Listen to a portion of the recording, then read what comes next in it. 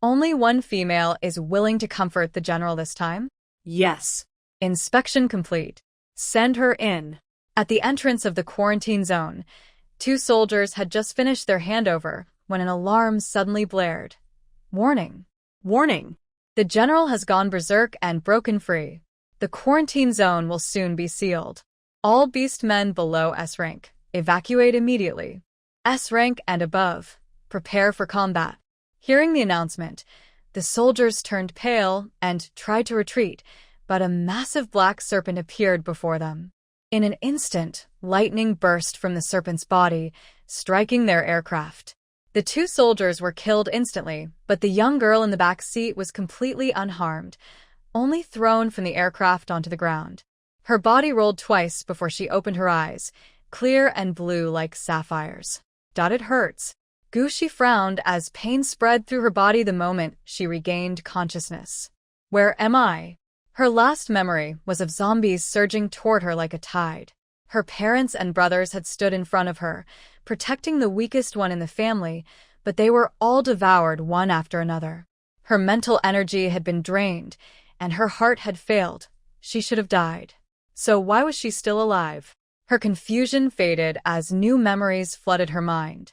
She had been reborn into an interstellar world of beast men, becoming a young cat beast woman who had just reached adulthood, without the ability to bear children and with the weakest level of mental power. Just after receiving the test results, the grandmother who had raised her fell ill. To pay for the treatment, the original person volunteered to help Admiral Abyss, whose mind was on the verge of collapse. She received 10 million star coins on the day she signed the contract, but the job turned out to be far from easy, especially for someone with only F-level mental power.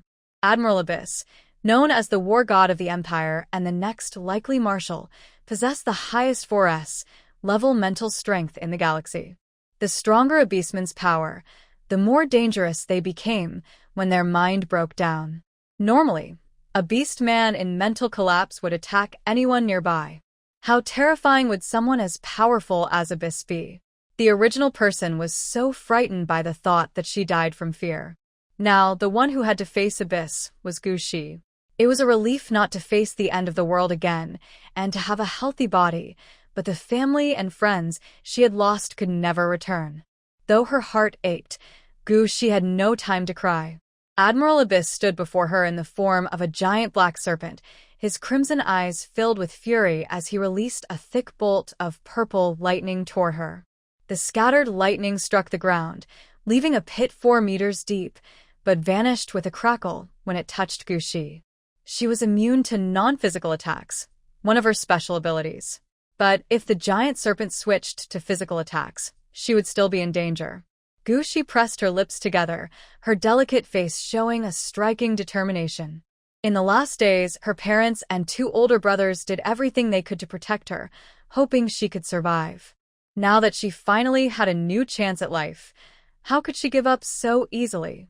As the giant serpent began to move, Gushi followed the memories in her mind, rushed to its side, and placed her hand on its tail, letting her spiritual power flow out completely, making sure it all covered the serpent.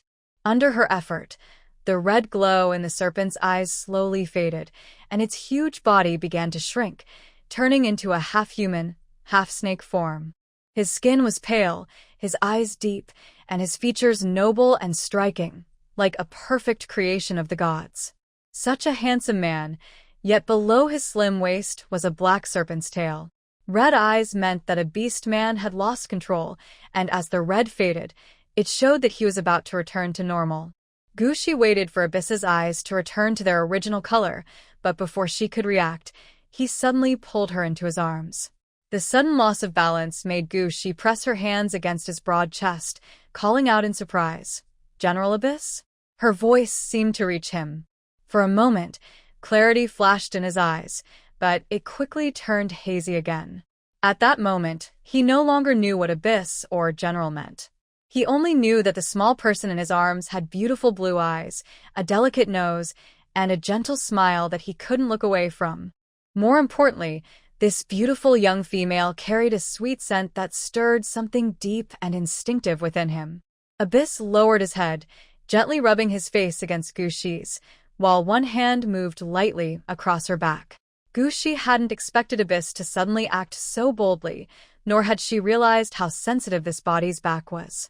When his hand brushed over it, a tingling sensation rushed through her. She couldn't help but soften, leaning against Abyss's broad chest. But Guxi didn't want this.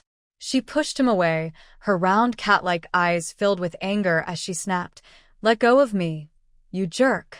Her voice was meant to sound fierce, but because of his teasing, it came out soft and flustered, almost playful, which only made things more confusing. Even Guxi herself felt embarrassed hearing it. Her original voice had always been sweet, people often said so, but it had never carried the gentle charm this body's voice now held. Abyss was drawn in by her voice. He stopped moving and no longer pressed his face against hers. His violet-red eyes focused on her lips, curious about how she could make such a sound. Just as he was about to reach out and touch them, a new scent reached his nose, the scent of other beastmen. Male beastmen. Many of them. They were coming, and they might try to take the female away. The thought that flashed through Abyss's mind made him hold Guxi tightly and rush quickly into the depths of the forest. A level 4's male beast running at full speed was even faster than a mech. When the other male beasts, who had gathered to attack the general, arrived, they only saw Abyss's fading figure. The general has regained his half-human form? Has he recovered his senses? Report to Her Majesty at once.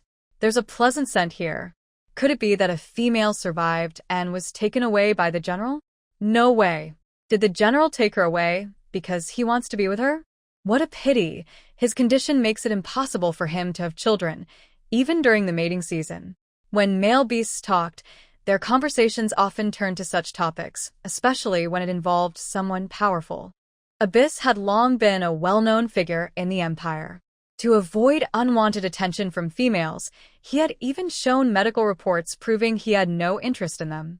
Now, the curious female, Guxi, had been taken by Abyss to a hidden cave.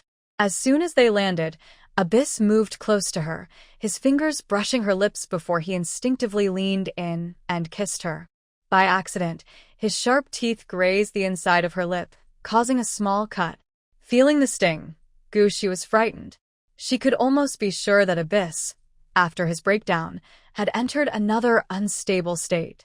When a male beast enters his mating season, if there is no medicine to calm him down, he can only get through it by bonding with a female. In this world, there are two kinds of bonding. One is when the male refuses to be marked and releases his instincts in a purely physical way. The other is when the male is marked by a female and their minds become connected. Even during the end of the world, no matter how well Guxi's family protected her, she had still seen girls forced to trade their safety for survival. Those men treated them harshly, showing no kindness. Guxi never wanted that kind of contact. So, there was only one way to help Abyss through his mating season and bring him back to reason. She had to mark him herself. Even though her mental strength might not be stronger than his, and she could fail, she had to try. While Abyss was lost in a daze, gently kissing her, Guxi turned her head, showing her sharp teeth, and bit his neck. To mark someone, one must bite the neck and then release mental energy to enter the other's mind. Guxi closed her eyes and followed what she had learned. Her mental power turned into a small white cat with blue eyes, colliding with Abyss's black snake-shaped spirit. At first, the black snake was restless and tried to attack the cat. But the little cat moved quickly, dodging and gently pressing the snake down, making it calm. As their spiritual energies intertwined, Guxi felt the serpent's tail around her legs tighten. Then came Abyss's soft sigh of relief. For some reason, hearing his deep, pleasant voice made Guxi feel as if her mind was floating in a cloud of sweetness, filled with joy. Her memories told her that a pure spiritual connection was said to bring greater happiness than any physical one, and now she knew it was true. Sweat formed on Guxi's forehead, her cheeks flushed, and her eyes grew hazy. Overcome by emotion, she gently touched the wound on Abyss's neck. After a long and intense exchange of spiritual power, Guxi left a small part of her cat-like spirit within Abyss's spiritual sea, letting it stay beside his serpent spirit. That meant the mark was complete. When she withdrew the rest of her energy, her body felt weak and heavy. While she was still dazed, the serpent beast man beside her, his violet eyes still misty, suddenly pushed her away. Though he was also sweating and his skin had turned slightly pink, his voice was cold as he said, "Female, how dare you mark me?" Abyss's anger told Gu Shi that he had regained his senses. But Gu Shi no longer felt afraid. Even though a female's spiritual power could only calm a male and not be used for battle, Abyss could no longer harm her. The power of a mark would make any male beast who tried to harm the female suffer double the damage, whether physical or from special abilities. Feeling confident, Gu Shi sat up, his beautiful blue eyes burning with anger as he glared at Abyss. "During your mating season, if I don't mark you, should I just wait for you to lose control?"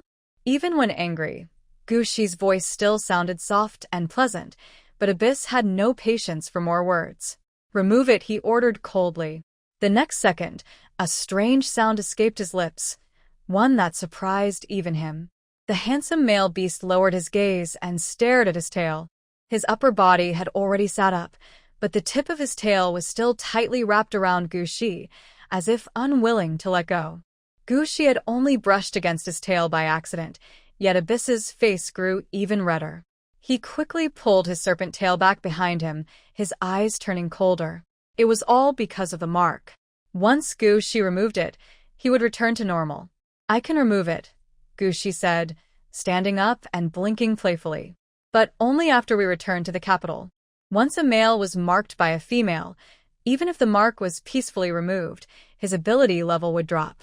Worse still, if the male later suffered a mental breakdown, he might reject the spiritual power of any other female, which could drive him into a deadly frenzy. If Abyss didn't care about those drawbacks, Gu Shi didn't want to care either. The quarantine zone was deserted. Even if Abyss's strength weakened after she removed the mark, he still had the power to hurt her. She would only remove it when she felt completely safe. Abyss could tell from Gu Shi's tone that she was treating the mark as a bargaining chip. His hand clenched into a fist. So it was true, females were all the same. Because they could mark more than one male, they never showed real sincerity. Just as Abyss was about to speak again, a sound came from the cave entrance. A magpie beast man flew in and turned into a graceful woman. When she saw Abyss, her face lit up with joy. "Lord Abyss," the crown prince said, "he detected that your mental power is no longer spreading outward. He guessed you've recovered, so I came right away. It's been a long time. You look even more handsome now that you've regained your senses." The magpie beast man, Yurua, chattered on for a while before noticing another female in the cave. Her expression instantly turned to shock. You're a female. Why hasn't Lord Abyss killed you?" Gu Shi could hear the expectation in her voice and grew furious. She had worked so hard to live again, determined to live well for herself and her family. How could she die so easily? Her cat-like eyes widened as she snapped back, "Why should I die? Even if you did, I wouldn't." Her words made Yurua even angrier. After a male beast recovers from a mental breakdown, he becomes very weak, making it the perfect time to approach him. Yurua originally wanted to comfort Abyss and then form a bond with him. But unexpectedly, she had missed an important detail. There was already a female by Abyss's side. "Wait a minute." Yurua stared at Abyss's neck, then noticed a small cat-shaped mark on his forehead, no bigger than a fingernail. Her eyes widened in disbelief. "You actually bonded with Lord Abyss?"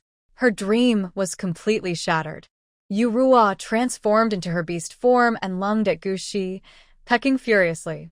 The way her wings flapped showed she wished she could peck right through Gu Shi's head. Even a female, without special powers, could still cause harm in beast form through natural strength. Knowing this well, Gu Shi had no intention of standing still and letting Yurua attack. She turned into a white cat with blue eyes and swatted the little magpie to the ground with one paw. Gu Shi thought she hadn't used much strength, but the magpie still let out a sharp cry, turning back into human form with a red paw print on her face, shouting in pain. This little magpie really couldn't take a hit.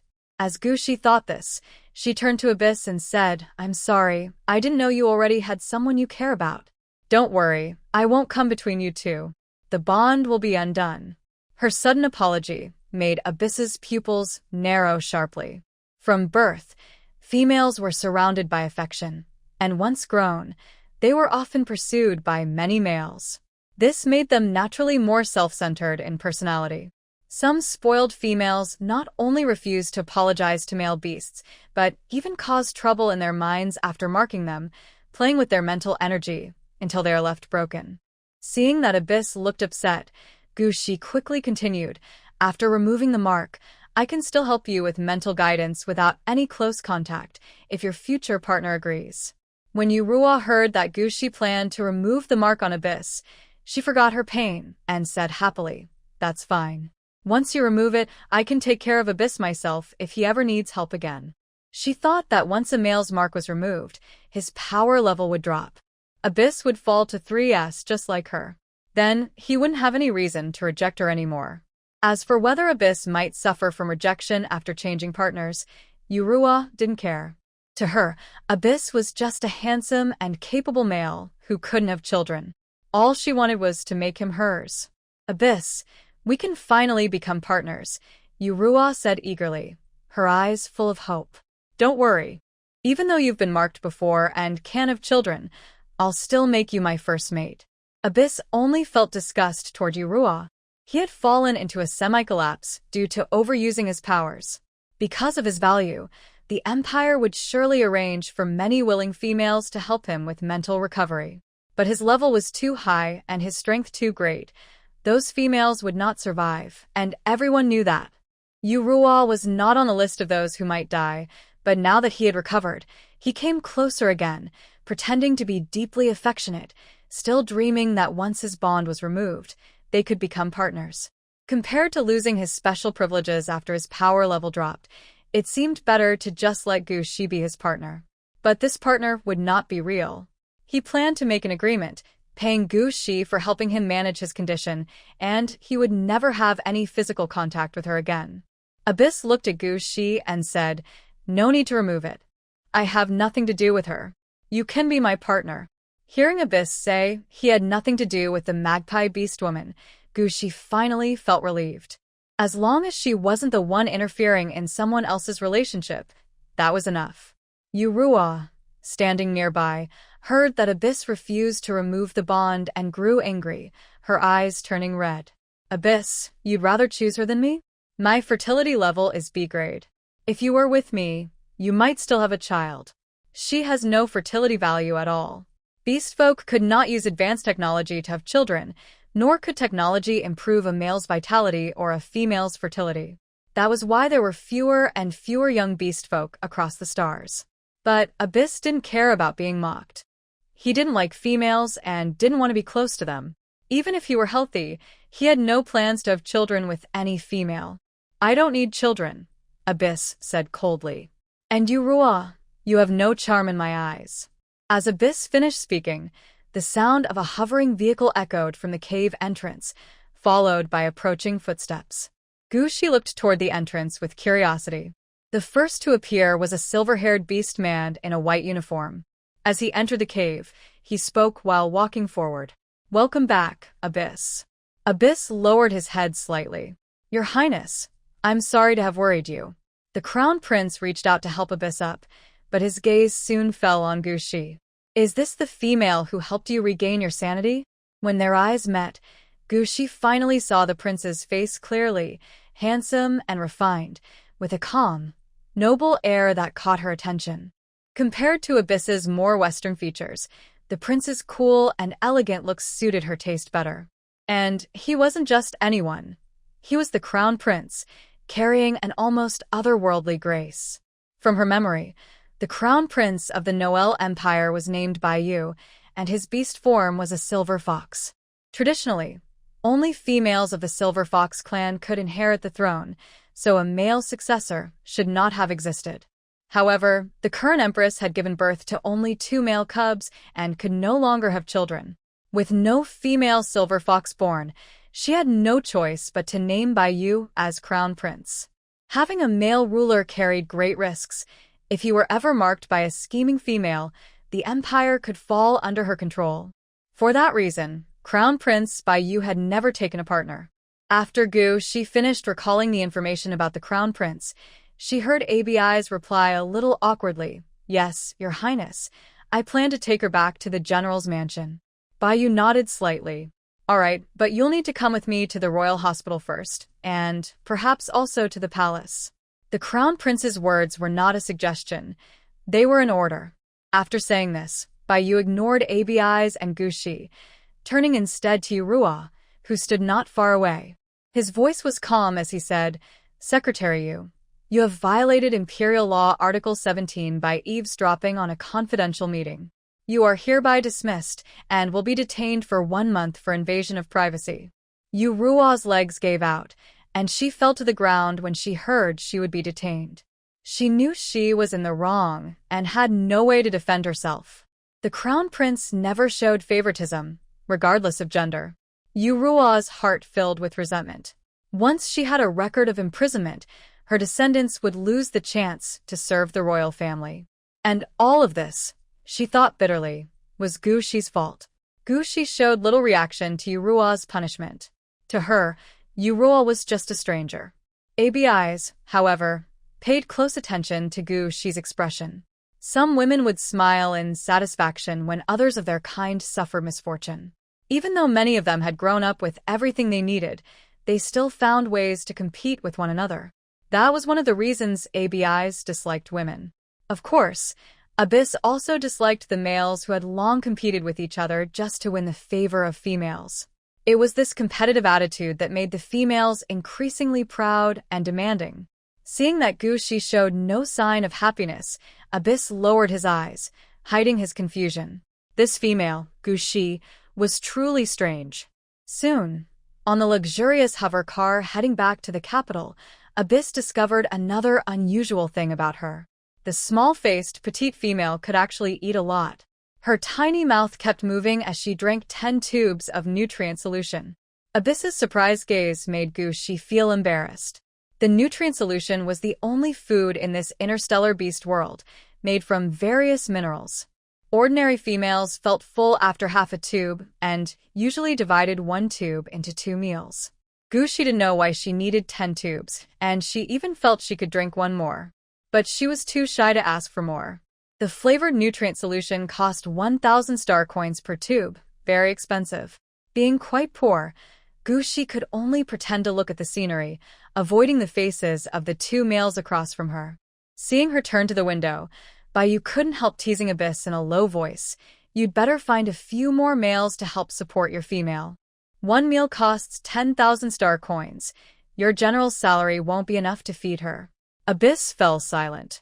He had no intention of telling anyone that he and Gu Shi would sign an agreement for a fake marriage. Since it was only pretend, he certainly didn't plan to spend all his savings to support her.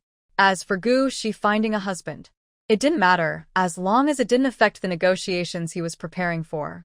Even if Gu Shi found 100, he wouldn't care. ABI's thought this and said calmly, It's her choice to marry. I won't interfere. Hearing Abiza's answer, a faint spark of interest flashed in Bai Yu's golden eyes. Bai Yu knew very well how much ABI's disliked females and how strongly he opposed the custom of females having multiple partners. But now, not only had ABI's been marked by a female, he even said she could marry whoever she wanted. Strange, very strange. Bai Yu looked at Gu Shi, who was curiously admiring the view outside, his golden eyes deep and thoughtful. There was a unique fragrance around Gu Shi that drew his attention. The more he looked, the more he found every part of Gu Shi filled with charm, making him want to get closer. If it were a less disciplined male, he might have already lost control and acted impulsively. Thinking of what the Empress had said during the previous online meeting, Bai Yu's expression remained gentle, but a trace of calculation flickered in his eyes. To calm a Berserk 4S level beast man, Gu Shi's mental power must have gone through a rare second awakening, reaching the 4S level. No female in the galaxy had ever reached such a level before. If the Noel Empire gained a female with 4S level mental power, its influence across the stars would surely rise. If the diagnosis about Gu Shi being unable to have children was also wrong, then under the Empress's order, he might have to share the same female partner with ABIs. Since both he and ABIs were already chosen, the Empress would probably restrict Gu Shi from forming bonds with other males. Otherwise, the royal status of the Silver Fox clan could be threatened. Soon, the hover car stopped outside the first Imperial hospital. Bayu had already told her that they were coming for a test, so Gu Shi felt no resistance. She was actually curious to know how strong her mental power would be in this new world. In her original world, if she had been healthy, the base might not have fallen to the zombies. In this world, although females couldn't use mental power to attack, those with higher levels could enjoy better benefits in daily life. Thinking about this, Gu Shi placed her hand on the testing stone, recalling what she had heard about it. It was said that the testing stone was a gift from the beast god to the beast folk when they were still in ancient times. As the beast folk evolved over thousands of years and entered the interstellar age, the testing stone had been improved many times. Now, when a female placed her hand on it, the stone would glow and display her level directly using the grades S, A, B, C, D, E, or F. After the result was confirmed, the female's test data and family background would also be made public on the pairing platform, allowing single males in the country to send courtship requests. Gu Shi was lost in thought when she suddenly heard a male medic exclaim, "Oh my, white light, and the infinity symbol. The beast god. Has the beast god descended?" Gu Shi looked closely and saw it was true. The testing stone showed two results, mental power and fertility, both marked with the infinity symbol. She had hoped for a high level, but this was beyond anything she imagined. While Gu Shi was still stunned by her results, the voices of the males around her grew louder. This beautiful young female must be the most precious one in the entire galaxy. She's like a holy figure from the legends. I don't care, I must become her mate. Even if I'm number 100 in line, I'll wait. Unbelievable. Do none of the single males in our empire have jobs? Her mate applications on the pairing platform have already reached 1,000? It was no wonder the single males of the empire were so excited. There were already far more males than females, and female fertility had been steadily declining. Some females even had top-level 3S mental power, but were unable to have children. Every normal male beast longed for a female partner with both strong mental power and high fertility. After all, a female's mental power not only determined her ability to calm her partner, but also set the potential level of their offspring's abilities. With infinite mental power and infinite fertility combined, anyone could tell that being with Gu Shi would almost certainly result in exceptional children. The males stared at Gu Shi with intense eyes, while Abyss watched her closely, a mocking smile playing on his lips. With so many males losing control, Abyss thought Gu Shi would surely reveal her true nature, acting proud and picky toward them. But to his surprise, Gu Shi didn't look pleased at all. Instead, her slender brows furrowed slightly.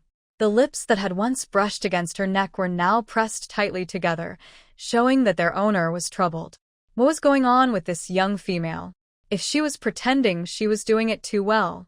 Could there really be a female who wouldn't feel proud or excited about having such strong mental power and high fertility potential? Abyss kept thinking about it, unaware that Gu Shi wasn't just worried, she was also afraid. Indeed, having strong mental power and high fertility was a blessing, often bringing many privileges. But when those levels were too high, they could also bring serious trouble. Even though females were protected by law, there were still males who would do anything to form a bond with one. And there were also space pirates who often kidnapped females with high fertility values. Even a female with limitless mental power could do little against ruthless criminals. Thinking of this, unease appeared on Gu Shi's pale face. She instinctively looked at Abyss, her eyes filled with quiet dependence. When Abyss met Gu Shi's gaze, he suddenly remembered how graceful she had looked in the cave, and an unfamiliar feeling stirred within him. For a moment, his instincts almost made him want to move closer to her, but he quickly forced himself to look away. Was he losing his mind? What was he thinking, acting like this in front of everyone? Was the power of the mark really that strong? Seeing that Abyss refused to look at her, Gushi pressed her lips together and lowered her eyes, feeling a quiet sadness. She had almost forgotten that Abyss had been marked by her against his will, while she herself was affected by the mark, unconsciously seeking comfort from him. This couldn't go on. Though she tried to stay calm, the loneliness in her heart made her eyes turn red. When Abyss noticed the tears in her eyes, he clenched his fists, struggling to resist the urge to comfort her. But he managed to hold back. He told himself that he shouldn't feel sympathy for her. Just then, he saw Crown Prince Baiyu approach Gushi. Gushi sensed someone coming near and looked up to see a silver-haired man with gentle eyes smiling warmly at her. "Don't be afraid, Miss Gu," he said softly. "The Null Empire will do everything it can to protect you. No one will harm you."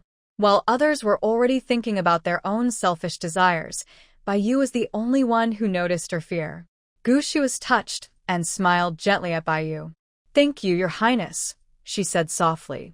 Baiyu's golden eyes brightened slightly. He had always observed Gushi and had seen her smile before, but none of those smiles were as beautiful as the one she showed because of him. Especially when her sapphire blue eyes reflected only him, Baiyu's heart began to beat faster. How strange. He couldn't help but think that after spending just a short time together, he already wanted to keep Gushi by his side.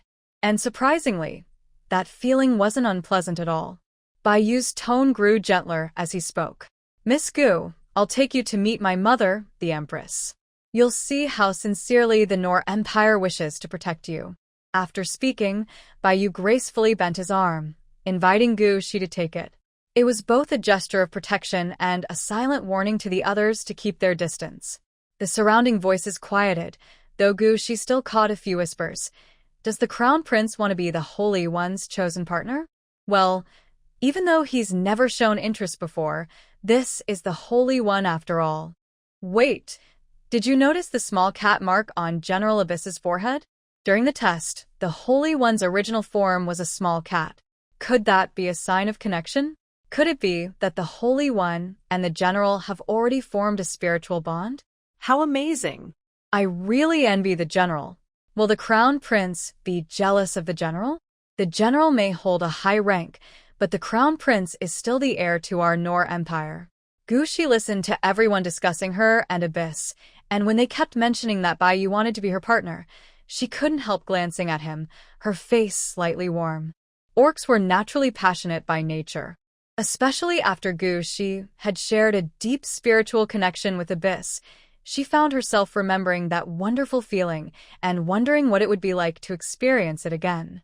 Besides, Baiyu matched her sense of beauty even more. So Gushi couldn't help thinking, if it were with a gentle and calm Baiyu, perhaps sharing a deeper bond of both heart and soul wouldn't be so bad.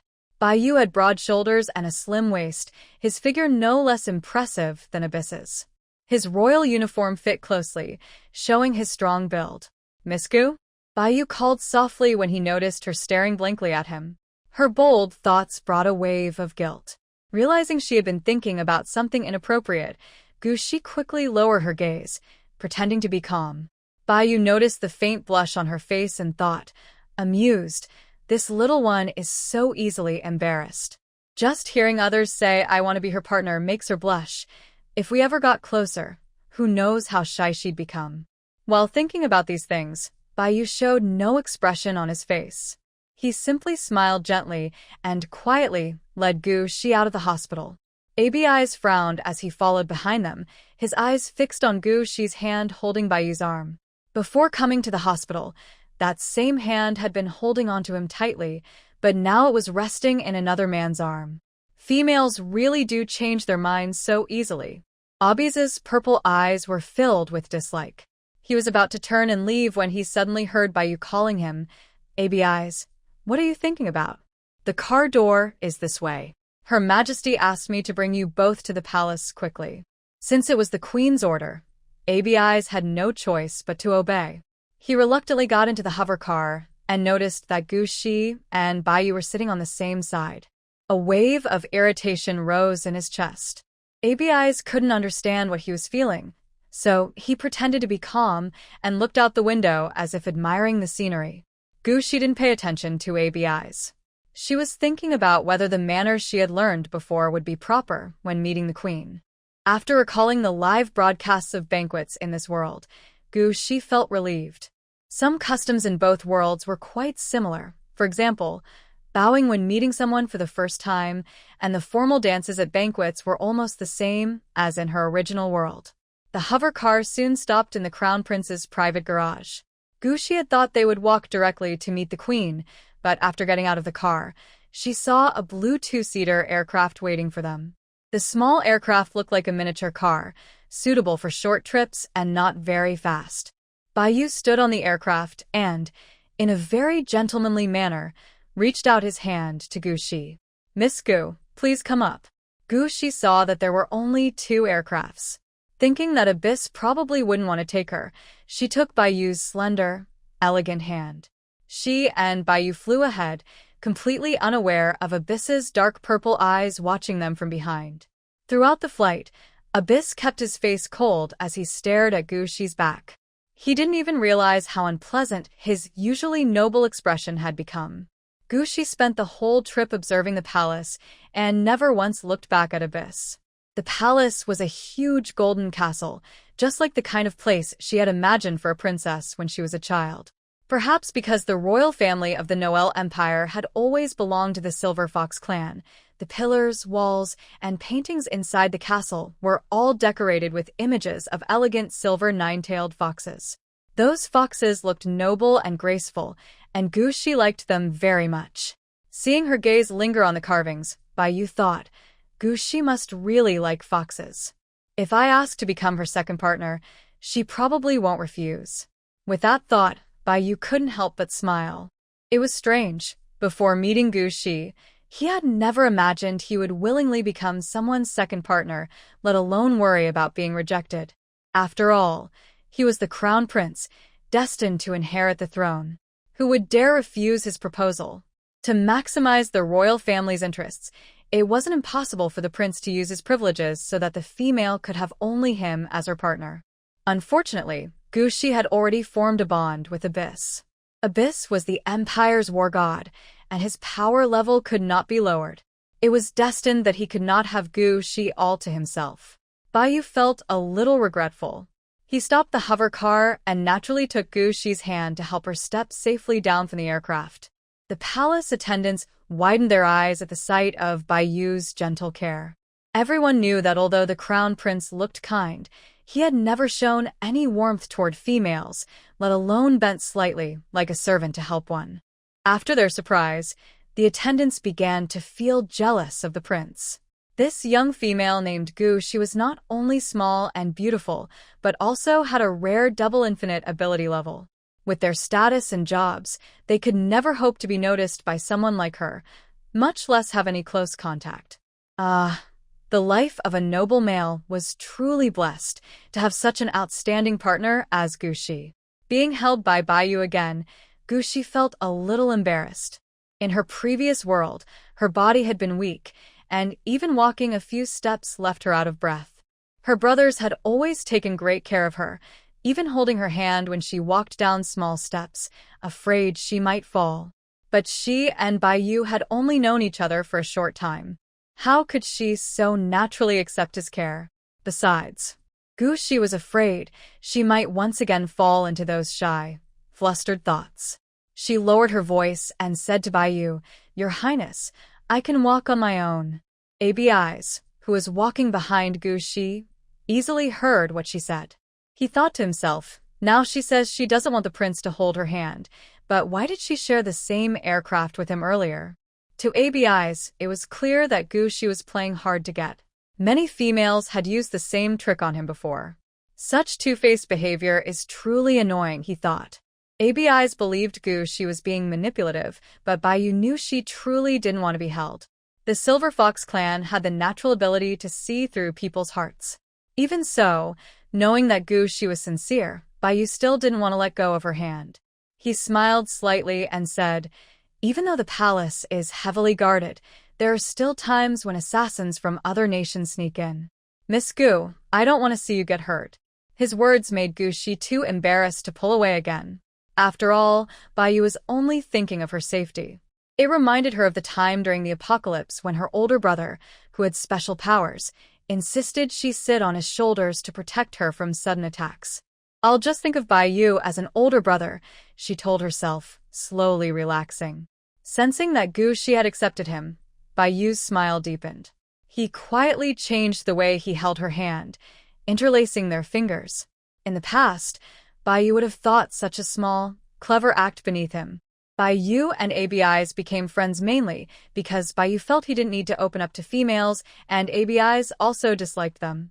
But now, holding Shi's hand and breathing in her sweet scent, Bai felt his heart beating much faster. Male beast men were naturally warmer than females, and as Bai's heartbeat quickened, his body temperature rose sharply. That warmth made Shi suddenly remember the time she and ABIs had shared a quiet moment together in the cave. Back then, Abi's warmth had been just as strong as what she now felt from Bai's hand. Shi's heart also began to race, but she didn't dare let her thoughts wander. She quickly changed the subject to distract herself. Your Highness, do you often face assassination attempts? Bai was touched by her concern, and his heartbeat slowed slightly. Yes, he said after a pause, his voice gentle. The worst one happened on my 10th birthday. A fire-powered assassin burned my shoulder and tail. I was still young then. My shoulder hurt a lot, but I was more afraid of becoming the crown prince with the baldest tail in the history of the Nor Empire. So, dangerous? Shi asked instinctively. Did your wounds heal? And your tail? How is it now? The crown prince was pleased by her concern. He lowered his voice and said, My shoulder didn't scar, but my tail did lose some fur. Luckily, it's not obvious. You have to look closely to notice. That's good to hear. Shi tilted her head and smiled at Bai, then glanced behind him. She was curious about the slightly bald foxtail Bai had mentioned, the one that wasn't noticeable unless you looked closely. But she only thought about it. Asking to see it directly would be impolite. Bai noticed her curiosity. A faint blush appeared on his fair face as he softly asked, Miss Gu, would you like to see my tail? I can show you now. Shi was about to nod when she suddenly remembered what it meant for a male beast to reveal his animal form. A courtship gesture. In the beast men world, a male only showed his beast form when courting a female. Whether the female asked him to change or he did it on his own, it meant one side was asking if the other wanted to become partners. She had almost agreed, because she wasn't originally from this world. But Bai was a native male beast. Surely he knew what that question meant? Shi turned her eyes toward him and realized that Bai, standing beside her, had a faint blush on his handsome, porcelain-like face. Dressed in a white royal uniform, the elegant man looked unexpectedly shy, which made the moment feel strangely charming. Shi couldn't help but imagine, if the person she had met in the cave had been Bai, the scene would have been both beautiful and moving. Especially since she could then carefully check his tail to see if the injury he had suffered as a child had fully healed. Wait a moment. Realizing she was thinking about strange things again, Shi quickly pushed away the unhealthy images in her mind. Once she regained her composure, she began to think about why Bai had asked her that question. Shi didn't believe that Bai could have fallen for her in just a few hours. As the crown prince, someone of such high status, how could he possibly be caught up in something as simple as love at first sight? The most likely reason must be her mental strength and fertility value. Bai probably wanted strong and gifted descendants. Thinking of this, the warmth in Shi's heart slowly faded.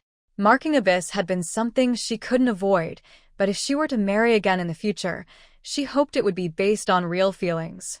In her original world, her parents had always loved each other deeply and never even argued, all because their marriage was built on love. If her parents had married for profit, their family might have ended up like those wealthy families she had seen, falling apart over time. With that thought, Shi lowered her eyes and said softly, Your Highness, I'm sorry. I didn't mean to look at your tail. Then she tried to pull her hand away from Bai's.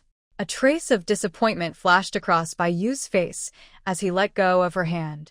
For a male to show his tail to a female was actually a sign of courtship. He had thought that since Shi liked the Fox tribe's statues and paintings, and since he was an outstanding 3S level male, she wouldn't reject him.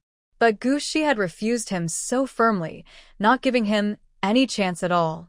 Was he really that lacking in charm? While Baiyu was lost in thought, Abyss, who followed behind them, had a complicated look in his violet eyes. Crown Prince Baiyu was gentle and handsome, and many admired him.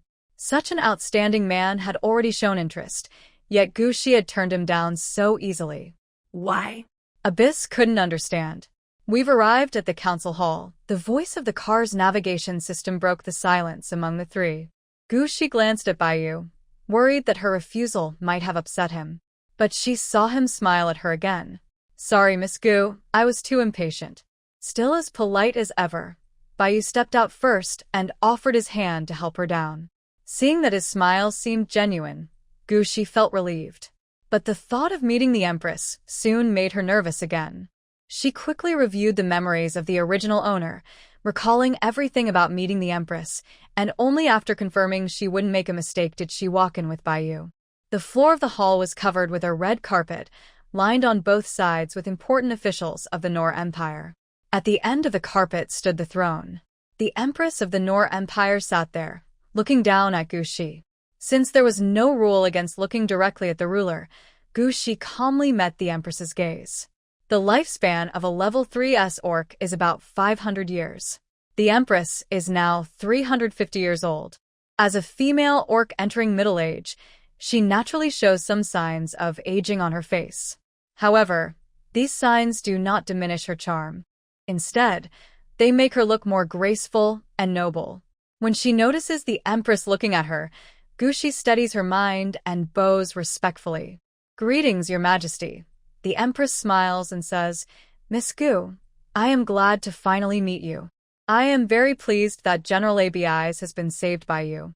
You are a blessing to our Noer Empire. Therefore, in addition to your original reward, I have decided to grant you the title of Duchess. Gu Shi is pleasantly surprised to hear she will be given a noble title directly. She is about to bow again to accept the honor when she hears other voices.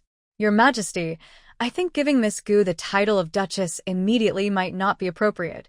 The speaker is a middle-aged woman with short hair, standing on the left side of the red carpet. She wears a pure white military uniform, clearly indicating a military position. Curious, Gu Shi glances at the woman and unexpectedly recognizes her from her previous memories. She is Marquis Gu Luo, the director of the Empire's guidance office. Gu Shi remembers Gu Luo because they share the same surname. The guidance office is a place where male warriors without female partners are guided and supported. This organization was founded 10 years ago by Gu Luo, at a time when the female birth rate across the galaxy had dropped to 20%. During the opening speech at its founding, Gu Luo clearly stated that the organization was created to serve single males, helping prevent them from collapsing and dying due to lack of female companionship.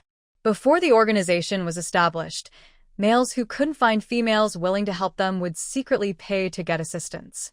However, these private transactions often ended badly, with males being forcibly challenged by female mates and sometimes killed.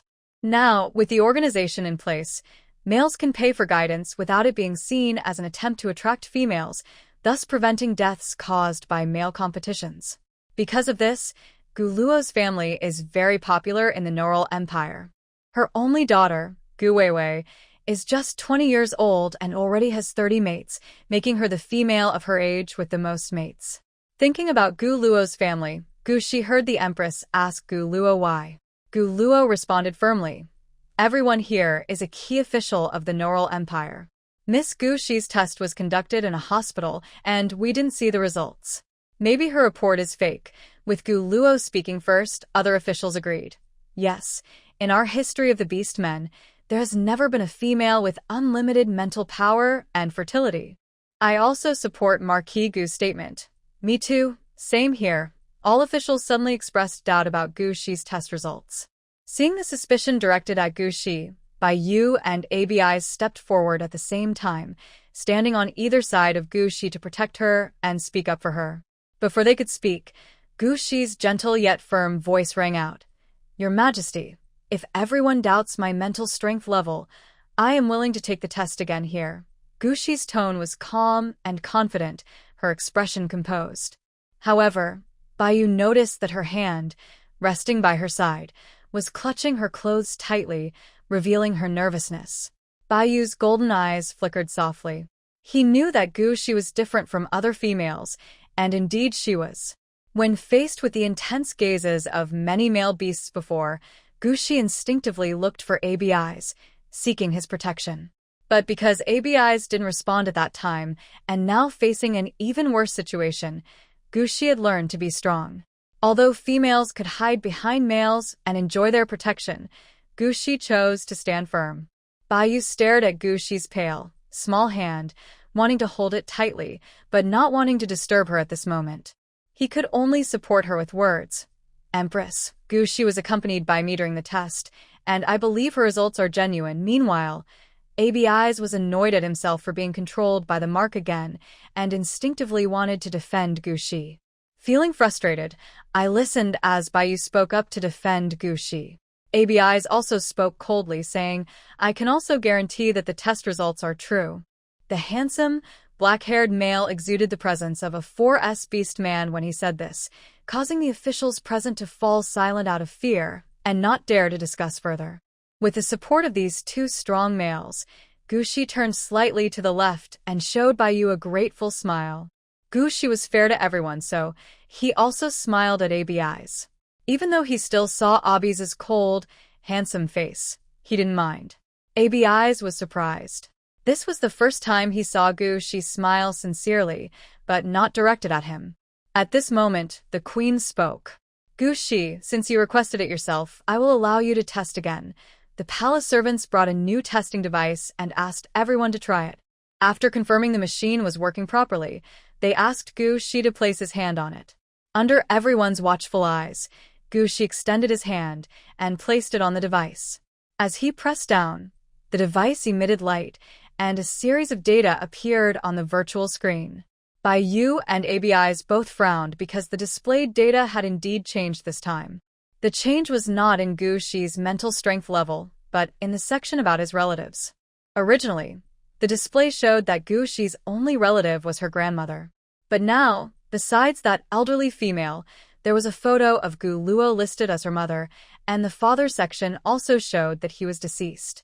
Could it be that Gushi is a descendant of Gu Luo? The entire meeting hall fell into a noisy commotion again.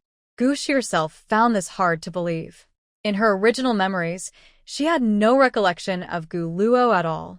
How could she now be Gu Luo's daughter?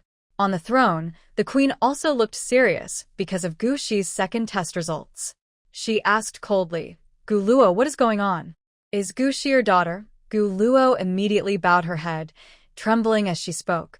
Your Majesty, I remember there is a rule in the Empire. When a beast man undergoes a second awakening, the detection system can trace their family relations. 15 years ago, I did have a big fight with my beast husband. He insisted on divorcing me and wanted to take away the daughter I fought hard to give birth to. I was young and impulsive at the time, and I agreed. Gu Luo's explanation sounded reasonable, and her suddenly fragile voice made people feel pity. The officials around expressed their surprise at this story. However, Gushi frowned, feeling very resistant. In her original memories, she had always been an orphan in a poor district, living in an orphanage with no father or mother. When she was 10, her grandmother adopted her and raised her with great hardship. That was why she was willing to sacrifice herself to give her grandmother hope for life. But now, suddenly, a mother appeared. Gu Shilling analyzed calmly. Gu Luo's words were definitely not true. At least, her claim that the beast husband insisted on divorce seemed fake. When a male is divorced, their mark is removed. If their psychic ability level is high, falling in rank won't greatly affect their life. But if the male's psychic level is low, like D or F, losing the mark can make them weak and sickly until they die. I've heard that some people test their children's talents when they are still young. Maybe Gu Luo tested her and found that her original body had no abilities, which is why she abandoned her and her father. If that's true, Gushi bit her red lips, stared at Gu Luo for a moment, then coldly said, Aunt Gu, if what you're saying is true, please show me the proof that my father insisted on divorcing you. Otherwise, I have the right to believe that you abandoned us, and I will never accept you as our mother. Gushi slightly raised her chin, her fair neck tense, and her beautiful blue eyes turned into vertical pupils out of anger. The queen on the throne saw Gushi's expression and remembered her background. Gushi grew up in an orphanage in a poor neighborhood. Although she was female, she was bullied because she lacked the ability to reproduce and had low mental strength. Lu Dawawa, an older female who also couldn't reproduce, adopted Gushi. She worked very hard, earning a small salary to send Gushi to school. An old woman and a young girl are living very hard lives. They are often mocked and bullied by people around them. They have never received the support they deserve as women. If it weren't for Gushi's second awakening and her saving of General Abyss, she probably would never have appeared before this queen. It's normal for a country's people to have wealth gaps.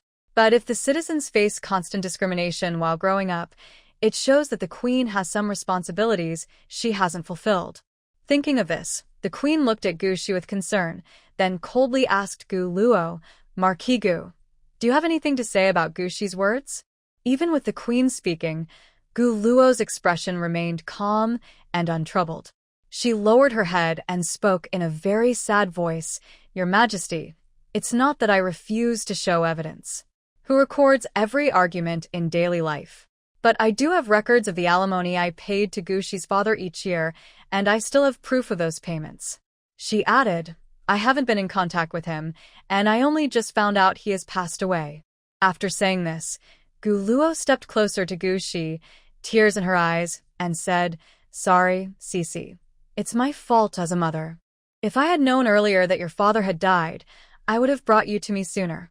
No matter what, you are my daughter. I hope you can forgive me and return to the home that was always yours. Gushi didn't feel any genuine emotion from her biological mother's tears. Gushi has experienced the love and care of her family, so she knows what true kindness looks like. Gu Luo didn't even ask how she was doing. Perhaps it was inconvenient to do so in front of the Empress. But she clearly cried. That's what makes it so frightening. I am an adult, Gushi said directly, refusing. As an adult, I no longer need a guardian. Thank you for the invitation, but I can live on my own. Gu Luo wanted to say more, but the Empress, sitting high above, spoke. That's right. Children who are adults have the right to live independently. Marquis Gu, since Gushi has proven her mental strength, can I now bestow her with a title? Under the Empress's pressure, Gu Luo closed her mouth and quietly returned to her original position. The Empress continued the initial topic and granted Gushi the title of Duchess. The official document was handed directly to Gushi. Not only that, but she also allocated a territory to Gushi on the spot. When dividing the land, the Empress looked apologetic. Duchess Shishi, the Empire currently has no unclaimed territories available for development, so the land assigned to you is a forest that has not yet been explored. I hope you don't mind. However, because your territory is close to your living area, Zone F6, we are assigning Zone F6 to you. Additionally, 3,000 level A soldiers will be assigned to guard your duchy. Since you're still young, you don't need to participate in politics. Everything else remains the same. Gushi didn't mind at all. The duchy position comes with a monthly income, which includes the salary for the soldiers. Having wealth, power, and people to use, she is happy before she even realizes it. However, Gushi suddenly understands why the Empress wants so many officials to meet her together. It is because of the reward she received for her unlimited mental strength and fertility. Thank you, Your Majesty. I am very pleased, Gushi said with a smile, bowing slightly and placing her hand over her heart. In the world of orcs, this gesture shows the highest respect and gratitude. The Empress smiled happily and suddenly changed the topic. Today, I wanted to meet you not only to give you a reward, but also to discuss something else. Our Knower Empire status in the galaxy has become more prominent because of ABIs, but the birth rate of new babies is much lower than in other galaxy nations. Your appearance is just what the Knower Empire needs to bring hope. I believe you, Duke Gushi, also know the rules about partners in our empire, right? Gushi knew the rules well. She raised her voice. Your Majesty, I will follow the rules. But even so, Gushi felt worried. The rule states that if an adult female does not choose two male partners within 2 months of reaching adulthood, the system will randomly select a partner for her from her account's partner application list. Most females don't need to worry about this rule, but for Gushi, it was enough to give her a headache. She has been an adult for 57 days, and in 3 days, the system will make a random selection. ABIs has already been marked, which counts as taking up one of her male partner slots. What should be done about the other Beast Master's position? If chosen randomly, there would be no emotional connection, so it's better to select Baiyu. As soon as this thought appeared, Gushi couldn't help but secretly glance at Baiyu, then quickly looked away. She also couldn't help but scold herself for being inconsistent. She had just refused to look at Baiyu's tail, which was almost like Baiyu's courtship. If she then said she wanted to marry Baiyu, wouldn't that be teasing him? Gushi had to temporarily dismiss this idea and consider whether she could find another male like ABIs. She didn't mind having offspring. Aside from needing comfort during mating season, she had no desire for females.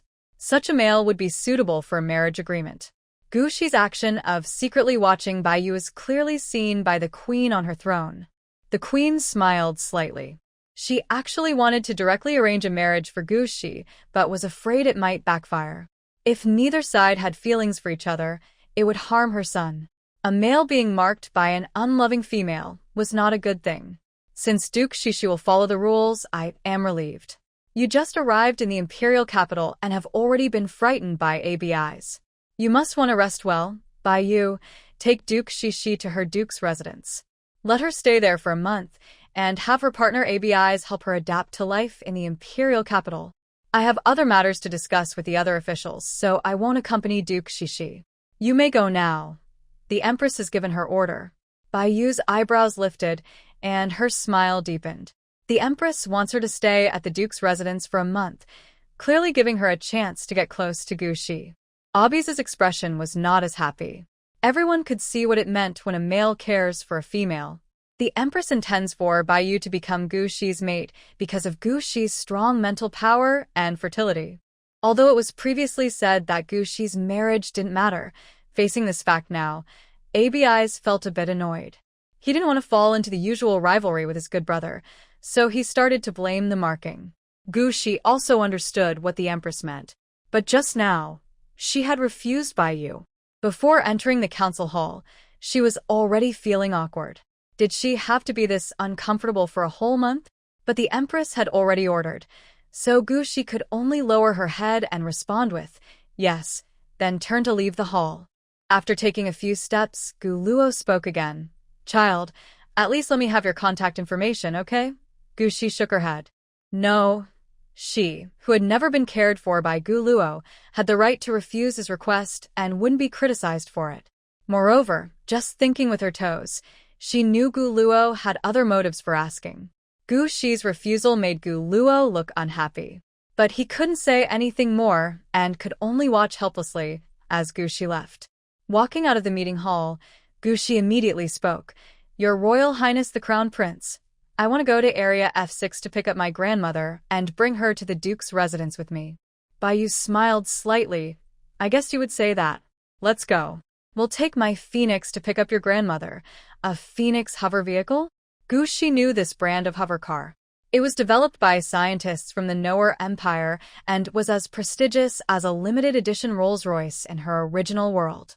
It is said that only 3 of these Phoenix hover cars exist across the entire galaxy. One belongs to the Empress, one to Baiyu, and the last was taken by another country. Since it bears the name Phoenix, besides its beautiful appearance, the Phoenix is also extremely fast.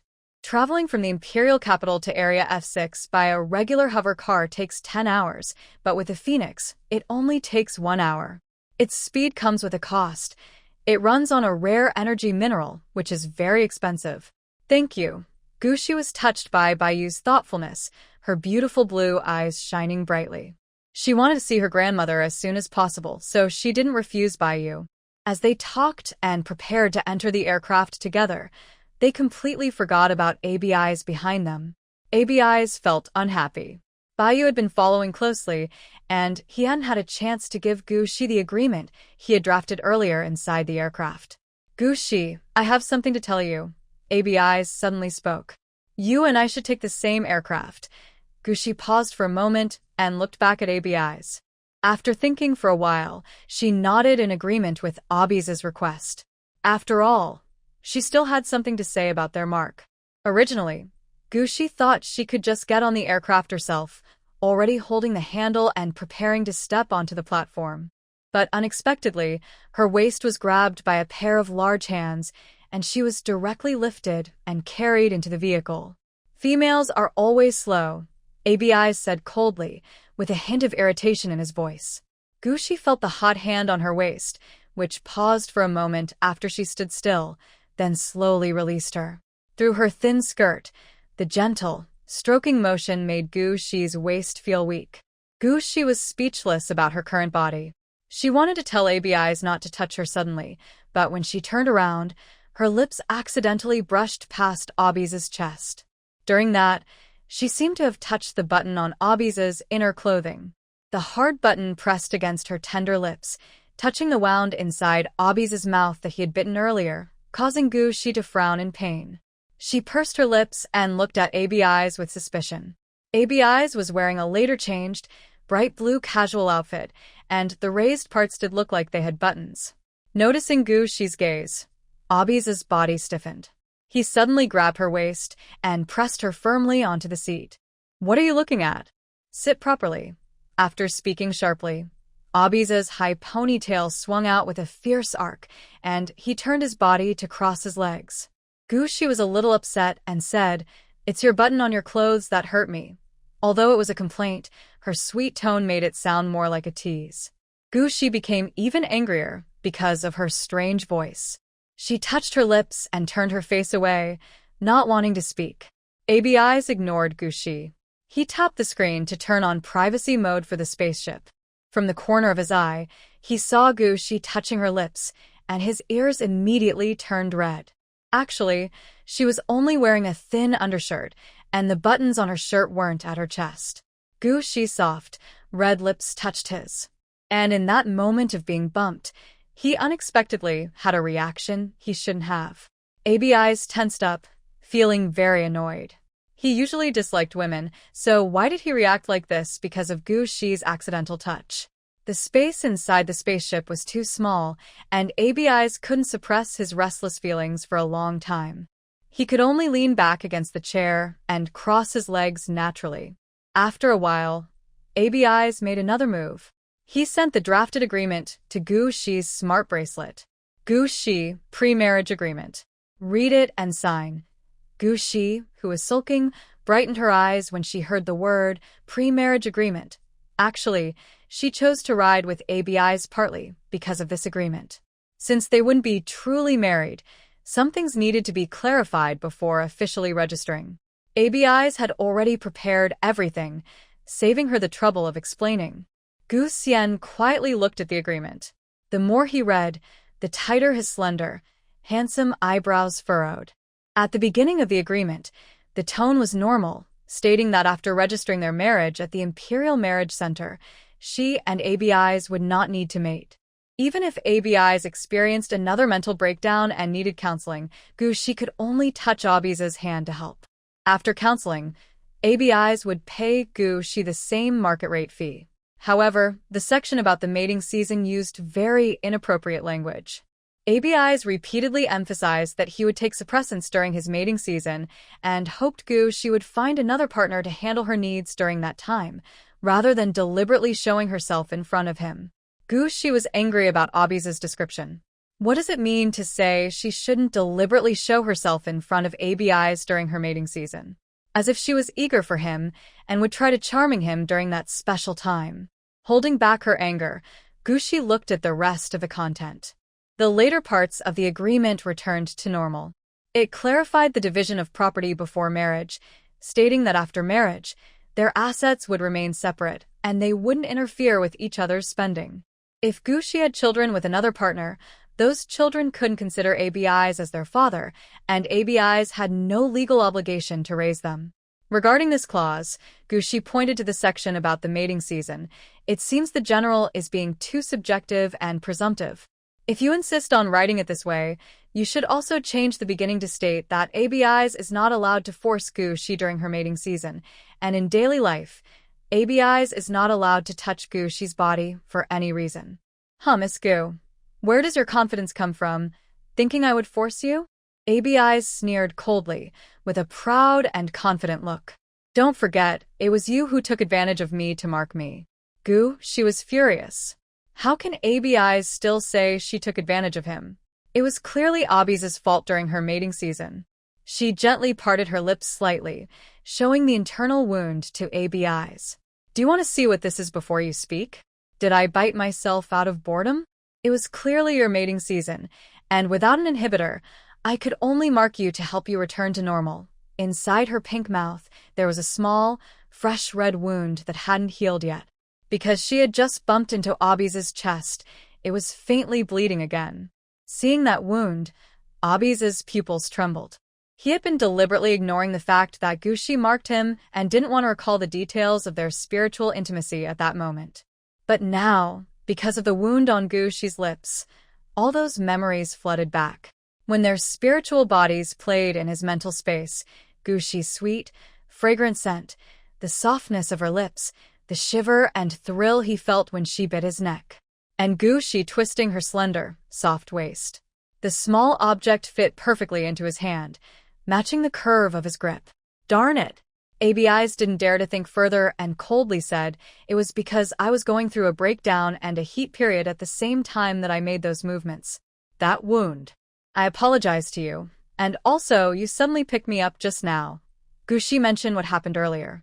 Please don't touch me casually in the future. We're even. This time, ABIs didn't argue.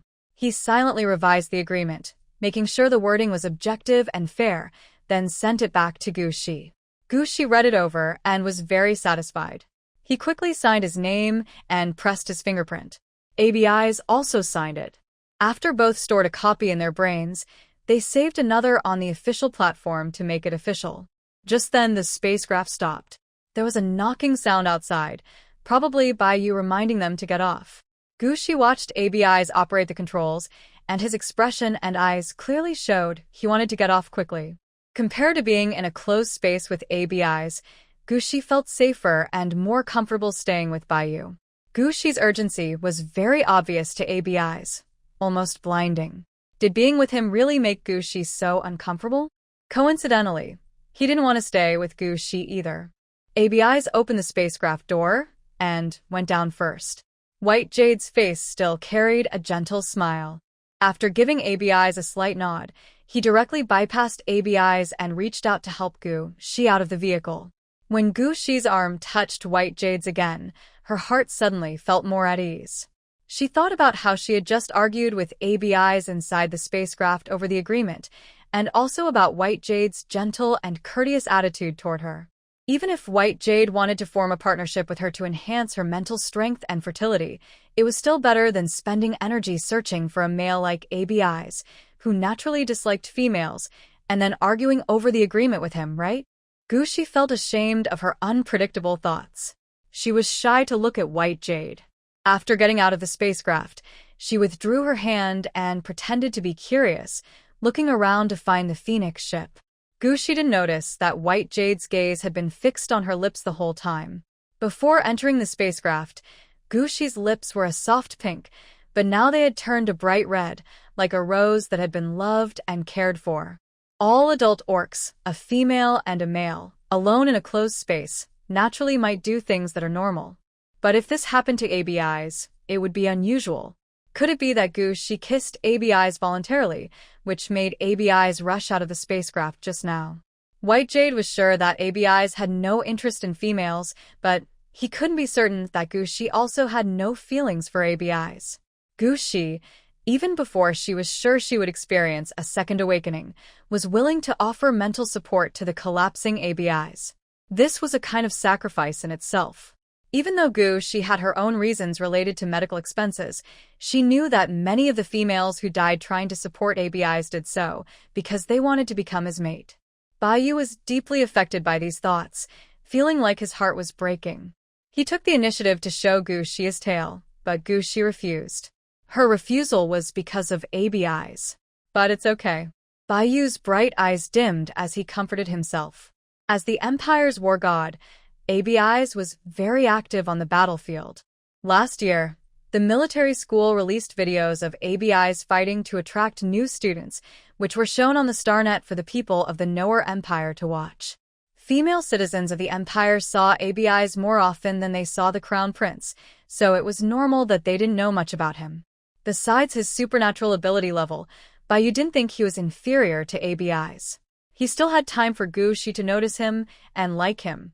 Bayu adjusted his mindset and followed Gushi. Gushi was standing in front of the Phoenix vehicle. The vehicle was painted with a gradient of fiery red flames. Its shape looked like a phoenix about to take flight, luxurious and stunning. "So beautiful," Gushi exclaimed. She was looking at the Phoenix flying car, her delicate face shining brightly with the glow of the red flames, making her look like a divine maiden in the eyes of the people. White Jade was captivated by Gushi's current appearance and watched him intently for a while before walking over and softly saying, "It's time for us to get in the car." Gushi nodded and headed toward the feathered staircase extending from the Phoenix. Seeing Gushi enter the Phoenix, and after its door closed, White Jade asked AB Eyes, "Are you coming with us to pick up Grandma?" AB Eyes had already heard White Jade call Gushi's grandmother, Grandma, and looked displeased. He said, "The Crown Prince can be bold, but he hasn't even been close to her, and now there's another grandma."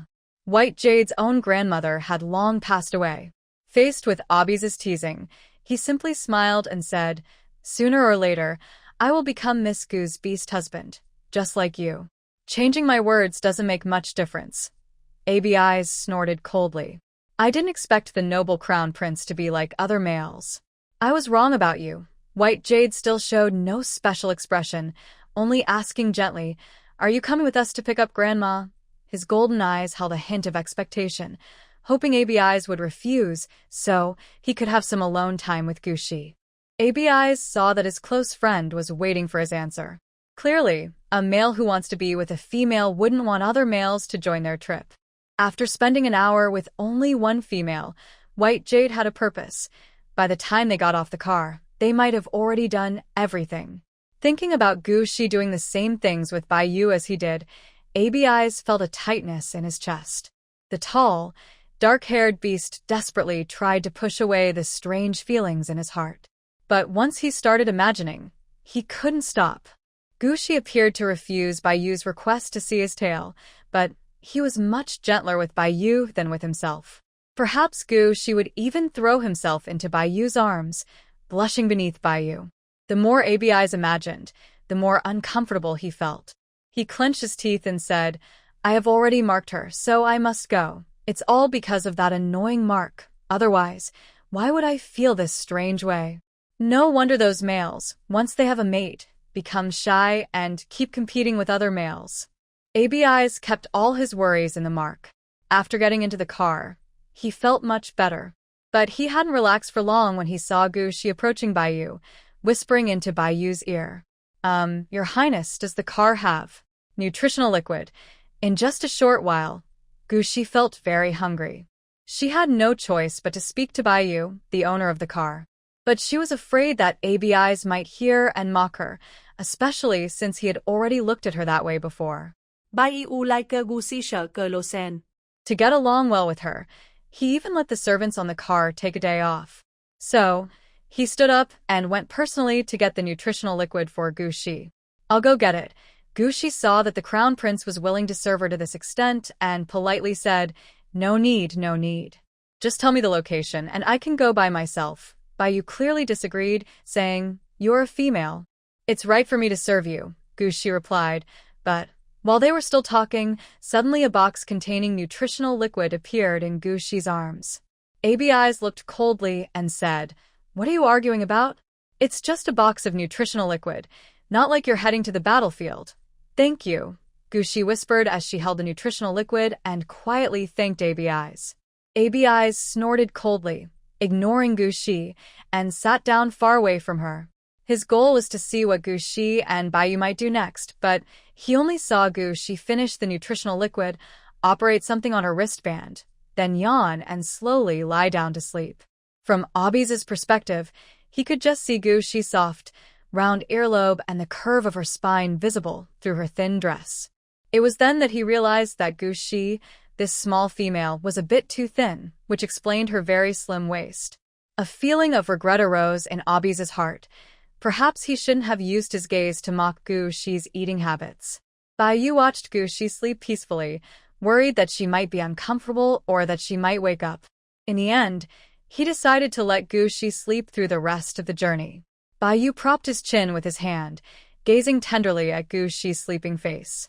Under the watch of 2 males, Guxi had a dream.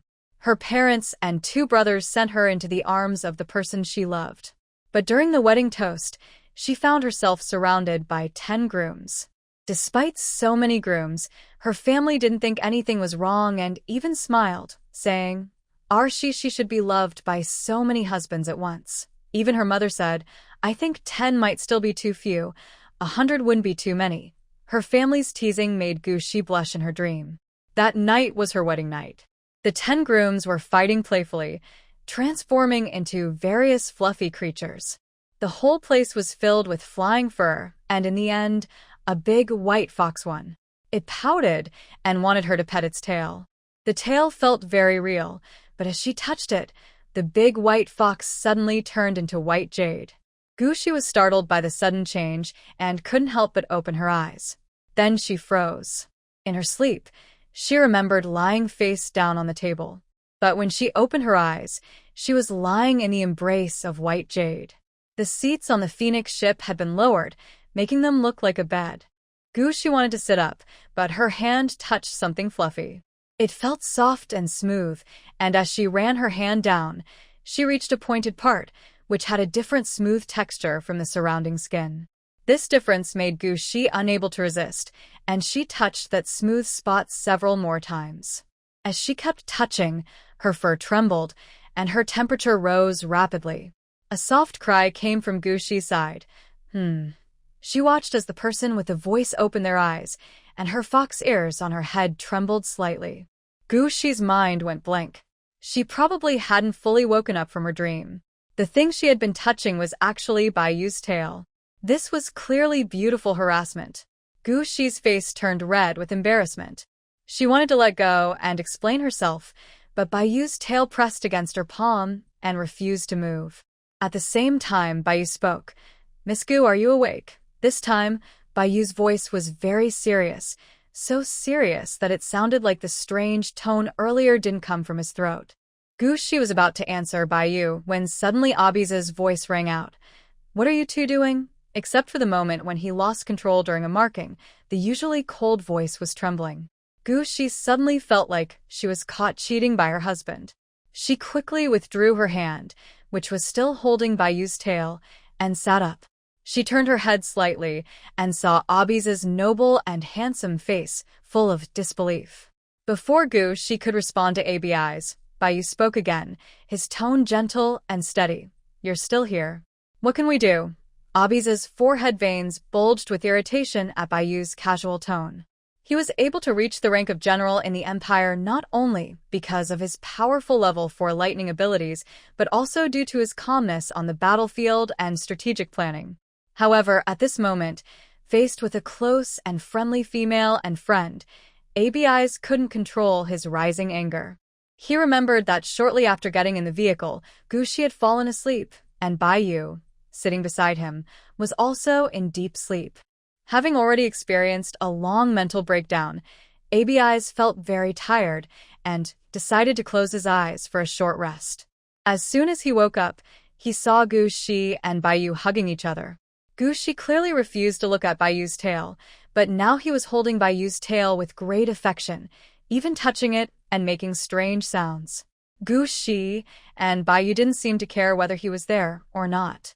If he had woken up a little later, he might have seen them in a state of undress, 1 male and 1 female. Abi's was very angry, so angry that he didn't even have time to think about why he was upset over Guxi and Baiyu's closeness.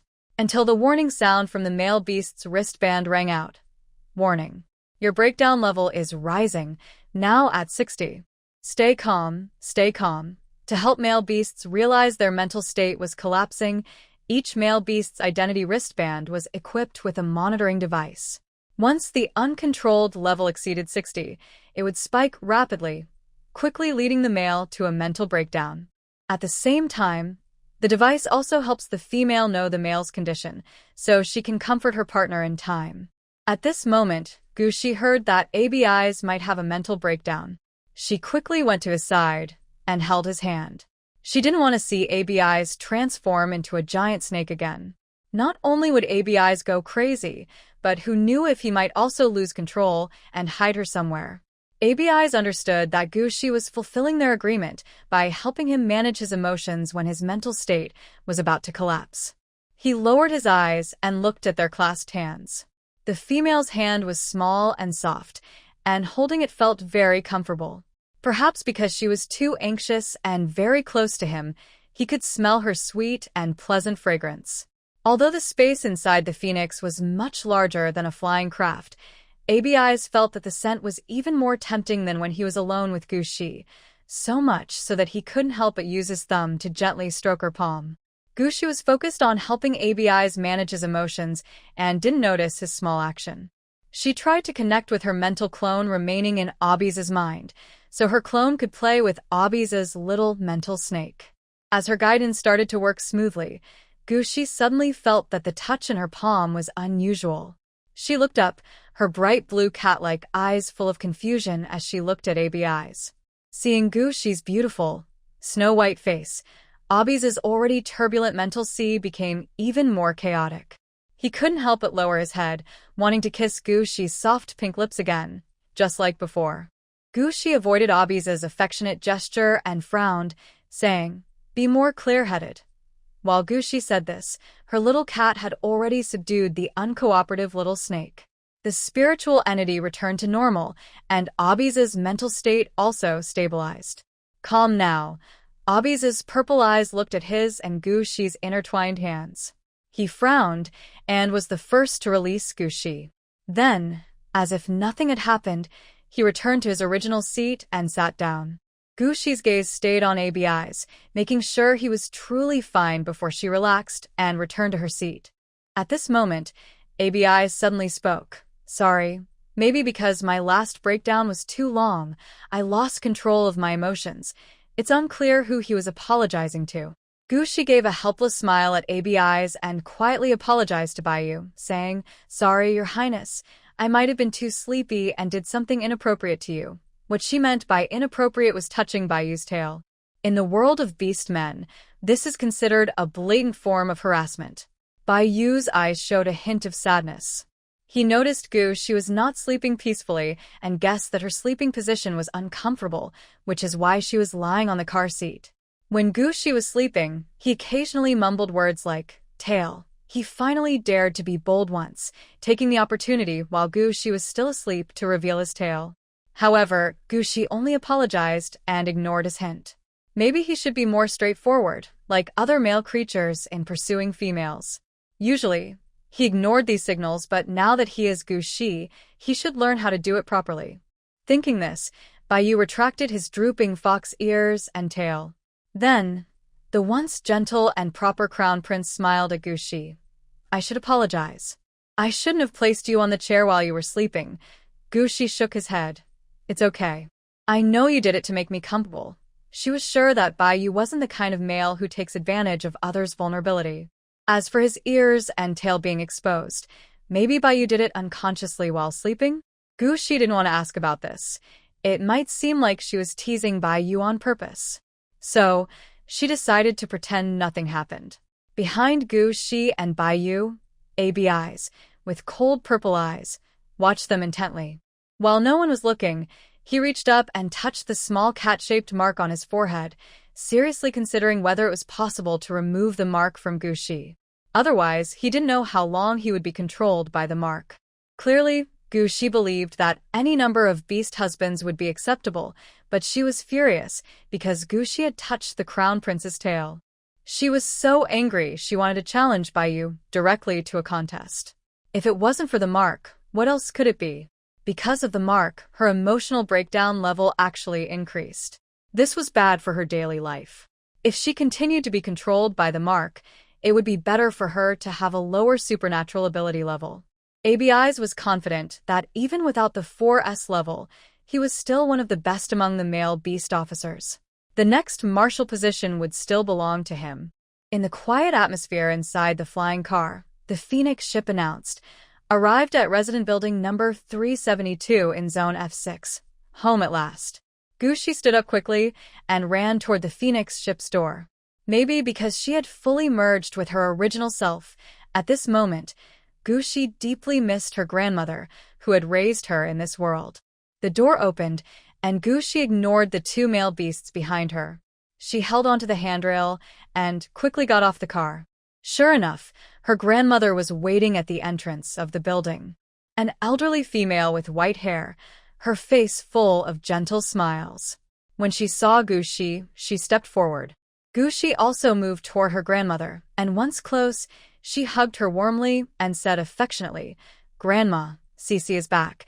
The elderly woman Guya had tears in her eyes as she gently touched Gushi's back. Good child. It's so nice you're back. Grandma cooked some food, just waiting for you. Guya is older now, but she still goes online. She saw the lively news about the Holy Queen of the Noel Empire and also saw the official information about the Holy Queen. Her mental strength and fertility are both unlimited, and it turns out to be her little she. Moreover, little she was personally made a duke by the queen, with his own territory, and even married his first husband, the empire's general ABI's. Suddenly, the old lady stopped talking, her eyes fixed on ABI's. ABI's has a beast-shaped mark on his forehead, which is a sign of female beast men marking their male partners. Since this handsome, deep-featured male with black hair and purple eyes is her little she's first beast husband, the man in the white uniform with silver hair and golden eyes must be the crown prince of the empire. As Gushi's beast husband, ABI's choosing to accompany him home makes perfect sense. The crown prince of the empire even came to F6 district himself. This place is full of pollution and is a civilian area. The old lady suddenly leaned close to Gushi's ear and whispered, "Little she, does the crown prince really want to be your beast husband? Both by you and ABI's are high-level males at level 3S, with excellent hearing." They both heard the old lady's question. Then I heard Gushi deliberately lower her sweet voice and say, "Grandma, the crown prince never said he wanted to be my beast husband. You only ask such questions and don't care about my health," the little old lady happily replied. "It's not that I don't care about you. Grandma has read all the news online." After saying this, the old lady called in two male beast men to come inside and drink water. District F6 is a poor area. The houses are old and broken, and the tap water provided to residents is only lightly disinfected twice. Although within safety limits, drinking it long-term can harm the beastman's health. Grandma Gu looked a bit older than other elders her age, which is part of the reason. Bai and ABI's had never been to the poor area. When they smelled the strange taste in the water, they looked at Gushi at the same time. So, the little female has been drinking this kind of water since she was young? No wonder she was unwilling to accept Gu Luo as her foster mother. Gu Luo lives a good life with other beastmen and their children, but she has always ignored Gushi. Both male beastmen felt a little sorry for Gushi, but Gushi calmly drank the water as usual. Then she saw her grandma bring out some processed meat from the kitchen. Because nutrient solutions are too expensive, beastmen in the poor area often return to ancient ways. Sometimes they go hunting in the forest. The meat they catch is washed 10 times with water containing disinfectant, then heated and cooked to fill their stomachs. Like all the meat from animals, tap water, and plants on this planet, the meat contains pollutants. Eating a small amount for a short time can help the body eliminate these toxins, but long-term consumption can reduce the lifespan of the beast men. This is also why noble beast men only eat nutrient liquids. Nobles can tolerate it, but common beast men in the slums cannot afford to be picky. They prefer to live longer, even if it means eating contaminated meat, rather than risking death. Gushi saw the meat and knew it was her grandmother's way of showing care. Without hesitation, she took the plate. "Thank you, Grandma, she smiled sweetly, but frowned slightly when she saw the meat with black particles on it. What were these particles? Confused, Gushi looked at her grandmother, who had already divided the other meat and nutrient liquids for Baiyu and ABIs. Sorry, this is our family's best food, the old lady said apologetically. If you can't eat it, there's always the nutrient liquid. Baiyu smiled gently. This is what Cici usually eats. I just want to try some. Baiyu suddenly changed his words because of what Gushi and her grandmother had just discussed. Gushi told him she had never asked to be her mate, and that's when he realized the core issue between them. Gushi might need to directly ask for a mate, rather than hinting subtly. The first step is to change how he addresses her. Suddenly, Baiyu called her Cici. Gushi looked up in confusion and just happened to meet Baiyu's loving golden eyes. Gushi blushed and looked down. Then something surprising happened again. Abi's cold voice sounded. Thank you, Grandma. If Cici can eat, I can eat too. Gushi looked up again, staring at ABI's. ABI's avoided her gaze and cut a piece of meat to put in his mouth. The meat was cooked, but still had a natural flavor. It definitely didn't taste as good as high-quality nutritional liquid. But ABI's ate it normally, with a calm face. Baiyu did the same. Gushi saw both of them had already eaten the meat, hesitated for a moment, but didn't say anything. Actually, Gushi wanted to ask directly, did you see the black stuff on the meat? But if she said that, it would sound like she was criticizing her grandma's cooking, which would probably hurt her feelings. After dinner, Baiyu spoke first. Grandma, ABI's, and I are going outside for a walk. You and Cici probably have a lot to talk about. After saying that, Baiyu patted Abi's shoulder, signaling him to leave with him. ABI's understood Baiyu's meaning. He wasn't the kind of fool who didn't understand social cues. The two males got up and left. Gushi kindly helped the little old lady clear the dishes and tidy up the table. Then, the grandmother and grandson sat on the old sofa in the living room, sharing their worries and missing each other. The medical care in the interstellar region is very good. After registering successfully in Zone F6, Grandma stayed in the hospital for a week. Her health indicators were normal, so she was discharged and went home immediately.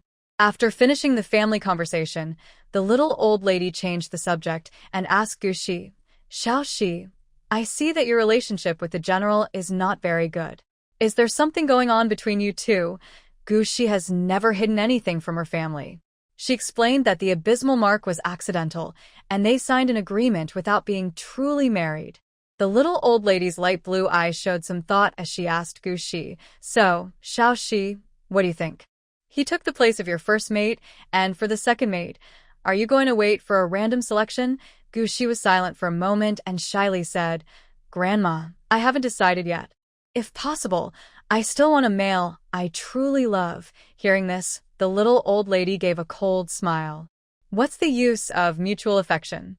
Have you forgotten that after your mental strength was tested as only F, your childhood sweetheart decisively abandoned you to be with a small female from our district's leader's family? Childhood sweetheart? Gushi took a long time to recall the male's information from her mind. It was young Mu Ai, a white cat and an orange tabby cat, with identical beast forms. They lived in the same neighborhood and even attended the same class during compulsory education, so they easily developed feelings for each other. The emotions of beast men are very passionate.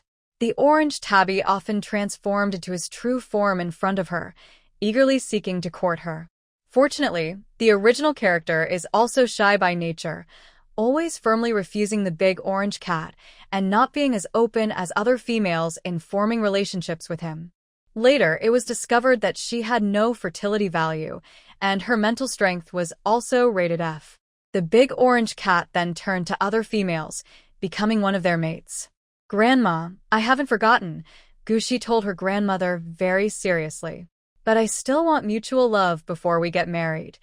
The little old lady sighed upon hearing her granddaughter's persistence. All right, but I haven't said goodbye to my friends yet. Can we go to the imperial capital in a few days? Okay. Gushi naturally agreed to her grandmother's request. Moreover, going to the Duke's residence a few days later was not a big problem. So, when Baiyu and ABI's, who had gone out for a walk, returned, They received the news that they would stay a few more days.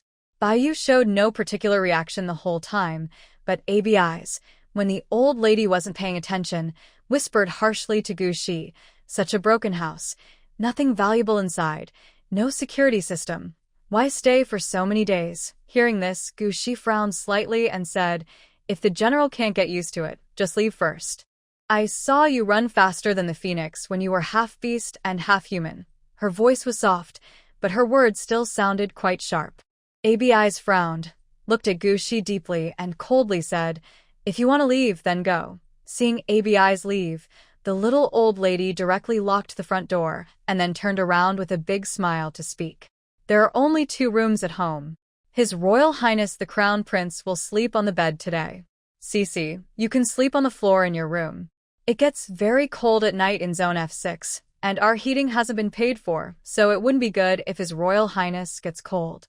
After saying this, the little old lady went straight into her own room to sleep, leaving Gushi and Baiyu alone in the small living room, looking at each other. Baiyu instinctively wanted to say that he could rest on the Phoenix ship.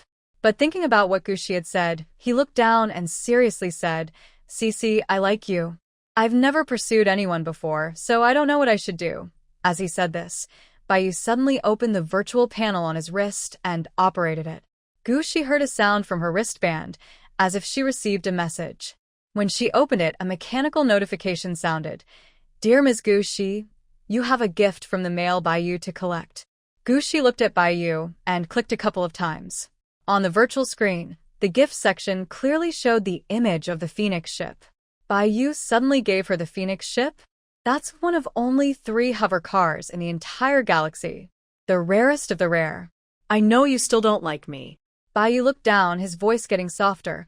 "ABI's is a 4S and I'm only a 3S, but I will try my best to make you like me." A handsome male beast man, as graceful as a gentle breeze and bright moon, surprisingly showed signs of insecurity and timidity on his face. Gushi panicked. Did her rejection really hurt Baiyu? "I won't force you to stay in the same room with me.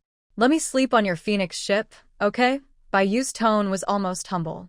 Gushi couldn't bear to see Baiyu's cold and handsome face show such an expression.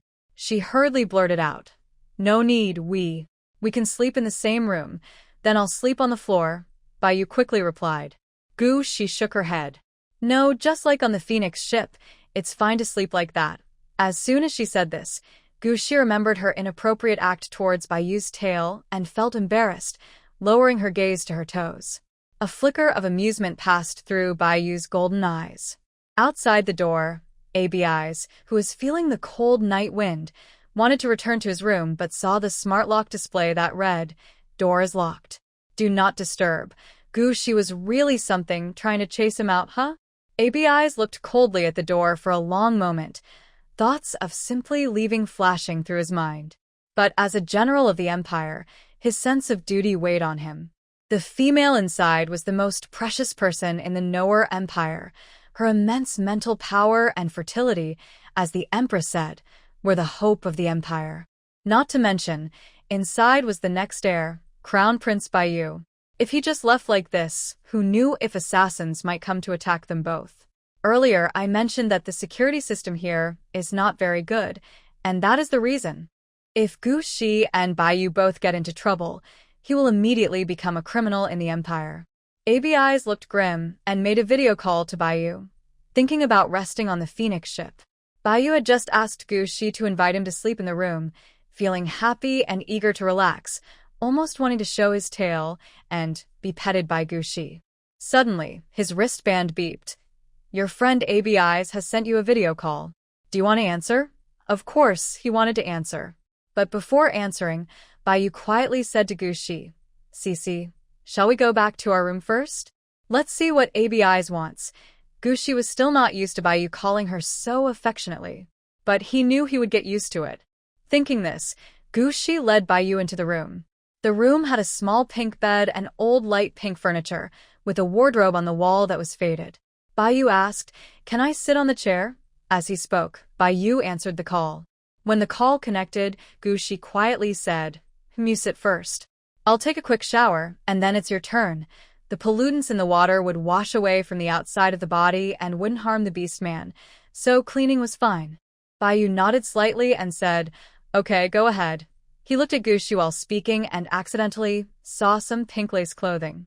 Realizing what it was, Baiyu's throat tightened, and he inexplicably felt a bit hot. He quickly looked away from Gushi's clothes and focused on the virtual screen showing Abyss. "Abyss, is there something you need?" Abyss also saw Gushi holding his clothes, saying he was going to take a shower. His normally cold face grew even frostier. Did Gushi rush him out just to be alone with Baiyu? As expected, any female can be manipulative. Whether the beast husband on the agreement has a place to rest or not doesn't matter. Whether he really went back or not is also unimportant. As long as Gushi has the crown prince, that's enough. It's funny. He used to think Gushi was different from other females, but it was all just an illusion. "Your Royal Highness, please temporarily grant permission for the Phoenix to dock." "I will rest on the Phoenix tonight," Abyss said in a formal tone to Baiyu. He himself didn't realize that his gaze toward Baiyu was full of bitterness, yet he stubbornly thought his expression and eyes looked perfectly normal. But Baiyu saw through it. He didn't know about the agreement, only that Gushi and Abyss had some kind of mark between them. He kindly advised Abyss, "Abyss, no matter what you think, you are already Shishi's beast husband. Sometimes, don't be too temperamental. It might not be good for you. Have you forgotten who used to drink with me and laugh about the male beasts that had female mates?" Back then, only he and Baiyu didn't look forward to their future mates at the military school. Abi still remembers telling Baiyu that it was funny when some male beasts, after having a female mate, acted like the top mate to scold others. Baiyu agreed. But now, what is Baiyu doing? Because he was the first male to truly share a bed with Gushi, he is now acting like the top mate to discipline him? Does Baiyu even know that Abi's is actually the first male Gushi marked? "Abi's, I'm advising you as a friend," Baiyu said, staring at Abi's lips with a smile. "Cece cares about you or she wouldn't have kissed you on the aircraft. Your temper really needs to change. Are you upset because she kissed you and you didn't want her to?" Abi's finally understood. Baiyu saw Gushi's lips turn red and thought they were doing something secret on the aircraft, perhaps something inappropriate.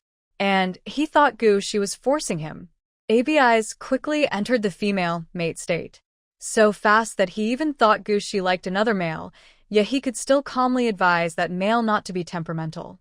"Baiyu, you've changed so quickly," Abi said with disappointment.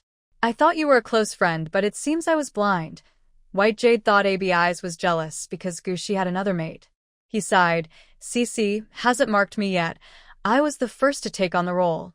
He didn't want to argue with Abi about these things anymore. After all, they were good friends and would be truly family in the future. There's no point in fighting over jealousy. I've given the Phoenix ship to Cece. Once she finishes her bath, I'll let her give you access. White Jade paused and added, "But you can also come to the room and sleep together." Huh. Abi's was almost furious when he heard, "Sleep together? Who wants to sleep with Gushi?" And with White Jade there? A female with two males. Were they planning? Abi's coldly said, "No need to trouble you. I'm a soldier. Even outside, it won't be a problem." Then he directly ended the communication. After the call was cut off, White Jade showed a helpless expression. Although he didn't care much about how unmarried males pursued females, he knew what behaviors could make females dislike them. Among the male mates of the Empress, there was one with a bad temper. He often angered the Empress and lost the chance to serve her. Then he would quietly cry, regret his emotional outbursts. He just hoped Abi's wouldn't regret it later. "I'm finished washing," came Gushi's voice through the ears, worried about his good brother. That voice sounded like it was tinged with moisture, conveying the comfort of having just taken a bath. White Jade tilted his head, and his eyes showed a distant then close look at Gushi. His golden pupils suddenly trembled. Gushi was wearing a sleeveless, round-neck nightgown, which was modest and not revealing. The only thing was that the hem of the dress was about 3 centimeters above the knees, showing a small patch of fair skin on her knees. This small patch of skin was nothing special for some beautiful, revealing clothes, but it was the first time White Jade saw it on Gushi. He quickly looked away, feeling annoyed with himself. He had perfect royal etiquette and usually didn't pay much attention to female clothing. But when it came to Gushi, his gaze was too bold. "I'll go now," White Jade said as he responded to Gushi, heading toward the bathroom. Gushi called out, "Wait, you haven't taken your change of clothes." She reached into the back of the wardrobe and took out a set of men's clothes. White Jade was stunned. Gushi and her grandmother depended on each other, and there were no males in the family. How could there be any male clothes? Gushi didn't notice White Jade's concern and simply handed him the clothes along with a hanger. "Your Royal Highness, this set of clothes is new. You can wear it." "New?" White Jade's tension in his eyes eased. He thought Gushi's beast husband would only have him and ABIs. After all, no other females in the entire Noer Empire were more outstanding than them. Maybe these clothes were bought out of curiosity about male clothing? With this guess, White Jade took the clothes and went into the bathroom. After Baiyu entered, Gushi placed a spare pillow on the bed and took a clean blanket. She thought that, given Baiyu's personality, she would likely ask to share the blanket and sleep together. After preparing these, Gushi lay on the bed and opened her identity bracelet to check Xinguang.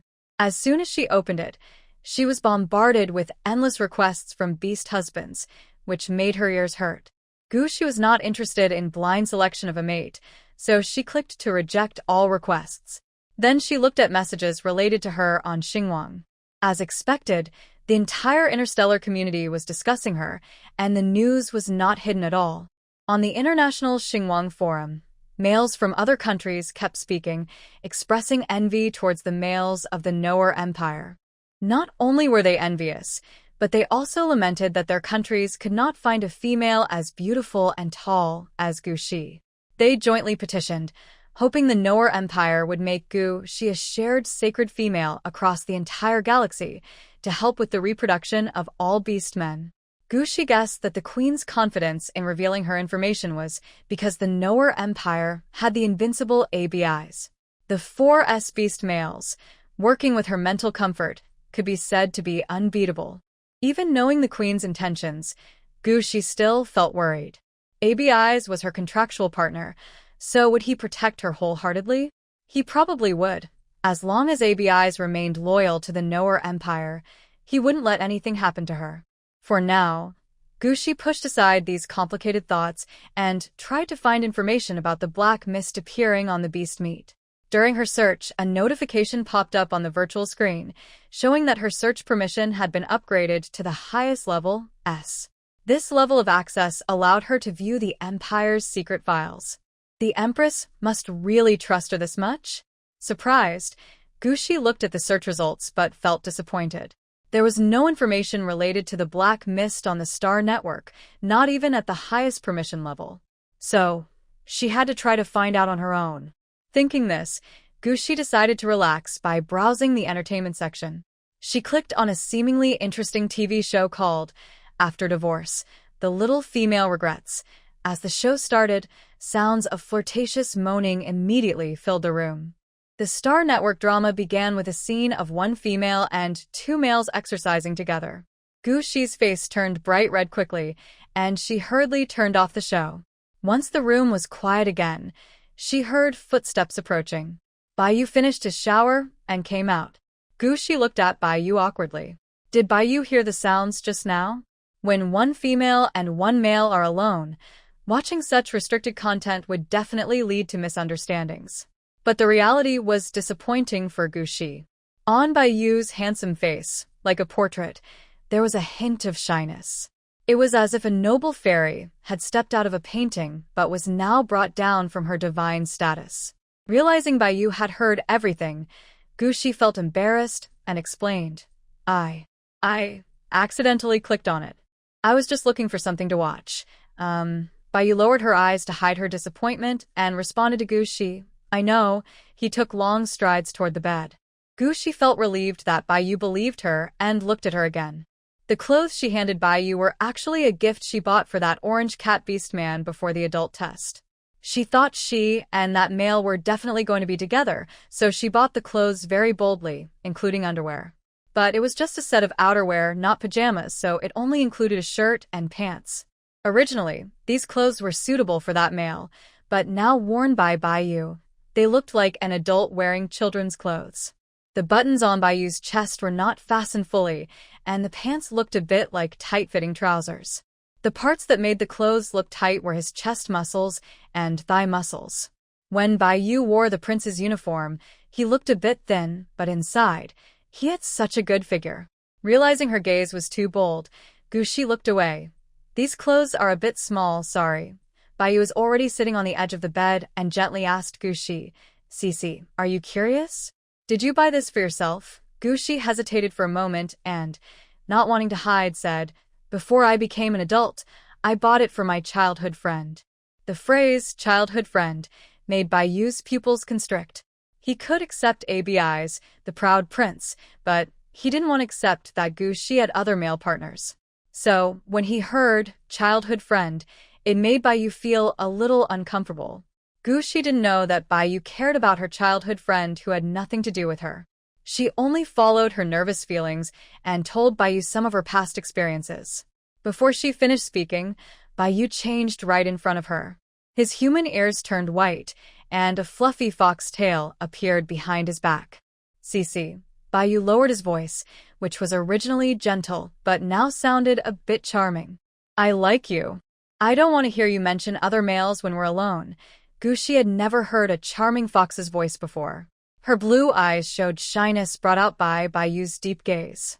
Seeing Gushi react, Baiyu thought the tips he read earlier might work. He placed Gushi's hand on his chest. Gushi had never touched a man's chest muscles before. When she was still on Earth, the men she interacted with most were her family. Her two brothers took care of her, but wouldn't cross certain boundaries. Now, looking at her girl's hand under Baiyu's control pressing into his chest and leaving a mark, Gushi thought, so men's chest muscles can be soft too? Beneath that soft chest muscle, she could hear a pounding heartbeat. That was Baiyu's heart, which seemed eager to jump out of his chest, beating very fast. Influenced by the sound, Gushi felt her own heart start to race. Her heart working so hard made her feel warm and a little dizzy. She couldn't help but touch herself briefly, instantly feeling a small, hard, button-like thing stubbornly pressing against her palm. Gushi caught a glimpse from the corner of her eye and immediately recognized what it was, her face flushing with embarrassment. How could a man's private part look so much like a button? Suddenly, Gushi remembered the tiny control device she had touched on the mini drone. At the time, Abi's strange reaction made sense. She hadn't been touching a button at all. Gushi's gaze lowered slightly, and two pink blushes quickly appeared on her fair face. Their accidental touch with ABI's was just that, accidental. Now, she had deliberately touched and played with it. She really was. Not shy at all. Thinking this, Gushi wanted to withdraw her hand and act more properly. But Baiyu wouldn't let her hide. He knew very well from his shower that males wanting a female's affection must seize every opportunity to make her only think of him. When alone, it was even more important to hold on to that chance. Otherwise, the next time they were alone, who knew when that would be? Baiyu pulled Gushi's hand down and placed it on his abdominal muscles. According to the guide, females also like the physique of males, especially the chest and abs, which are areas they often touch. Baiyu's breathing grew heavier. Even if Gushi wasn't intentionally touching him, he felt the places her hand had touched gradually grow warm. A warmth gradually spread through his entire body, tinting his golden eyes with desire. "Cici, you don't need to be so polite with me." Gushi also felt her stomach tighten with rapid breathing. She nervously looked up and saw Baiyu's handsome face and the longing, affectionate look in his eyes. Her overwhelmed mind suddenly exploded with a burst of heat. Her fully heated mind was filled with the addictive pleasure she felt when connecting spiritually with ABI's. In Gushi's thoughts, the part of her that was an orc was arguing with the part that was her from Earth. The orc side was saying, "I really want to experience that addictive feeling again. I heard that when the body and mind connect at the same time, it's even more joyful." But her Earth side was thinking, would it be too forward to do this with a man I just met? After a moment of inner struggle, Gushi saw Baiyu lower his eyes, looking sad. His white fox ears also drooped with his mood. "Cici, do you really not like me?" Baiyu asked sadly. Am I just a weak orc without charm? Even if I take everything off and lie with a female, I still won't be loved. No, that's not true, Gushi quickly replied. With silver hair, golden eyes, and a handsome face that looked cold and distant, how could such a male lack charm? It's just that she couldn't let go. She closed her eyes. Anyway, I've already arrived in the orc world and am now an adult. Doing what adult orcs do is completely fine. Whether Baiyu is sincere or has an ulterior motive, she won't suffer losses in this orc world, right? If she considers pregnancy, the accepted rule in the orc world is that females with higher fertility values experience less pain during childbirth. Even the time spent carrying the baby is shorter for those with high fertility, and they don't feel nausea or other discomforts. She has an infinite fertility value, so her ability to bear children won't affect her. Even if she gets divorced, the male who removes the mark will be at a disadvantage. Moreover, Gu Xining gazed at Baiyu's face. She liked Baiyu's appearance and her gentle personality. Since childhood, her parents and brother told her that as the eldest daughter of the Gu family, she should pursue what she likes and not suppress herself. If she likes the male of the orc world, she should just get him. Who cares about the rest? Gushi made peace with her past self from Earth, and a charming, rose-like smile appeared on her lips. Seeing Gushi smile, Baiyu's fox-like ears instantly stood up, and he looked at Gushi with anticipation. He slightly tilted his head back, exposing his Adam's apple and neck completely to Gushi.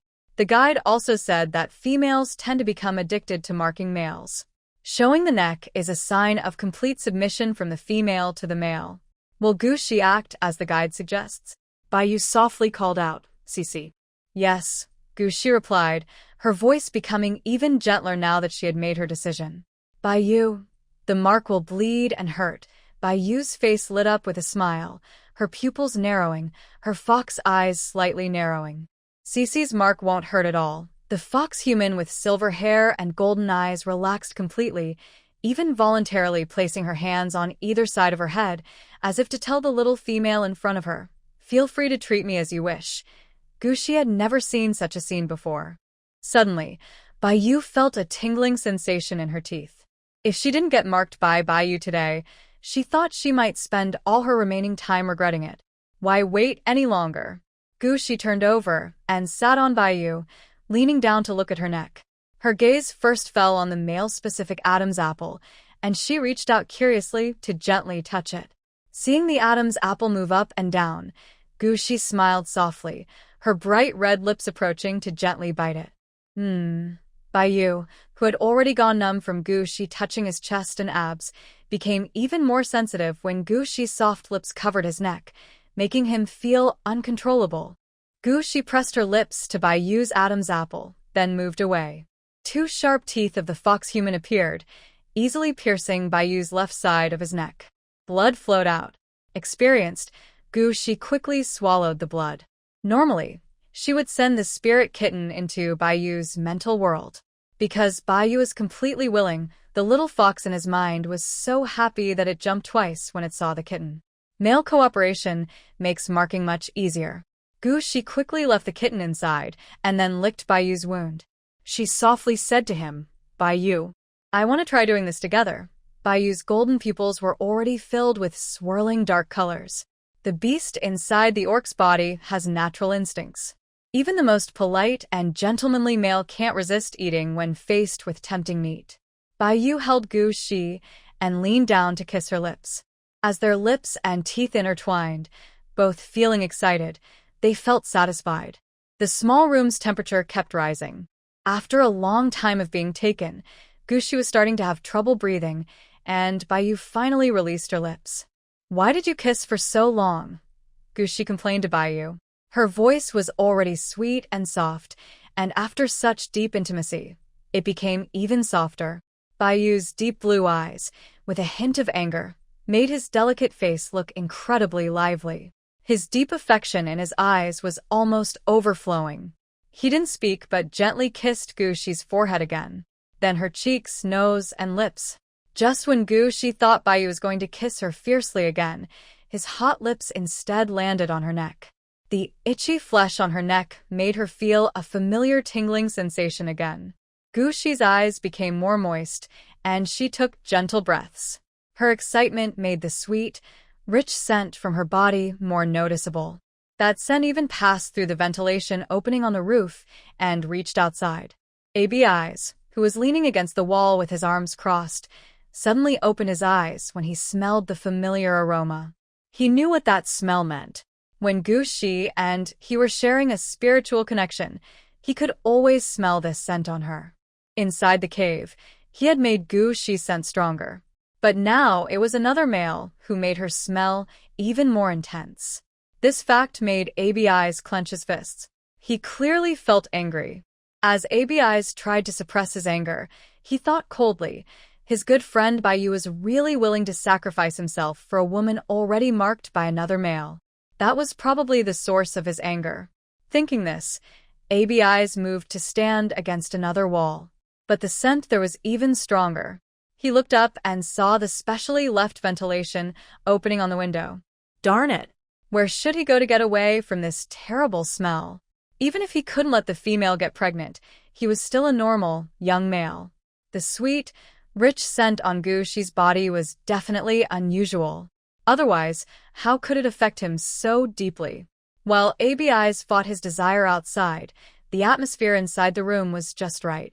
Gushi was enduring a tingling sensation that seemed to come from deep within his bones. The source of this feeling was a beautiful fox-like creature wearing white fox ears. The fox-like creature's eyes, full of desire, now held a hint of curiosity. Having never experienced romantic intimacy before, nor been this close to a female, he was exploring while using the techniques he had learned. During marking, the female bites the male's neck, which causes the male some pain. But the physical pleasure makes the female feel the pain first, especially when the male is wealthy and powerful. Baiyu had already prepared everything, including a gentle tongue that acted like a soft general. Gushi was almost going crazy. She clenched the bed sheets tightly, unable to hold back the sharp claws of her cat-like beast form. The claws tore the sheets, and the sweet scent spread even further.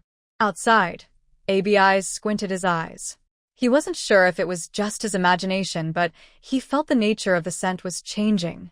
If the initial smell was like waiting to open a nutrient pack, then the later smell was like the richer aroma after opening the package. ABI's didn't know why he was describing it this way, until he heard a soft, pained cry. The five senses of the 4S beast man were extremely sharp. Even though Gushi lowered his voice out of fear of being overheard, the sound of the bed shaking still reached ABI's. He clenched his teeth tightly. Just imagining Gushi's current state with Baiyu made him feel like he was going crazy.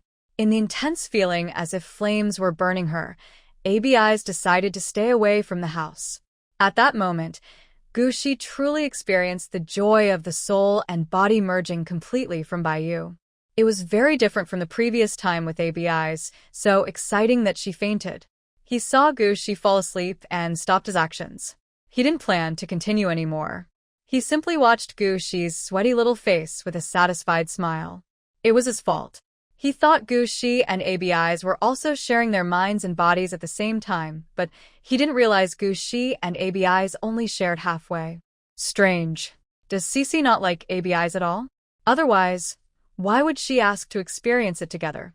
Baiyu thought about this while picking up Gushi and taking her into the bathroom to give her a bath. During the bath, he saw the small cat mark on her forehead and kissed her forehead, which was sleeping peacefully in his arms. That gentle gesture was only for her, his most precious treasure. Gushi slept very deeply this time. The next day, she woke up only when the sun was high. The house was already empty. Baiyu and ABI's were gone. Gushi felt strange. "Grandma, where are Baiyu and ABI's?" The little old lady who was giving her nutrient fluid smiled and said, "Early this morning, the soldiers came to stand guard below to protect you." The Crown Prince and ABI's went hunting in the forest. Gushi exclaimed, "You can bring me along when you go hunting." She also wanted to study the black mist on the meat. If she went to the forest, maybe she could learn something from the wild animals. "The Crown Prince didn't want to wake you because you sleep so soundly." The little old lady smiled gently. This morning, She saw the small cat mark on Baiyu's forehead and knew her plan had come true. Her granddaughter and the crown prince clearly liked each other. Under this condition, the other brat with Gu Shi's mark didn't matter at all. Seeing the little old lady smile so strangely, Gu Shi's face turned red. She wondered if she had made any noise yesterday. Next time, she should be more careful. ABI's was right. The houses here are indeed very old. Even with the best soundproof materials used in interstellar buildings, they can still fail over time due to neglect. Thinking about this, Gu Shi felt a bit embarrassed to stay with her grandmother. She stood up. I'll have the army escort me to find them. Of course, Grandma Gu didn't mind Gu Shi going to find the beast tamer. She smiled and watched Gu Shi leave.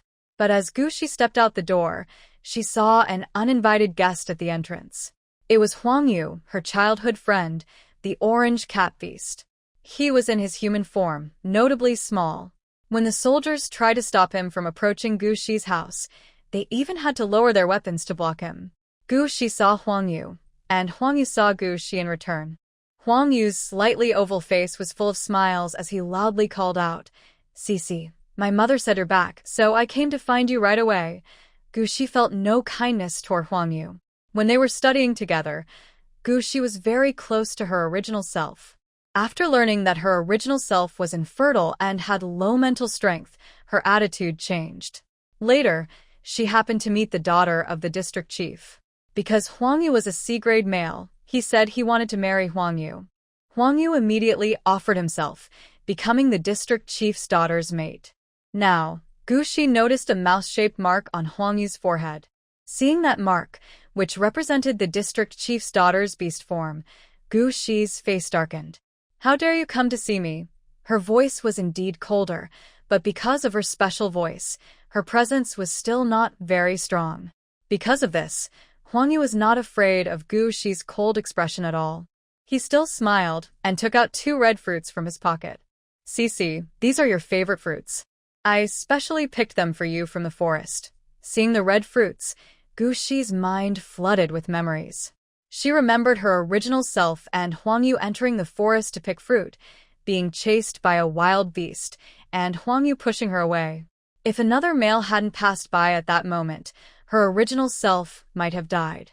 Any ordinary female who experienced this would never forgive Huang Yu. Despite her true feelings, she was soft-hearted and, after 2 days of coaxing from Huang Yu, she forgave him. They happily held hands again. Fortunately, besides holding hands, they didn't do anything else. Gu Shi didn't look at the red fruit and directly told the soldiers outside, "Hello, I don't want to see him. Could you please help me send him away?" The soldiers were specially assigned to Gu Shi by the Empress. Gu Shi was already a titled duke, so he must have guards.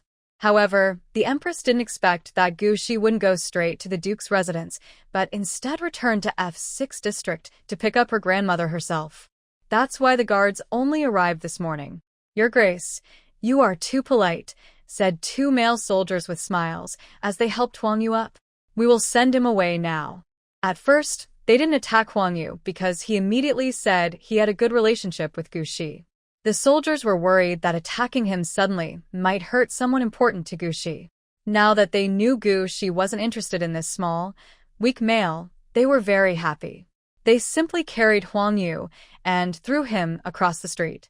Huang Yu wanted to avoid the soldiers and come to Gu Shi, but they stayed close to him and wouldn't let him pass. Huang Yu finally realized that Gu Shi really didn't want to see him. He looked at them in disbelief. Gu Shi used to love him so much, even promising to be only his mate. How could Gu Shi be so cold now? Was he still angry? He thought it would be best to ask Gu Shiyuan for forgiveness again, just like before. Gu Shiyuan was easy to please and would surely forgive him. After he became the daughter of the district chief, the female initially treated him well. But later, she started to dislike his face because it was too round and refused to have children with him. Although the empire has rules about how many offspring a female can have, it doesn't force her to have a child with every partner. At first, Huang Yu wanted to be the daughter of the district chief's mate to produce high-quality offspring. Plus, her father was the district chief and wealthy. But he never expected that once he lost her favor, He would be treated like a servant at home, with no rights. He couldn't even use her money, and was kicked out to work elsewhere. Even during her heat, she made him take suppressants himself. So, when he heard that the female's mother said Gu Xiuan had returned last night, Huang Yu hurried back to Area F6. He saw on the news that Gu Xiuan had awakened a second time, gaining unlimited mental power and fertility, and was even made a duke. Even if his abilities would decrease after the mark was removed, Huang Yu still wanted to be Gu Xiuan's mate so he could live a better life. Thinking of this, Huang Yu called out to Gu Xiuan from afar, "Sorry, Gu Xiuan. It wasn't that I abandoned you before. It was Linen who insisted on marrying me. She's the daughter of the district chief, and I had no choice, Gu Xiuan." Gu Xiuan drove away the untrustworthy man and then went to find a soldier standing guard near the wall of the community. She said she wanted to go into the forest to find Bai Yu and ABIs, hoping they could board the Phoenix to go with her. That's right, since Phoenix is now Gu Xi's car, both Bai Yu and ABIs haven't ridden in it. The Duke needs to travel, so the royal guards naturally follow. However, for the safety of the elderly family members, Gu Xi kept 10 guards at the community entrance, while she brought 30 herself. Just as she was about to board Phoenix, there was suddenly a commotion from Huang Yu's side. A small girl wearing a tank top and very short shorts was surrounded by 3 males, and she ordered the soldiers to release Huang Yu. When the soldiers didn't listen, she had her 3 males attack. Once bonded, males usually obey the female's commands unconditionally. So, the 3 males fought the soldiers, giving Huang Yu a chance to slip away and run in front of Gu Xi. He kept shouting, Cici, believe what I just said. I want to bond with you. Let Lin and remove the mark between us, and we can be together." Gu Xi frowned. The male soldier behind her, knowing Gu Xi didn't want to see Huang Yu, quickly moved to block him with 2 others. Meanwhile, Linen, Huang Yu's female partner, saw this scene and was furious. She directly activated the live broadcast on her bracelet, approached Gu Xi, and recorded what was happening. In just 4 short sentences, she directly labeled Gu Xi as a mistress who charmings dominant males, and also revealed that her mate, Huang, is the kind of male who betrays his female partner. Lin En was already a well-known streamer, with 30,000 viewers online at the start of her broadcast. When she began speaking, she quickly gained attention by mentioning the keyword, holy female, which instantly boosted her stream's traffic. Her viewers increased tenfold in an instant. Is the holy female really seducing males? Where is this? Why does the house look so run down? Wasn't the holy female made a duke? You guys are so naive. The holy female probably went back to her hometown. She was originally a female who signed up to guide General ABIs. Only females without money would agree to take on that guiding task, right? As viewers discussed this, Gu Xi's face appeared on the screen, causing Lin En's live stream to surge in popularity again. The number of viewers reached 1 million, making her the top streamer of the day. Lin En had never seen such a scene before. She happily turned the camera to herself and smiled, saying, "Hello everyone, let me tell you what really happened." She used her usual words but added chat records between Gu Xi and Huang, which she claimed to have obtained. Moreover, Lin En emphasized that they had deleted the chat records. This young female is crying so sadly. I believe she is telling the truth. Could it be that Sheng female didn't get to be with her childhood sweetheart and is now seeking revenge? Honestly, this is possible. I remember the last female who experienced a second awakening also took revenge on a male who looked down on her. Sigh. Sheng female already has the status of a duchess, and with General ABIs as her mate, why would she bother playing with ordinary males like us? Seeing the clueless male start blaming Gu Xi, Lin En sneers silently. If Gu Xi were still the same powerless female with an F-level mental strength, I wouldn't bother with her. At first, I wanted Huang Yu to be her mate because I thought Gu Xi's face was even prettier than mine, which made me uncomfortable and want to break up her relationship. But breaking them up was too easy. In the morning, I told Huang Yu I wanted him to be her mate, and by the afternoon, Huang Yu had already stripped and climbed into her bed. Gu Xi was very upset at that time. The people in and sent saw her crying loudly. Later, her grandmother fell ill, and Gu Xi volunteered to help General ABIs with her mental health. It was supposed to be a hopeless task, but Gushi was lucky to have a second awakening and was even honored online by the Empire's people as a holy female. Even more unbelievable, Huang Yu, the male who had marked her, saw her becoming outstanding and immediately wanted to end their partnership and be with Gushi. Thinking about all this, Lin An's heart burns with anger. She didn't show any emotion on her face, still crying sadly, and she even aimed the camera at Huang Yu, who was passionately confessing to Gushi. My poor beast husband, he was just flirted with by the sacred female a little, and he went crazy. He really thought she wanted to be his mate. Gushi didn't know what to say. Why had she become the other woman trying to charming someone else's husband? She clearly hadn't let Huang Yu get close. I'm afraid to compete with the sacred female for the male, so I just unmarked myself from Huang Yu. Hearing Lin and still spreading false accusations, Gushi, protected by her guards, stepped forward. You say I was flirting with him and deleted the chat records? I remember that even if the chat logs are deleted, I can request the main brain of the Star Network to retrieve them. So, please show me the deleted chat records, or you are just accusing me falsely. When Gushi's voice appeared in the live stream, the males watching went crazy. Wow, the sacred female's voice is so nice. I really like it. If the sacred female dares to ask the main brain to retrieve the records, I support her. Let me see the sacred female's face again, host. Stop showing that face of yours. You're not as pretty as the sacred female. Seeing the comments on the screen, Lin An's face twisted in anger. Are these males crazy? Gushi just said one sentence, and they changed their tune? What was she crying for earlier? And who dares say she's not as pretty as Gushi? Lin An was very angry. Gushi, who doesn't know that to access chat records, you need S-level Star Network permission? You're saying this just to cover your guilt. If you don't believe me, ask Huang Yu. You even sent him a message to flirt, and you sent him a photo of you wearing stockings. Lin An made up a story confidently and looked at Huang Yu, asking, Huang Yu, did Gushi send you a message as soon as he returned to F6? Huang Yu knew Lin An liked to be a streamer and also liked to be jealous. In the entire F-zone, as long as a female looks good, Lin An would try to start a live broadcast and spread rumors about her. He always succeeded. This time, if Lin An also succeeded, maybe he could really get back together with Gushi under public pressure. If he made himself look pitiful and represented thousands of low-level males, he might gain support from those males. After all, low-level males also want to be Gushi's partner. Having made up his mind, Huang Yu's eyes reddened as he said, Yes, Cece, it was you who sent me those photos and said you wanted to reconcile, so I came to find you.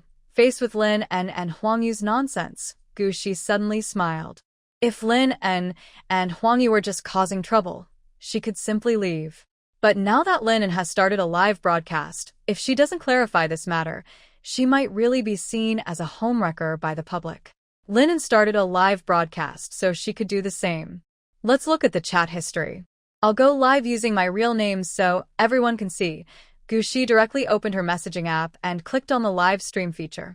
As soon as she started the live, all the viewers on Lin An's side immediately left.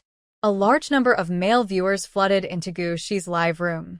When she was live streaming herself, her face was very close to the camera. The males saw Gushi's face clearly up close.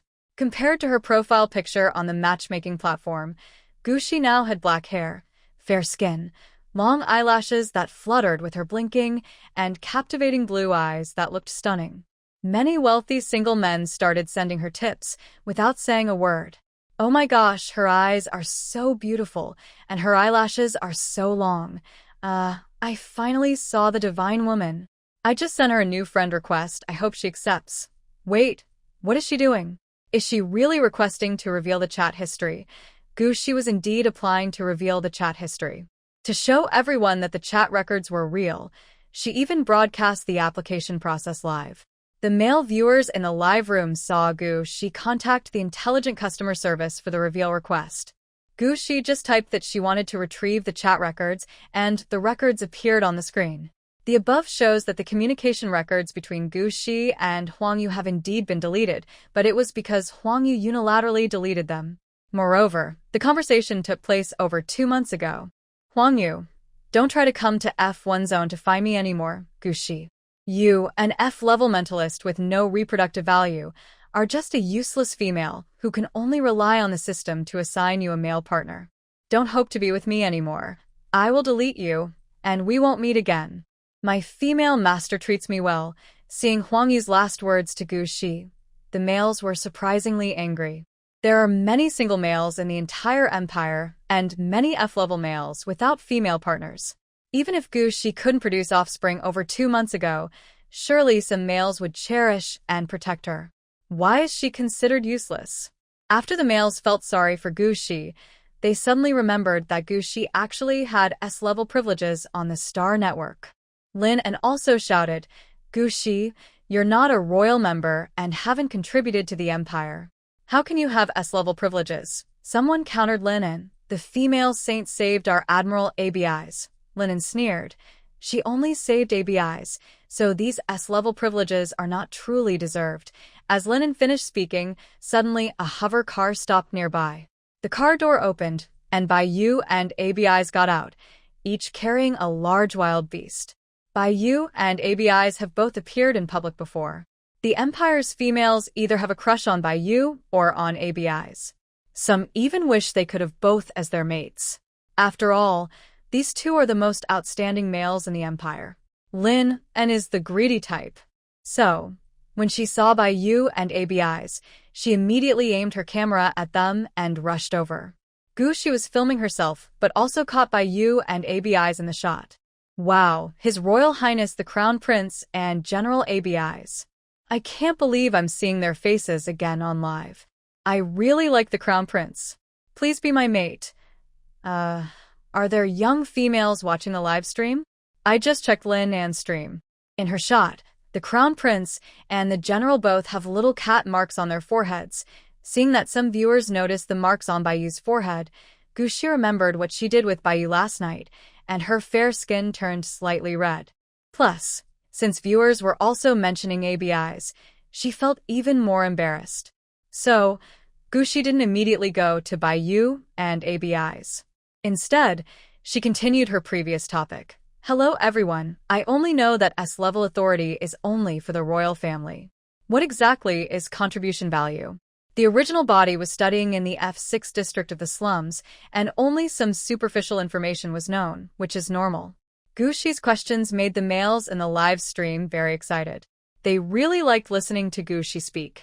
They praised Gushi and used comments to explain why S-level permissions require contribution points. Until Lin An's voice was heard in the live stream. Your Royal Highness the Crown Prince, General ABIs, why didn't you tell me you came to District F? I am the daughter of the District Chief of F. I can treat you with high-grade nutrient fluid. You don't need to hunt to fill your stomach. That's for lower-class people, Linen spoke proudly, even lecturing Baiyu and ABIs. You can't become lowly just because you have a humble female master. Don't imitate her lowly lifestyle. Forest beasts can't be eaten. Eating too much increases the risk of breakdown. Is Linen looking down on the Crown Prince and General ABIs? Compared to the holy female, I still prefer her way of speaking. I originally thought Lin An's voice was very nice, but after comparing, I still prefer the holy female. Gushi had already learned the answers she wanted from the previous comments, which eased her discomfort at not wanting to see Baiyu and ABIs for now. But just as that awkward moment passed, she felt anger rising again toward Lin and tarnished her reputation, calling her a mistress. That's one thing. But how could she openly criticize Baiyu and ABIs in front of so many people? Gushi quickly walked over to Abyss and Baiyu. Just as she was about to respond to Lin, she noticed some redness on Baiyu's waist. She was about to speak when Lin pushed her aside with a charming smile and continued talking to Baiyu and Abyss, saying, So, His Royal Highness the Crown Prince and the General, how about coming to stay in the F1 area? I will take good care of you. Gushi was pushed slightly off balance toward Abyss. Abyss instinctively reached out to steady Gushi. After helping her, Abyss suddenly remembered the images from yesterday when Gushi was in Baiyu's arms, and his face darkened. He quickly let go of Gushi. Seeing this, Lin chuckled secretly. She had also seen the news online, which said that General Abyss disliked women. It seemed to be true. Even after Gu Shi's second awakening, Abyss still held this attitude toward her. If Abyss could feel Lin En's charm in this situation, it would prove that even though her mental and reproductive abilities were not as good as Gu Shi's, she was still stronger than Gu Shi. Thinking of this, Lin En pretended to twist her ankle, deliberately pressing her chest against Abyss's arm, and softly said, "Oh no, I accidentally fell after standing for so long." Before she finished speaking, Abyss took a big step and bypassed her and Gu Shi, heading toward Gu Shi's house. Lin En, who had no one to support her, nearly fell to the ground, but her brave husband rushed over to help her. However, Lin En was not satisfied. She forcefully pinched Xiong Fu and stood up, glaring angrily at Abyss's back. As she watched, she remembered there was also the Crown Prince Baiyu, and she giggled softly, wanting to talk to Baiyu. But Baiyu also avoided her, gazing gently at Gu Shibian as he walked and said, "Grandmother said you like to eat the meat of the one-horned pig. I brought one back for you. I've arranged for someone to send antidote to try to neutralize the pollution from the one-horned pig. Later, we will eat the tenderest part. Eat a little less to reduce the chance of getting polluted, okay?" After talking about the one-horned pig, Gu Shi finally had a chance to speak. "Baiyu, your waist is injured. Is it serious? Have you applied medicine?" "No," Baiyu replied quickly. "It's the blood of the one-horned pig, not mine. My waist is fine. I can still use it tonight, just like last night." The rest of his sentence, Baiyu whispered close to Gu Shi's ear. Gu Shi's face instantly turned red. This was in front of everyone. How could Baiyu be so bold? Suddenly, she remembered that in her previous world, some women also spoke suggestively. One common saying was that once a man started talking dirty, even the most gentlemanly man would gradually turn into a beast, constantly hinting for more. Even the gentle and elegant crown prince of the empire couldn't escape this cliché. Gu Shi patted Baiyu's hand. "I'm live streaming right now, don't do that." White Jade clearly disliked hearing such words from Gu Shi and immediately looked down, reflecting, "Sorry, Cece, I won't say that again next time." He thought Gu Shi liked bold expressions, so he changed his way of speaking. Now it seems that even boldness needs to be within limits. Their conversation between a female and a male was perfectly recorded during the live broadcast, including White Jade's deliberately lowered voice, which the male viewers heard. They flooded the chat with comments. "Wow, I envy the crown prince so much. My waist is also very good. Can the sacred female choose me too? Woo, has my beastly partner application gone unnoticed again?" The viewers in the live room heard this, and Lin En, present at the scene, heard it clearly. She looked at Gu Shi with disdain. Gu Shi was too petite, with a small chest, looking more like a child compared to her deep cleavage. But why did Crown Prince White Jade and General Abi seem to ignore her completely?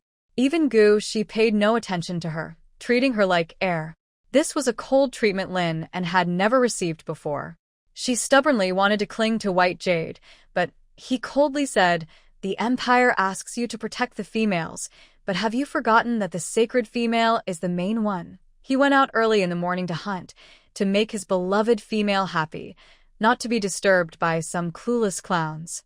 With Baiyu's guidance, the soldiers who were originally part of the royal guard quickly formed a human wall, blocking in front of Lin En. Gu Shi had never seen such a scene. He looked back and asked Baiyu, "What is going on with them?" Baiyu whispered, "They're angry females. The soldiers don't dare to touch them." He softly explained the relevant laws to Gu Shi. When females cause trouble, even if it's their fault, males are not allowed to use rough methods against them, because they might be reported. If there are obvious injuries on the females, the court will definitely decide that the males are at fault. Even if the males are punished for their actions, they will still face strict penalties. This is true even if the males are in the right. In such situations, forming a human wall is the best way to stop the angry females. Listening to Baiyu's pleasant voice explaining the law, Gu Shi remembered what she had learned about these rules at school. Indeed, females should be treated well. But these laws are too harsh for males. "That's a bit unfair," Gu Shi muttered. "In front of the law, shouldn't everyone be equal? This has been the long-standing rule of this world, and she has no way to change it." Just saying this is enough. What Gushi didn't know was that even just saying this, the males in the live stream and on the scene were deeply shocked inside. Male individuals know that the laws tend to favor females, but it is indeed very difficult for females to give birth and raise children for males. Over time, they have become used to these laws that favor females. Perhaps when these laws first changed, some females felt sorry for males. But now, in today's world, few females speak up for them. The sacred female is truly different. I'm really starting to like the sacred female, but unfortunately, she doesn't notice me. Wah wah wah. The Crown Prince is so lucky. General ABI's is also lucky. He was the first male marked by the sacred female. The audience mentioned ABI's, who is now looking at Gushi with surprise. He feels like Gushi is from another world, a female from a different universe. If not, how could Gushi care about males? Especially since she was rejected by males before her second awakening. Having had such experiences, shouldn't she harbor resentment toward males? While ABI's was pondering this, a small figure suddenly appeared in front of him. It was Huang Yu. He looked at ABI's with anticipation and said, "You're Gushi's first mate, right? I grew up with Gushi, and she can't be without me. Can you help me talk to Gushi? Don't worry, after I join, I will serve you, and Gushi well. I might even give you a third of my time, so you won't lose out." Yellow spoke again, then suddenly lowered his voice. "It seems you are not favored by the Crown Prince, but that's okay. If we work together to compete for attention, we can definitely outshine him." Yellow believed he was speaking honestly, and as a male who had once been under a female master, he was confident that ABI's would agree to his proposal.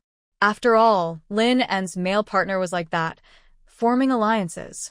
The three men Lin En brought to catch him this time had formed a coalition at Lin En's house, always fighting for more time with Lin and instead of with other males. Yellow thought ABI's would surely accept his request.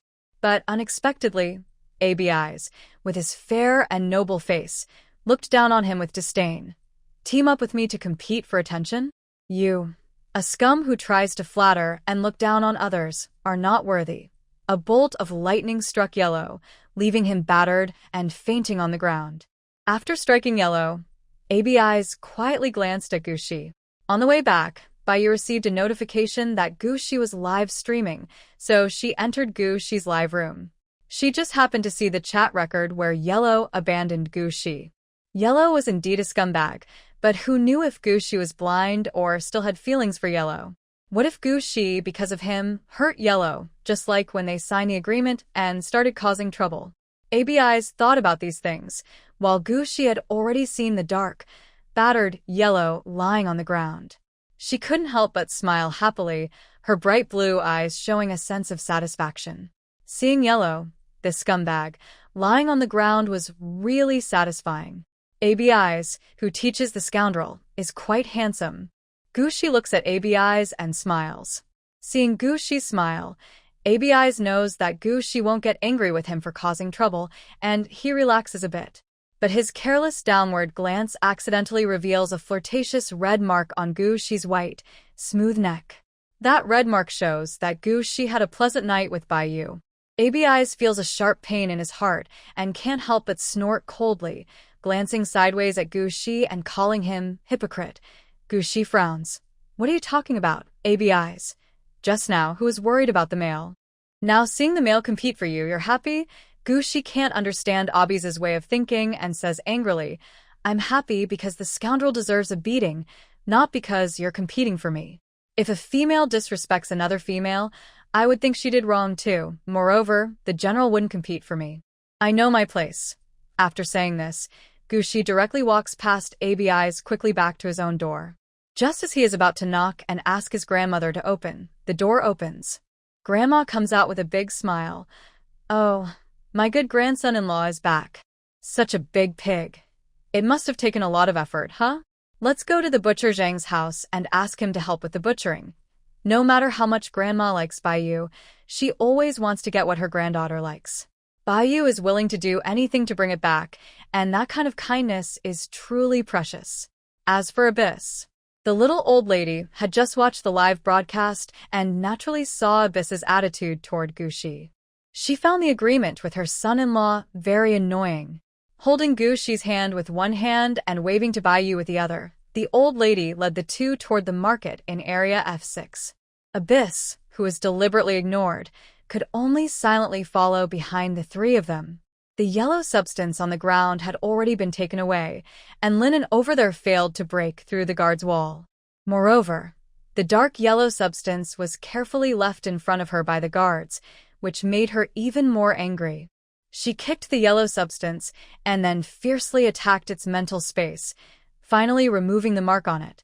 After suffering both physical and mental harm, the yellow substance turned into a small orange cat with big eyes. The male viewers still watching Lin An's live stream saw her like this and quickly stopped paying attention to her, instead focusing on Guxi. Guxi soon received a system notification. Your fans have reached 5 million. You can now open the live shopping channel. Do interstellar worlds also have live shopping? Curious, Guxi clicked on the system panel and checked the rules for live shopping. It turned out that live shopping in this world was not much different from the previous one.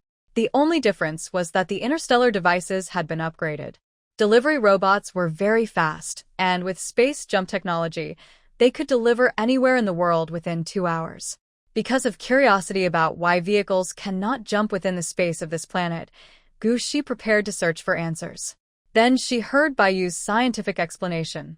Transporting objects does not change with space teleportation, but orcs need to ride ships equipped with anti-decomposition devices for space jumps. These devices are made from very expensive materials, usually used only on interstellar ships, not for transportation within planets. While Baiyu explained, Guxi felt like she was in a lecture by a wise old scholar and couldn't help but glance at Baiyu a few more times. Baiyu also gave Guxi a gentle, shy smile. The old lady saw her granddaughter and grandson-in-law happily together and gently placed her granddaughter's hand in her grandson-in-law's palm. All right, you two go together. Guxi held Baiyu's hand. Worried that viewers in the live stream might hear something inappropriate, she said, Sorry, I started the live stream mainly to clarify that I didn't flirt with anyone's husband. Now that everything is settled, I'll turn it off first. No, Saintess, we'll give you lots of tips. Please let us watch a little longer. Yeah, no matter what Saintess streams, I'll watch. Please don't end the stream. Guxi thought for a moment and gave a polite reply. Thank you all for your support. When I think of more suitable content, I will start streaming regularly. We'll meet again then. Without waiting for protests, she turned off the live stream. Will Cici want to become a streamer in the future? Baiyu gently stroked her small feminine hand in his palm, softly asking. Guxi nodded. I have that idea. You know, I have a big appetite and need the right way to earn money. When mentioning her big appetite, Guxi suddenly frowned. This morning, her grandmother also cooked wild beast meat, and there was high-quality nutritional liquid sent by Baiyu at home. She was worried her grandmother might eat all the meat herself, so she ate both portions, feeling a bit full. But drinking the nutritional liquid always made her hungry again very quickly. That shouldn't be, since the nutritional liquid was made by orc scientists after many generations of research. How could it not satisfy her hunger? As Guxi thought, Baiyu smiled and said, Cici can do whatever she wants. I didn't expect that streaming doesn't matter. I won't let you go hungry. When sending the Phoenix ship, Baiyu wanted to transfer all his assets to Guxi, but he was afraid it might be too much and scare her, which could have the opposite effect. After all, Guxi was different from other females. She could even discard the natural dependence brought by marking, and maybe she didn't want her life to be entirely dependent on a male. Sure enough, Baiyu heard Guxi reply, Yes, I will always think about what to do. I won't let you handle everything. Even as a couple, both should contribute. Okay, Baiyu felt very happy that he guessed right. He looked at Guxi's side profile, feeling hopeful about the future life they would share together. Of course, this hope wasn't about Guxi's efforts, but about the word both. In their family, only he and Guxi, so that's what both means. As for ABI's, Baiyu lowered her gaze, hiding the deep thoughts in her golden eyes. Maybe Abi's relationship with Guxi was very different from what he thought. During the morning hunt, he tried to test ABI's, but ABI's didn't respond to him. Oh well, he would understand someday. As the quiet street section passed, the lively market in Zone F6 arrived. On the street, Only male beastmen and some older female beastmen could be seen. Young females didn't want to come to such a dirty and messy place. Because of this, Guxi's appearance quickly drew the attention of the nearby males. Fortunately, the bodyguard team was there. Otherwise, Guxi would have been surrounded by the males. With the bodyguard's protection, they arrived at the butcher Zhang's stall. Bai Yu and ABIs placed the prey on the stall.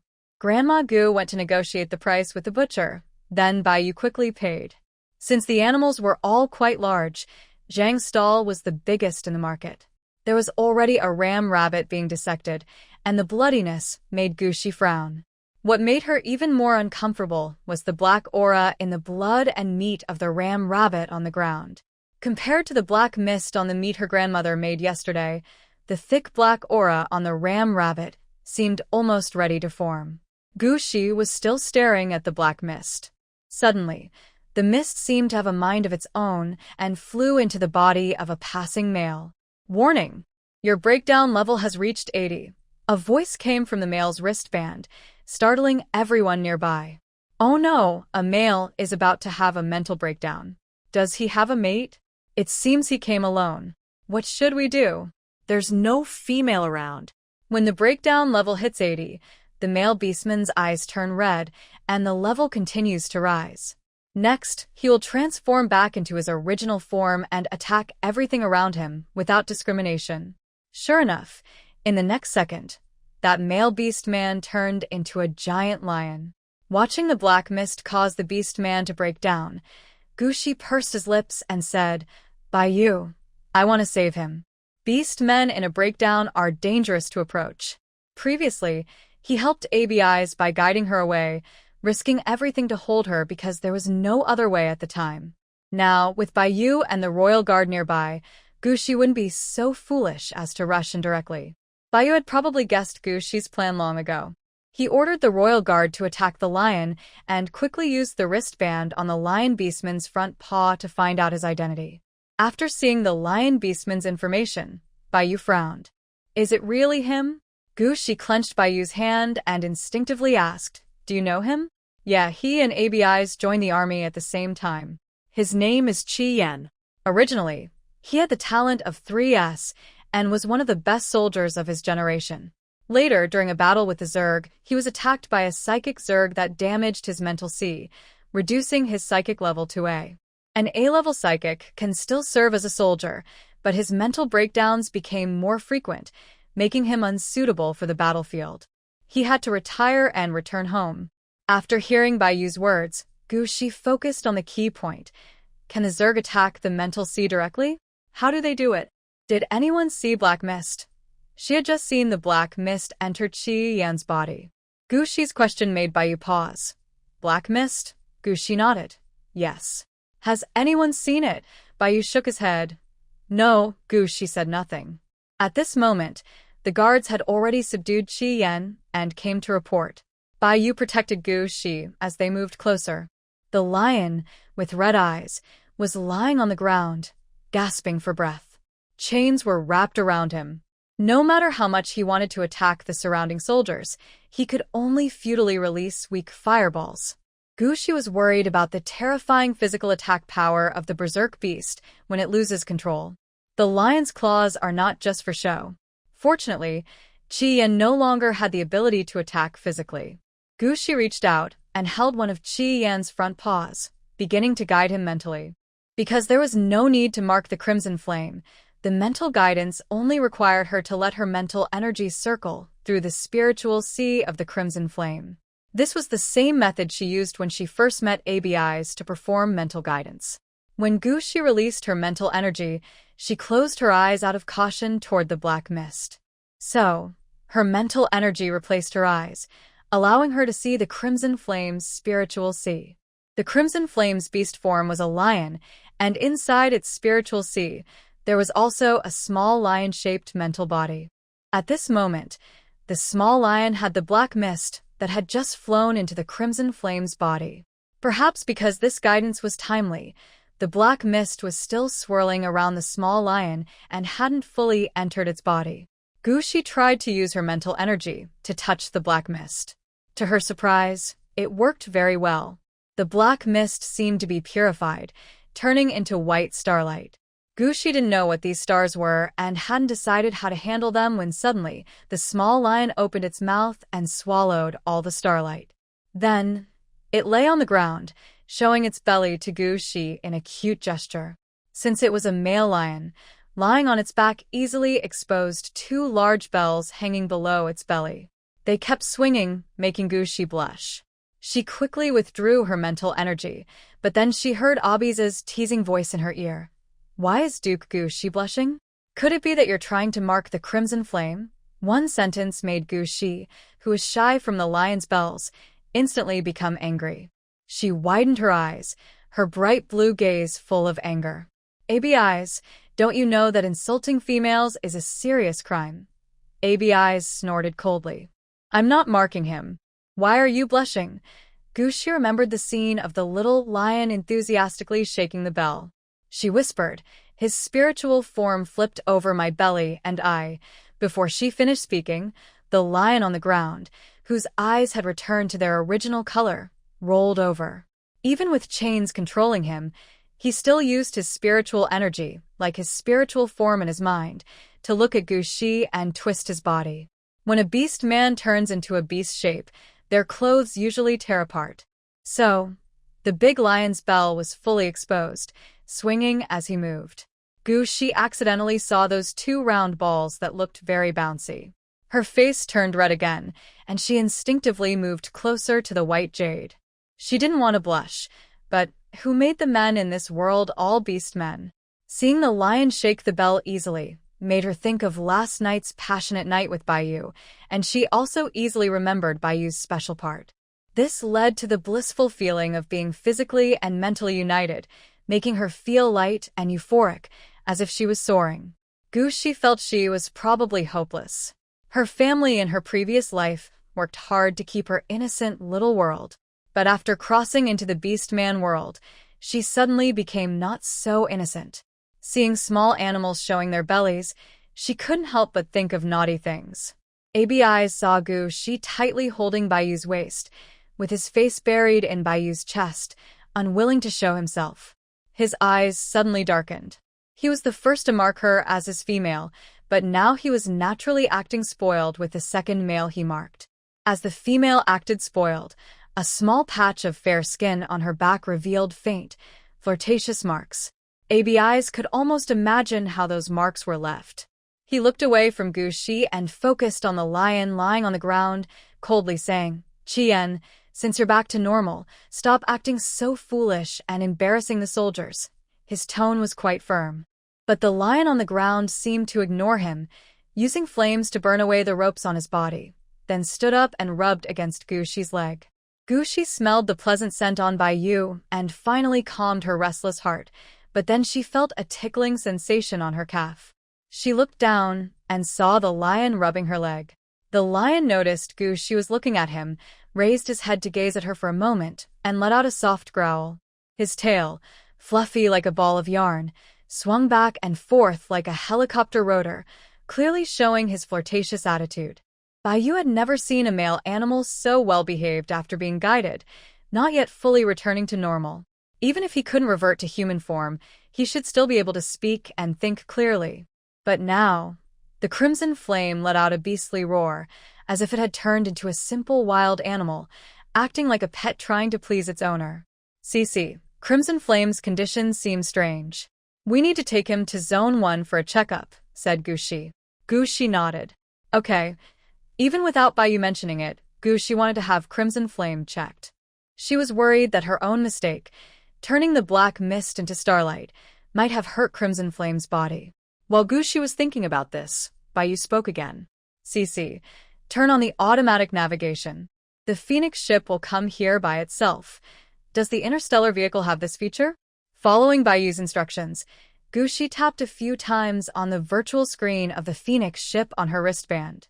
Sure enough, in less than a minute, the Phoenix ship floated above the marketplace street. There were other beastmen nearby, talking about it. Oh my gosh, is that the Emperor's Phoenix ship? I can't believe I get to see the real thing in my lifetime. Bro, I thought you were going to say you're happy to see the sacred female, but all I see are cars in your eyes. I'm happy to see the sacred female, and I'm happy to see the Phoenix ship too. These two things don't conflict. Crimson Flame is pretty lucky, being guided by the sacred female. It makes me want to break down in front of her too. ABIs and Bayu both looked at the male speaker with angry expressions. High-ranking males naturally exude dominance in their gaze, and the boastful male immediately shrank back in fear. The royal guard cleared the way for the Phoenix to land. At this moment, Bayu said to ABIs, "ABIs, you misunderstood Cece. You haven't apologized to her yet." With Bayu speaking, Gushi finally remembered that ABIs hadn't apologized for misunderstanding her. She looked up with a pale face, glaring angrily at ABIs. Under the pressure of both Gushi and Bayu's gazes, Abiz's purple eyes dimmed, and he quietly said, "Sorry, Gushi. I misunderstood you earlier." Gushi felt much better inside. She emphasized again, "I'll tell you once more, ABIs. When I marked you before, it was because you were having a mental breakdown, and I was afraid you might hurt me. Unless I am taken away by another male during a mental crisis, I won't forcibly mark any male again during moments of calm."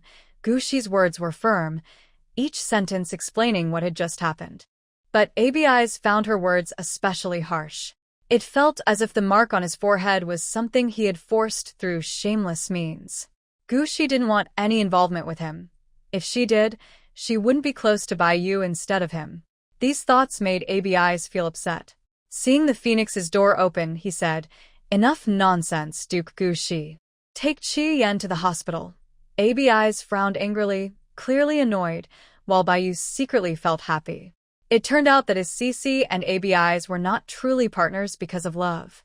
Gushi turned to his grandmother, explained a few words, and left 10 guards with her before feeling safe to get into the car. After she got in, the big lion quickly followed and, once she sat down, lay down again at her feet. The other soldiers scattered around the Phoenix ship, standing straight. With Bayu's help, Gushi set the destination for the Phoenix ship. Soon, the vehicle arrived at the hospital in Area F1. Area 1 and Area 6 look completely different. The buildings are new, and there are many more skywalks. Various floating cars owned by the wealthy in Area 1 emit different lights. Glancing at the street outside the hospital, Gushi was led by Bayu into the hospital. Earlier, on the Phoenix ship, Bayu had already informed the hospital director about their visit. So, as soon as they entered, they received a warm welcome from the hospital's key leaders. Greetings to the Crown Prince, Duke Gushi, and General ABIs. After bowing, each leader led Gushi to the department where Chi Yen was being examined. A male nurse was about to take Chi Yen inside, but Chi Yen growled threateningly at him, even spitting a fireball that burned the nurse's hand when he reached out. The director looked confused and said, "Strange, this male's eyes are fully normal now, so why is he still so aggressive?" When the lion entered earlier, it obediently stayed close to Gushi.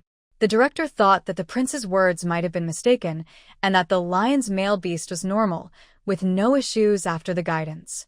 But now, it seemed not to be the case. The lion's normal behavior appeared to be only towards the female beast. The director guessed this and deliberately moved closer to the lion. Sure enough, the lion also bared its teeth and growled at him. The director then had to speak to Gushi. "Duke, it seems only you can take this male inside. Could you please bring him in? Once you go in and follow the guide, he will complete the physical check." Gushi listened and, feeling a bit apologetic, spoke to Bayu. "Bayu, I might need to take this male inside." She had already become close to Bayu, and their feelings were mutual. Plus, the positions of the two beast husbands were settled, and it didn't feel right to have more contact with other males. Bayu was a bit surprised that Gushi was so nervous about interacting with another male, but then he felt happy inside. A female only explains herself to the male she cares about, which shows he holds a high place in Gushi's heart. Bayu smiled and said, "Cece, don't worry. You can take him in. With you there, the check will go more smoothly." Bayu said he didn't mind, and Gushi felt relieved. She had spoken a few words to her mother and her mother's handsome young colleague, and her father looked very jealous. She was really afraid that Bayu might also feel that way. Fortunately, Bayu did not. Gushi confidently entered the examination room, and sure enough, Qi Yan obediently followed. When they fully entered, Qi Yan looked back at Bai Yu and ABI's, with a faint look of pride in his eyes. ABI's frowned and said, "It seems like Qi Yan is pretending to be stupid. That proud look just now didn't seem like something a wild animal that can't understand words would show." Bai Yu also noticed this. "We can't be sure what's going on yet, but ABI's, you are also a male who has been guided by CC's mental therapy. Don't you feel something strange?" The director, hearing Bai Yu, looked at ABI's with anticipation. Aside from Qi Yan's physical condition, General ABI's was also a male who had been guided by the sacred female, so his words could help the examination results. ABI's knew why Bai Yu was investigating this, and didn't hide it. He said directly, "I had a period of confusion, but I could still speak normally. As for more details, like holding Gushi and becoming hard and painful, or even colliding with his mating season later, ABI's didn't want to say." Bai Yu saw that ABI's seemed to be hiding something and whispered, "You know, CC is the rarest double infinite female in the history of beast men. What happens during her guidance is very important to the Noer Empire." Bai Yu's words made ABI's fall silent. After a while, he finally said, "At that time, I didn't remember who I was, but I only felt that Gushi was very important to me. Then it was the time of heat and a breakdown happening at the same time. Would His Royal Highness like me to explain this in more detail?" Abiz's last words carried a hint of resentment he didn't even realize. Bai Yu noticed but didn't pay attention. Only male animals have a heat cycle, and it happens regularly once a month. Abiz's mental breakdown did last about a month, which coincided with his heat period, so that was normal. No wonder CC emphasized again why ABI's was marked earlier. It turns out they really had nothing between them. But Bai Yu frowned and suddenly whispered, "What do you think is the chance that Qi Yan is like you?" Hearing this, Abiz's purple eyes narrowed, and he immediately said to the director, "I am Gushi's partner. I have the right to request that you make the examination process public." He didn't even realize how urgent his tone sounded. In the examination room, Gushi didn't know about the process of her lion's checkup. She was being watched by her two partners. Following the instructions she heard, she guided Qi Yan into the examination chamber. Qi Yan was especially obedient, as if the lion who had just been burned by flames was not him at all. Not long after Qi Yan entered the chamber, the results came out. Male, 28 years old, healthy, high semen activity, superpower, fire level, S. Male orc's ability test is different from females and does not need to be done publicly.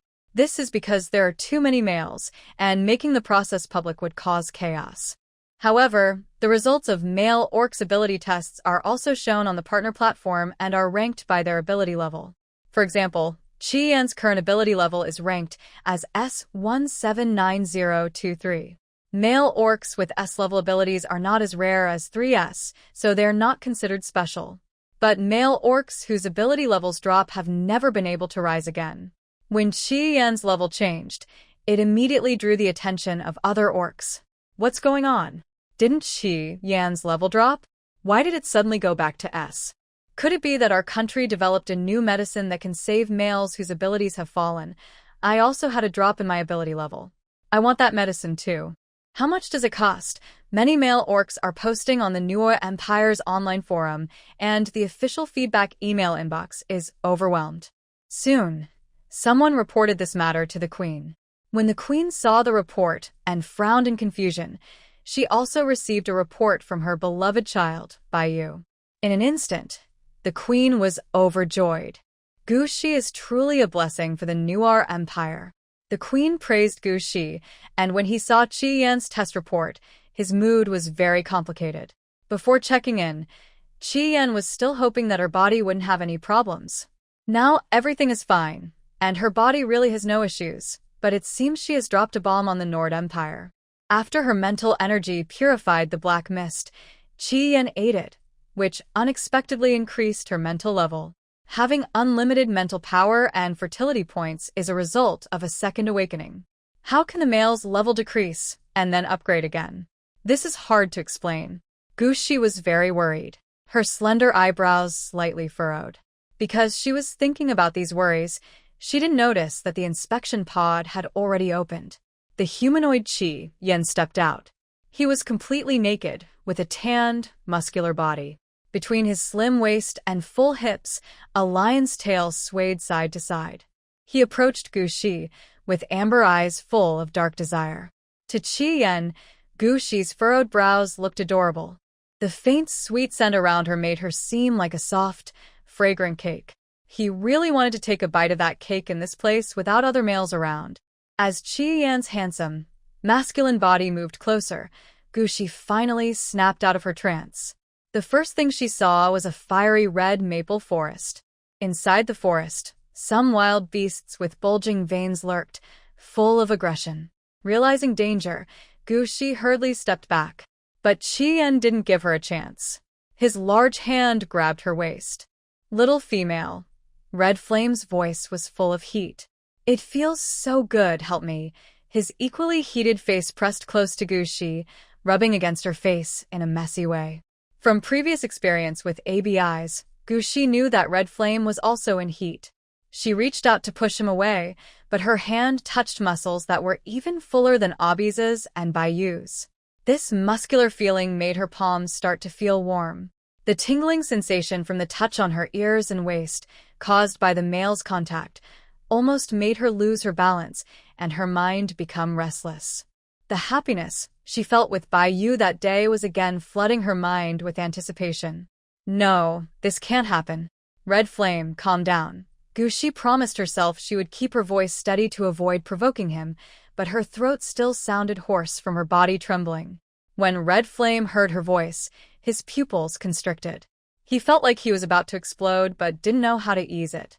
He could only follow his instincts and press closer to Gu Shi. The open nature of the examination room was revealed at this moment. Seeing what was happening inside, Baiyu's pupils narrowed. Knowing that there was nothing between ABIs and Gu Shi, Baiyu had already accepted that, as the crown prince, he could have her all to himself. But when he saw Gu Shi being held by another male, his brain was immediately filled with anger, and his golden pupils shone brightly. As Baiyu took a big step toward Gu Shi, the color of Abiza's eyes changed. "Warning, the collapse level has reached 70. This sound made Gu Shi look outside the door, where she immediately saw the hospital director, Baiyu and ABI's, who was on the verge of breaking down.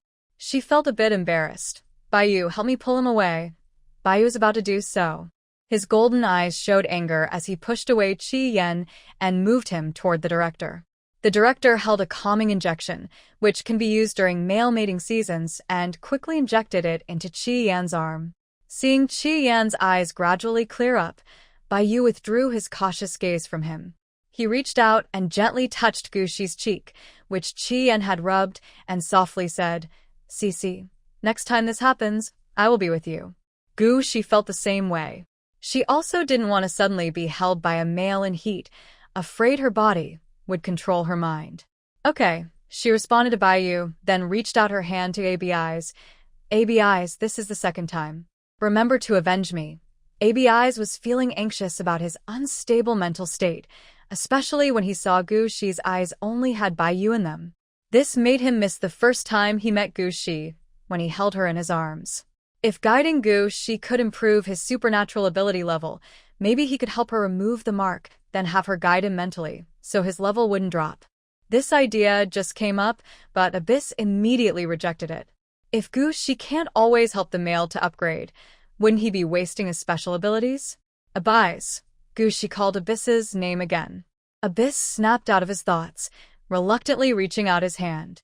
Gu Shi gently comforted Abyss, and then looked over at Chi Yan's situation. Since Chi Yan is a male he has comforted before, he still wants to know what kind of results his calming efforts might have. Just as he turned his head, he saw Chi Yan drooping his semicircular lion ears, blushing as he apologized. "Sorry, little female. I didn't know what was happening earlier. I didn't mean to offend you." Chi Yan's apology was very sincere, and his strong face was full of regret. But even with his head lowered, Chi Yan was still taller than all the other males present. No wonder some parts are quite intimidating, like dangerous weapons. Thinking of this, Gu Shi couldn't help but glance downward. He only took a quick look before quickly looking away, smiling as he replied to Chi-Yen, "It's okay. I understand your situation is special." Seeing Gu-Shi smile, Chi-Yen's blush deepened. He has darker skin, and after his cheeks reddened, he looked very adorable. Gu-Shi was amused again, his eyes filled with simple joy. Seeing the little female he saved smiling sweetly at him, Chi-Yen's heart was pounding wildly. He had never behaved this way in front of a female before, becoming so awkward that his limbs felt numb. His ears twitched nervously twice. Gu-Shi's gaze was drawn to Chi-Yen's ears. As he stared, Bayu's breath brushed against his ear. "Cece," the fox beast man said sadly. "Don't look at him." Bayu's voice made Gu-Shi feel ashamed. She shyly replied, "I just think his ears are really cute." This feeling was similar to when she saw Bayu's tail. After Bayu pulled Gu-Shi's attention back, he coldly said to the nearby director, "Why haven't you put clothes on the patient yet? What are you waiting for?" The director didn't expect Bayu to suddenly give him an order. He quickly took off his own clothes and handed them to Chi-Yen. Chi-Yen put on the white clothes, nervously buttoning up his coat. Because he buttoned incorrectly, he was so embarrassed that his toes started to curl into the ground. From the corner of his eye, Gu-Shi saw Chi-Yen's toes curling up, and he couldn't help but laugh. The man with lion ears, cheeks flushed, and a tall 2-meter frame was surprisingly shy. No wonder he apologized immediately after regaining his composure. Compared to him, the snake really had no manners at all. Gu-Shi was thinking about ABI's when she looked again, only to realize ABI's was also looking at her. However, when her gaze met his, ABI's immediately showed a sarcastic smile, and her purple eyes were full of mockery. Seeing Abi's disdainful look, Gu-Shi could almost guess what she was thinking. She was probably thinking that if no one had been around earlier, she would have marked the red flame. Wasn't the previous agreement making her look like a female who deliberately did bad things to males? Just thinking about the bad things ABI said about her made Gu-Shi feel angry. She slightly lifted her chin, her fair swan neck tense as she deliberately looked proud and reminded her, "ABI's, you still owe me 2 counseling payments." Hearing Gu-Shi's words, the hospital director nearby looked curious. Isn't the holy female the one who marked General ABI's? Do spouses still need to pay for counseling?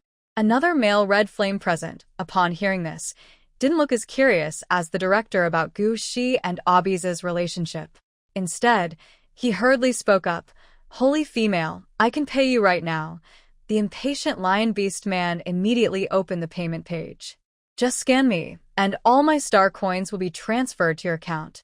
Gu-Shi didn't expect that her deliberate teasing of ABI's would also provoke the red flame. To irritate ABI's, Gu-Shi gently said to the red flame, "Red flame, you're different. You don't need to pay." Gu-Shi was only trying to annoy ABI's but didn't notice the dark, watchful gaze from the crown prince Bayu nearby.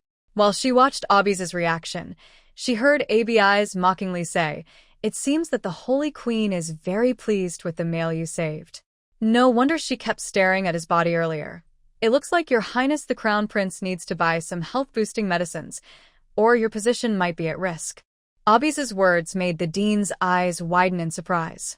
Other medical staff who had been eavesdropping at the door also reacted strongly, gathering outside the examination room. After falling, these males got up again, not feeling embarrassed.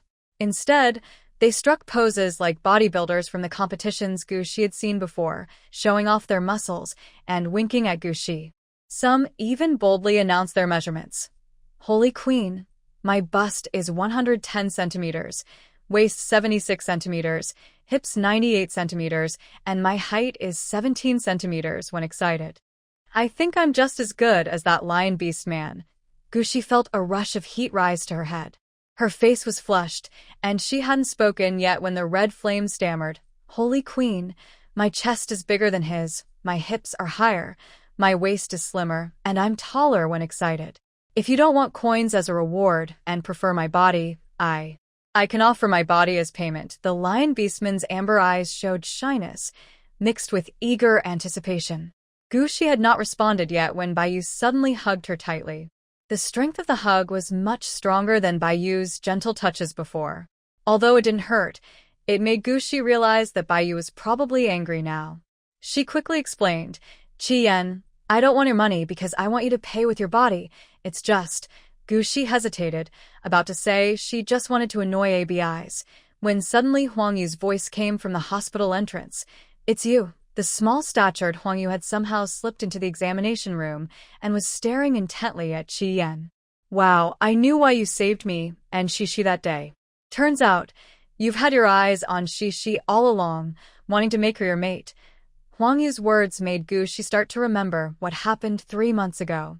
Huang Yu had convinced her to go into the forest to play, and when they encountered danger, the beast man who saved them did use a fireball to fight the beast. And that fireball was indeed Chi-yen's special power. Gushi immediately said to Chi-yen, Chi-yen, I saved you just to repay you, so you don't need to worry too much. Hearing this, Chi-yen's bright eyes suddenly dimmed. His ears drooped again, and he lowered his head to say, Sorry, I have offended the sacred female again. Although Chi-yen looked a bit sad, this small misunderstanding was resolved peacefully. As for Huang Yu, who appeared out of nowhere, Gushi called her personal guards to take Huang Yu away. He sometimes acted pitiful, sometimes cursed, but Gushi didn't want to listen to any of it. She looked up at Baiyu.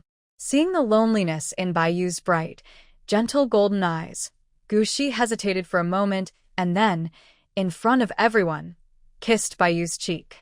Don't be angry. We'll talk about it tonight. Baiyu's eyes suddenly lit up. He softly replied, Okay. If they weren't in such a public place, Baiyu really wanted to show his tail and ears to Gushi to tell her how much he enjoyed this kind of closeness in public. But as a prince, Baiyu was bound by his status. He could only affectionately press his forehead against Gushi's as a response. Just as Baiyu was about to say something, his communicator rang. It was the Queen's call. Baiyu glanced at ABIs. ABIs, it's the Queen. You take care of Shishi. After giving the instructions, Baiyu gently told Gushi, Would you like ABIs to take you outside for a walk? Gushi asked, Will the call take a long time? I want to go shopping with you. Seeing the attachment in Gushi's eyes, Baiyu felt his heart soften. It was wonderful that his little girl was so clingy to him. After thinking for a moment, Baiyu operated on the communicator and smiled slightly. Shishi, why don't you join the meeting too? ABIs and Chi-yen will come along. A meeting? Could it be about the recent increase in Chi-yen's ability level? Gushi thought about these things and returned to the Phoenix ship with a few mails. The Phoenix ship can activate its highest defense mode, with soldiers standing nearby to prevent possible dangers. After settling in on the ship, Gushi followed Baiyu's instructions and sent a small amount of her mental energy into the conference mode bracelet.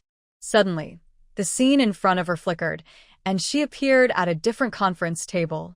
Coincidentally, her seat was right next to Gu Luo. Gu Luo smiled at her, his expression full of gentle kindness. Cici, I left a room for you at home. When you have time, you must come and see it. He paused, then added, I also organized some photos and personal items of your late father. We can look at them together later. Gushi naturally understood why Gu Luo said this. This unexpected maternal figure was trying to build a good relationship with her.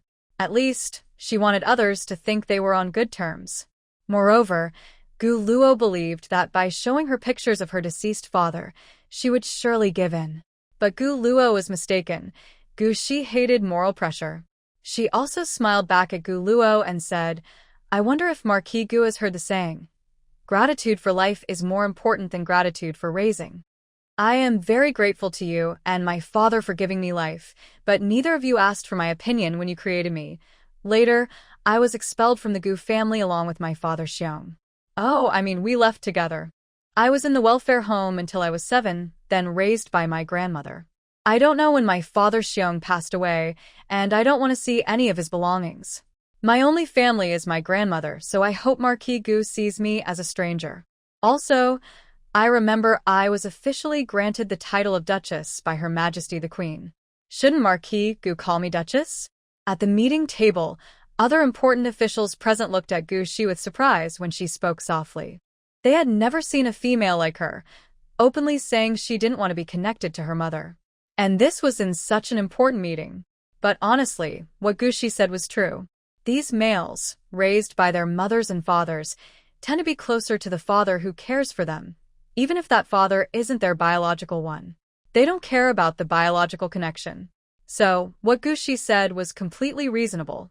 "Cece, how can you talk to me like that?" Gu Luo, not noticing the other officials' reactions, looked at Gushi with teary eyes and said sadly, "I am your mother, your elder. It's not my fault I couldn't take care of you before. Where in the world are parents who do not love their children? I truly want to make it up to you." As Gu Luo finished speaking, Abi suddenly sneered. "Is that wrong of Marquis Gu?" Baiyu was about to speak to Gu Luo, but when Abi opened his mouth, he stopped. Gushi looked at Abi in surprise, not understanding how Abi suddenly spoke. Although Abi was talking to Gu Luo, his eyes were fixed on Gushi. Seeing Gushi's surprised face, Abi immediately frowned, looked away, and with a slight smile, continued in a mocking tone. Or is Marquis Gu forgetful and has forgotten the incident of being framed back then? Framed? Gushi's mind was full of questions. Was Abi ever framed? And why did Gu Luo really fall silent under Abi's words? Before Gushi's curiosity could be answered, a gentle white light suddenly appeared at the front of the conference table. Then, the queen appeared beneath the light. This was a special signal for the queen's appearance, reminding the ministers at the table to stay quiet. Immediately, the entire meeting room became incredibly silent. Gushi also quickly remained silent, keenly observing Abi's and then looking at Gu Luo. Gu Luo seemed quite angry, with furrowed brows and red eyes. "Everyone, I called you here suddenly because our Duke Cece of the Nor Empire has once again given me a big surprise." The queen's opening statement confirmed Gushi's suspicion. It is likely because she caused Akagon's level to rise again that the queen called the meeting. In the future, she probably won't keep making males undergo guidance constantly to improve the overall strength of the Noer Empire's army. Thinking this, Gushi heard the queen speak again. "Duke Cece has dual infinite attributes and such special abilities. He will definitely attract the attention of other countries and even star pirates. The main topic of this meeting is how to ensure Duke Cece's absolute safety." Gushi looked at the queen in surprise. The queen was looking at Gushi and noticed her adorable cat-like beast man with blue eyes, who was tilting her head unconsciously. Her golden eyes, similar to white jade, immediately filled with deep affection. Gushi caught that feeling of affection perfectly. She instinctively glanced at Baiyu sitting beside her. Baiyu's gaze was very similar to the queen's, full of gentle affection that showed her liking. But Baiyu's eyes also carried something the queen didn't have. Gushi knew what that was and gently patted Baiyu's hand under the table in frustration. Baiyu quickly responded by holding her hand and smiling softly, saying, "Mother, there's no such thing as a thief for 1,000 days. Other countries want Duke Cece simply because they hope to gain his ability to restore males' levels. Only when everyone becomes a community of shared interests can we protect Duke Cece's safety. However, during the process, our Noer Empire must take the initiative." Baiyu said this purely to better protect Gushi. Since Gushi can raise the level of his special ability that causes males to fall, let those who want to improve come to find Gushi themselves. Moreover, with him and Abi's always by Gushi's side, Gushi will definitely be safe. Baiyu is very confident in Abi's and his strength. Hearing her son's suggestion, the queen smiled and asked the others, "What do you all think?" The other ministers mentally considered various possibilities. In the end, they concluded that Crown Prince Baiyu's opinion was the most reasonable, forming a mutual interest with other countries so that those who want to contact the Holy Queen can pray for her favor. During this process, the Noer Empire can naturally gain the greatest benefits from exchanges. I agree with Crown Prince Baiyu's suggestion. Me too, me as well. I also agree. Many ministers expressed their support, but Gu Luo did not agree. Instead, he offered a different opinion. Your Majesty, the Queen, the Crown Prince's suggestion might encourage other countries to push their luck. If their males can also be promoted through Duke Cece, and if Duke Cece allows them to have 4S level male soldiers, our country will be in greater danger. A sharp glint appeared in Gu Luo's eyes. I suggest inviting Duke Cece to work at my counseling center to help soldiers who have been demoted.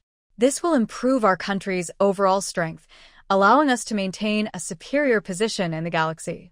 Becoming a galactic leader might even be possible. Gu Luo's goal is very clear. He wants Gu Shi to keep providing guidance, making soldiers of the newer empire stronger so they can invade other countries. Being a galactic leader, that's what he means, right? Gu Luo's words make other ministers start to think about it. Male creatures naturally have a desire to conquer. If the Nuar Empire had control over other nations, how wonderful would that be? Gu Shi sees the ministers deep in thought and frowns. She looks at Bai Yu and ABIs, noticing they also frown and seem to disagree with Gu Luo. She feels a little relieved. If ABIs and Bai Yu also had aggressive thoughts about war and conquest, she would feel very uncomfortable.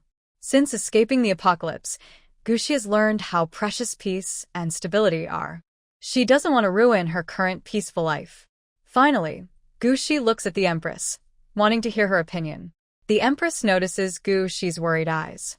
She smiles gently and asks the ministers around her, "What do you all think of Marquis Gu's suggestion?" The ministers exchange glances, their expressions showing hesitation. If relying on Gu Shi to become a star empire ruler is better than exchanging benefits with other countries, then of course it is preferable, especially since they don't need to fight in battles. However, the Empress's opinion is the most important. If the Empress does not want war, then ministers who speak against her ideas might lose their positions. But what if the Empress also wants to start a war using Gu Shi's abilities? The ministers' opinions waver. Some talk nonsense, and one says, "Marquis Gu makes a very good point. His Royal Highness the Crown Prince is kind-hearted. We, the Noer Empire, are truly fortunate to have Duke Gu." This remark leaves the other ministers speechless. Seeing that the Empress shows no anger, they begin to discuss quietly. Suddenly, another figure joins the meeting in the conference room. Prince C has joined the meeting. Prince C? The title, Prince, sounds like royalty.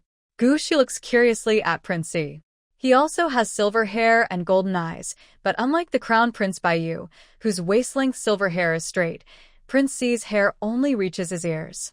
His face is like a more mature version of Bai Yu's, pale and refined. As the saying goes, nephews resemble uncles, and it seems to be true. Gu Shi glances at Prince C, then at Bai Yu, and quickly hides a smile at the corner of his mouth. Bai Yu notices and quietly pinches Gu Shi's palm under the table. He guesses why Gu Shi is smiling, probably because he looks like his uncle Prince C. Big Sister Emperor, long time no see. Bai C first bowed to the Empress, his golden eyes subtly scanning Gu Shi. "Greetings, Prince," she replied. After Bai C finished his bow, the ministers present also bowed their heads to him, showing respect for the prince. Gu Shi also wanted to call him Prince, along with everyone else, but suddenly Bai Yu's reminder sounded in his ear. "Cici, that's your maternal uncle." Bai Yu's words told everyone that she was now the crown princess. Gu Shi had to quickly change his words and call out together with Bai Yu, "Uncle." Bai C smiled and said, "Good child, I will give you a wedding gift another day. But this time, I came to the meeting to oppose Marquis Gu's opinion. The insect race could attack again, at any time. We have a peace treaty with other countries. If we tear up the treaty just because of the appearance of the Holy Queen, wouldn't that give the insect race a chance?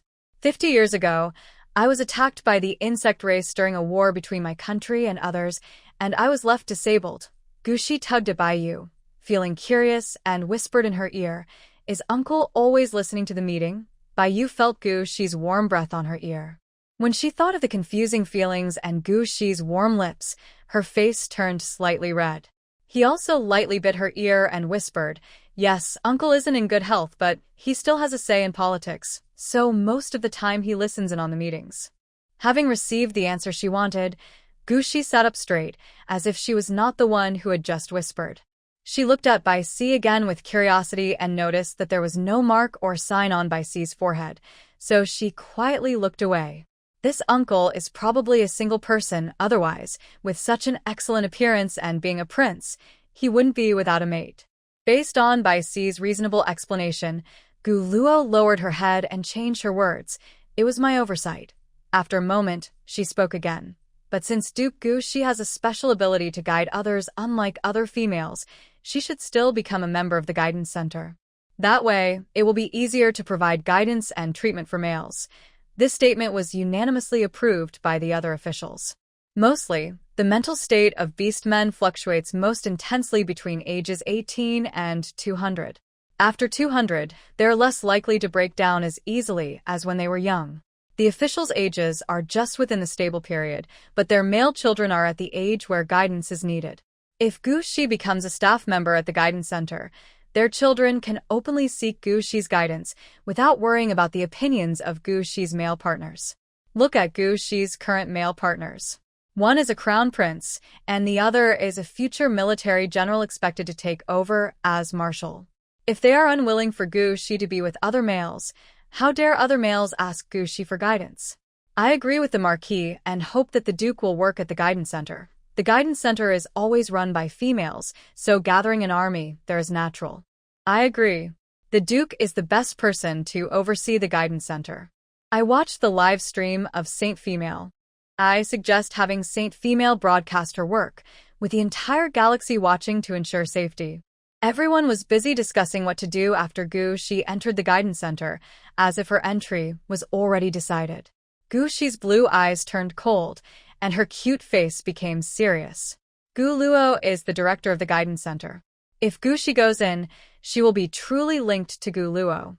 She would become a tool to boost Gu Luo's reputation and be seen as part of Gu Luo's team. It's surprising that someone who helped run the guidance center also understands the hot-cold water effect. When her parents taught Gu Shi and her brothers about negotiations in business, they emphasized how to use this effect. First, make an unreasonable demand, then follow up with a lower, genuine goal. Usually this works well. Gu Shi doesn't want Gu Luo to succeed. She directly said, "As a member of the Knower Empire, no matter what my role is, I will do my best to serve the Empire. So, whether I'm receiving mails at my Duke's residence or working at the guidance center, I see no difference." Gu Shi spoke confidently, catching Qi Yan's attention. As a male who just met Gu Shi, Qi Yan found her way of speaking very charming. He is so charming that he can't help but think of the scene in the examination room. Red Flame quietly crossed his legs and lowered his head, afraid that the big shots at the table would notice his unusual state. ABI's sat beside Red Flame, paying attention to his movements. ABI's sneered slightly. He had already retired early, so this former classmate lacked self-control. He wondered what he was thinking, as he could casually become aroused during such a serious meeting with so many people present. Could Gu Shi really be so attractive? While thinking this, ABI's looked at Gu Shi. He heard Gu Shi say just then, "Moreover, with the Crown Prince and the strongest male in the Empire, ABI's, by my side, they can guarantee my safety at the Duke's residence." Hearing himself being called the strongest male in the Empire by Gu Shi, Abi's ears started to feel warm. Gu Shi actually publicly acknowledged his excellence. Realizing his heart was beating faster, ABI's frowned. Could it be that he was happy because of Gu Shi's praise? Impossible. ABI's glanced at Gu Shi with a corner of his eye, finding an excuse for his behavior. He just didn't expect Gu Shi, who had always been his rival, to praise him. It definitely wasn't because he was happy. Gu Shi was still talking. She smiled at Gu Luo and said, "Moreover, if I go to the counseling center and all the males line up to see me, how long would it take for those who truly need help to get their turn?"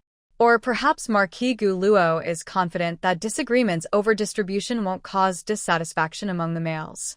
Gu Shi's words nearly broke the calm expression on Gu Luo's face. As the director and a level 3 female, Gu Luo also had to guide other males at the guidance center. Because of this, she personally experienced that some single males designated females couldn't provide guidance, leading to various incidents of male unrest. Once Gu Shi became part of the guidance center, all the males would likely demand guidance from him. The chaos at the guidance center was quite evident. But if Gu Shi didn't go to the guidance center, how could their family's reputation improve? And how could she have a chance to develop feelings with Gu Shi and help him become an asset to the family? Gu Luo's silence was noticed by the Empress, who smiled slightly. Marquis Gu Luo, Duke Cece also agrees that it makes sense. If you don't have a proper plan, then Duke Cece can go to your guidance center. I can only grant him the freedom to guide the males. The Empress spoke gently, but the ministers present understood her meaning. If Gu Shi didn't go to the guidance center and was free to choose his guidance targets, then his duke's residence would become just another guidance center. As a result, the guidance center's status in the people's minds would naturally decline. The ministers began to agree with the Empress. Gu Luo clenched her teeth, but could only smile. Understood, Your Majesty.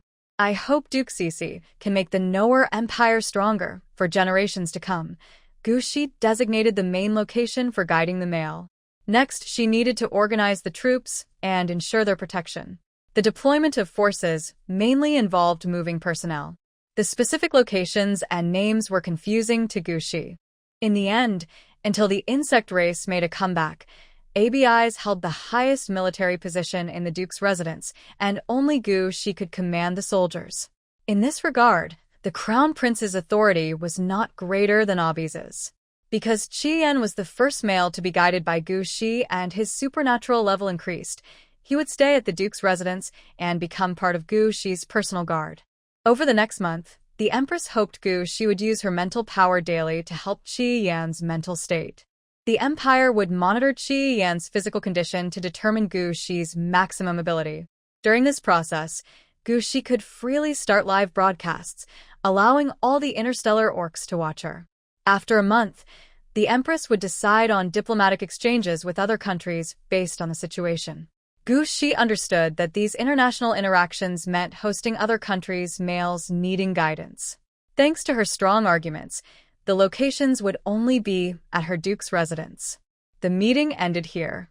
Gu Shi was about to leave, but Gu Luo called out to her. Cece, do you really want to become so distant from Mom? The woman's eyes were filled with tears. Gu Shi didn't want to argue further with Gu Luo. She grew up in a loving family and was now an adult. Besides missing her family on Earth, she doesn't need any other relatives. Therefore, Gu Shi only nodded politely and didn't want to say anything. Gu Luo wanted to say more, but other officials had already approached Gu Shi. Duke, I wonder if you like the deep blue stars blue pearls. I will have my son give it to you as a housewarming gift, delivered to your duke's residence. I have a red fire mineral myself, and I am willing to give it to you as a housewarming gift. I just hope my son can have the chance to be friends with you. The officials were very eager, bringing out all the best things from their homes just to get a chance for their sons to meet Gu Shi. Gu Shi politely declined all of them and decisively left the meeting room. After regaining control of her body with her mental power, Gu Shi let out a tired sigh. In her previous world, her parents indeed arranged her education so she could take over the company in the future. But talking about it on paper is shallow. This was her first time attending such a formal meeting, and she really played some mind games. The stronger the ability, the greater the responsibility. That's truly how it is. Gu Shi's sigh immediately drew the attention of all the males present. The soldiers looked at her with concern, and Baiyu even stepped forward behind Gu Shi, gently massaging her temples. Having the crown prince serve her made Gu Shi feel a bit embarrassed. Baiyu, I'm fine. You don't need to do this. Baiyu's gentle voice said, It's my honor to serve the lady. This is my first time giving her a massage, so if you feel uncomfortable, please tell me. Gu Shi felt warm inside.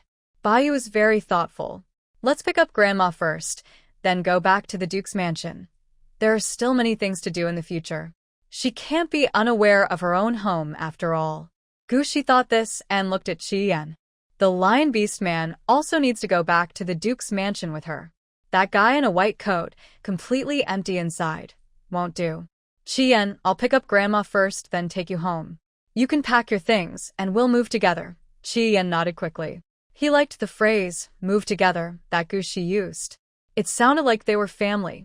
Grandma was still waiting at the market for the butcher to finish cutting the meat. When Gu Shi arrived, she asked the soldiers to help send the cut meat home, then she drove the phoenix to Qi Yan's place. At first, Gu Shi didn't want to get out of the car, but Grandma is a kind old lady. When she heard Qi Yan say his parents were killed by the insect race, she insisted on helping him organize everything.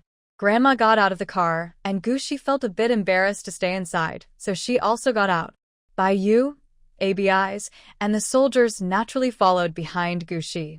Qi Yan is a single male, and his house was very clean. To Guxi's surprise, there were many bottles and jars in Qi Yan's kitchen, all labeled with tags based on their scents. Qi Yan treasured these items very much. He immediately went into the kitchen and packed them into boxes, forgetting to change his clothes first. The hospital gown was thin, and when Qi Yan bent over to tidy up, his muscular lines of the hips appeared through the gown.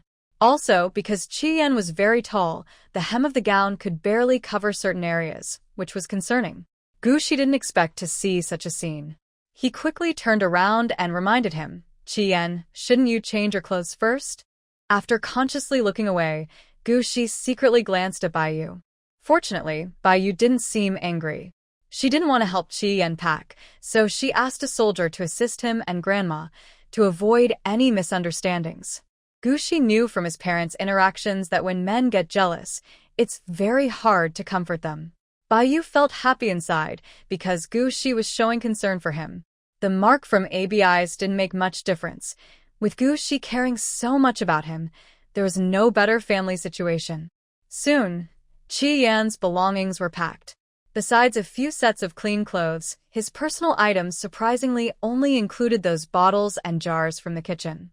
Apart from the most treasured bottles and jars at the beginning, he also had a complete set of tableware. Everyone got into the car together. Guxi kept looking at the box filled with utensils and finally asked Qi Yan, "Do you always eat beast meat at home, wearing the cheapest white linen shirt?" Qi Yan's amber eyes lit up when he heard the question. He sat upright and turned his face to Guxi, replying, "Yes, I have a big appetite. Nutritional liquids are too expensive, so I handle my own meat and plant foods." ABI's, standing nearby, sensed something was wrong and asked Qi Yan, "You're a disabled veteran, and you should receive a monthly subsidy of 5,000 star coins. If you work part-time, it should be enough for your food and drinks." After asking, ABI's listened as Qi Yan honestly explained his situation. He does receive the subsidy, but he uses it to help other single elderly males who need star coins more. As a result, he spends much less on himself. Plus, his mental health isn't stable, and sometimes he needs to visit a counseling center to talk with females. Not to mention, he only learned combat skills in the military. His previous job was as a bodyguard for a female, but when she tried to mark him, he resigned. Without a steady income, he can no longer afford low-cost nutritional liquids costing 50 star coins, so he has to survive in the most primitive way. Although this risks a mental breakdown, he has no choice. It's better than nothing. Qi Yan's words made ABI silent for a long time before he spoke again. "If you eat beast meat, wouldn't that just increase your expenses? As the risk of mental breakdown increases, one should seek comfort from a female partner, which costs more. This is the most foolish way to live." At this point, Qi Yan also fell silent. The male orc with a darker skin tone looked embarrassed and blushed, lowering his eyes and feeling shy to speak. He felt that his actions were indeed a bit foolish. Seeing Qi Yan speechless after being scolded by ABI's, Guxi spoke to comfort him. "It's okay. Now that your supernatural level has increased, as long as your mental state stabilizes, life won't be so difficult in the future." Guxi's words made Qi Yan feel more hopeful. He smiled broadly at Guxi, showing his white teeth almost blinding Guxi. "Yes, Qi Yan does look a bit silly but cute." They quickly tidied up the house. Baiyu shared her space ring, so she didn't need to pack things into boxes like Qi Yan, making the process much faster. An hour later, Guxi arrived at the Duke's mansion assigned by the Queen. The building style was very similar to the palace, and Guxi asked curiously, "Are all Duke's mansions built like this?" Baiyu shook her head. "This was originally my uncle's prince's residence. My uncle isn't feeling well and needs to rest quietly on a vacation planet, so the prince's mansion is empty now." "So, it was Prince Baixi's residence?" Guxi nodded, feeling a bit embarrassed. "If the emperor's uncle returns to the capital, won't there be nowhere to stay?" Although it was the Queen's order, occupying someone else's house and secretly enjoying it would only make it more exciting. Guxi felt shy, and a faint blush appeared on her cheeks again. Baiyu couldn't help but gently pinch her and softly said, "Don't worry. Your Majesty definitely asked Uncle Emperor for permission before letting you stay here. If Uncle Emperor returns, he can also live in the palace." Guxi thought about it and agreed. After all, the other person was a royal relative and also male.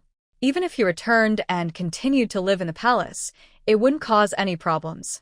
Gushi felt at ease and started to admire the house. It's very easy to look around.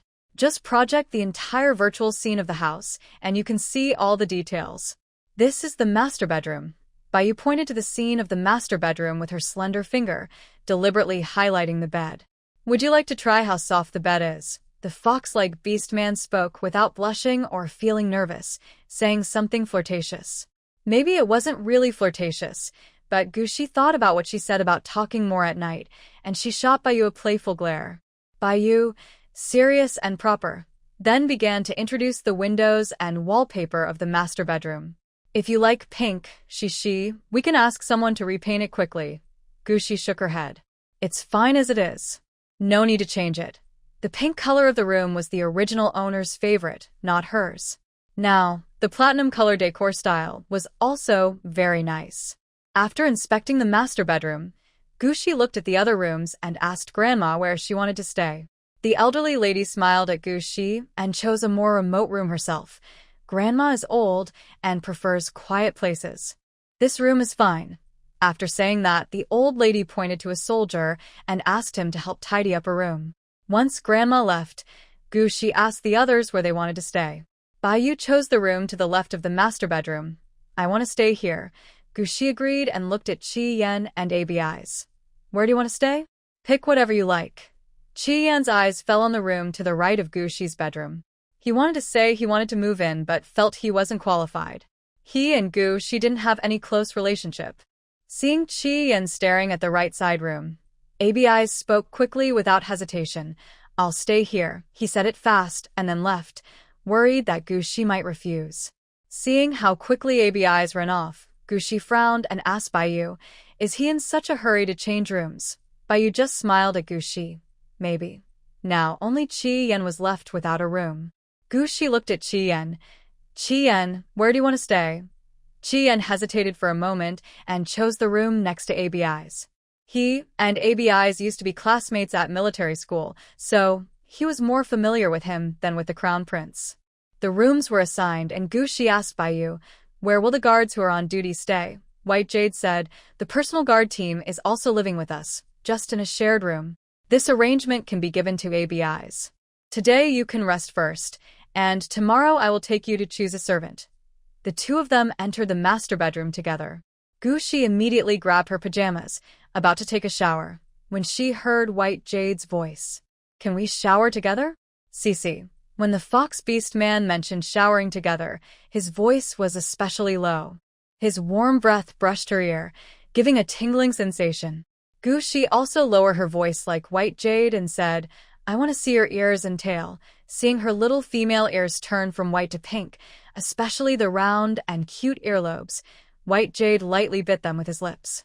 Then he smiled and said, Cece wants to see both the tail behind and the front are yours to look at.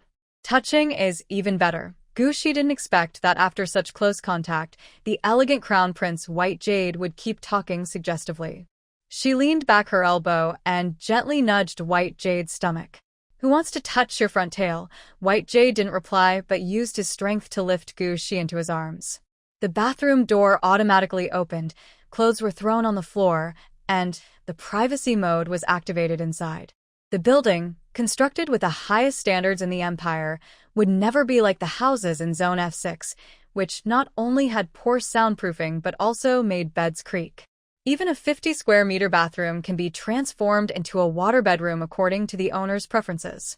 Bai Yusong let go, intending to place Gushi, who was wearing a bathrobe, onto the waterbed. Gushi didn't know there was a waterbed in the bathtub. When Bai Yusong released her, she instinctively tensed up, waiting to be fully immersed in the water. Unexpectedly, her body was caught by a soft, bouncy substance. Gushi wobbled a little with the movement. Curious, she looked down at the soft material beneath her, but her hand was suddenly held by Bai Yusong. She only briefly glanced at the jelly-like waterbed before her hand touched Bai Yusong's soft chest. Bai Yusong's dark eyes gazed at her gently and softly said, Cece, maybe I should practice my body a bit more. The fox-human hybrid with silver hair spread out, with damp fox ears drooping slightly. Her deep, affectionate yet slightly aggrieved eyes looked at her. Gu Shi knew Bai Yusong was still jealous, watching her stare at Qi Yan's body. She met Bai Yusong's gaze, her long, fair fingers playfully pinching a certain part of the male's body, something she once used as a button, gently twisting it. I think he's really impressive because he's so strong, but I like you best just as you are now, just right. Bai Yusong, with her delicate features and fair skin, looked very suitable in her thin, revealing clothes. If she had muscles like Qi Yan's, with obvious large muscle patterns, that would be scary. Hearing Gu Shi's words, Bai Yusong's pink lips curled into a gentle smile, like snow melting under the warm sun on a mountain peak. He gently placed the spot she had just praised into Gu Shi's palm. Shi, touch me a little more, then I'll believe you. They had already shared a moment like this before, so Gu Shi was no longer as shy as she once was. She lightly brushed the spot that had turned red because of her teasing, then suddenly pulled her hand back with a playful smile and slipped into the water. I only promised to bathe with you, she said, not to touch you. The bathroom was large, almost like a swimming pool. Gu Shi really treated it like one, diving in and swimming gracefully. It was the comfort of a peaceful life that made her feel more at ease. Bai Yu watched as Gu Shi swam away, feeling a little disappointed, but he didn't try to pull her back. Instead, he sat on the water bed, lowering his gaze to look for her figure in the pool. The silver-haired fox beast man occasionally shifted his eyes, his long silver lashes and fox ears trembling slightly. In the clear water, Gu Shi's swimming style kept changing. Sometimes she surfaced for air, and droplets rolled down her fair face. Her bright blue eyes sparkled with laughter, as if she was happy about her little escape. He had asked to bathe together because he wanted to share a closer moment, but now Bai Yu suddenly lost that thought. During the meeting earlier, Gu Shi's brows had often furrowed, and her soft lips had pressed together in worry. Bai Yu had once wanted to keep her close, to make her life full of joy and peace with him alone. But he also knew clearly Gu Shi was not that kind of person. She is stubborn and would never willingly become a decorative vase for many males, especially since Gu Shi is more talented than other females. Gu Shi refused to take on the role of a counselor because she didn't want to be controlled and wanted to live according to her own wishes. So, it's okay. Bai Yu decided to be Gu Shi's best supporter. Gu Shi said she was just taking a bath, so it was fine to just take a bath. He would try to let Shi see him, but he wouldn't force her.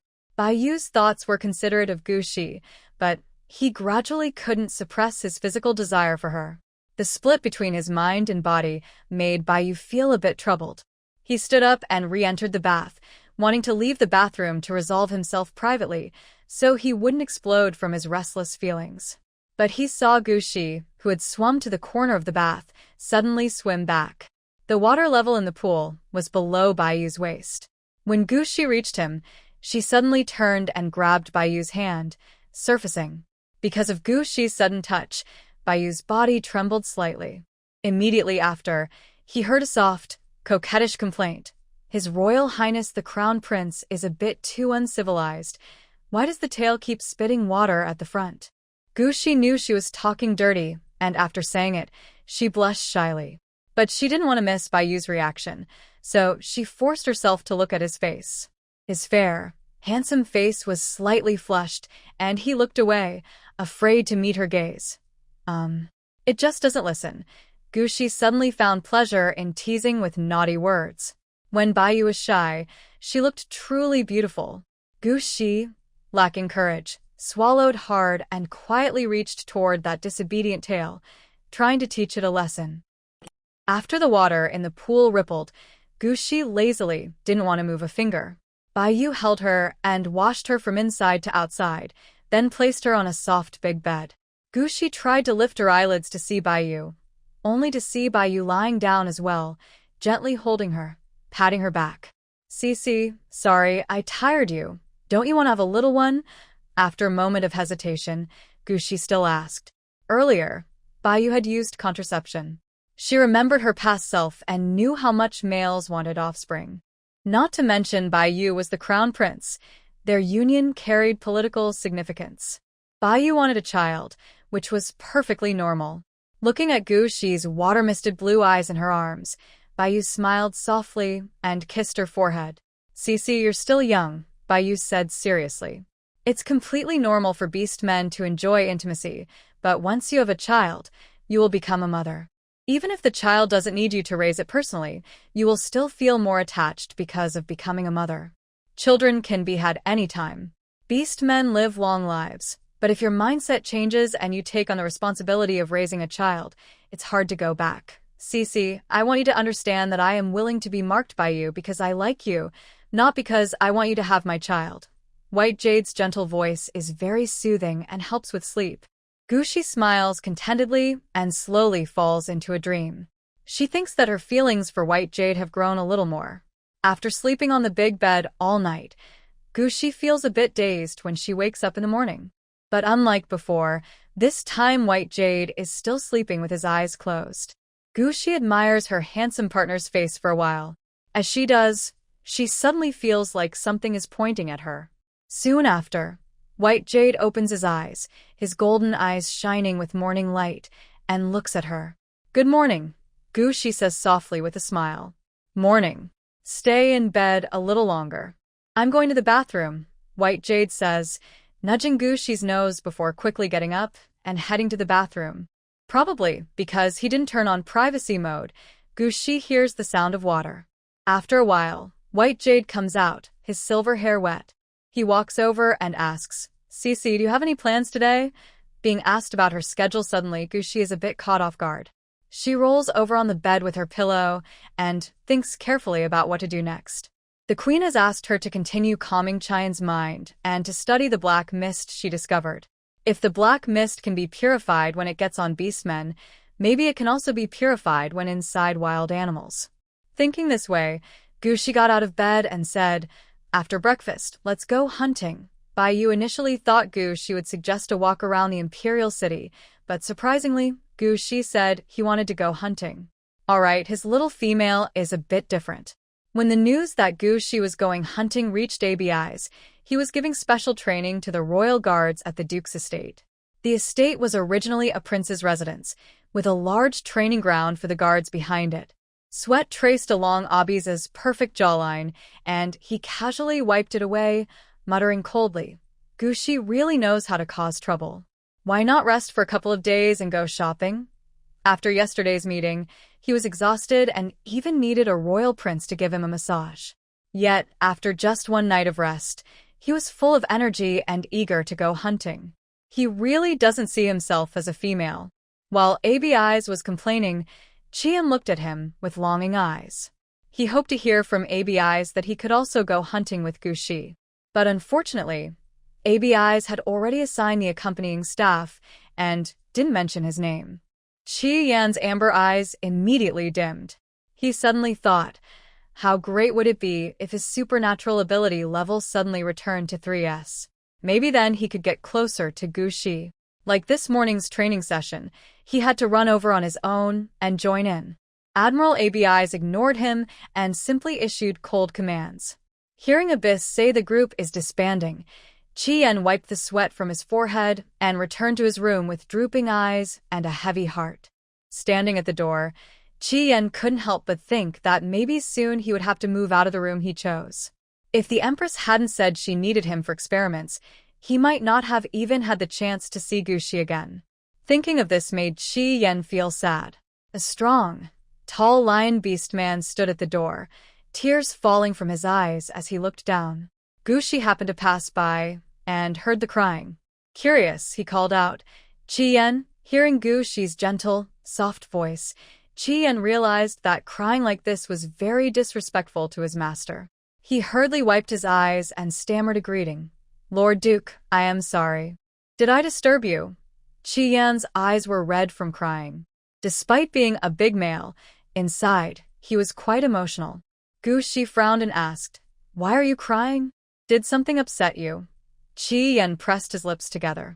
His handsome, deep face was full of worry, but he stubbornly said, "Lord Duke, thank you for your concern. I'm fine." But he didn't dare admit that he was crying because he felt he would leave the Duke's residence sooner or later. As a low-level S-rank who dreamed of the Holy Queen, that was just wishful thinking. Since She couldn't find out why Chi-Yen was crying, she had to give up. She smiled and said, "We'll tidy up later. We're going to the royal hunting grounds to hunt." She nodded and said, "Yes, if you don't go, how can I help you stay calm when your mind is troubled?" Xia was happy to go hunting with Shi and smiled through tears, saying, "Thank you, Your Grace." He politely bowed to Shi and then pushed open the door to return to his room. When the door opened, Shi's gaze unconsciously followed Xia. She then noticed that the room had simple mats on the floor, with blankets folded into tofu-like blocks. The box Xia brought was neatly stacked against the wall next to the blankets. This lion beast man didn't sleep on the big bed in the room, but instead slept at the door.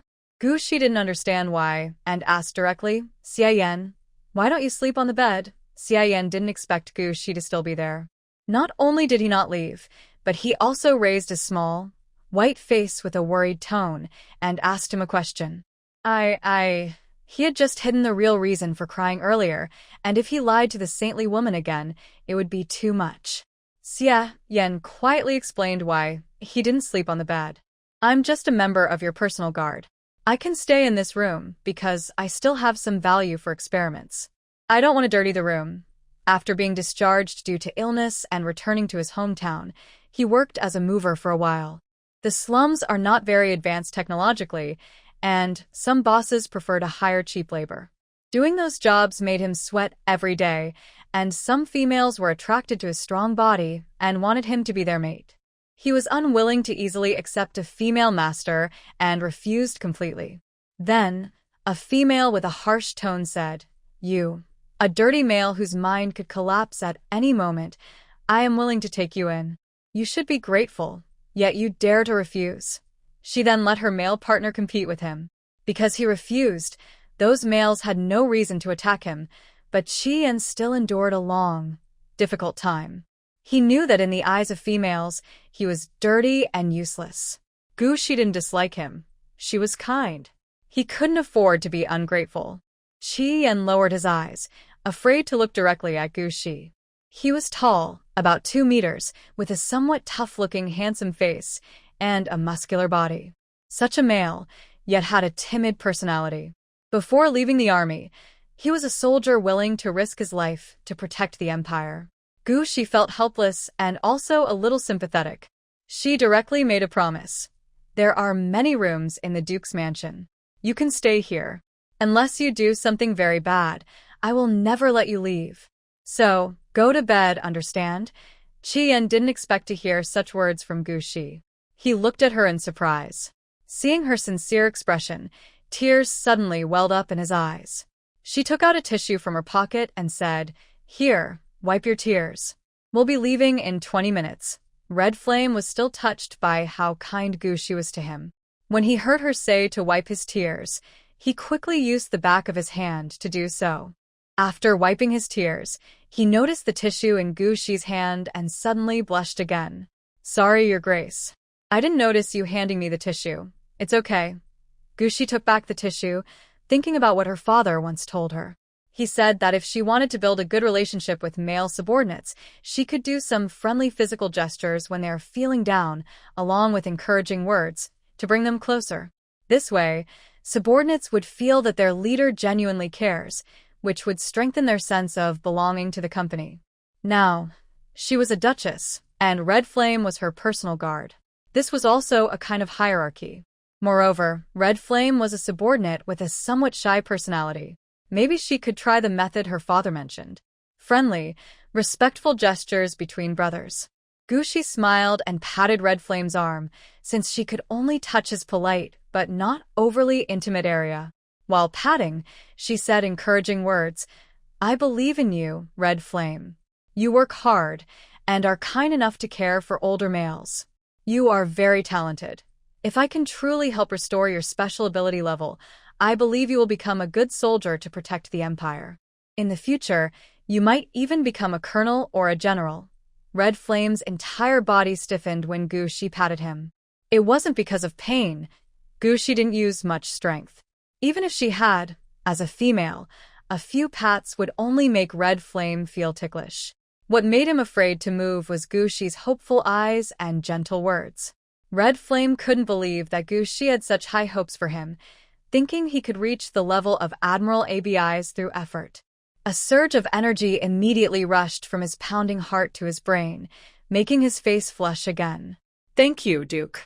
I will definitely work hard, Red Flame smiled, tears falling from his thick eyelashes. Gushi saw him regain his spirit and nodded with satisfaction. I'll go prepare now. Just come down on time.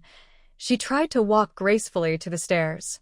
Not feeling Red Flame's intense gaze, Gushi finally relaxed. As a superior encouraging her subordinate for the first time, she was a bit unaccustomed, but luckily, it worked very well. However, Gushi's eyes flickered with the images of her parents and brothers, and her eyes grew moist again. She could no longer see her family's earnest guidance. What Gushi didn't know was that as soon as she left Red Flame's door, ABI's came out of the room next to him. The snake beast man, with his black hair tied in a high ponytail, looked at Red Flame with a cold stare. The pressure from a high-level psychic made Red Flame sweat profusely. After a long moment, ABI's chuckled softly. You are quite ambitious. His rank of general was earned after killing countless insect creatures on the battlefield and leading over 10 campaigns against them. Back in military school, Qi Yan's academic performance was poor, only excelling in combat training. That was a fact. How dare Gushi say that Qi Yan could someday reach his level? Where does Gushi put his talent and effort? Is he trying to create a second S-rank powerhouse in the Empire by giving Qi Yan mental guidance, replacing Obby's position? Does Gushi think that even if they forcibly remove the mark to lower his psychic level, Qi Yan can still protect her? Obby's violet eyes seemed to brew a storm, and his intimidating presence grew stronger. But poor Qi Yan. His psychic level had just increased, and his mental strength hadn't yet reached the formidable S-rank level. Under Obby's pressure, his knees slightly buckled. If his willpower was just a little weaker, he might have knelt. Now, in the Interstellar Society, there are no formal kneeling rituals unless praying to the beast god. If males fought and he knelt before the opponent's pressure, it would be a humiliating defeat. Qi Yan struggled to hold on. He could salute ABI's with a military courtesy, but he couldn't kneel. Especially. Thinking with his toes, he suddenly realized that Obby's attitude was because of Gushi. Since it was because of Gushi, Qi Yan was even less willing to kneel before ABI's. He doesn't want to lose the will to fight ABI's, even though the chance of becoming Gushi Xiong's wife is very small. He simply doesn't want to, but the gap in rank is just too big. As Qi Yan's knees bent further, footsteps sounded from the corridor. The footsteps were light, typical of a female beast person. ABI's tilted her head toward the staircase and didn't lower her aura. Instead, she lifted her chin, waiting for Gushi to appear. Sure enough, Gushi came back. Seeing ABI's and Qi Yan standing together, with Qi Yan sweating and biting her lip, blood at the corner of her mouth, Gushi frowned and asked, "What are you doing?" ABI's sneered at Gushi. Does the Duke not know what we're doing? Isn't this what you want to see? Hearing this fiery remark, Gushi felt confused. What do I want to see? What am I hoping for? Gushi's eyes were clear, as if he truly didn't understand why this scene was happening. ABI's smiled faintly and said, "Could it be that my competition with Qi Yan made the Duke unhappy, so you pretend not to see? Competition?"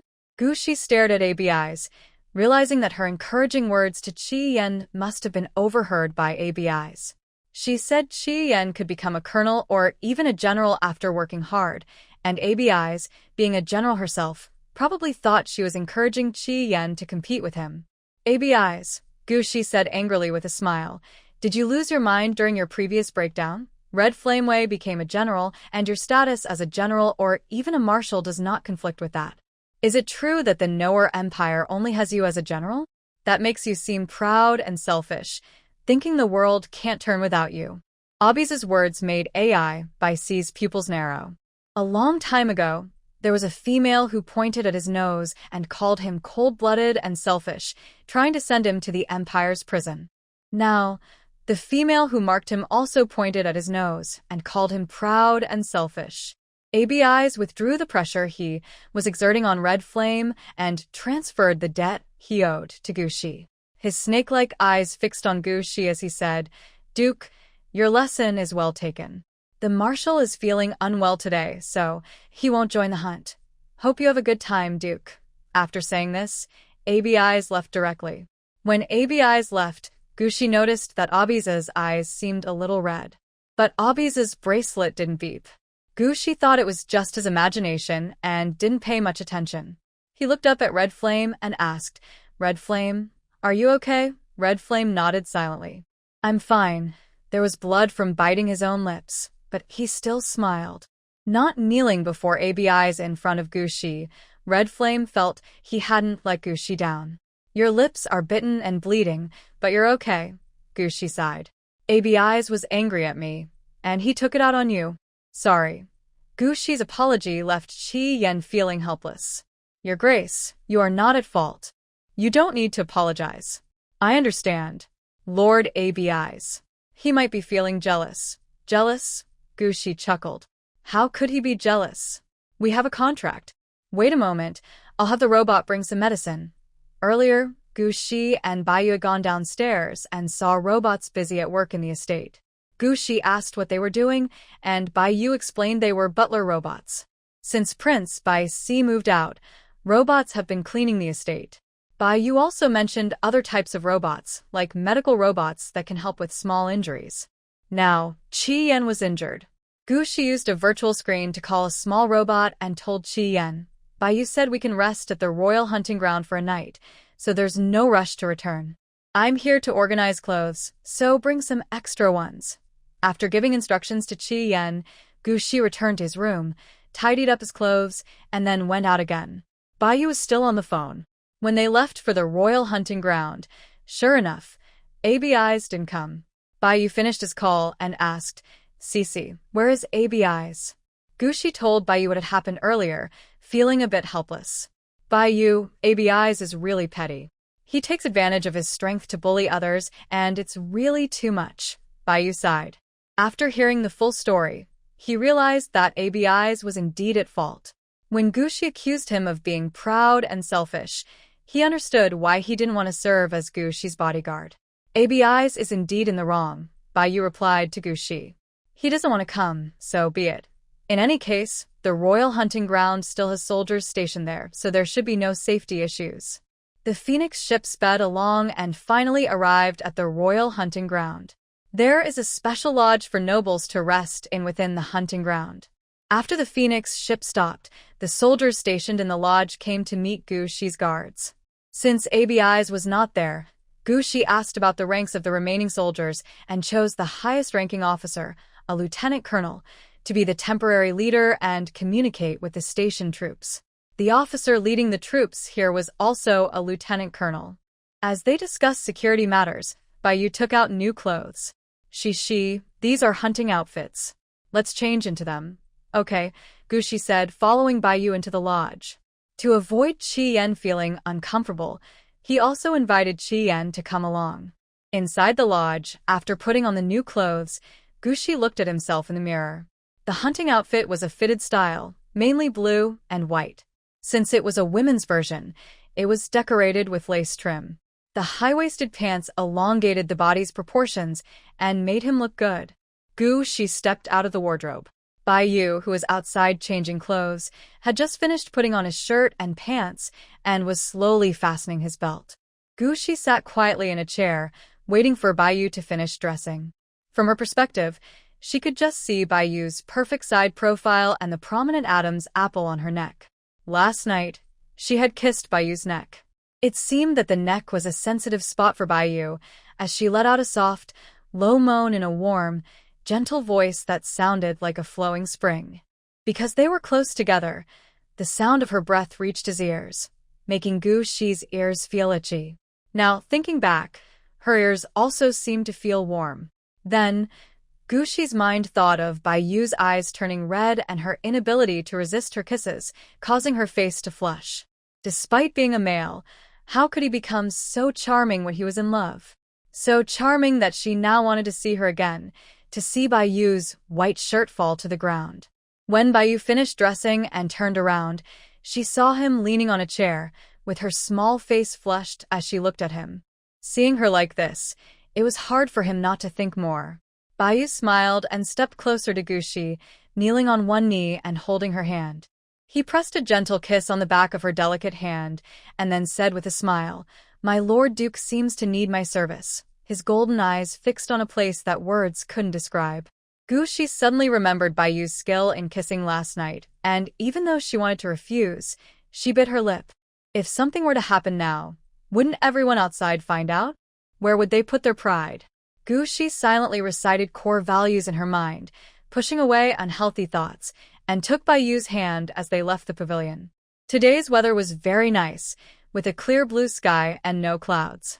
The breeze in the forest carried a faint scent of flowers and grass, making Gushi feel very happy.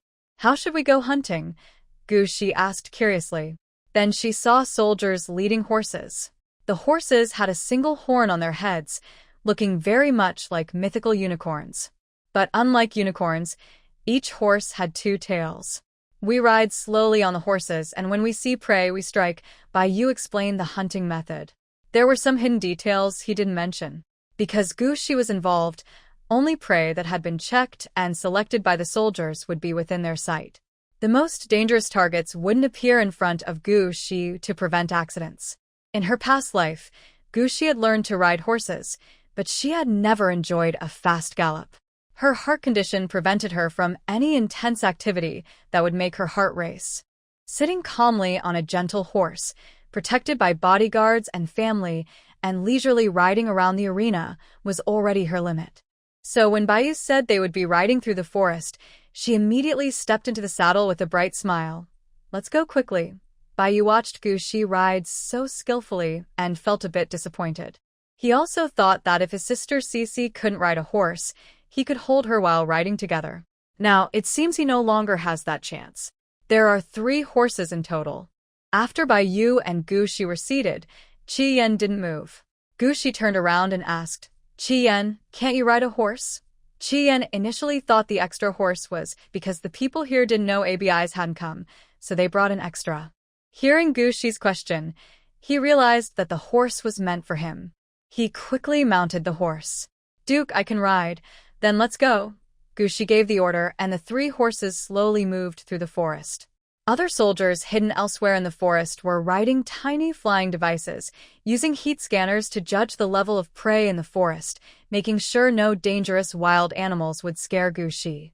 Gushi was happy riding the horse, but also remembered she was here to test her mental power to purify the black mist.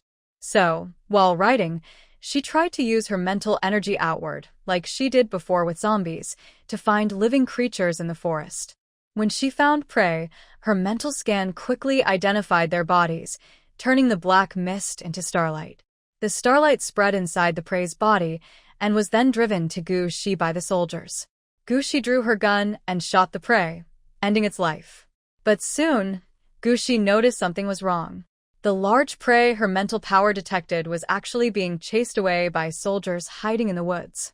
After releasing her mental energy, she also heard the soldiers talking. "Oh my, the Saintess's shooting skills are amazing. She always kills instantly, as if she's not afraid of these meat-eating beasts. It's normal that the Saintess is different from other females. I think she wouldn't be too scared when she sees the insect race." The soldiers' praise made Gushi feel a little shy. She was different from the females in this world because she was not a native orc. Gushi stopped paying attention to the soldiers praising her and focused on her own task. Then she noticed a strange mental ocean.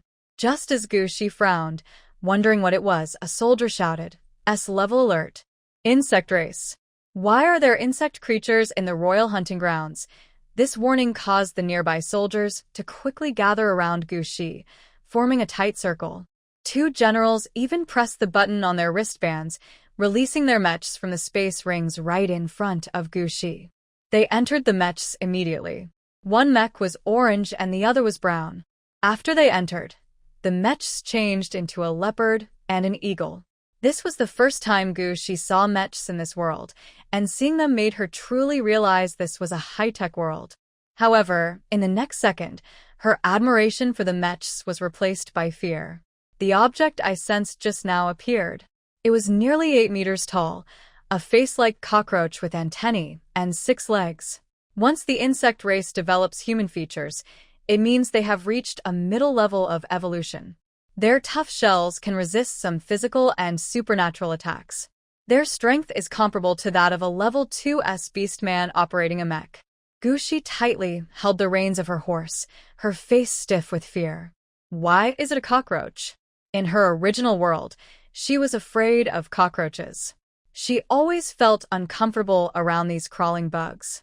Now that the cockroach has grown so large, her discomfort has increased. Baiyu noticed she was scared. He and Qi-Yan moved to surround her, giving orders for the soldiers to retreat to a different building. The other building has a protective shield, which can better block the insect race. At this moment, Gushi did not give any commands. Baiyu's identity was clear, so the soldiers followed his orders and helped Gushi retreat. The low-level soldiers' mechs are no match for the middle-level insect race. They were very afraid another insect might appear.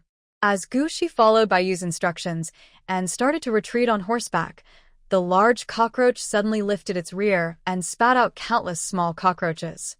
The tiny cockroaches swarmed around 2 beast-shaped mechs. Even though the 2 used supernatural powers to drive them away, the big cockroach seized the opportunity and flew in front of Gushi. Immediately after, 4 more identical cockroach insect creatures flew out of the woods. The soldier used a laser gun to attack 2 cockroaches, temporarily slowing down the large cockroach's attack. However, the cockroach's shell was very hard, and the laser gun couldn't cause serious damage. Baiyu had already summoned his white armor, using the soldier's delay to enter it. As soon as he merged with the armor and activated his special powers, the cockroach's attack arrived. Its front legs hit Baiyu's white armor with a heavy, metallic sound. Even if Baiyu used his mental powers to kill the 2 cockroaches, 3 more were still attacking him. He didn't turn the armor into an animal form. Instead, he drew his laser sword and kept an eye on Gushi, worried that more bugs might attack him. At this moment, Qi-Yan had turned into a lion and ran in front of Gushi. "Duke, sit on my back. I can go fast and take you back to the guest house." Qi-Yan spoke quickly. Just after he finished, soldiers received news from the guest house. 2 medium-sized bugs, which looked like worms, had appeared near the guest house and had taken over the place from underground. Before Gushi arrived, the royal hunting ground had already been checked for danger. After that, only half an hour had passed, but during this time, medium-sized bugs suddenly appeared in the hunting ground. Baiyu was fighting the cockroaches with his armor while watching the leopard beastman nearby. This situation suggested either the bugs had evolved stealth and anti-surveillance abilities, or there was a traitor within the guest house's army. The insect race was only part of their plan. They just wanted to use this opportunity to capture Gushi. At this moment, ABIs surprisingly threw a tantrum and didn't come. Baiyu's usually gentle face showed clear anger for the first time. He used his mech to send a communication to ABIs while giving an order to Qi-Yan. "Qi-Yan, connect the communication and take Shishi away from the royal hunting ground." Gushi also realized the situation was urgent. She jumped directly from her horse onto Qi-Yan, holding tightly onto his lion mane, with her back pressed against Qi-Yan's spine. This position helps reduce wind resistance and doesn't interfere with Qi-Yan's running. Other soldiers gathered around Qi-Yan and Gushi to prevent any other possible dangers.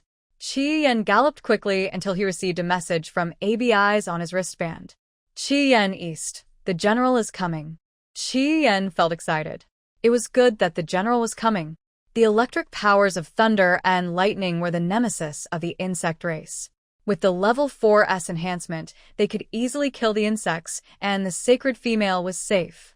But just as Qi-Yan was feeling excited, a huge shadow suddenly appeared beneath their feet. Gushi looked up and shrank her pupils. It was a giant fly, with a face similar to a human's, except its eyes were huge compound eyes like a fly's. At this moment, those compound eyes fixed tightly on her and Qi-Yan. In a flash, it swooped down and tightly grabbed both of them. Gushi heard Qi Yan let out a pained moan because the fly's leg was tightly piercing into Qi Yan's body. At the same time, black mist was released from the fly's body and entered Qi Yan's body. Gushi knew that this black mist was the main cause of the beastman's mental breakdown. She immediately used her mental power to purify all the black mist. At this moment, Qi and Qi Yan had been taken into the sky by the fly. The black mechs on the ground rose up, trying to catch the fly, but they were blocked by dozens of large bees flying from other directions. After the black mechs disappeared behind the bees, Gushi clenched Qi Yan's mane tightly. Qi Yan also saw the black mechs being overwhelmed by the bees. He felt hopeless and called out to Gushi in a hoarse voice. "Duke." Gushi could tell that Qi Yan was in extreme pain. She still kept close to him and softly said, "Qi Yan, don't be afraid.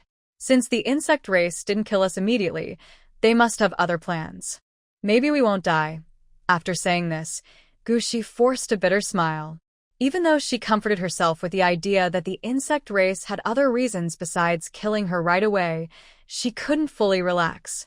Who knew what the insect race's true goal was? Hearing Gushi's trembling voice, Qi Yan knew she was also very scared. He hesitated for a moment, but still decided to share his thoughts. "Your Grace, the insect race only captures prey to lay eggs. They do not kill them." Red Flame spoke bluntly and then started to cry uncontrollably. Gushi's heart pounded. In the original memory, there was indeed a time when the insect race attacked the Empire and sometimes captured orcs to hatch their young. This is also why high-level insect creatures increasingly resemble human forms of orcs. Just as her rational mind was about to be overwhelmed by fear, Gushi suddenly remembered something else. If the insect race truly wanted to lay eggs during this attack, why didn't they capture more soldiers? Instead of capturing them, after catching her and Red Flame, they sent more flying insect creatures to block the black mech. Could it be that the insect race is also picky about who they capture, only choosing high-level ones? While Gushi was thinking, the huge flying insect, flying at full speed, had already reached the mountain peak. It slowed down and, when about 10 meters above the ground, dropped Gushi and Red Flame. Red Flame let out a painful scream. His abdomen was pierced by the insect's leg, creating a large hole. But to prevent Gushi from falling and getting hurt, he forced himself to use his forelegs to brace the ground, easing the impact on Gushi. When they reached the ground, Gushi was actually unharmed, but Red Flame's hind leg was broken, and he was lying on his side, gasping heavily. Seeing Red Flame so badly injured, Gushi finally felt a wave of despair. She vainly touched the wound on Red Flame, then looked up at the fly in the sky. Instead of flapping its wings, it was crouched on a rock with its hind legs bent, tilting its head to stare at her. This human-like action made Gushi feel chills down her spine. In her memory, bugs would be stimulated to eat by blood, but this bug seemed to ignore the injured Red Flame, as if it was thinking. The book said that high-level bugs, although increasingly resembling human-like creatures, still only have the instinct to kill. They crave the flesh of humans, which is why they attack human planets from time to time. Even in battles, bugs use tricks and schemes, but everything is for killing and devouring.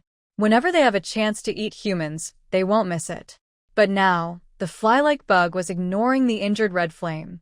Gushi remembered reading somewhere that there are many differences between humans and animals, one of which is subjective initiative. Humans judge what they can do based on their environment and current state, stopping certain instinct-driven actions. Animals, most of the time, cannot suppress their instincts. There is a similar difference between bugs and humans. Humans only briefly act on instinct during mating seasons. To have some control during this time, they create suppressants. By taking a shot during the mating season, they can suppress their reproductive instincts. But if the insect race can also suppress their appetite and reproductive instincts, and if they are enemies of the beast men, then perhaps in the future, they might become the rulers of this world. After all, the insect race reproduces very quickly. Thinking about this, Gushi suddenly showed a bitter smile. She really is, even at the brink of life and death, her mind still wanders to thoughts about the survival of her race. Maybe the intense stress is making her think constantly to ease her fear. After smiling, the quiet humanoid fly nearby suddenly moved. It flapped its wings, green light flickering in its compound eyes, then stood on its hind legs and took a step closer to Gu Shi. This insect, a fly from the insect race, is about 3 meters tall. Standing in front of Gu Shi, it looks like an insurmountable mountain. Gu Shi stared at the sharp hooks and spines on its front legs, backing away in fear. She was worried that the insect might attack with a red flame. Just as she was tense, Red Flame suddenly let out a low growl, forced himself to stand up, and walked over to Gu Shi. The male lion, bleeding on both sides of his body, with amber eyes fixed on the fly, erupted with fireballs around him, flying toward the insect. However, these fireballs did not harm the fly. An intermediate-level insect race is not something an S rank can withstand. Even though her special ability couldn't kill the insect, Red Flame lowered his voice, ready to fight the insect to the death. Gu Shi was also prepared to fight to the death. She tightly gripped her laser gun behind her back. The laser gun couldn't damage the tough shell of the insect race, but maybe, just maybe, she had a 1 in 10,000 chance to shoot inside the insect's mouth. If that worked, maybe she could win. As Gu Shi thought about this, the fly suddenly tilted its head again. Then it spread its wings and flew down toward the mountain peak. It actually left. Gu Shi finally had a chance to check on Qi Yan's injuries. The fly's stinger was too deep, and blood had soaked the sides of Qi Yan's abdomen. A large pool of blood formed on the uneven mountain top, shocking to see. They were on the top of a circular mountain, and Qi Yan was badly hurt. Without medicine, he would surely die. The only thing Gu Shi could do was hold Qi Yan's lion head gently, constantly comforting him to help him feel a little better. Chị Gian understood si sợ kindets. He didn't dare lie down, afraid he wouldn't be able to get up again. So he tried to stand as much as possible and softly said, "Saint Queen, I'm sorry. it's my fault. I couldn't kill the insect race to protect you. It's not your fault." Gu Shi finished speaking, unable to think of any other words to comfort Qi Yan. This wasn't the first time she faced the loss of life. When the apocalypse first arrived, her family's Doberman was killed in a zombie attack while protecting her. The Doberman was originally owned by the second brother. Since he was busy with work and didn't come home often, the dog stayed close to her all the time. Over time, it listened to her even more. Gu Shi didn't know why, but the more nervous she was, the more she started to overthink. By the time she realized it, tears were falling uncontrollably, like beads that had broken loose.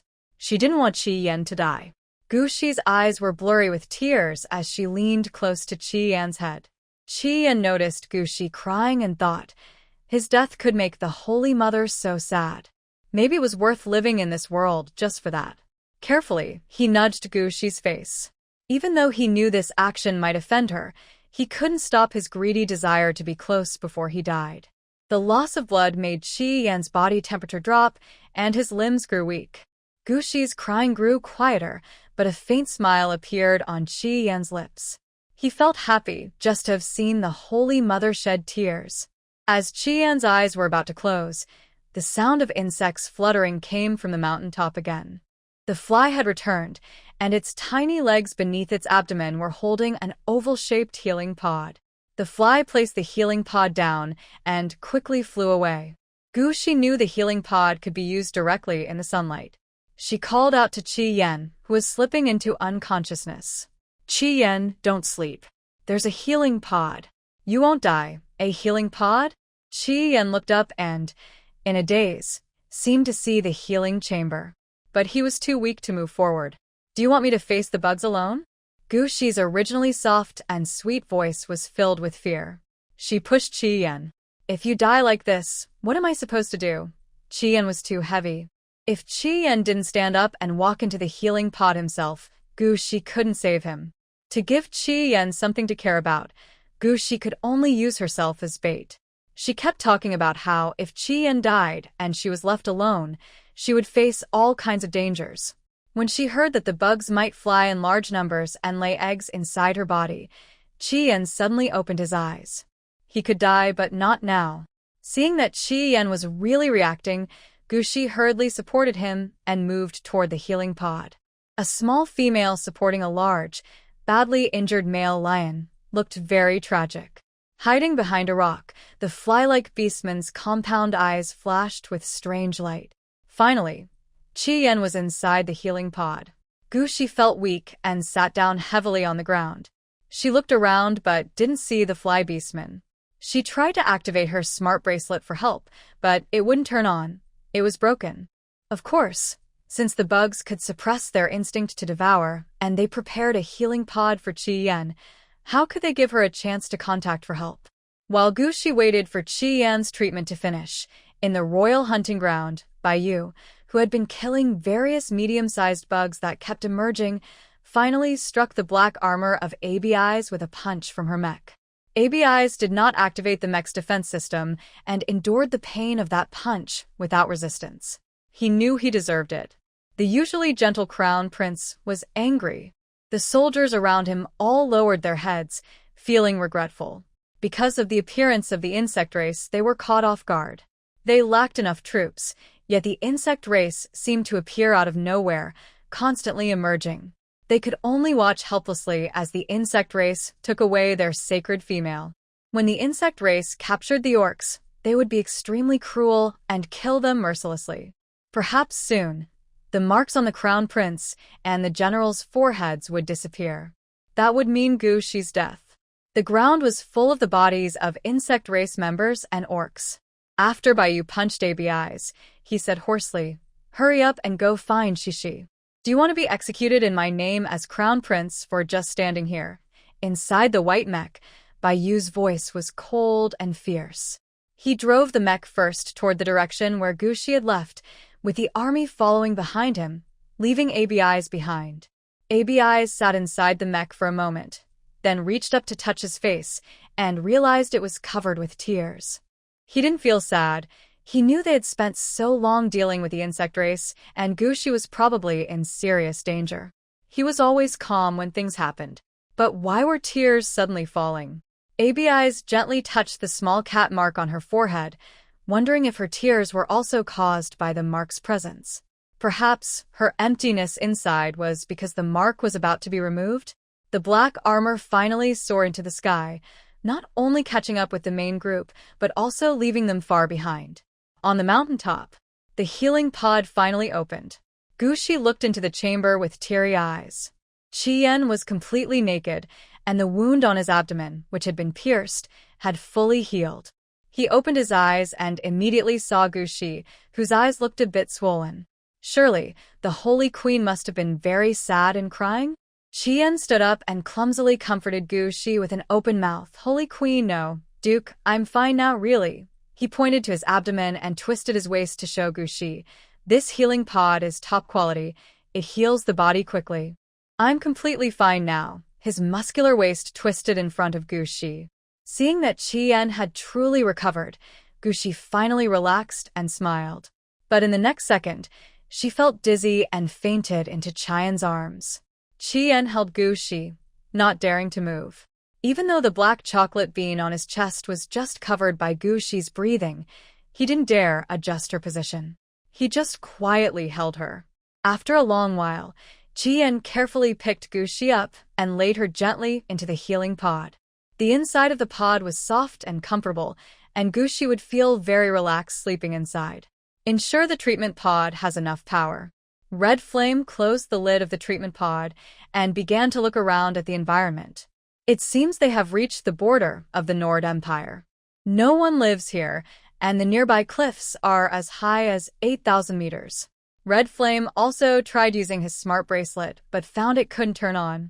His eyes focused on the cave inside the platform. The temperature on the mountain at night could drop below freezing. Being outdoors without shelter is very dangerous, so they had to go into the cave to stay warm. Red Flame looked around the cave himself to make sure there was no danger before carefully lifting Gushi out of the treatment pod and into the cave. Then, he transformed into a lion and stood guard around the treatment pod, protecting Gushi. Red Flame didn't want to think about why Gushi and he weren't killed by the insect race. He just wanted to stay by Gushi's side and be ready for any problem. One night passed. Help still hadn't arrived. Red Flame was the first to wake up. He saw the fly-like insect from the insect race fly in again, carrying a bunch of dark red fruits. After dropping the fruits, the insect flew away again. Gushi, who was sleeping in the treatment pod, woke up at this moment. She pressed the button to open the pod and immediately looked for Red Flame. Seeing that Red Flame was safe, Gushi relaxed. She then saw Red Flame in lion form staring blankly at the red fruits. Red Flame hesitated several times before telling Gushi, "Your Grace, these are not the fruits I brought. They were sent by that fly insect tribe." "That's okay," Gushi replied. "It didn't hurt us yesterday. Maybe it wants to keep us for a while.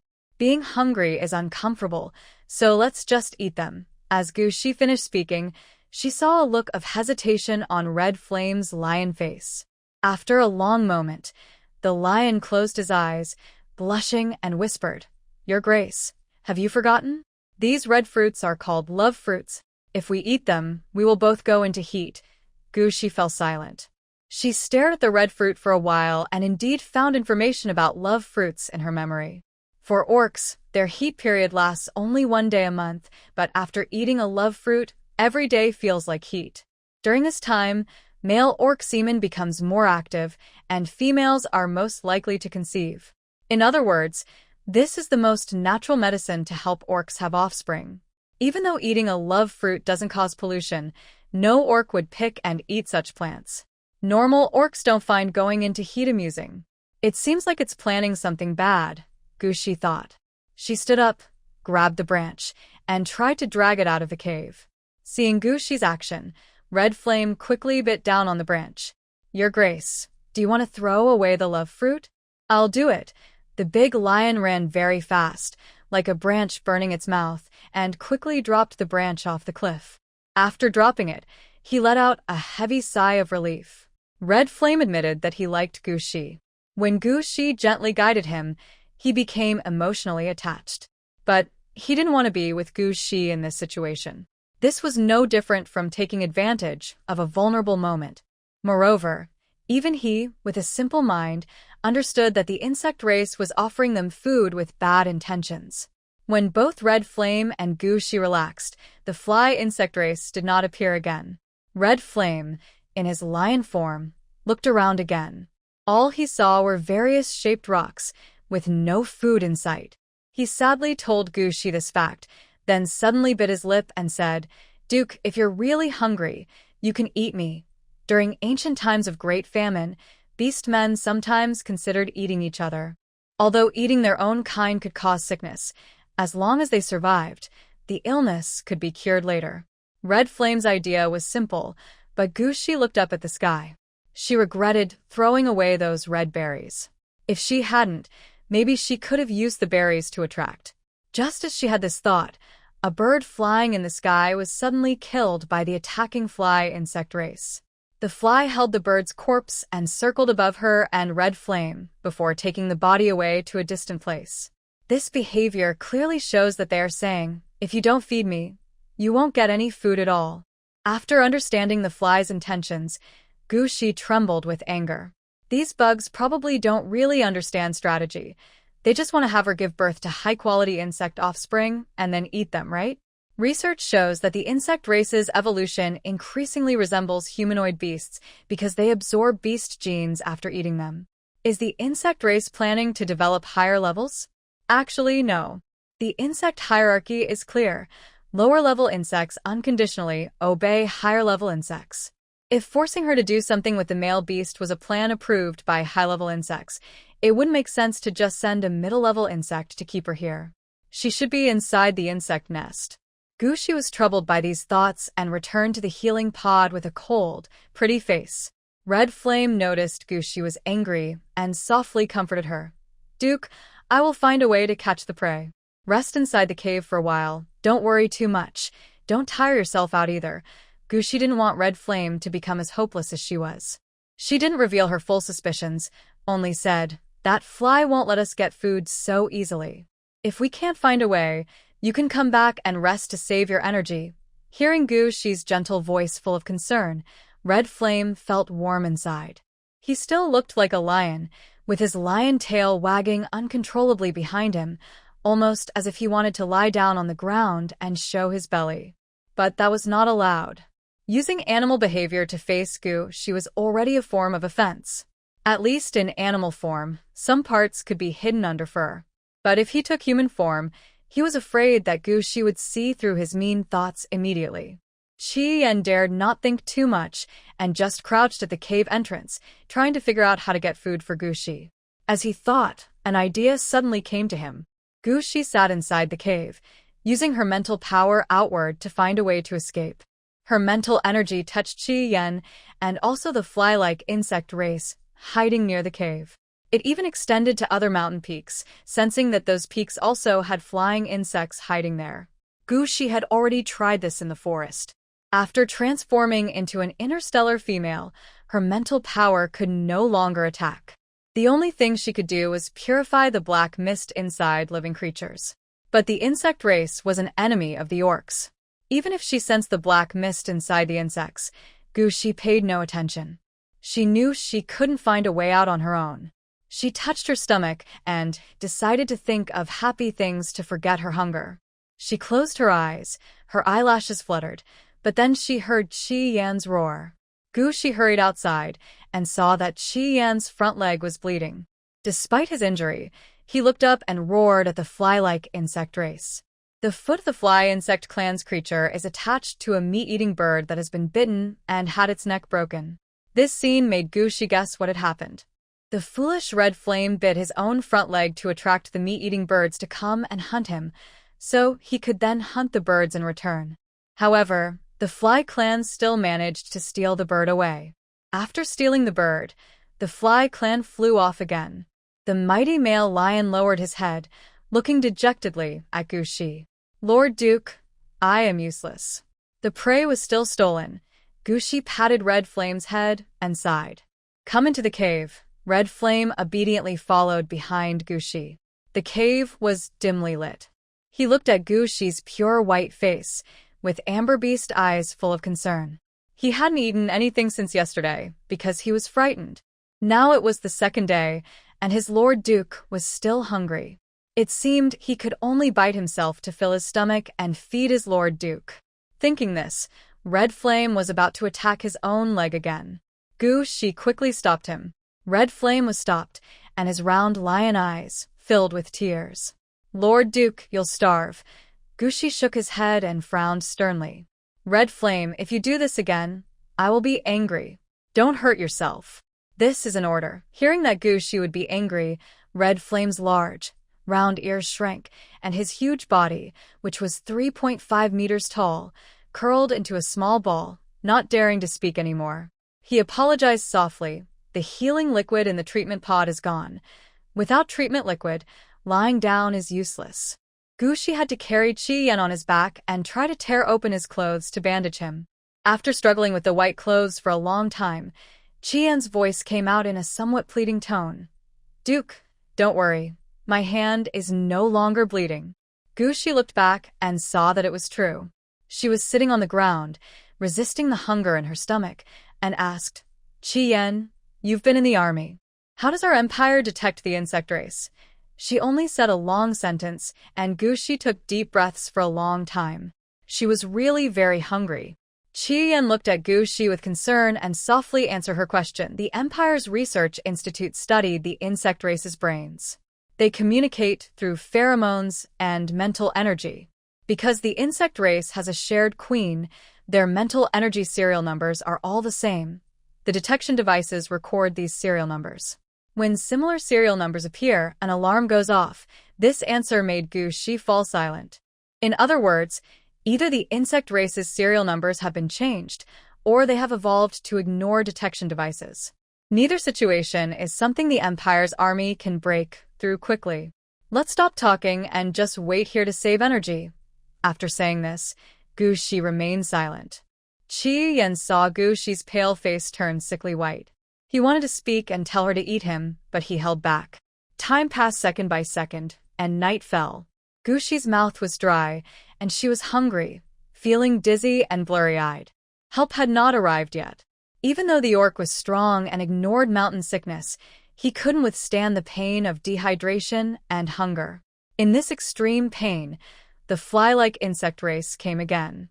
Red Flame tried to block Gushi, but was cut again by the fly. This time, the injury was on the upper arm of the lion-like orc. It wasn't deadly, but it was still a clear, large wound. The fly-like orc threw a branch of the fruit tree at the lion orc, making a clicking sound as if threatening.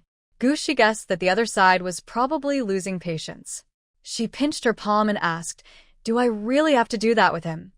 After asking this, Gushi felt the huge fly's body stiffen for a moment. Then it nodded. Gushi took a deep breath and asked again, "If I agree, will you give us normal food?" The fly's body stiffened again, and after a long pause it nodded. Gushi had a strange feeling, as if the one controlling the ugly insect race wasn't the insects themselves, but some other presence. Otherwise, if this really was the plan of the insect race in front of her, how could their reaction time be so slow? The fly stiffened again. After a moment, it shook its head and used its front leg to pierce a nearby fruit from the red flame. The bright red juice spilled onto the ground. Gushi understood what this action meant. If she didn't do anything, the fly would find another male. But Red Flame would die. Indeed, stubbornly starving and waiting for rescue was also an option. Just as Gushi was thinking this, another insect appeared at the cave entrance. Unlike the spiky limbs of the fly insect, this new one was entirely pink, with a slender body and two long, nearly transparent pink mouthparts.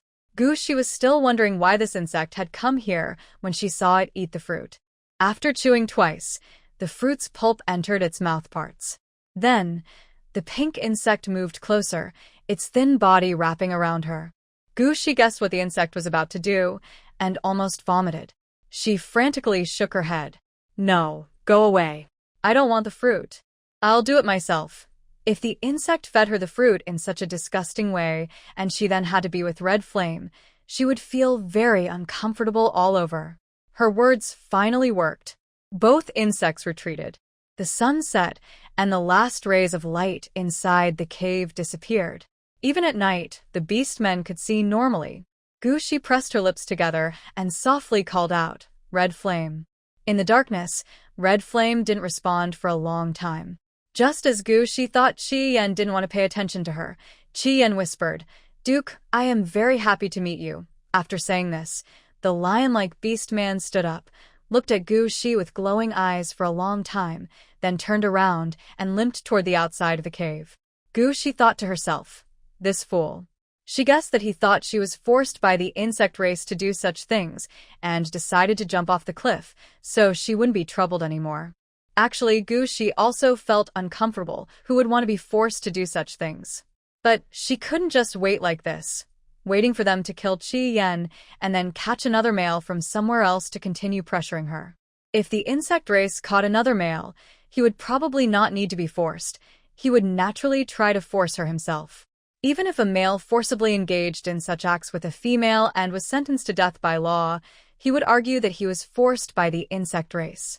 But Chi-Yen actually planned to end his life. Seeing Chi-Yen run quickly and almost reach the edge of the cliff, Gushi said, "I don't feel uncomfortable. Come back." Chi-Yen suddenly stopped sharply at the edge of the cliff. He turned around in disbelief, then heard Gushi say, "In any case, I don't feel uncomfortable. But I have no strength left. Are you sure you still want to waste time?" Gushi never thought she would have to say such words one day. She felt extremely embarrassed, and her voice grew softer and softer. Fortunately, Chi-Yen, that stubborn guy, ran back quickly. He still couldn't believe it and asked carefully, "Lord Duke, are you really not going to make things difficult for me?" Gushi nodded slightly, knowing that Chi-Yen lacked confidence, and honestly said, "Your body is very well trained. I like it." After saying this, a face of white jade flashed in Gushi's mind, and a feeling of guilt rose in his chest. But soon, Gushi adjusted his mood. This world itself is a family with one female and many males. She is already in a helpless situation, so there's no need to carry the burden of moral purity and watch Chi-Yen die helplessly. Abandoning the moral sense of monogamy, she truly liked Chi-Yen's strong body. Once her mood was settled, Gushi looked at Qi Yan again. Qi Yan was still in lion form, but his beast eyes, which looked like light bulbs at night, became a bit brighter. This silly lion, happy inside, just sat there wagging his tail, showing no other signs. Does she really need to guide him? Gushi harbored some resentment towards the insect race, and her words carried a bit of blame. Qi Yan, don't tell me you can't, and then the insect race will take other males. Before she finished, the lion suddenly shook his head. No, I can. He transformed into human form and carefully entered the healing pod. Fortunately, to match the height of the orcs, the healing pod is 2.5 meters tall. After Qi Yan entered, the space was a bit crowded, but he was still able to close the lid of the healing pod so they wouldn't be live streaming in front of the insect race.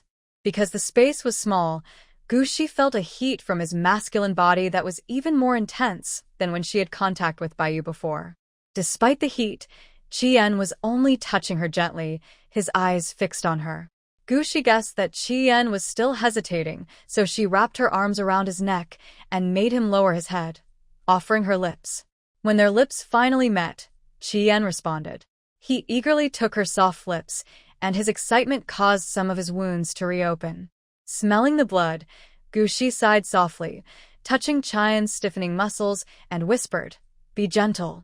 If you bleed to death, they will." She couldn't finish her words. While kissing her, Qi Yan cried and said, "I won't die, I won't. Lord Duke, if you can really help me level up, please let me return to 3S.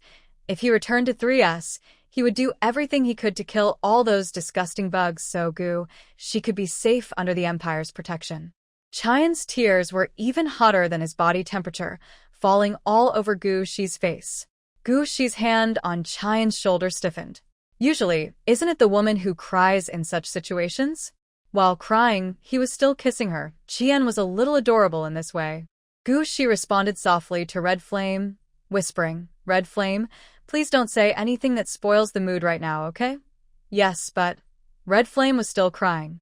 Gushi almost thought Red Flame couldn't walk, but then she sensed a large, intense heat. Gushi remembered that Red Flame had previously volunteered, saying he was longer than other males.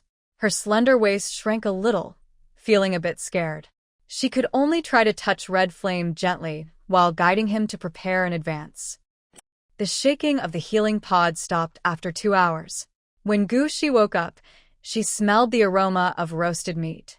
Red Flame brought over some meat, with a small cat-shaped mark on his forehead. His eyes sparkled happily as he said, "Duke, there's food now." His satisfied look made Gushi feel a bit uncomfortable to watch. She climbed out of the healing pod, holding her aching waist. Her clothes were still intact, but the inner clothes had been soiled and thrown aside.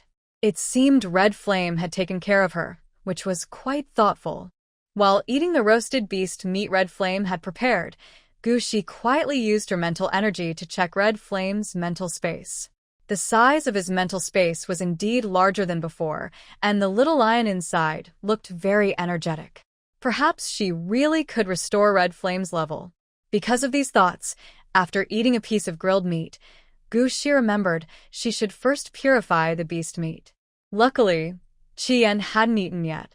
Gushi told Qi Yan to wait and not to eat for now. Qi Yan obediently put down the food. Although curious, he didn't ask why. Gushi used her mental power to purify the remaining meat. Seeing Qi Yan's innocent expression, she sighed and said, "I didn't let you eat, and you didn't say anything." Her tone sounded like she was complaining, but the smile in her bright blue eyes made Qi Yan naturally think, "The Duke seems really happy with my body. He looks at me and smiles so nicely." It even made Qi Yan think that Gushi's heart wasn't just about his well-trained body, but also about him as a person. "The Duke is never wrong in what he does," Qi Yan said with a smile, his amber eyes full of respect and affection for Gushi. "I will always listen to the Duke." The lion beast man expressed himself very directly. Gushi felt a bit uncomfortable under that passionate gaze, as if not telling Qi Yan the reason was a crime. But now isn't the right time to talk about secrets. The insect creatures still spread around nearby. Not to mention, since she woke up, that fly-like insect had been sitting at the cave entrance, blocking the sunlight and staring at her with its compound eyes. "If there's a chance," Gushi said, "when I return to the Empire, I will tell you the reason." Red Flame nodded and chose the tenderest part of the roasted meat for Gushi. Gushi took a bite and saw that Red Flame still hadn't eaten any meat.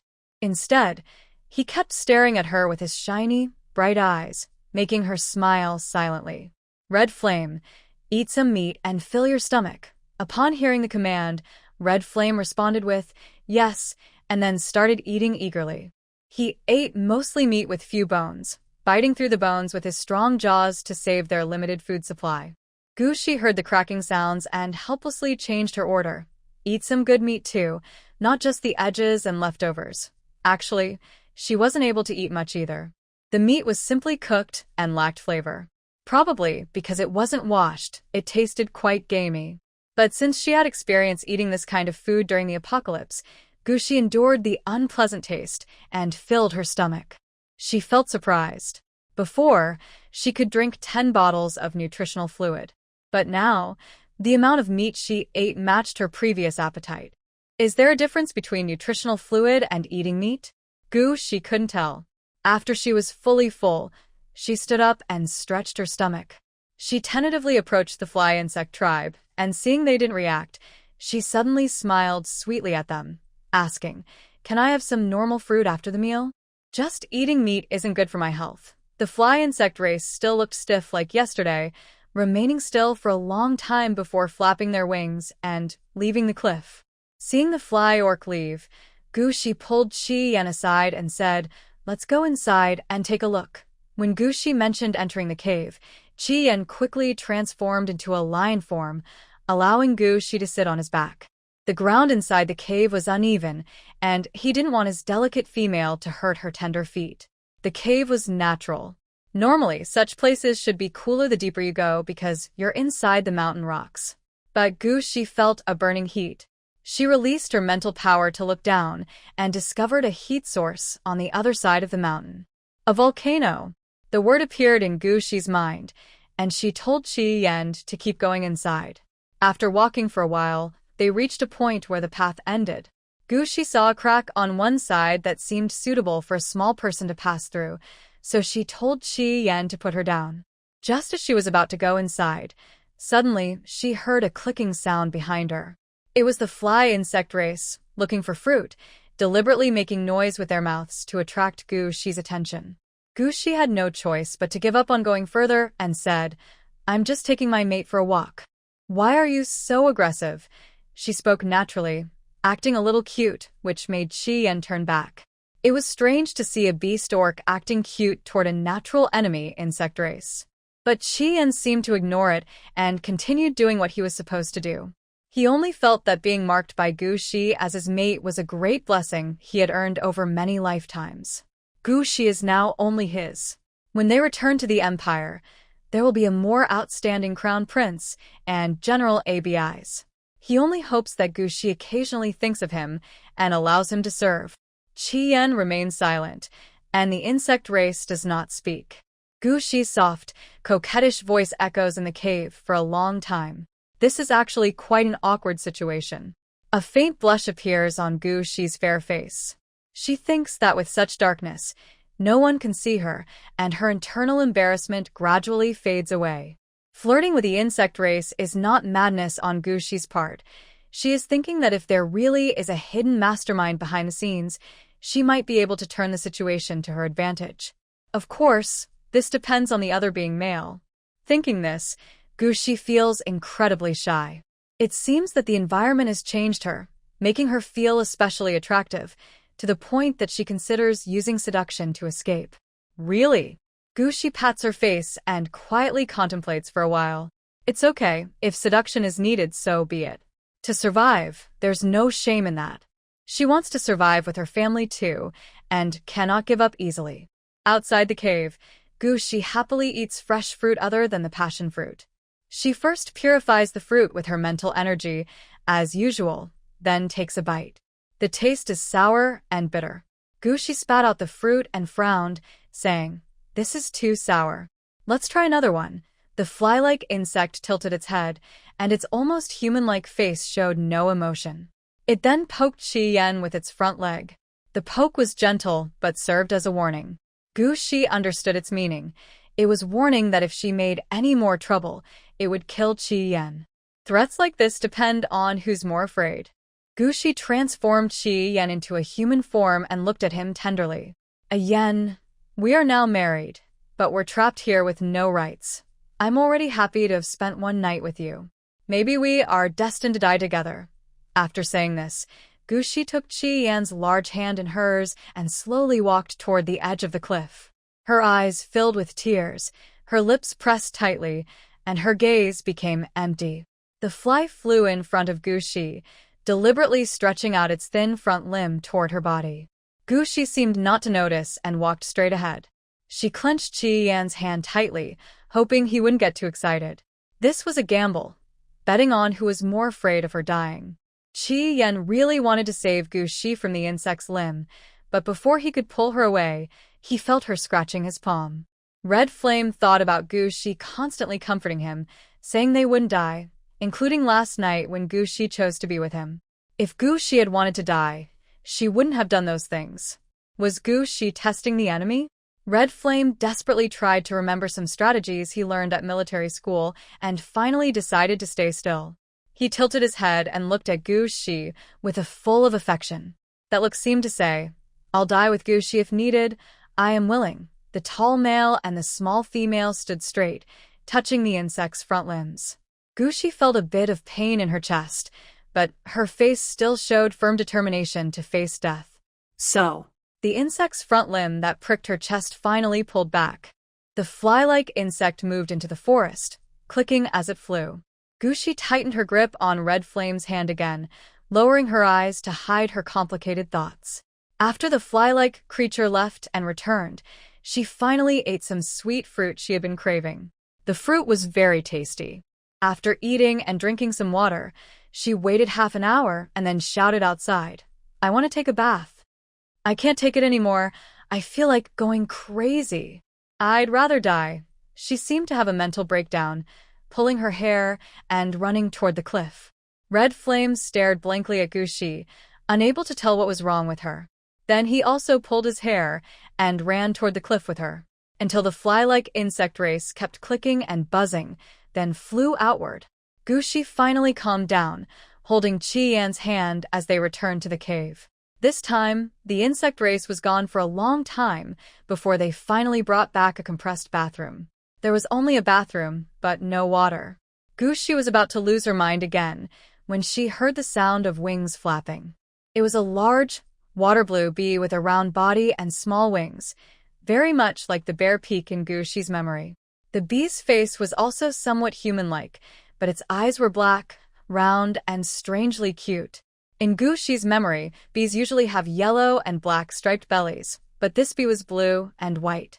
It was releasing water from its oval-shaped footpads toward the bathtub, quickly filling it with water. Did the insect race learn to use special powers? Gu Shi looked at the bee in shock, and Qi Yan was surprised too. The insect race usually fought with tough shells, sharp mouths, and many legs against beastmen. Now, a bee with water powers appeared. After the initial shock, Gu Shi smiled gently. She reached out to touch the bee's seemingly harmless legs and politely said thank you. After being touched, the bee froze in place, forgetting to flap its wings, causing its round body to fall to the ground. Gu Shi felt the bee was trembling all over. She quietly sent her mental energy into the bee's body. The bee did not resist. Gu Shi smiled at the bee again before releasing her hold, happily looking at the 4-meter-wide bath. This bath seemed designed for outdoor use, with wheels underneath. She pushed the bath into the cave. Your Grace, I will do it. After Qi Yan spoke, Gu Shi let go. Qi Yan pushed it to a place without light. Finally, she managed to get the bath into the darkness. She tilted her head, her gaze wandering between the fly and the cute bee, then directly said, I want the bee to stay with us. Can you please stop appearing? Otherwise, I will feel upset. After she finished speaking, the fly didn't freeze like before. Instead, it made a clicking sound with its mouth. After a long while, it looked deeply at Gu Shi and then flapped its wings to fly away from the cave. Could it really be a different surveillance bug? She didn't expect that. She was just trying it out. Now that there was water, she wanted to take a bath. She was cleaned yesterday by Qi Yan, but she still felt uncomfortable.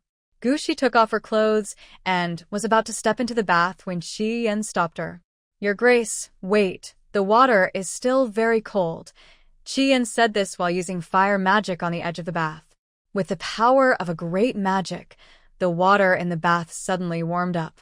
Qi Yan tested the water temperature and then nodded for Shi to get in. Shi unbuttoned her clothes, about to step in, but then she saw that the bear-shaped figure was still standing outside. Its eyes do not glow, but it always faces her direction. The bumblebee is not as tall as the insect race, about 2.5 meters, but it is much chubbier. It does not hide in dark places to watch like the insect race, and it looks quite cute. Shi feels a flicker of struggle, but still does not chase the bumblebee away. Let it watch. See what it can figure out. When Shi was taking off his clothes, Qi Yan looked down. Even after getting very close to Qi Yan was still afraid of offending him. When Qi Yan was nervous, Shi said, Qi Yan, help me wash my vest. I want to use it as a towel. Shi wanted to wash his clothes, so Qi Yan quickly grabbed the small tank top. He frowned and walked to the insect race, asking, water? The insect race Bifeng looked at Qi Yan slowly and then made water again. Qi Yan carefully washed the small shirt under Bifeng's special power, then handed it to Shi. Shi leaned against the bathroom edge. Help me wash my back. Qi Yan obediently gently rubbed Shi's back with the small shirt. Shi is very thin, with snow-white shoulders and neck exposed above the water, with some red marks. Qi Yan immediately thought of the happiness Shi gave him yesterday, and his face slowly turned red.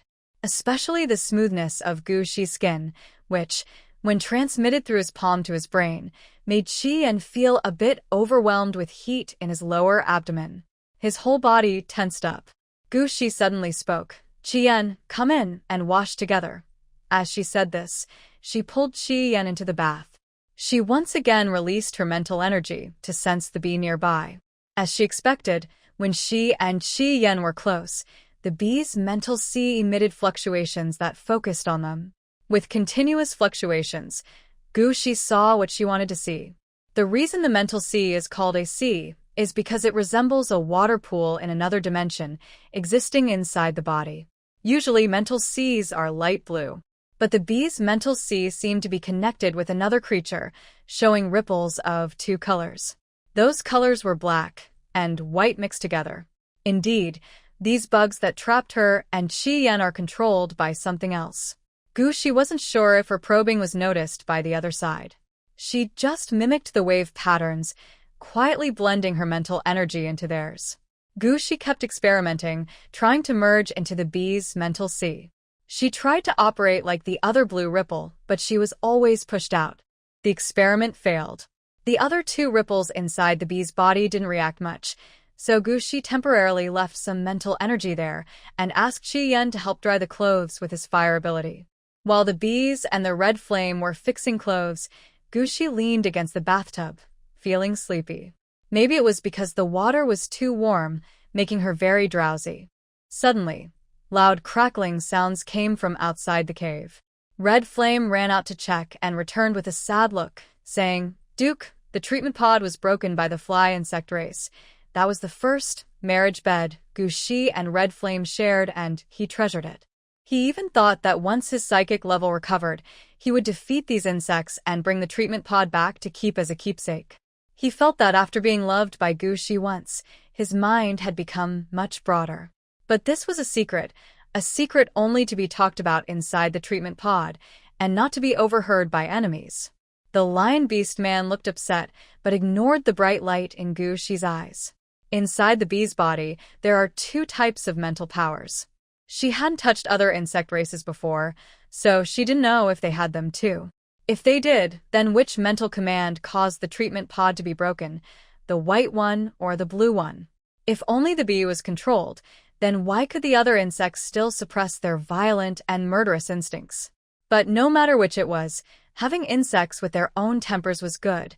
She could use this to her advantage. Thinking this through, Shi feeling wronged, said to the bee, "How can it do such a thing? That's my bed. Do I have to sleep on the floor in the future?" While speaking, her mental power was still in the bee's mind. So, she watched helplessly as both white and blue mental energies rippled. This ripple, Gushi also activated the mental projection of the small cat in Qi Yan's mind, which was lying by the bath and pretending to cry sadly. Qi Yan couldn't see Gushi's face, but he could tell she was upset because she lost the treatment pod. They were now powerless, and every resource was very precious. Qi Yan couldn't help but move closer to Gushi, squatting down and clumsily reaching out to wipe her tears. To make her emotions seem real, Gushi thought about many sad and upsetting things, causing her tears to truly fall to the ground. She occasionally sniffled to let the bees nearby hear her crying.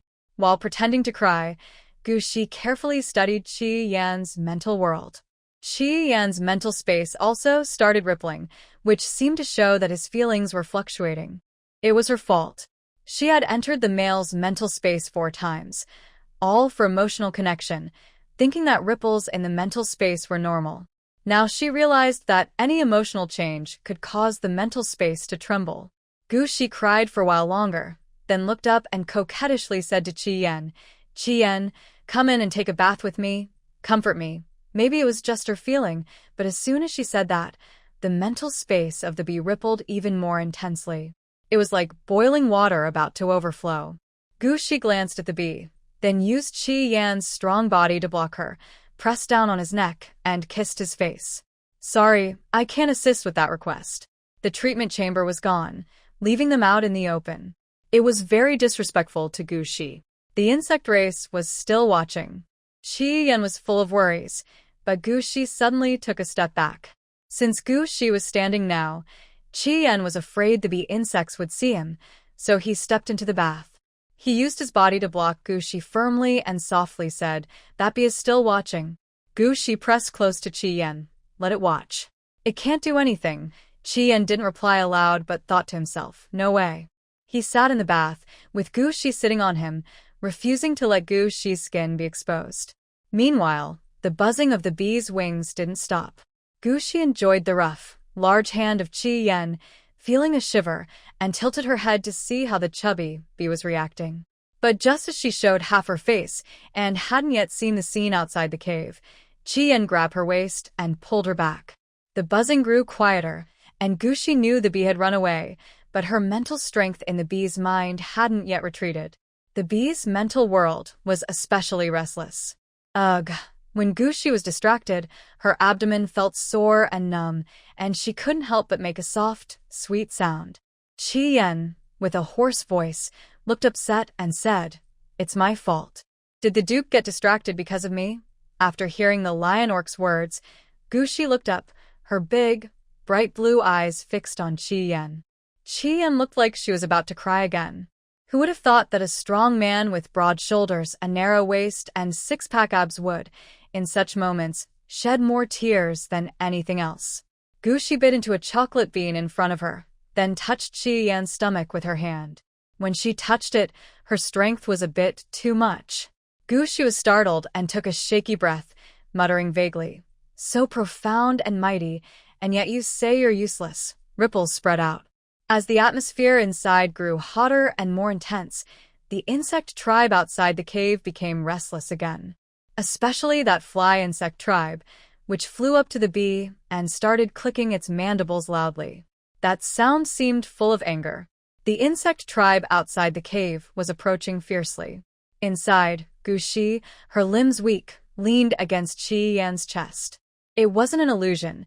She thought she heard the click sound from the fly insect tribe's mouth, but clearly, she was too far away to hear it so clearly. Gushi immediately realized that her mental energy, left inside the bee's body, was at work. Did the other side really not notice her? She quickly extended her mental power into the fly insect tribe's mind.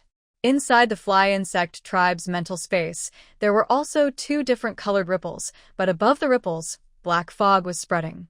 This mist is similar to the bodies of those animals and plants. It originally exists separately from the spiritual sea, but occupies the fly's spiritual sea when it trembles. Gushi did not immediately clear away the black mist. She continued to hide. Clang. The sound of hard objects hitting each other came through. Achi's ears twitched slightly, and she whispered to Gushi, "My lord, it seems the insect race outside is fighting among themselves." Indeed, they are fighting.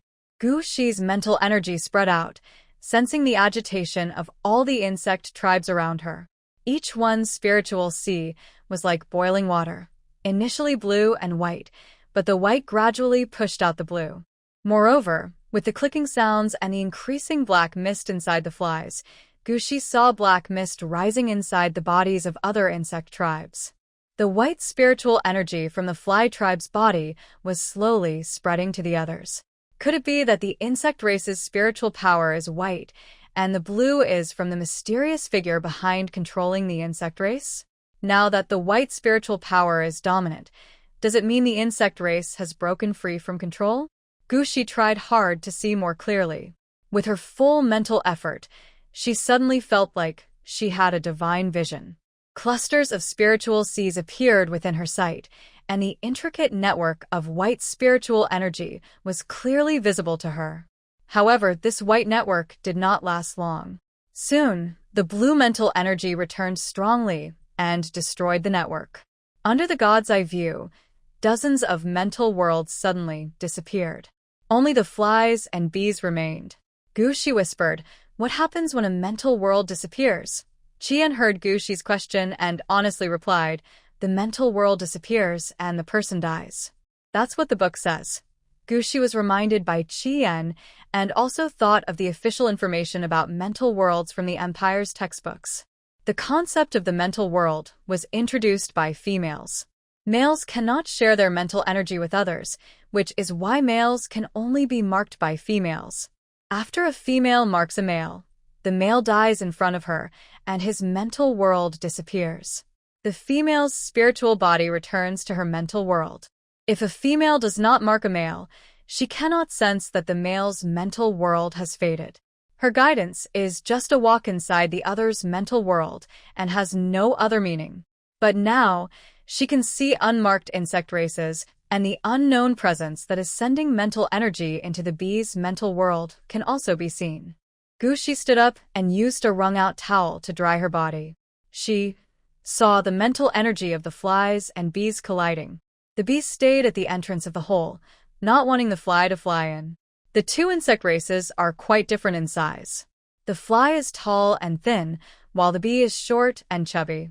During the fight, the fly's front legs kept stabbing at the bee, but the bee could only fight back using water-based powers.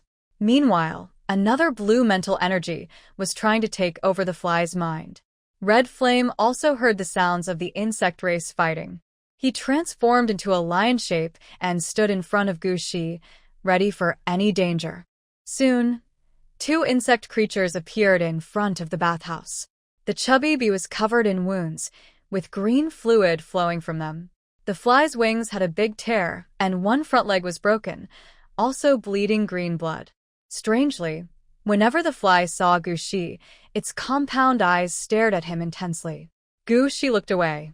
After the blue part of the fly's mind was gone, its eyes looked like a snake in the dark, making Gushi feel as if a snake's tongue was licking his skin. Gushi avoided eye contact, which made the clicking sounds from the fly's mouth grow louder. Next time, during an attack on the fat bee, Gushi pretended to strike, but took the chance to cut off the bee's head directly. The blue mental energy couldn't invade the fly's brain, so it had to retreat. Red Flame, run into the mountain cave. Gushi climbed onto Red Flame's back. Since the fly's wings were damaged and couldn't fly, Red Flame ran as fast as he could, and he should be able to outrun the fly. Sure enough, with his walking legs, the fly couldn't catch up. Red Flame kept shooting fireballs behind him, causing the fly to panic and lose track.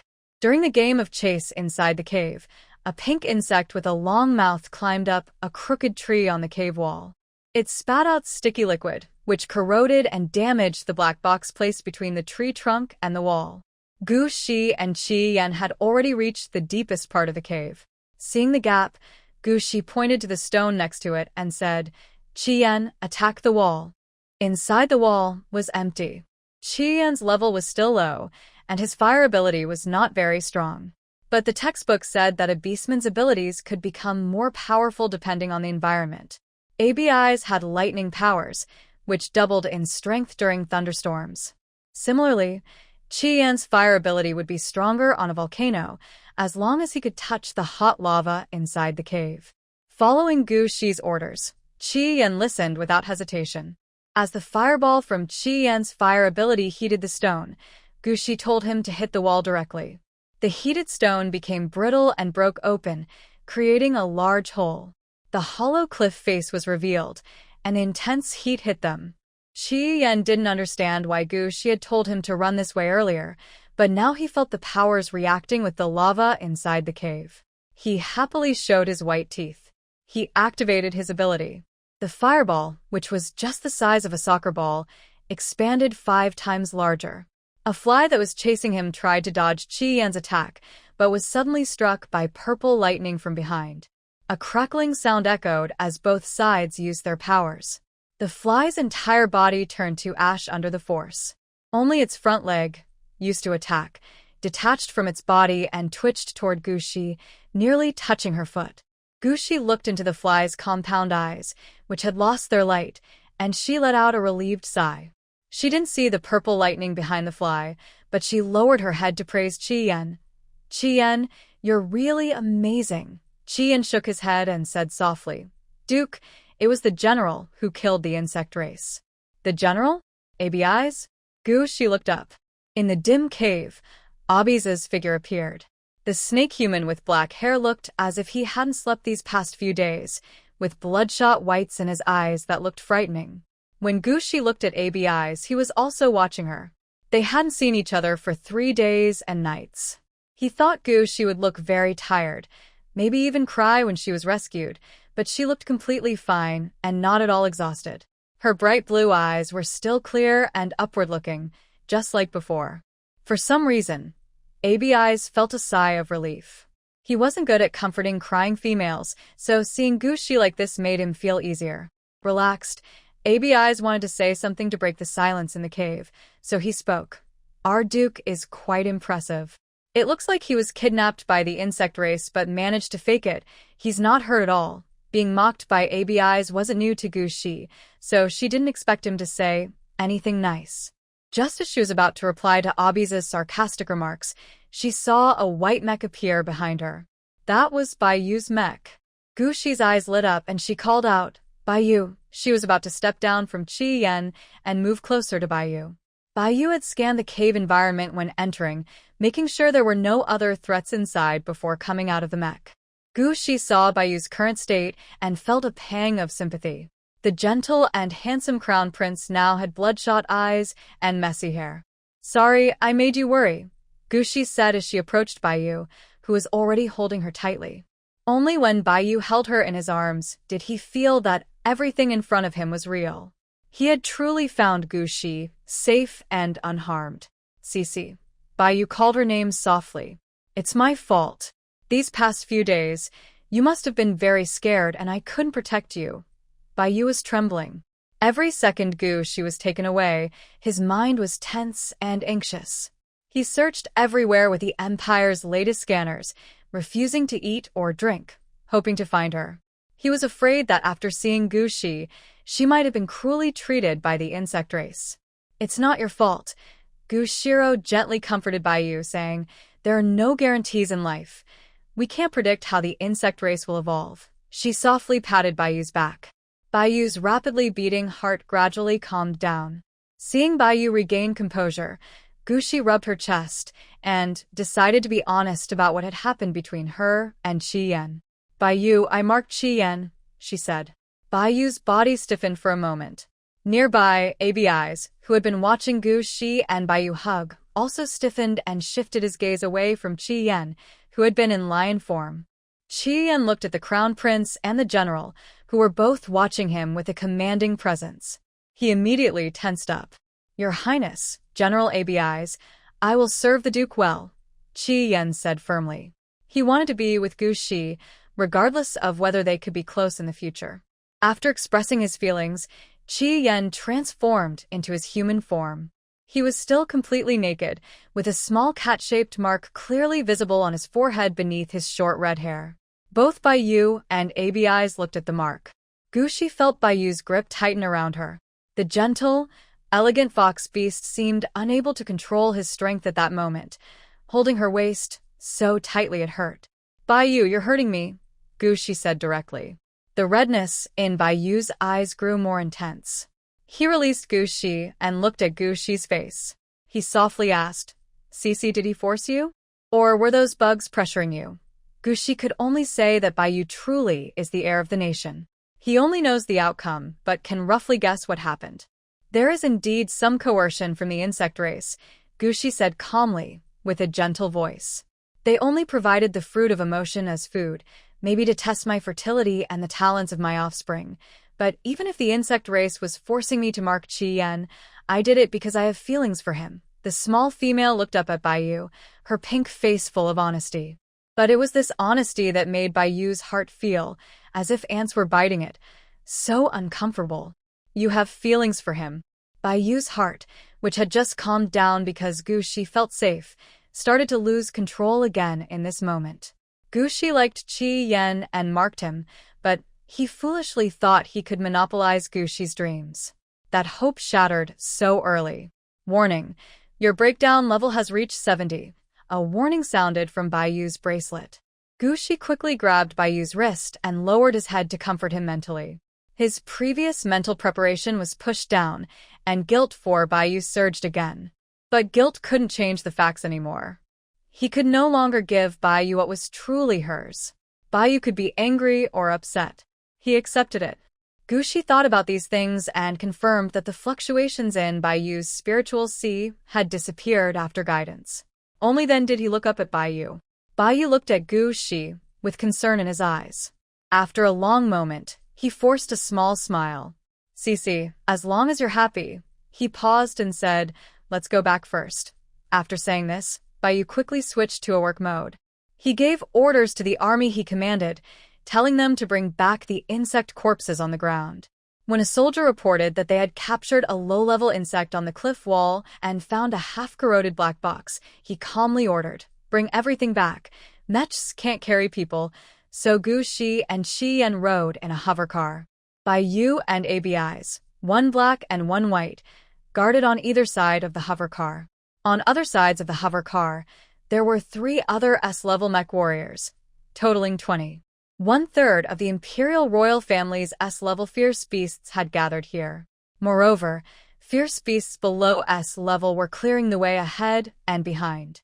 The entire team was as tough as an iron barrel, hard to break through. Qi Yan had already put on his military uniform. He looked nervously at Gushi, his amber eyes full of confusion. Neither the crown prince nor the general sat with the duke in the hover car, probably because of his presence. Just thinking that his existence might affect Gushi and other fierce beasts' feelings made Qi Yan feel very conflicted. On one hand, he felt that he was not qualified to be Gushi's mate. On the other hand, he couldn't bear to leave Gushi. Qi Yan tried to make himself less noticeable, standing in the shadows, silently watching Gushi's beautiful face. Gushi was also feeling troubled by Baiyu's attitude, so she didn't notice what Qi Yan was doing. After a long while, Gushi let out a deep breath and leaned back in the soft seat. She hadn't done anything wrong, so she didn't need to pressure herself. If Baiyu truly couldn't accept this reality, she was willing to let Baiyu go freely. On the left side of the team, Baiyu inside the white armor looked calm but serious. ABI's requests communication. Baiyu hesitated for a moment but answered. In front of him was Abiza's sarcastic smile. "Does His Royal Highness the Crown Prince regret not?" ABI said directly.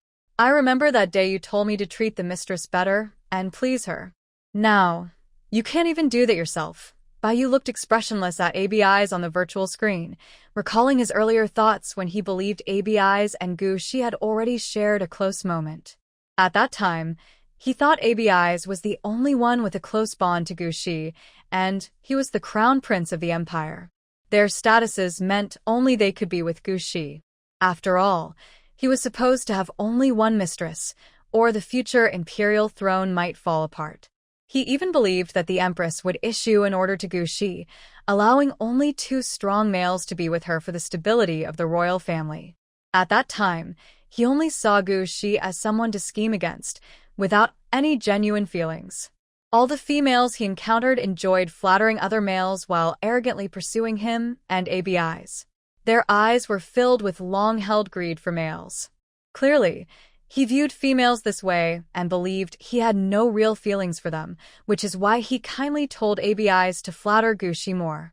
But now, thinking about Gu Shi having enjoyed happy times with Qi Yan and admitting she liked Qi Yan, Baiyu felt his heart pounding loudly. He realized this emotion was jealousy. He wanted to possess Gu Shi exclusively. He didn't want to share her with any other male. It's too late to regret now, ABI said, feeling a strange sense of relief as he saw Baiyu suffering. Baiyu told him to flatter Gu Shi. Wasn't that a betrayal of their brotherly bond? ABIs knew that speaking to Baiyu this way made him seem very mean. But if he didn't think this way, how else could he explain the bitter feelings swelling inside him? And that bitter feeling was because of Qi Yan. ABIs wasn't unaware of what jealousy felt like. Baiyu becoming Gu Shi's mate was natural. With Gu Shi's qualities as a female, her union with the crown prince of the empire was perfectly normal. Red Flame, a male who has become weaker after being injured on the field. Why is he also marked by Gu Shi? Gu Shi openly said she marked Red Flame because she liked him, which was clearly a way to protect him. A high-level female with many talents, who can have anything she wants, is actually protecting a useless male. Gu Shi can be so gentle with Red Flame, but she has never shown a kind face when she sees him. Abiz's mocking smile on his face could no longer be maintained. He grew cold and suddenly changed the subject. I am responsible for this matter. I will voluntarily accept punishment from the Emperor.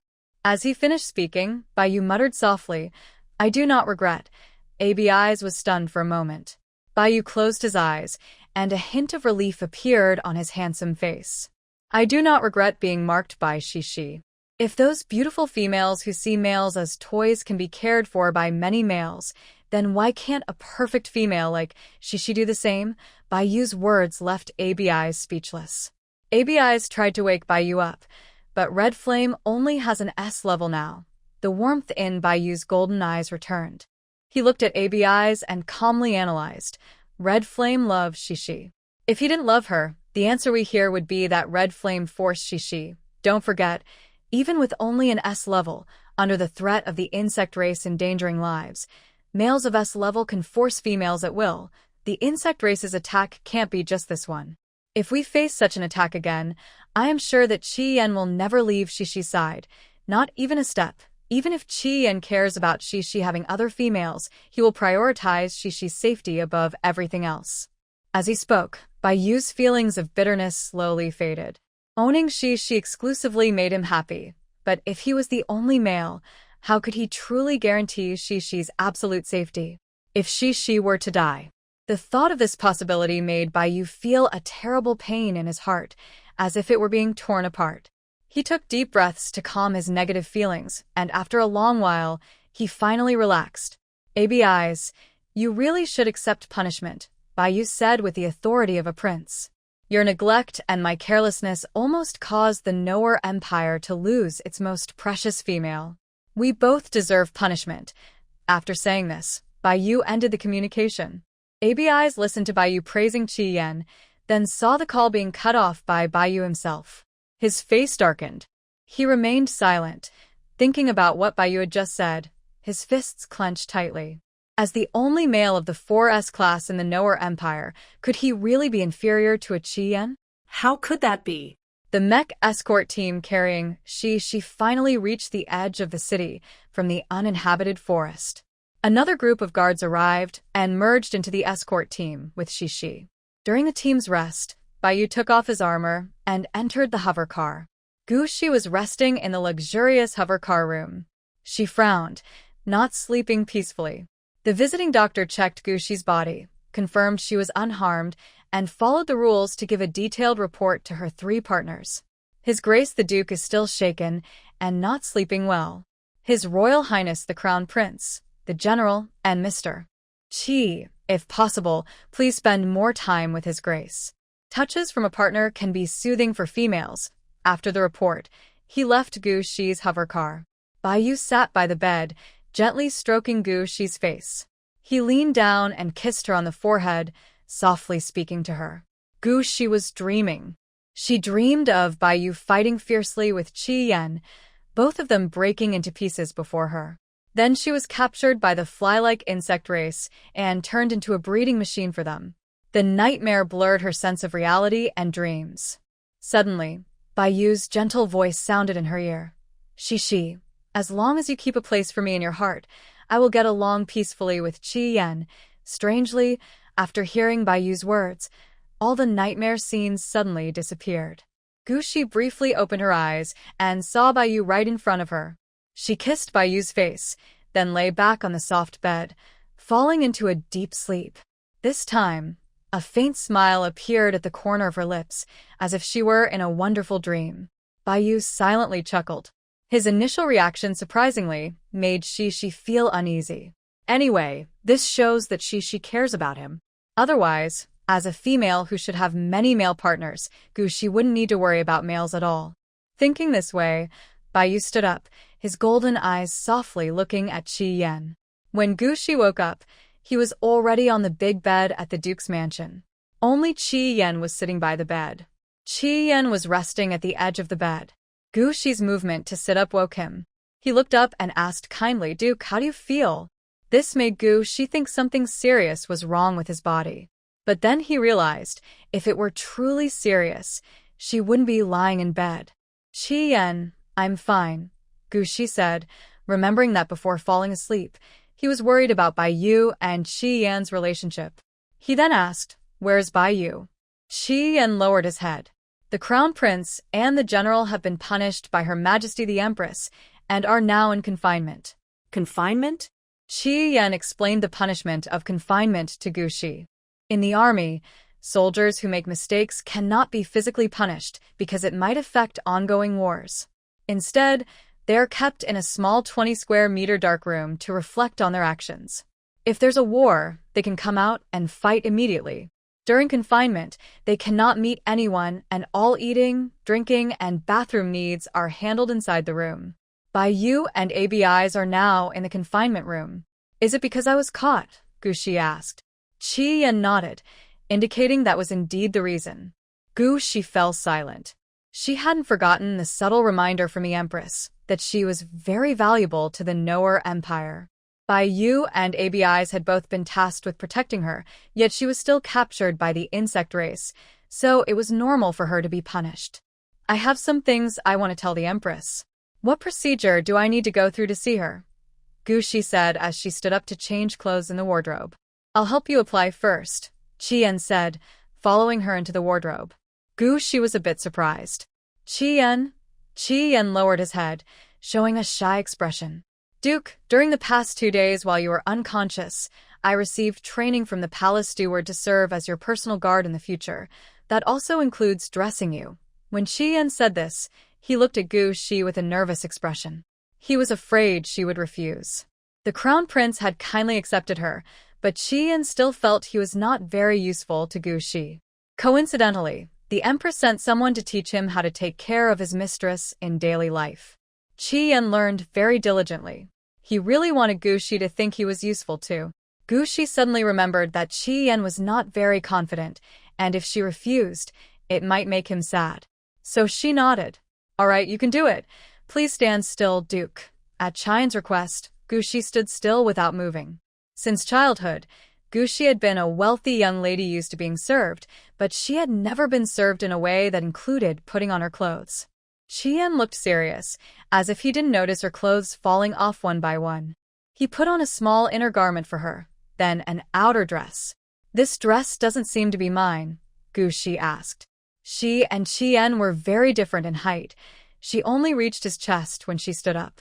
Today, Qi Yan was wearing a black suit with a tailcoat style at the back and a black vest on top. His shirt and the outer suit jacket were stretched tight over his chest muscles. As Gu Shi spoke, she watched his chest rise and fall, but Qi Yan didn't say anything. She looked up at his face. Sure enough, Qian's face was flushed. After a while, Qian finally spoke. This is the Duke's official uniform sent from the palace when you fainted. Noble clothes usually have gold patterns, and the Duke's uniform was no different. Qian was helping Gu Shi put on a black and red dress-style official uniform with a deep V-neck and a fitted waist. The skirt reached her ankles and had a petticoat inside. The dress was already on Gu Shi, and Qian was about to tie the belt at her waist. He gently tidied her front clothes, then moved to the back. Once the belt was tied, it was time to comb her hair. Red Flame made Gu Shi sit in front of the mirror. She pressed a button on her bracelet, and a middle-aged male with 2 male attendants dressed in black butler uniforms entered to greet Gu Shi. "Hello, Your Grace. My name is Hans. From now on, I will be your butler at the Duke's residence. These 2 are responsible for helping you with your hair. Does she need 2 people to do her hair?" Gu Shi didn't refuse. The 2 handsome young men blushed when they saw her and immediately bowed. Gu Shi said, "Go ahead and style my hair. I will meet the Queen later." Meeting the Queen is a formal event, so the 2 young men busily worked on her hair. Gu Shi continued talking to Red Flame. "Did His Majesty agree to my meeting with her?" "Yes. Later Your Grace can go directly to the palace on the Phoenix," Red Flame replied, lowering his head and avoiding eye contact with Gu Shi. Gu Shi noticed Red Flame's ears were red and immediately thought of a strong, glowing red body in the cave. Back then, Red Flame was emotional. Now. Gu Shi casually glanced at Red Flame's stomach and face, but saw no movement. Is Red Flame not emotional? Then why is his face so red? Gu Shi looked at him with curiosity, frequently glancing at Red Flame's face during the hairdressing. Red Flame felt Gu Shi was looking at him. He thought to himself, no wonder the head servant who helps him dress the lady said that serving the lady closely is both a happy and painful task. Indeed, if he hadn't put on the chastity belt in advance, he might have lost control in front of others by now. Red Flame remembered the beautiful scene when he was dressing Gu Shi earlier, and his stomach clenched. Inside his suit pants, a black leather chastity belt wrapped around Red Flame's hips, equipped with monitoring devices. Feeling the increasing warmth on his body, and a certain part of him remaining spirited, the chastity belt judged that Red Flame needed to calm down. It automatically delivered a small amount of medicine into him. The medicine is called a calming liquid, designed for use with male chastity belts.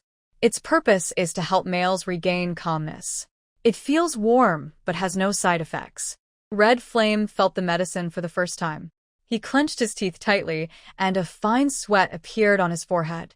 He dared not show any discomfort because the Duke's steward, appointed by the Queen herself, was watching him closely. Just like the Queen's chief steward in the palace, the steward of the Duke's residence was given the same mission, to manage the males in the Duke's household. If the males are not disciplined, they might offend their lady or embarrass her in public. Hans, who had received professional training, was now rating Red Flame's performance. If Red Flame showed any signs of losing control in front of others, Hans would strip him of his personal guard status and replace him with another male to serve Gu Shi by dressing and bathing her. Generally, male individuals of this kind are kept in the harem by their female owner. This is also why Qi Yan is holding back his discomfort. Gu Shi currently has 3 male partners. The Crown Prince and General ABIs will have other duties to attend to.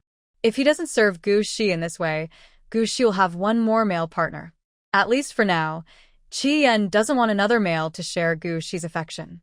While Qi Yan was enduring, Gu Shi styled her hair. She looked in the mirror and saw a half-up hairstyle with a hairpin, which matched her black and gold dress very well, giving her a calm and steady look. Gu Shi deliberately kept a blank expression, which looked quite intimidating. But she couldn't maintain the blank face for long. Her lips relaxed, returning to her kind and innocent appearance. "Qian, let's go." "Yes." Qian tried very hard to control his voice, afraid Gu Shi would notice something was wrong. He was also worried that if his true feelings showed, he might lose his close guard position. But no matter how careful Qi Yan was, his hoarse voice after being overwhelmed by emotion still caught Gu Shi's attention. Gu Shi looked puzzled. "Qi Yan, your voice sounds a bit strange." Qi Yan lowered his head. "Maybe I just caught a cold. Then you should take care of yourself." Gu Shi smiled and reached out her hand to Qian. Let's go meet the Empress. The female leader willingly reached out, and having a close guard was acceptable. Red Flame was so happy he couldn't contain himself and held hands with Gu Shixuang. At that moment, Hans, the butler, gently reminded, Your Grace, when meeting the Queen, if you are to walk with a male companion, it's better to hold hands. It looks more respectful and natural. Hans's voice was soft and his advice very reasonable. Gu Shixuang knew how to hold hands properly. She looked at Red Flame. Red Flame hesitated a little before letting go of Gu Shixuang's hand. After a brief pause, he bent his arms so she could hold it comfortably. They then boarded the Phoenix ship together, and upon arriving at the palace, they got off holding hands again. The palace servants saw Gu Shixuang, and all bowed to greet her. After Gu Shixuang left, the servants whispered among themselves, that lion beast man is really lucky. Just because he went through a tough time with the Duke once, he was marked by him. Indeed lucky, but I have to say, that lion beast man in a black suit walking with a Duke looks quite matching. I still think His Royal Highness the Crown Prince and the Duke are a better match. Gu Shixuang didn't hear their gossip, but at this moment, she was thinking about Bai Yu. When she returned to the palace, she was nervous because of her detected unlimited mental strength and fertility. Bai Yu kept comforting her and promised to protect her. Now, in the palace, Bai Yu had been confined. I don't know how Bai Yu is doing now. That small, dark room must be very uncomfortable. Thinking about this, Gu Shi saw the chief steward of the palace. He politely told Gu Shi, Your Grace, His Majesty, and Prince Si are waiting for you in the garden. Please take the carriage and follow me. Prince Si is here too? Gu Shi was curious. Isn't he still recovering from his illness? The steward just smiled and said, You can ask about that after you arrive and have a chat with His Majesty and the Prince. That was a very official, careful smile. Gu Shi realized he shouldn't talk about these things with the steward, so he quietly got into the carriage. They soon arrived at the garden. The garden had various roses and peonies, which are common in noble homes. There were also some special flowers, like the colorful cloud-shaped flowers unique to this world. Gu Shi admired the scenery for a while until the carriage stopped, and he got out to walk to a small pavilion in the garden. The Empress was wearing a gold dress, sitting face-to-face with Prince Si, drinking tea. Gu Shi quickly bowed and said, Greetings, Your Majesty. Greetings, Uncle Prince. The Empress saw Gu Shi and smiled kindly.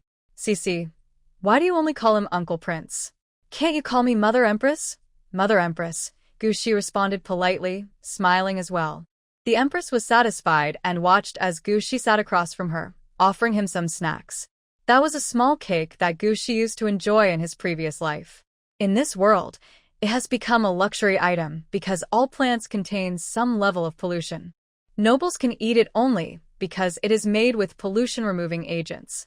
However, these agents can't completely eliminate the pollution, so people can only eat it in small amounts. Gu Shi obediently took a bite and looked at Prince Bai Si. The man dressed in a light gold royal prince uniform looked healthier than the last time they met at the meeting. His short hair was neatly styled, with a curled fringe on his forehead that didn't make him look older. This time, Prince Bai Si wore a single-sided gold-rimmed chain glasses, and his fair, handsome face looked very refined. Bai Si noticed Gu Shi watching him and slightly smiled without saying anything. Gu Shi quickly looked away from Bai Si and started talking to the queen. Mother, I came to see you this time to tell you about what I saw after I was captured. The queen looked surprised. She thought Gu Shi was here to plead for Bai Yu and ABIs, since they were both imprisoned, and as their leader, she expected him to show some concern. But instead, Gu Shi began talking about a major issue involving the insect race. Those insect corpses have been sent to the Research Institute for study, the queen said directly. Your guard said they fought among themselves. Do you know why? Gu Shi nodded. She could have chosen not to say anything, since it's shocking to reveal that she can freely enter the Zerg's mental realm. But the changes in the Zerg are related to the safety of the orcs. If she doesn't speak, the orcs might face danger. I was able to enter the mental realm of all the Zerg around the cave at that time. I found that they had another orc's mental energy inside. Gu Shi paused. It seems the Zerg are controlled by that orc, probably trying to learn what makes my mental strength and reproductive ability so special. After Gu Shi said this, Bai Si and the queen looked at Qi Yan. After a moment, the brother and sister exchanged glances. The queen then responded to Gu Shi, "We guessed the Zerg's goal. Initially, we thought they had evolved, especially since they used a shielding device that made our previous scanning system useless. Now it seems it's not that the Zerg evolved too quickly, but that some orcs have turned bad." The queen's golden eyes flashed with a cold light. As the ruler of a nation, her killing intent was very strong, and her presence was intimidating. Bai Si spoke up at this moment. "So she can enter the Zerg's mental realm without contact? What about with the orcs?" Gu Shi just realized this was an important point. In the cave, when she looked into the Zerg's mental realm, she didn't contact the later Zerg, and she even awakened the divine vision later. Using this ability on the orcs might also be possible? "I haven't tried it yet," Gu Shi honestly replied to Bai Si. At that time, I was sitting on Qi Yan. Qi Yan, standing behind Gu Shi, suddenly heard Gu Shi mention sitting on him, and his face instantly turned red. If they hadn't had any previous relationship, Gu Shi's words might have made him think he was just a mount. Now, after being watched by the insect race and using the orange position, his mind automatically recalled that scene. Bai Si was standing opposite Qi Yan, and seeing his red face, he lowered his eyes and felt a bit uncomfortable too. Although he hadn't been with a female, Bai Si had lived for 200 years. Even during his mating season, he managed with suppressants, and he sometimes comforted himself. Naturally, he had also seen some related things. Bai Si frowned and quickly pushed away the strange images in his mind. They were discussing serious matters, so why did his thoughts suddenly go astray? That wasn't good. Bai Si took a sip of tea and spoke gently. "Cece can try now. If you can directly enter, there won't be any more ambushes in the future. You can also tell your mates in advance so they can prepare." Bai Si suggested trying, and Gu Shi really conducted the experiment. She tentatively released her mental power and used a god's eye view to look at the spiritual seas of the surrounding servants, including Qi Yan and Bai Si. It was very clear, but she also noticed that Bai Si's spiritual sea was messy and broken. The spiritual realm of the sea, sparse and scattered in small puddles, with dried areas filled with black mist. Gu Shi looked at Bai Si in shock. Not only was Bai Si's spiritual realm damaged, almost entirely filled with black fog, but he still managed to stay sane. Seeing Gu Shi's expression, Bai Si understood that Gu Shi knew about his condition. He showed a faint smile on his pale face and said, "It seems Cece can see without touching." Gu Shi nodded, hesitating whether to say she could help Bai Si. Just then, Bai Si spoke again. "I wonder if Cece can help me clear my mind? I won't go crazy, but my body is weak because my supernatural level has dropped. If you can help me, I am willing to give you." Before Bai Si finished, someone reported, "Your Majesty, the Prince, Marquis Guluo, and his daughter request an audience." "Guluo has arrived?" Gu Shi saw the Empress immediately look in her direction. Knowing what her gaze meant, Gu Shi said, "Let the Empress see Marquis Guluo." "I don't mind." Anyway, she never took Guluo seriously, so whether she is received or not doesn't matter. Gu Shi took the initiative to speak, and the Empress nodded. "You are a generous child." Being praised by the Empress, Gu Shi felt a little shy, then looked back at Bai Si. She wanted to know what Bai Si was about to say. White Minister smiled and said, "What I mean is, if you can heal my mental sea, I will transfer a mine under my name to you as a reward.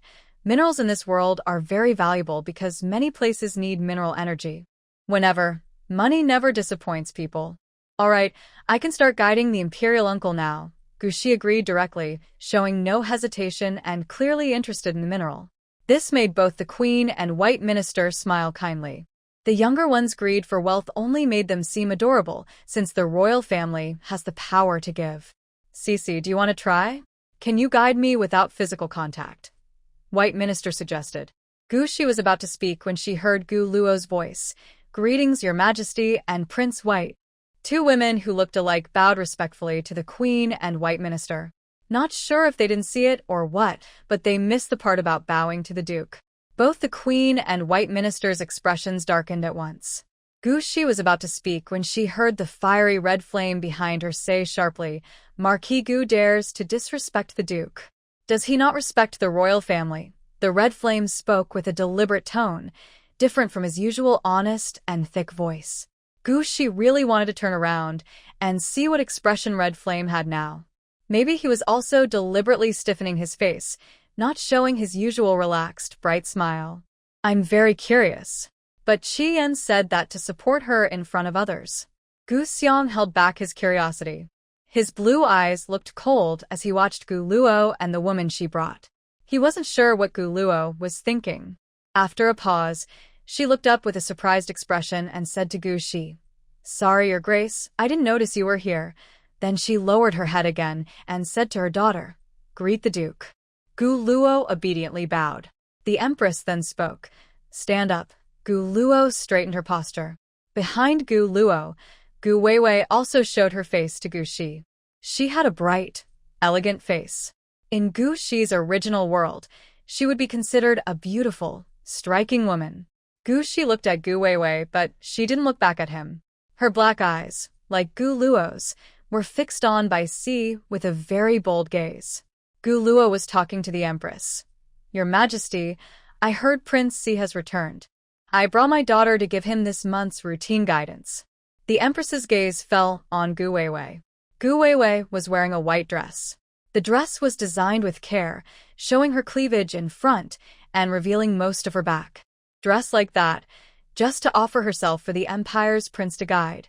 How could that be? The Empress suppressed her dissatisfaction with Gu Luo and said directly, "What a coincidence.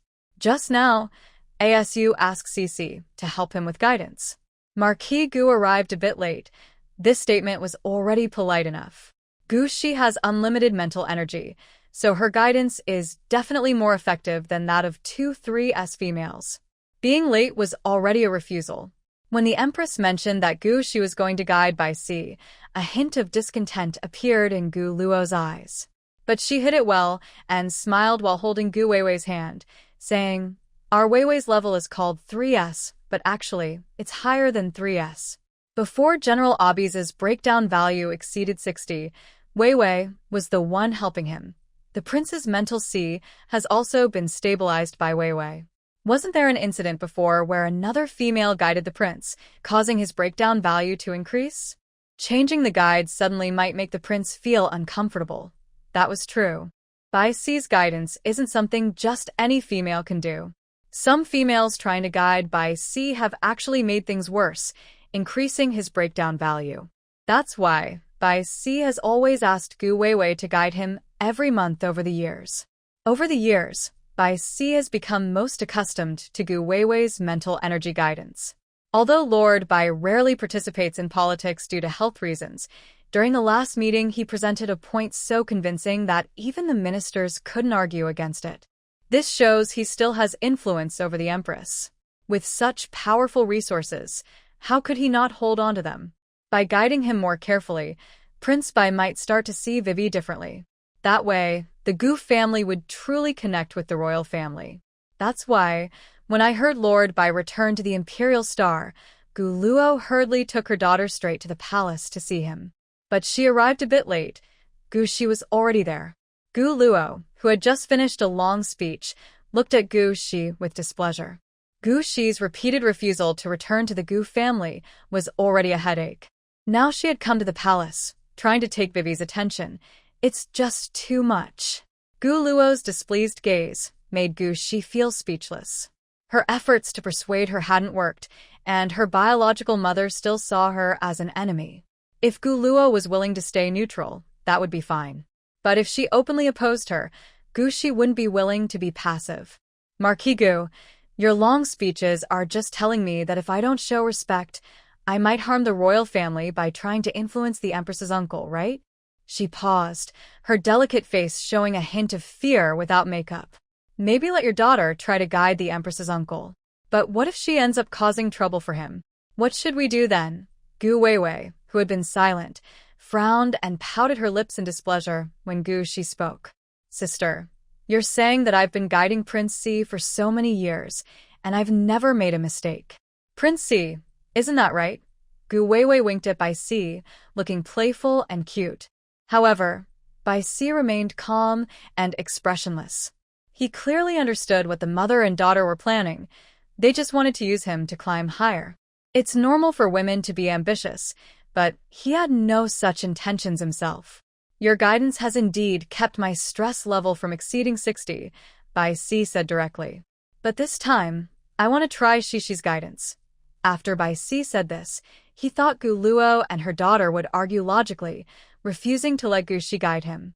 But unexpectedly, Gu Luo suddenly lowered her eyes and looked obedient. Then let the Duke first guide you. If the Duke can really lower your stress level by more than 10, that would be a good thing. Gu Weiwei also lowered her head, looking aggrieved. Your Highness, I respect your decision to try, but if my sister's guidance causes any harm to your health, shouldn't I also take responsibility? The sudden retreat of the mother and daughter stunned Gu Shi for a moment. But she quickly understood the key point. Perhaps the mother and daughter had some hidden tricks, something they hadn't said, that could cause the guidance to fail completely when she was guiding Bai Si. As a result, she would gradually lose the trust of the royal family. Bai Si's problems would also reduce her chances of guiding other males in the future. The guiding office's position remains unshakable. Since it relates to guidance, the only part the mother and daughter could manipulate is Bai Si's body. Gu Shi quickly used her mental power to carefully examine Bai Si's body and finally found a strange spot hidden in Bai Si's mental sea. The mental seas of beast men are all blue, whether male or female. But their mental spirits are different. Gu Weiwei is probably a white rabbit beast man. She shrinks her mental spirit, a white rabbit, very small, and hides it inside Bai Si's mental sea. Bai Si's mental sea was already damaged, with many small pools. Just a tiny rabbit spirit doesn't seem enough to form a female mark. So, Bai Si's forehead doesn't have a mark belonging to Gu Weiwei, but strangely, she can only accept Gu Weiwei's mental guidance.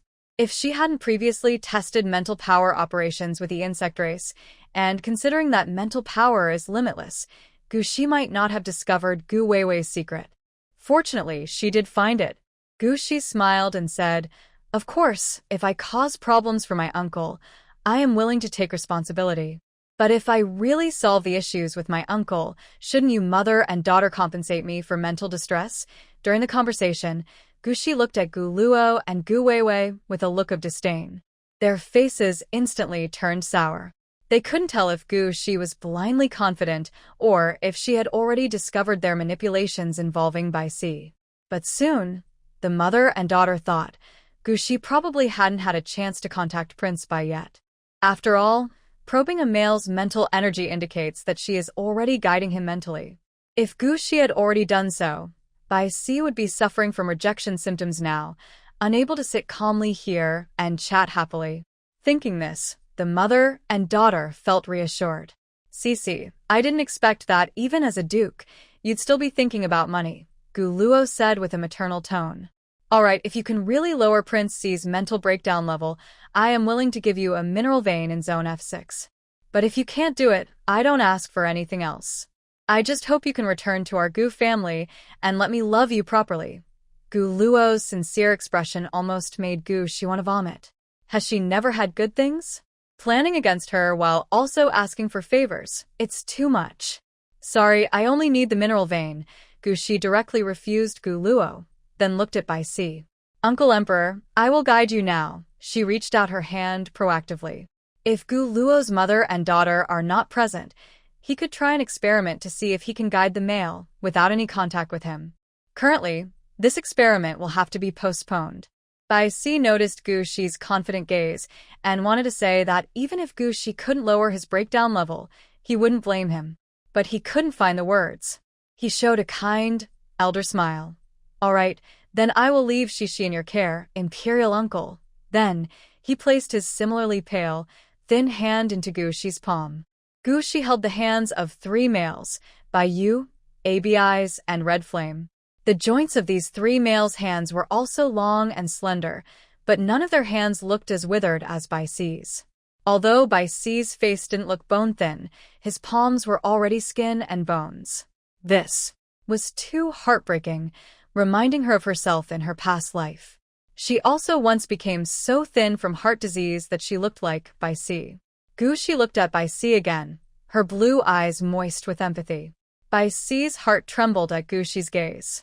Of course, his suffering made his family feel sad, and some females who wanted to get close to the royal family tried to comfort him with care and concern. But no female had ever shown such understanding and sadness, as if she truly knew his pain. Gushi's eyes and expression seemed to say, "It's okay. I know what your past was like, but from now on it will be different."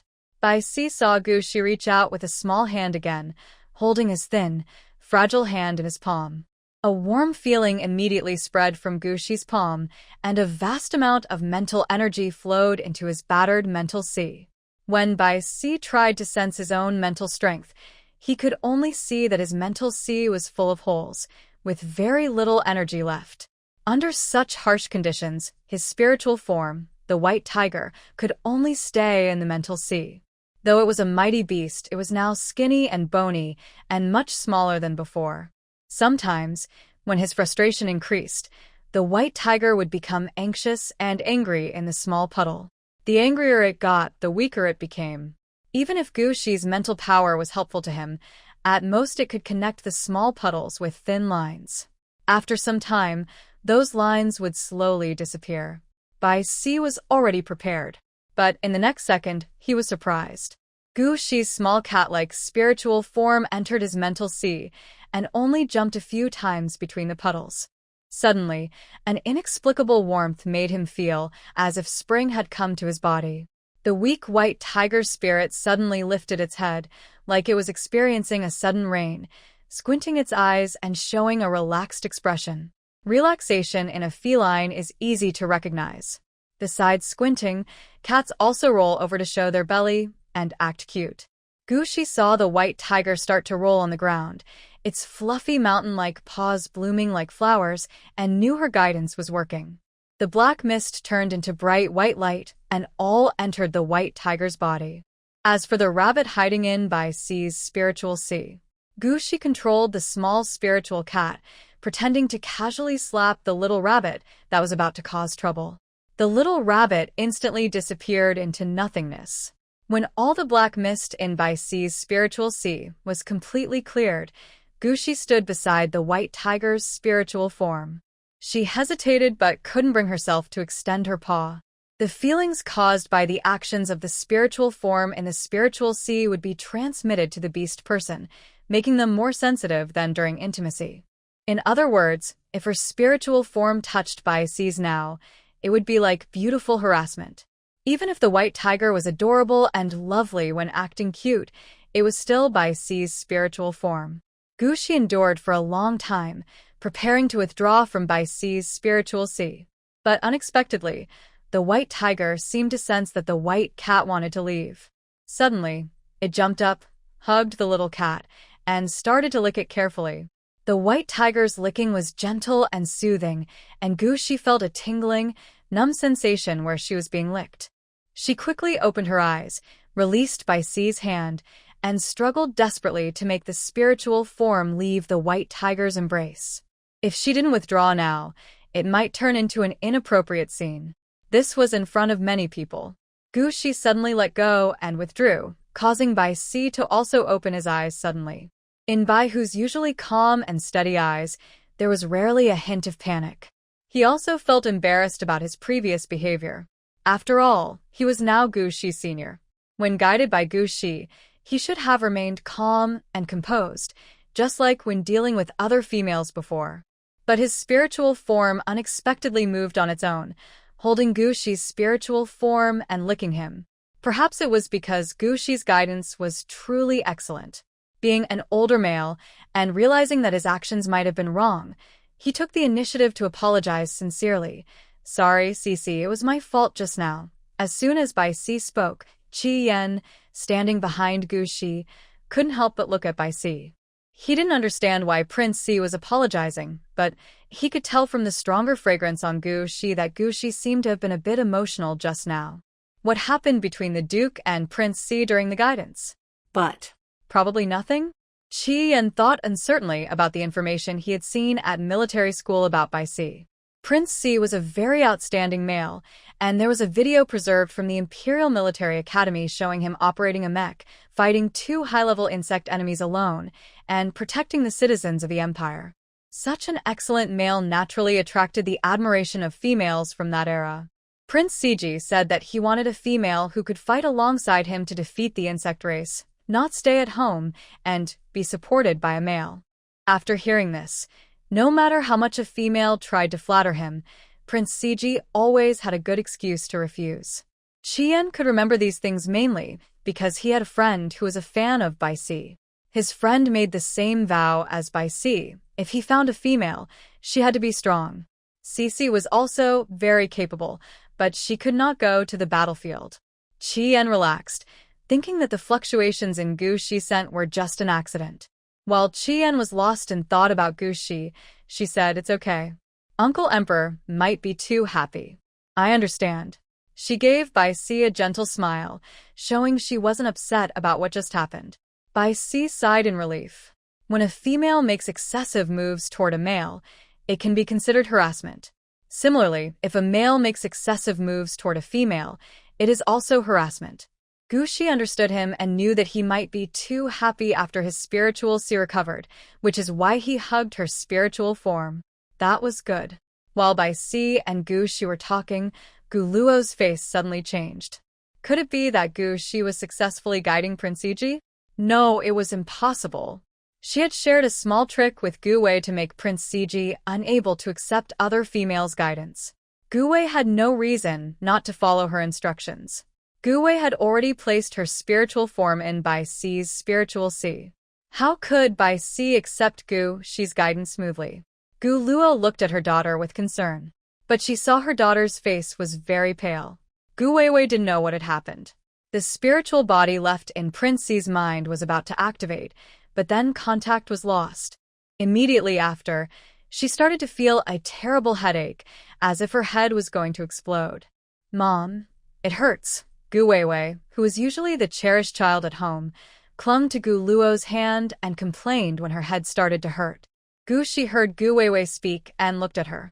The close actions between mother and daughter didn't seem to leave any mark in her eyes. She just smiled and asked Gu Luo, "Marquis Gu Luo, when will you transfer that mineral vein to me? Prince Bai Si's guidance has been completed. You wouldn't want to deny it, right?" Gu Luo gently patted Gu Weiwei's head with concern, then looked coldly at Gu Shi. "You really are just like your proud father, only interested in money, and have no feelings at all. Your biological sister Weiwei cares so much. Don't you feel anything?" After this display of family affection, she waited for Gu Shi to reply. Gu Shi was not the quiet type, and would definitely argue back. The queen cared most about family harmony. There was a family before where children fought and even killed each other, and the queen directly stripped that official of his noble title. As long as Gu Shi argued back, the queen would surely think poorly of her. And perhaps she was feeling unwell because she had done something wrong, who knows? Gu Luo thought that when Gu Shi said perhaps, she meant there was no real proof. She told Weiwei to quietly plant a mental device in the prince's mind. Even if Gu Shi said it, without evidence, no one would believe her. How can you falsely accuse your sister without proof? Gu Luo focused on this point and glanced at the queen. Hearing Gu Shi say that Weiwei had done something wrong, the queen thought of the strange phenomena that had only been eased by Weiwei over the years. Her face darkened, and her eyes flicked between Gu Luo and her daughter Weiwei. But Gu Luo didn't realize that the queen had already believed Gu Shi's words. She pretended to be fragile and said, "Your Majesty, please don't blame Shi for speaking carelessly. She just doesn't understand the bond between siblings." Then she looked at Gu Shi, opened her wristband, and pulled up the mineral rights document, adding a transfer agreement for Gu Shi. "I'm transferring this mineral rights to you now. I need to take Weiwei to see a doctor." After saying that, Gu Luo excused herself from the queen and Bai Si. But the queen suddenly smiled and said, "Wait, I've already called someone over. I also want to check if my brother's stress level has decreased." With the queen speaking, Gu Luo couldn't leave. She held Weiwei in her arms and waited for the doctor to arrive. Wei Wei was quietly crying, in great pain, but the doctor arrived quickly. One doctor was responsible for checking Bai Si, and another for Wei Wei. Soon, both sides received the same result. Wow, Prince Bai's mental strength has risen from D level to A level. Congratulations, Prince Bai. You have also gained the favor of the Sacred Queen. It was clear that the doctor was genuinely happy for Bai. In his joy, he even mentioned Gu Shi's common nickname. When Bai heard that his mental strength had truly recovered, he smiled with relief. No male would want to remain useless, especially after his ability level dropped to D, which could threaten his life at any moment. Ah, see, that's wonderful. The queen, overwhelmed with happiness, forgot her usual formality. She held Bai's hand like a caring sister, her eyes shining with joy. Meanwhile, on the other side, Gu Luo and his daughter looked extremely upset. Miss Weiwei's mental strength. The doctor responsible for Gu Weiwei hesitated. Miss Weiwei's mental strength is damaged, only at level 2S. Female abilities are already rare, and only 32 individuals in the entire empire are registered at level 3S. Now, one of these 32 has fallen from level 3S, which is why the doctor dared not speak openly. Gu Luo couldn't believe what he was hearing about his daughter's decline from level 3S. He asked in disbelief, "Please test my daughter again." How could her mental strength possibly decrease? The queen coldly replied, "Just test her again." The doctor used the device to measure Gu Weiwei's mental strength level once more, but the result was the same. He lowered his head and said, "Your Majesty, Miss Gu Weiwei is now officially classified as 2S, and according to the rules, her new rank has been made public. After losing the 3S level, the males she can contact also change from 3S to 2S. Some privileges related to the empire for females are also greatly reduced." Gu Weiwei doesn't want to accept this result and fainted from shock. Gu Luo's face also turned very grim. She has given birth to 8 male offspring, all of whom are below the 3S level and considered useless. Only her daughter, Gu Weiwei, is promising and has inherited her talents perfectly. Now that Gu Weiwei's level has dropped, isn't she further away from the position she desires? Gu Luo lowered her head, afraid to let others see the resentment in her eyes. "These are some painkillers." The doctor handed the painkillers to Gu Luo. Gu Luo looked down, thanked the doctor, and then asked to leave again. After they left, the doctor packed up and left as well. Gu Shi took a deep breath, feeling that the air in the garden finally became much fresher. Seeing Gu Shi puffing out his cheeks in a cute expression, Bai Si chuckled softly and transferred the mineral star to Gu Shi as promised. He signed for the property and smiled happily, saying, "Thank you, Uncle Emperor." Following the principle of taking help when needed, Gu Shi happily asked after receiving the mineral resources, "Uncle Emperor, why don't you stay at your prince's residence? That way, I can come to see you every day and give you some guidance." Gu Shi took the initiative to invite, but Bai Si hesitated. He is indeed a senior to Gu Shi, but he is also a single adult male who has been single for many years. Living together with Gu Shi might lead to some bad rumors. Bai Si was about to refuse, but the queen beside him said, "Shishi's idea is good. Si, you should move over too. It's also good for the young people to have someone to look after them and prevent them from making mistakes that could hurt Shishi." Thinking about when ABI's and Baiyu came to apologize, ABI's admitted it was his anger at Gu Shi that kept him from accompanying him, which led to Gu Shi being captured by the insect race. He sighed. "All right, then, Uncle Emperor, you can go back to the prince's residence." He paused. "I hope you young beasts won't mind Uncle Emperor being a bit talkative." Gu Shi said, "How could we? We're happy that Uncle Emperor doesn't dislike us." She had just looked at the transfer certificate. Bai Si had transferred not a mine on the imperial star of Noer Empire, as she thought, but an entire mineral planet. And it's a jewelry mineral planet, the kind women love most. In the entire galaxy, there's only this one such planet, priceless beyond measure. The Noer Empire royal family is very generous. Baiyu gave her the Phoenix ship, and Uncle Emperor also gave her an entire planet. "Why would I dislike you all?" Bai Si's face, full of mature male charm, was filled with a loving smile. Seizing the moment, Gu Shi said, "It's just that Baiyu can't come with me to welcome Uncle Emperor." "Mother, Does Baiyu maybe fear the dark? The Empress was drinking tea when she suddenly heard Gu Shi ask a question, almost losing her regal composure. She coughed twice and smiled, saying, "It's right for them to reflect in the small dark room." Baiyu failed to fulfill the responsibilities of the crown prince, allowing the insect race into our country.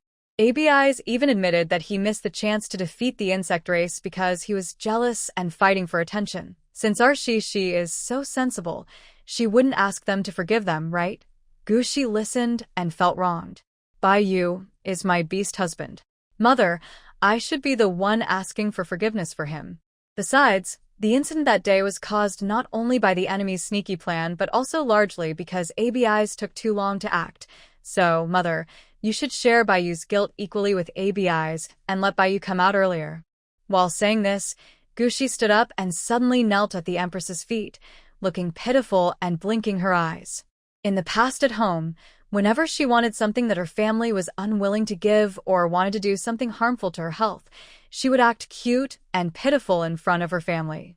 Her parents and 2 brothers said that when she pouted and deliberately looked distressed, it was hard not to feel sorry for her. Almost everyone couldn't resist. The Empress didn't expect Gu Shi to suddenly behave this way. The delicate white beast girl was crouched at the foot of a person, lifting her pretty face to reveal her fragile, white neck. Her bright blue eyes were filled with tears, as if she might cry at any moment. I have never seen anyone so obedient and sweet, and the queen immediately softened. She ordered, "All right, then let Baiyu stay in the confinement room for only 3.5 days. As for ABIs, he's also your beast husband. Even if you don't like his personality, you shouldn't be too unfair. Otherwise, if he and you have a disagreement, how will he protect you in the future?" The queen agreed to reduce Baiyu's punishment, and Gu Shi was very happy. But the queen surprisingly advised her to be fair to ABIs. Fair? ABIs has no feelings for her, and they have an agreement. She wouldn't treat ABIs the same as Baiyu. Anyway, when they signed the agreement, there was no mention of secrecy. Gu Shi's long eyelashes fluttered, and she pouted slightly. She said shyly, "Your Majesty, actually, between me and ABIs, aside from the mark, we only have a master-servant relationship. He doesn't like me, and I don't like him." Hearing this, Bai Si frowned. "What do you mean by only the mark and the master-servant relationship?" Gu Shi stood up, lifted her skirt, and sat back down on the chair. She felt a bit embarrassed to say it so clearly in front of elders, so she hesitated. "It means we won't have physical intimacy.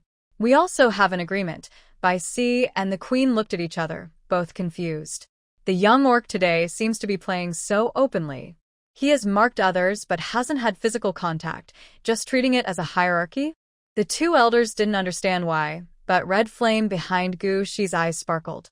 It turned out that His Grace the Duke and General ABIs had no feelings for each other and wouldn't do the things that partners usually do.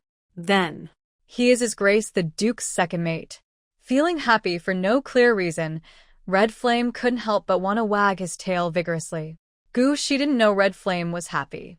After talking about ABIs, he didn't wait for the elders to react and started talking about what happened earlier. "There's one more thing." Gu Shi showed a troubled expression. "Empress, Uncle Emperor, when I was helping Uncle Emperor just now, I found that Gu Weiwei secretly placed a tiny spiritual body in Uncle Emperor's mental sea. Actually, the Empress had wanted to ask about this earlier but didn't find the chance. She was caught off guard when Gu Shi suddenly acted cute and begged. Now that Gu Shi brought it up voluntarily, the Empress looked very pleased. Look at our little Shi coming to see me today, truly straightforward about both official and personal matters." Since Gu Shi was still a child and willing to share everything he knew, the Empress was already very happy. After praising Gu Shi, she ordered the nearby court lady to give him beautiful, precious jewelry as a reward, then spoke earnestly. "Shi, if you're willing to be close to me, I am very happy. In the future, take good care of our Jade, have the baby early, and I will be even happier." "Yes, this is indeed a big event," Bai Si said. "Cici, keep going strong." Gu Shi thought the Empress would ask how she discovered that Gu Weiwei used tricks, but suddenly the topic shifted from the conspiracy of the mother and daughter to childbirth. When mentioning childbirth, she remembered the previous times in the cave. Qi Yan didn't use protection each time. If she got pregnant, it would definitely be with Qi Yan. Faced with the eager looks from Baiyu's elders, Gushi felt shy and couldn't bring herself to say anything clearly. She could only nod vaguely. Yes, I will do my best. She stood up and told the elders she was leaving. Bai Si said, I'll move over this afternoon. I'll leave a message at the Duke's residence in advance. Gushi acknowledged and left with Qi Yan.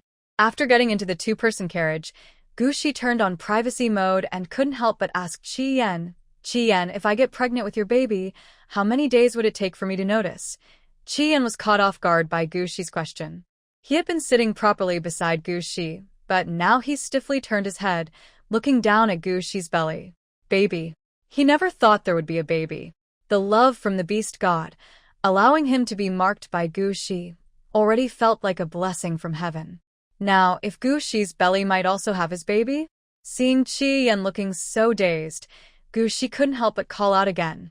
Qi Yan, Red Flame finally responded, Sir, Duke. I don't know how long it will take to realize. He opened his wristband and searched online for related information, finally finding what he needed. Female beast men can determine pregnancy only after about 2 weeks of semen entering. Red Flame shared the screen with Gushi, his voice trembling. Duke, if you don't want this cub, I can find a way to help you.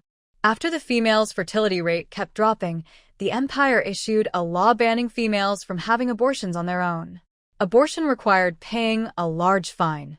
Red Flame thought Gushi probably wanted to have the Crown Prince's cub, especially since today the Empress and Prince urged him to conceive. So, it's understandable if he doesn't want the cub. He could accept this mentally, but still felt a pang of sadness. His eyelashes fluttered slightly as he looked away, trying not to let Gushi see him crying. It took less than 2 minutes from Red Flame finding the pregnancy information to him crying. Gushi helplessly held Red Flame's large hand. Who said I don't want her cub? Red Flame was upset, tears falling heavily. Hearing Gushi's gentle voice, he turned around in disbelief. Does the Duke not want to have the Crown Prince's cub? Seeing Red Flame crying so much that his eyelashes were wet, Gushi felt helpless. What a big crybaby lion. Just give birth if you're pregnant. I never said I didn't want it. Gushi didn't want to see Qi Yan cry, so she simply sat on his lap, holding his handsome face like a carved sculpture, and kissed his lips. If you really get pregnant, do you want to teach the cub to cry? Getting pregnant and giving birth is Gushi's true intention. Anyway, she has already adapted to the local customs and has 2 real beast husbands. Having children will be part of living here. Fortunately, the female's fertility level determines how quickly she can conceive and give birth, as well as whether the process is painful. She has an unlimited fertility level, so she should have a fast and painless way to give birth, right? Gushi casually kissed Qi Yan, tasting the salty tears on his lips and teeth. Qi Yan also tasted it. Then he realized that if he kept crying, the kiss would be full of his tears' salty taste. Maybe that would make the Duke dislike kissing him in the future. The lion beast was so scared that he didn't dare to cry anymore and focused on accepting Gushi's comfort. Gushi didn't have much experience with kissing, but she learned from Baiyu, copying what she saw. She playfully teased Qi Yan's tongue, and he responded with just the right amount of force, as if afraid of hurting her. Gushi suddenly remembered those 2 nights. Whenever she cried hard, Qi Yan would ease his grip. This crying lion beast seemed to care too much about others' opinions, often ignoring his own feelings. Gushi's kisses became more gentle and careful. When Baiyu had touched her before, she felt comfortable, so she deliberately also teased Qi Yan, shifting the focus from soft lips and tongue to Qi Yan's prominent Adam's apple. The muscular man with tan skin had a very noticeable Adam's apple. Every time she kissed him, not only did his Adam's apple move, but his smooth, perfect jawline would also tense up. Gushi didn't expect being the one to take the initiative could be so fun. She felt happy, but also sensed something was wrong. Her position should have been near a towering figure, yet she had been holding Qi Yan and kissing him for so long without feeling anything. This doubt made Gushi loosen her grip around Qi Yan's neck, sit up slightly, and look at him with curious blue cat-like eyes. Qi Yan was crying, with the corners of his eyes red like he had been crying. His tough and handsome face showed a look of restraint. Sweat beads dotted his forehead, and a vein was bulging at his temple. Gushi gently brushed her hand over the blue veins on his skin, feeling distressed. Meanwhile, her other hand unfastened Qi Yan's belt. Qi Yan was terrified. He was currently adjusting his chastity belt. If Gushi knew he couldn't endure it, would she, like the butler said, never take him out again? He didn't have a prominent official position or a good background. He really didn't want to give up his role as a personal guard. Gushi was about to ask directly when Qi Yan grabbed her wrist. Just then, a reminder sounded. Arrived at Royal Parking Lot 1. When they arrived here, it was time to change to Phoenix 1 and return to the Duke's residence. Gu Shizong released his hold and looked up at Qi Yan seriously. When we go back, I want to check carefully. You must be hurt and didn't tell me. There were other soldiers on the Phoenix ship, so Gu Shi ignored Qi Yan. When they reached the Duke's house, Gu Shi got out of the car, took Qi Yan's hand, and headed to the bedroom. Housekeeper Hans came over to talk to Gu Shi, but didn't get a chance. Gu Shi closed the bedroom door and told the silent Qi Yan to stand still. If you move, I won't pay attention to you anymore. When threatening, Gu Shi's eyes widened a little, and her deep blue eyes showed anger. Seeing this, Qi Yan really didn't dare to move anymore. He was afraid Gu Shi would ignore him, so he stood at attention, trembling. Since he was from the military, after standing at attention, Qi Yan's muscles were all tense. His neat black tailcoat immediately stretched tight. The buttons on his vest almost burst due to his full chest muscles. With such a figure, Gu Shi suddenly remembered a term she saw online before the end of the world, double-door fridge. She lowered her gaze and looked at Qi Yan's lower body. Just to see what was wrong with her, double-door fridge, beast husband's thermos. Today the weather was just right. Sunlight from the floor-to-ceiling glass window evenly poured into the room. It should have been a refreshing day, but the atmosphere inside was extremely tense. Qi Yan's Adam's apple moved, and he closed his eyes nervously. In just one morning, he realized how many times he had gone too far, so he didn't dare face Gu Shi. The zipper was pulled down. The top part of his shirt was lifted. Aka Yen bit his tongue, thinking he was about to hear Gu Shi scolding. But Gu Shi's eyes welled up with tears. What is this? He simply opened his pants to look, which was actually a very bold thing to do. But now, Gu Shi only felt that he should have realized this sooner. Aka Yen noticed that Gu Shi's tone wasn't full of blame. He looked down at Gu Shi and immediately saw his eyes full of tears.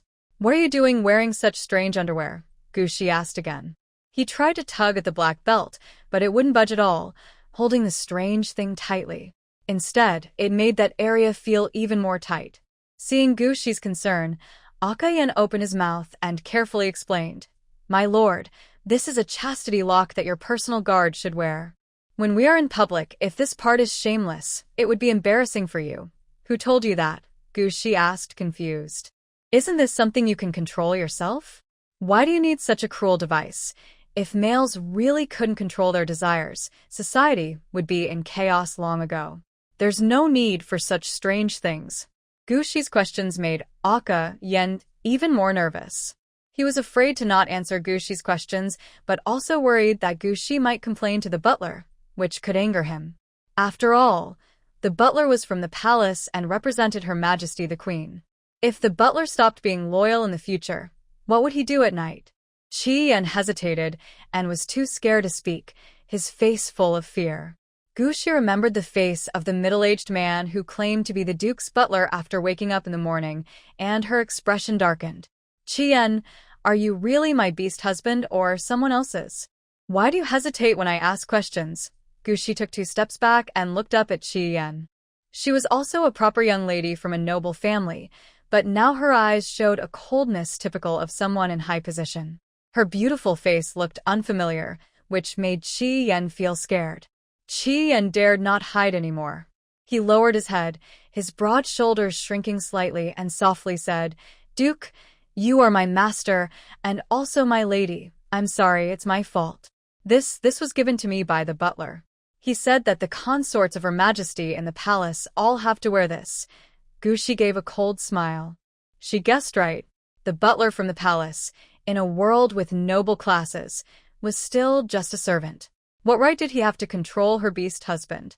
Allowing him to manage the Duke's household expenses was already giving him face. She didn't want anyone else to interfere beyond that. Thinking about this, and since Qi Yan answered the question, Gushi took 2 more steps forward and started examining the chastity lock. Seeing the lock hole above, Gushi asked, "Where's the key?" Qi Yan, with a tone of respect and awe, replied, "My Lord Duke, it's with the butler. He said he would keep it safe for you. But we left in a hurry, so he might not have had time to give it to you." "I understand," Gushi said. She looked him over and noticed that in just a moment of talking, Qi Yan looked soaked, as if he had been caught in the rain. She asked, "Can I wash myself with this on?" Yes, you can." After receiving the affirmative, Gushi gave an order, her tone cold and her delicate face still showing some anger. "Go to my bathroom, wash yourself thoroughly, and wait for me inside." Qi Yan didn't dare say much. With a broad hand, he helped himself put on his pants. "Yes, my Lord Duke. I'll go right now." He bowed his head in a respectful bow and then strode away. Gushi rubbed her forehead, calming her mood for a moment. She recalled her father scolding disobedient subordinates in the past and looked up some related laws online. After making some mental preparations, Gushi sent a message to Bai Si. She couldn't help it. She wasn't from this world, and her experience as a noble was 0. Without asking an authority figure, she felt a bit unsure. Fortunately, she quickly received a reply from Bai Si. After receiving instructions from Lord Bai, Gu Xiang confidently walked out of the room. Outside, 2 handsome male attendants were standing there, ready to comb her hair. Gu Xiang directly said, "Ask the butler to come to the study." The 2 handsome young males bowed and responded, "Yes, ma'am."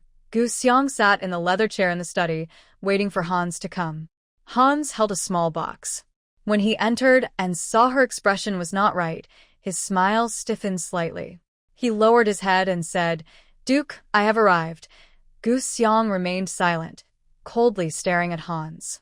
Hans kept his head bowed and dared not move. In this beastman world, male attendants are usually those with low magical ability and weak mental strength. They have no other options but to serve others to get a better life. Some places also use females who lack reproductive value and mental strength, but since females are generally of a different status, few are willing to serve others. With low social status and little influence, male attendants usually do not dare challenge the nobles. However, after standing for a long time, Hans, feeling somewhat dissatisfied, asked Gu Xiang, "May I ask, Your Grace, since I have diligently managed the Duke's residence after arriving here, I wonder what I might have done to make you so angry?" Gushi's voice was very cold. "A mere steward dares to question the master. Because of this, I could send you to the servant prison. The servant prison is a punishment facility set up by nobles to control their household servants. As long as the noble class exists, true equality among all people is impossible. Once in the servant prison, if you can't find work afterward, you'll end up in the poor district." Even Hans felt that his master was not Gu Shi. He was still somewhat frightened by these words. After successfully becoming a palace servant, he had enjoyed decades of comfortable life and didn't want to become poor. At the same time, Hans found it strange. In the morning, after Gu Shi woke up, he was very kind to his servants. His sweet, innocent smile made even this middle-aged man feel a little moved. But now, he seemed to have changed into a different person, speaking with a commanding presence of someone in power. Hans broke out in a light sweat on his forehead and couldn't help but bow more deeply, respectfully replying, "Duke, it was Hans's mistake. Please do not send me to the prison." Gushi leaned back in his chair in a relaxed posture, resting his chin on his hand, and asked casually, "I heard you are the steward in the prince's father's palace? Since I have marked the white jade, I should also address His Majesty the Emperor as father when I speak to him. Father the Emperor cares for me, and I understand that now. But the Duke's mansion is just a Duke's mansion. If everything is managed like the palace, outsiders might think that His Royal Highness the Crown Prince wants to ascend the throne early, or that I, as the Crown Prince's consort, am plotting a rebellion." When Gushi said this, Hans felt weak and couldn't stand, collapsing to the ground. In the Noir Empire, the royal family has always only had a princess. This is the first time a male crown prince has appeared. Once a male becomes a female beast husband, he becomes a subordinate in the female household and may sometimes be punished together with others. The crime of rebellion is included in those collective punishments. Not to mention Gu Shi's beast husband. If it is confirmed that Gu Shi is plotting rebellion, the entire duke's mansion will be sent to the interstellar prison. Moreover, the empress is in good health now. If the crown prince tries to rebel early, who knows if the empress will reject him? By then, even if the crown prince's children, what difference would it make? Seeing Han start to fear, Gu Shi said, "Leave the box here. From now on, you are not allowed to interfere with anything related to my beast husband. Just manage the servants and other small matters in the duke's mansion. If you do well, your salary will naturally increase. But if you keep overstepping and meddling too much, I won't mind taking some action and cutting you off." "Yes, Your Grace. I understand," Hans replied tremblingly, placing the box on the table and leaving in fear. After Hans left, Gu Shi finally let out a big sigh of relief. She adjusted her earplugs, started a video call, and asked, "Royal Uncle, how do I look?" On the virtual screen by C, still wearing a single-lens glasses, showed a pleased smile and said, "CC did very well." Gu Shi playfully complimented, "It's because Royal Uncle taught me well, or I wouldn't know what to say." "Not at all." Bai Si's golden eyes showed genuine praise. "Royal Uncle doesn't want to take credit. Those words are very impressive, but you thought of them yourself. He's a prince of the empire and has no desire for power." When the empress's sister trusted him, she showed him all of Gu Shi's information. Gu Shi comes from a poor area. After her second awakening, she suddenly gained a noble title. She has only been an adult for 2 months, and she hasn't even been a duke for a month. Being able to control the butler with both kindness and authority is already very good. Actually, it's more than just good. She managed to survive encounters with the insect race, which is not easy for an ordinary female. Bai Si thought for a moment and gave Gu Shi a suggestion. "Since you want to manage the duke's estate yourself, you still need to pay the guards in the estate yourself. It's best to find someone completely loyal to you to help manage the estate's affairs and finances." Gu Shi learned this from her parents. Managing a company means making sure different departments check and balance each other. You shouldn't just promote one subordinate. You need to encourage competition among them. Only then can the company run well.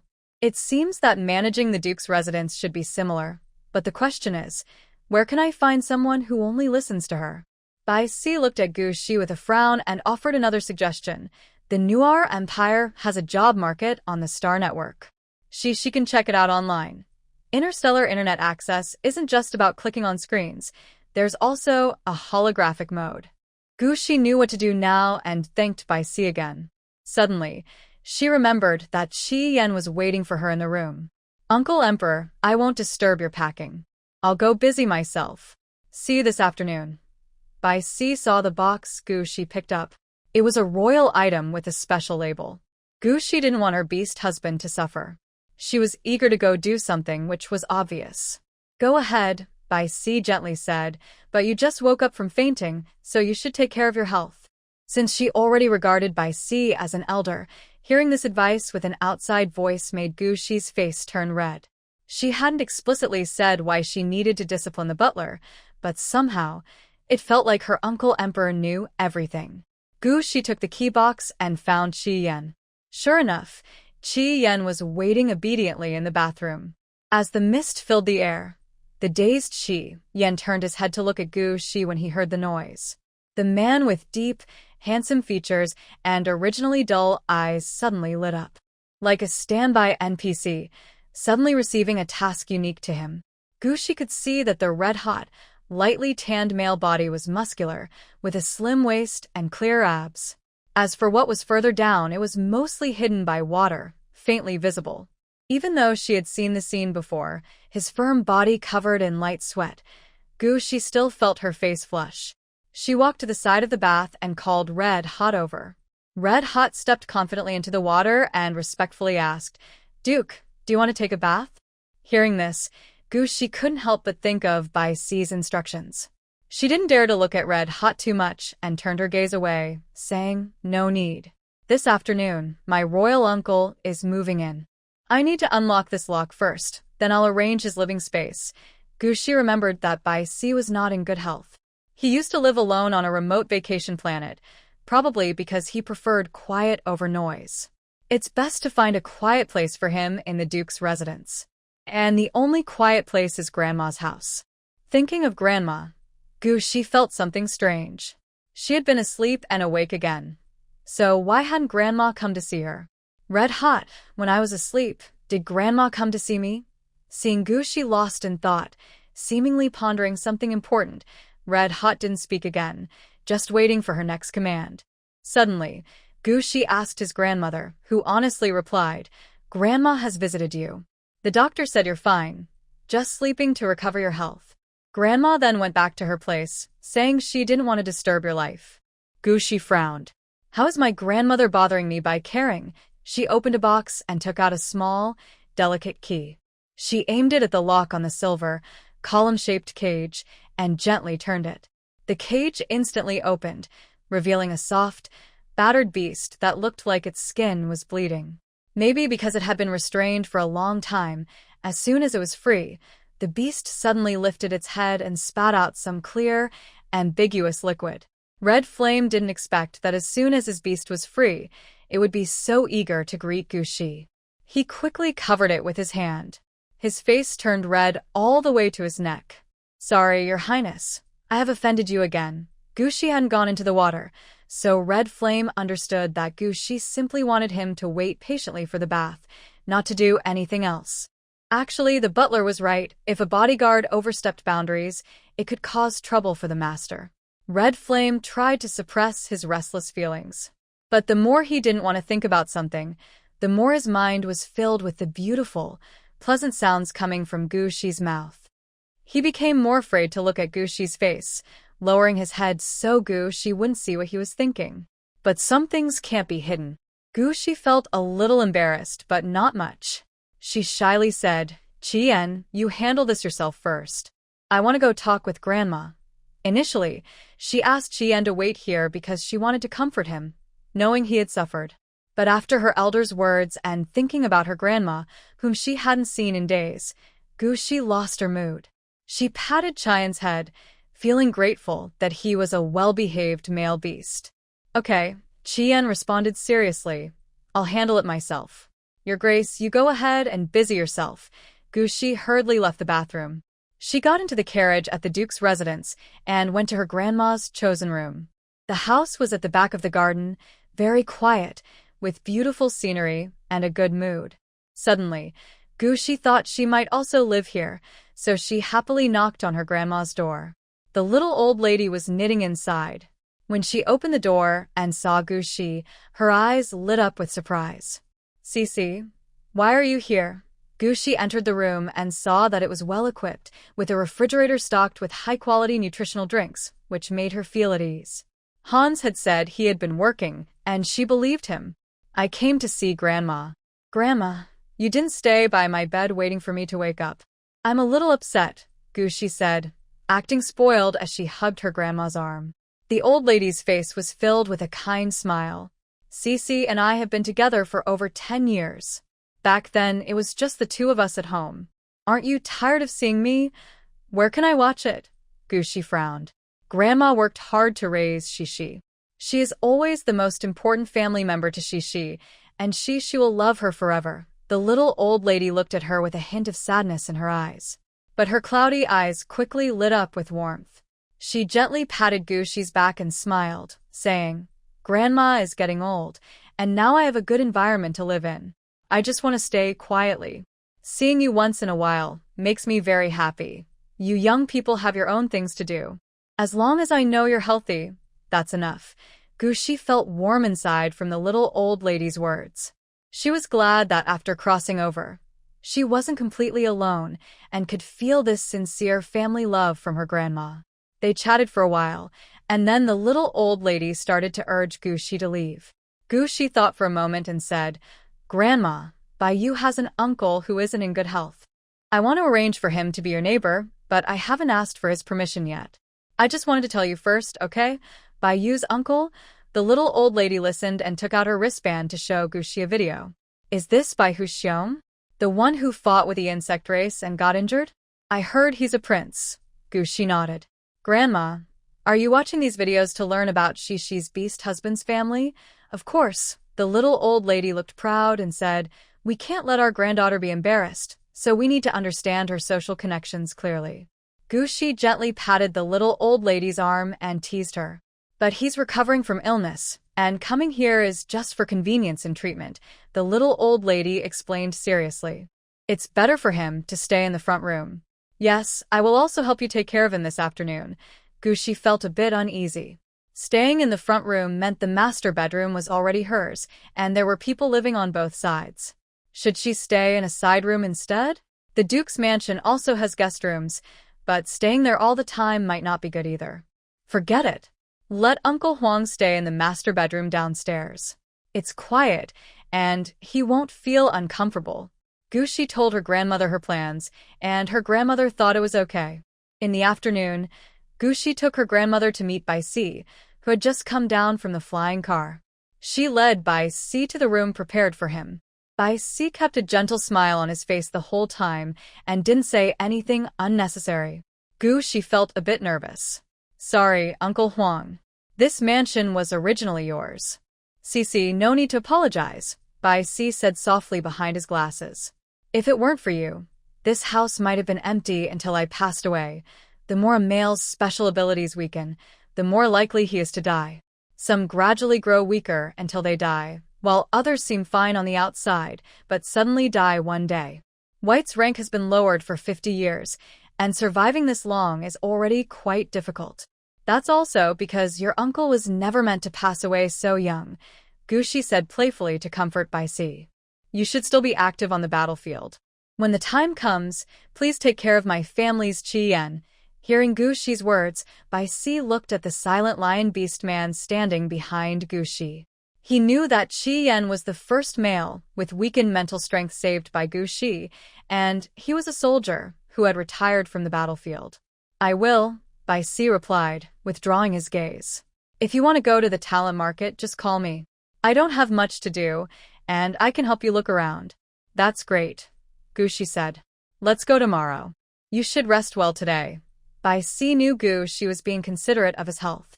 But after his mental strength recovered a bit, his body was no longer as weak as before. If possible, he wanted to do more for Gushi now, to repay his help. But giving money felt too superficial.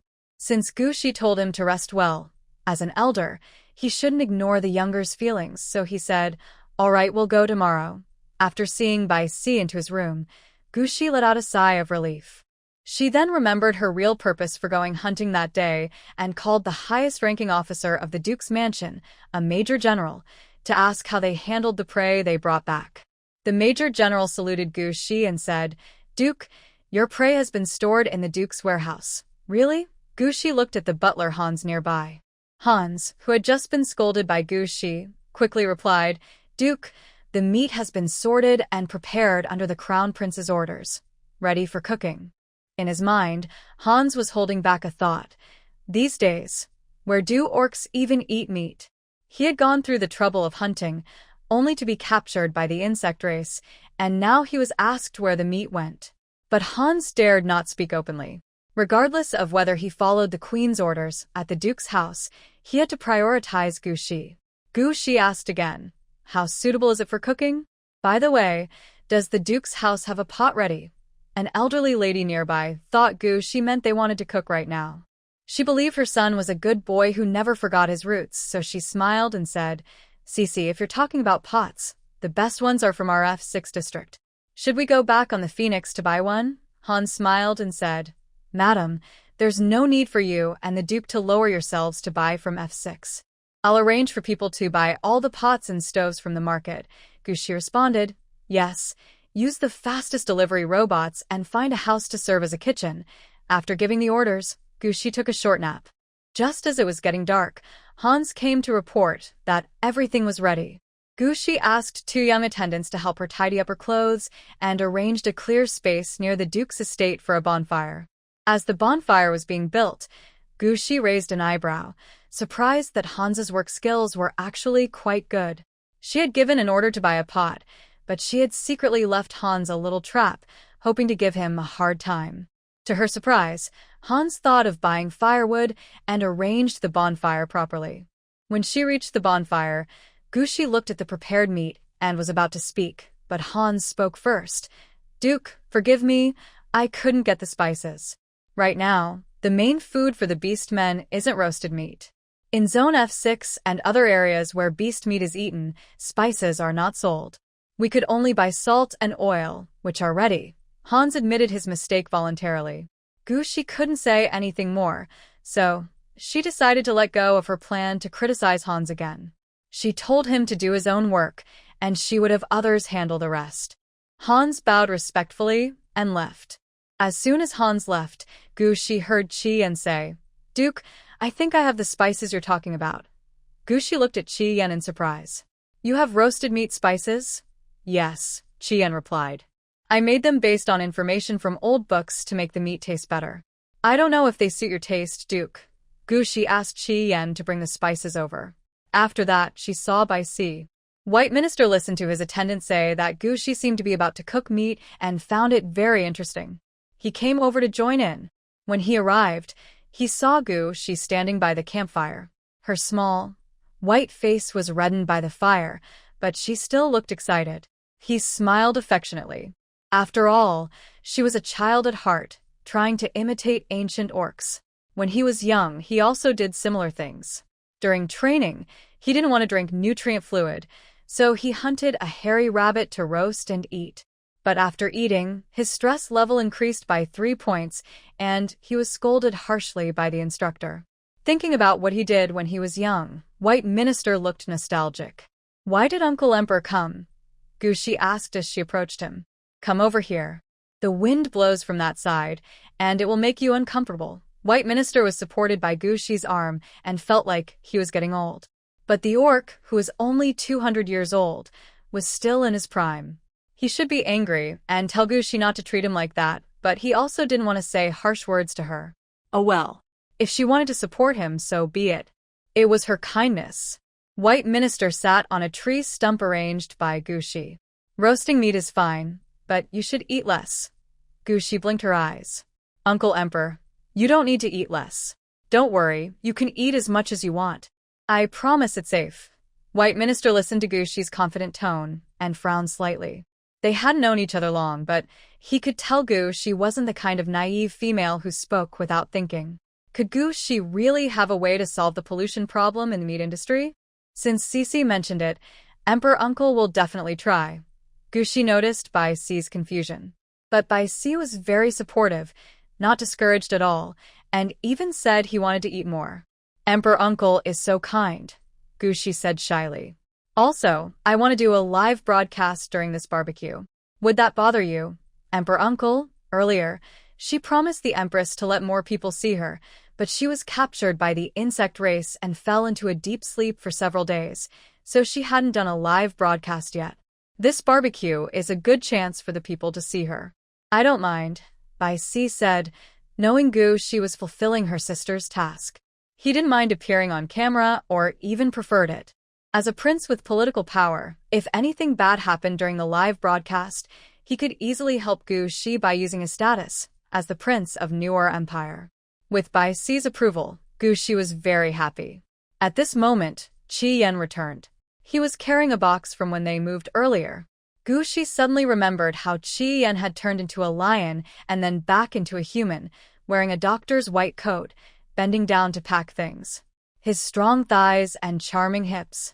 Back then, Chi-Yen looked very different from now, when he was dressed in a serious black suit, completely like two different beast men. It also made it clear that Red Flame's clothes were worth taking off to see. Because suddenly, my mind was filled with images that made my face flush and my heart race. Gushi's face turned red immediately. There was still an elder present, but in my mind, I was thinking about things I shouldn't be, which made me feel very embarrassed. Red Flame didn't notice that Gushi was thinking about him without clothes. He was just seriously recommending his own seasoning to Gushi. "Your Grace, This bottle contains the spicy flavor mentioned in history books. Gushi took the small bottle, opened the wooden cork, and indeed smelled a spicy aroma. Besides chili powder, it also contained cumin, sugar, mint, spicy pepper, and garlic powder. Red Flame, you're amazing, Gushi sincerely praised. How did you make these powders? Red Flame scratched his head, feeling a bit shy, and said, I first tasted the flavors from the history book, then used my fire element magic to roast them. Many times over and over until they turned into powder, put them in grilled meat, and the flavor becomes very delicious. Gushi had some other ideas, but it wasn't the right time to say them. She placed the seasonings aside and carefully looked for the most popular live streaming platform, creating a new, simple account. The Duke's Daily Life. This account was separate from her personal messaging account, which could go live publicly directly. But this public platform account needed 1,000 followers. Gushi first completed identity verification, then changed her profile picture and signature. After finishing everything, she accidentally posted a default system message from her new account on the platform. It was okay to post it, no problem. Gushi was in the middle of editing her first official post, hoping to attract public attention. Before she finished, her notifications flooded with followers. Wow, even in space, there are so many internet users always online, she muttered softly. Both Qi Yen and Bai Si heard her whisper and looked at her with curiosity. The term, internet user. Does it mean creatures who spend a lot of time online? Gushi herself is also a young member of their species, so she should have only experienced this era. Why does she have such a nostalgic feeling about interstellar times? But these thoughts were just in her mind. Neither Qi Yen nor Bai Si asked about it. Qi Yen thought, since he was Gushi's mate, he was willing to support her no matter what secrets she had. Bai Si, on the other hand, wondered if Gushi was a malicious female. When her spiritual form held on to his, he thought she might mark him to control him as a royal of the empire. But Gushi didn't do that. Cici, did you open a new account? Bai Si asked with a smile. Gushi nodded and shared her account link. Come on, Emperor Uncle and Qi Yen, follow me too. Two young attendants exchanged glances. One of the bolder ones quietly asked Gushi, My Lord Duke, can we also follow you? Yes, Gushi agreed. Everyone can follow. It's just following, nothing inappropriate. She couldn't possibly refuse, especially since the account is public. The male soldiers standing nearby, hearing that everyone could follow, were eager to open the Star Network and follow Gushi right now. But they remembered their duties. Especially the two soldiers standing in front of the insect scan device, their minds tense and alert, afraid that, like last time in the royal hunting ground, some hidden insects might suddenly appear and capture Gushi. They also felt scared, just like Bai Yu and ABIs, worried they might never see Gushi again. It's okay if they can't be Gushi's beast tamer. Being her guards is already a rare fortune in the world, and that is enough for them.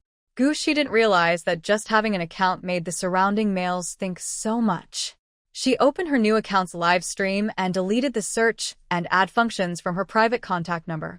Thinking again, she also turned off the Beast Tamer application feature on the partner platform. She had already publicly announced her beast tamers, Bai Yu, ABIs, and Qi Yen, and the application feature could be turned off at will. The number of beast tamer applications still showed over 9,999, all cleared with one click. While Gushi was busy with these settings, her live stream had already attracted 100,000 viewers. Seeing Gushi looking at the screen and operating it, the males shed tears. Finally seeing the holy female again. I am so happy. Is the holy female dressed up today? Maybe to look better on camera? Round it up, it's all for me. Holy female, when will we get married? Is this the holy female you males admire? Not very impressive. Not as pretty as the young lady from the Marquis's house. The comments kept scrolling. After Gushi finished her action, she looked up and saw a repeated comment. She's not as pretty as the young lady from the Marquis's house.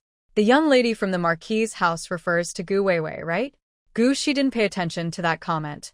She greeted the floating mini-camera. Hello everyone, I am Duke Gushi of the Nor Empire.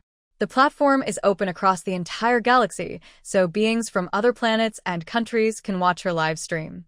Haha, your Nor Empire brags online about how beautiful and amazing the holy female is. I think she's just average. Princess Shuair from our blue sea planet is more beautiful. No, I think only I follow the holy female, and she seems to be outside the house. The Nor Empire is entering night now. What is she doing outside? These comments made Gushi realize that her being kidnapped by the insect race doesn't seem to be public knowledge. That's understandable, just like when an important leader in a company has a scandal. If the scandal gets out, it could harm the company's shares. After watching the comments for a while, I saw that the number of viewers in the live stream had reached 10 million. Gushi smiled and said, I see some babies asking what I'm doing outside. Gushi walked to the campfire, turned around to make sure everyone could see the fire, and directly said, I am grilling meat with my royal uncle and my beast husband, Chien. As soon as Gushi said this, the comments in the live chat skyrocketed, and the excitement level went through the roof. Who doesn't know that now both beast meat and plants are not safe to eat? Yet Gushi is openly saying he's grilling meat across the entire galaxy? Isn't he deliberately harming the beasts? Many beast people questioned Gushi's actions in the comments. This isn't very good, right? It's common knowledge that beast meat and plants are not edible. No scientist in the entire galaxy has been able to solve this problem. Eating beast meat can cause mental breakdowns in beast men.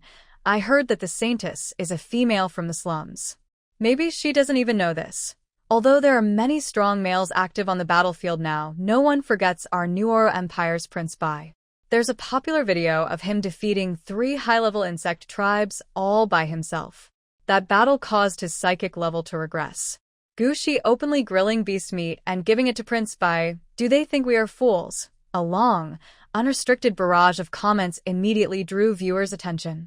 Since the broadcast started, only viewers who watch Gushi have noticed that in the corner, there is a wooden stake with Prince Nord of the noble empire sitting on it, dressed in a white uniform. The man with short silver hair has golden eyes filled with the weariness of many life experiences. His delicate face is pale, almost colorless, and the slight curve of his lips makes him look sharp if it were any less. He was seriously injured fighting the insect race, and his mental health has been fragile, fluctuating between 60 and 80 points. Every month he needs regular mental therapy to stay stable. And such a hero who dedicates himself to the country is sitting at a barbecue event? What's going on? Does he not know that eating barbecue could harm his health? When viewers are confused, Gushi pretends not to see the negative comments and directly says, My royal uncle also agrees to eat barbecue. Don't worry, everyone.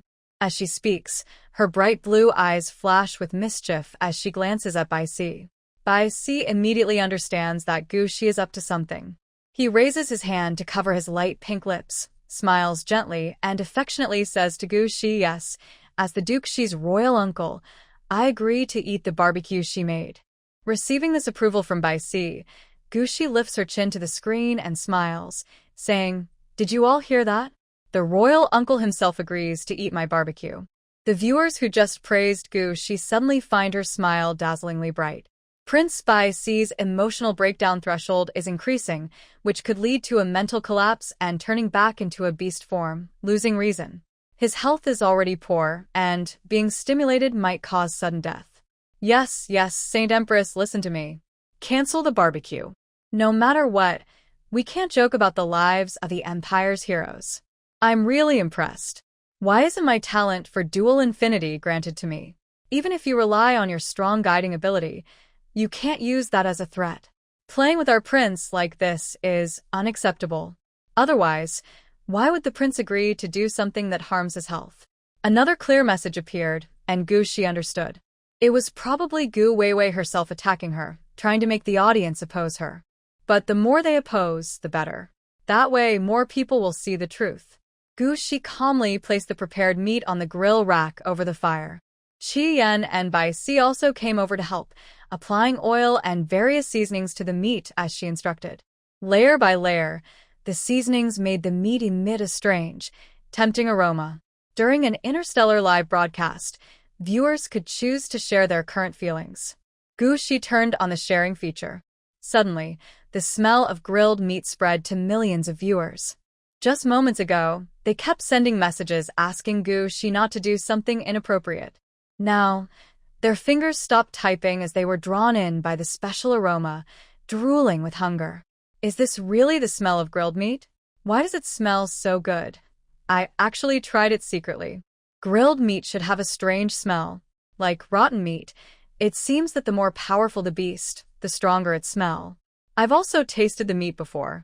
Red Flame also caught the delicious smell of the grilled meat, and his eyes lit up. When he cooked meat before, he only knew from history books that you just put it in a pot and cook it over fire. He also added all kinds of seasonings at once. While this reduced the fishy smell, the unpleasant taste was still obvious. Now, following Gushi's steps, the meat smells so good it makes you want to swallow your tongue. His noble lord is truly impressive. Bai Si was also very surprised.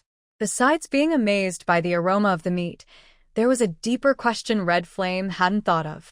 Could these seasonings be the reason why the meat no longer causes mental breakdowns? But orcs also eat plants, which can increase their mental stability. Gushi knew plants could cause problems, but she had quietly used her mental power to purify all the seasoning powders, removing any remaining black substances. Now, the grilled meat is completely safe. Seeing the meat's color change completely, Gushi picked up a skewer. "Babies, I'm going to eat now," she said this and eagerly put the grilled meat into her mouth. The tender, fragrant taste instantly made Gushi smile happily. After the apocalypse began in her previous life, animals and plants mutated together, and eating them could turn people into zombies.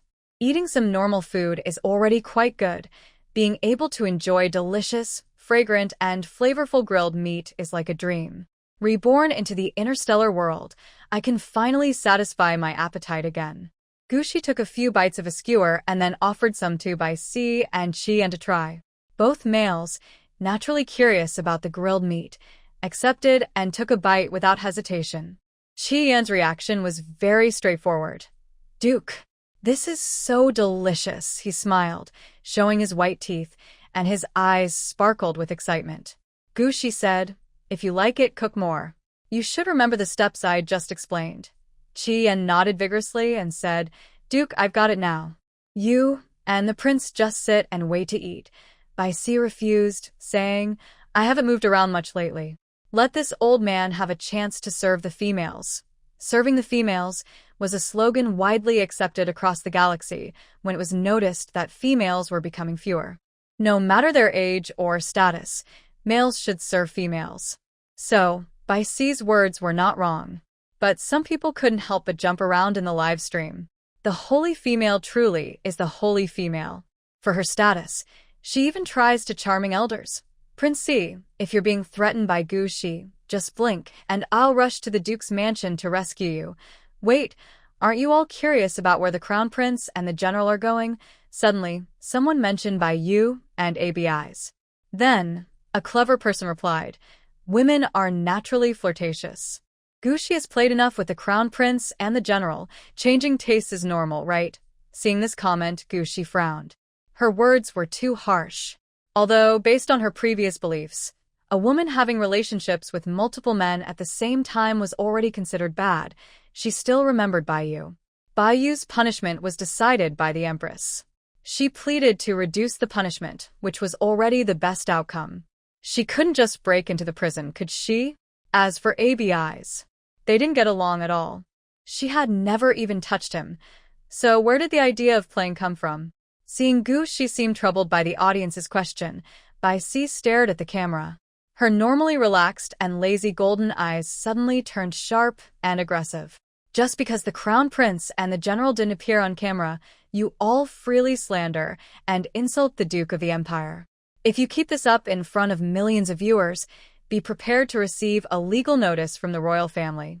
Her voice was the same, her tone still slow, but each word was filled with a threatening edge.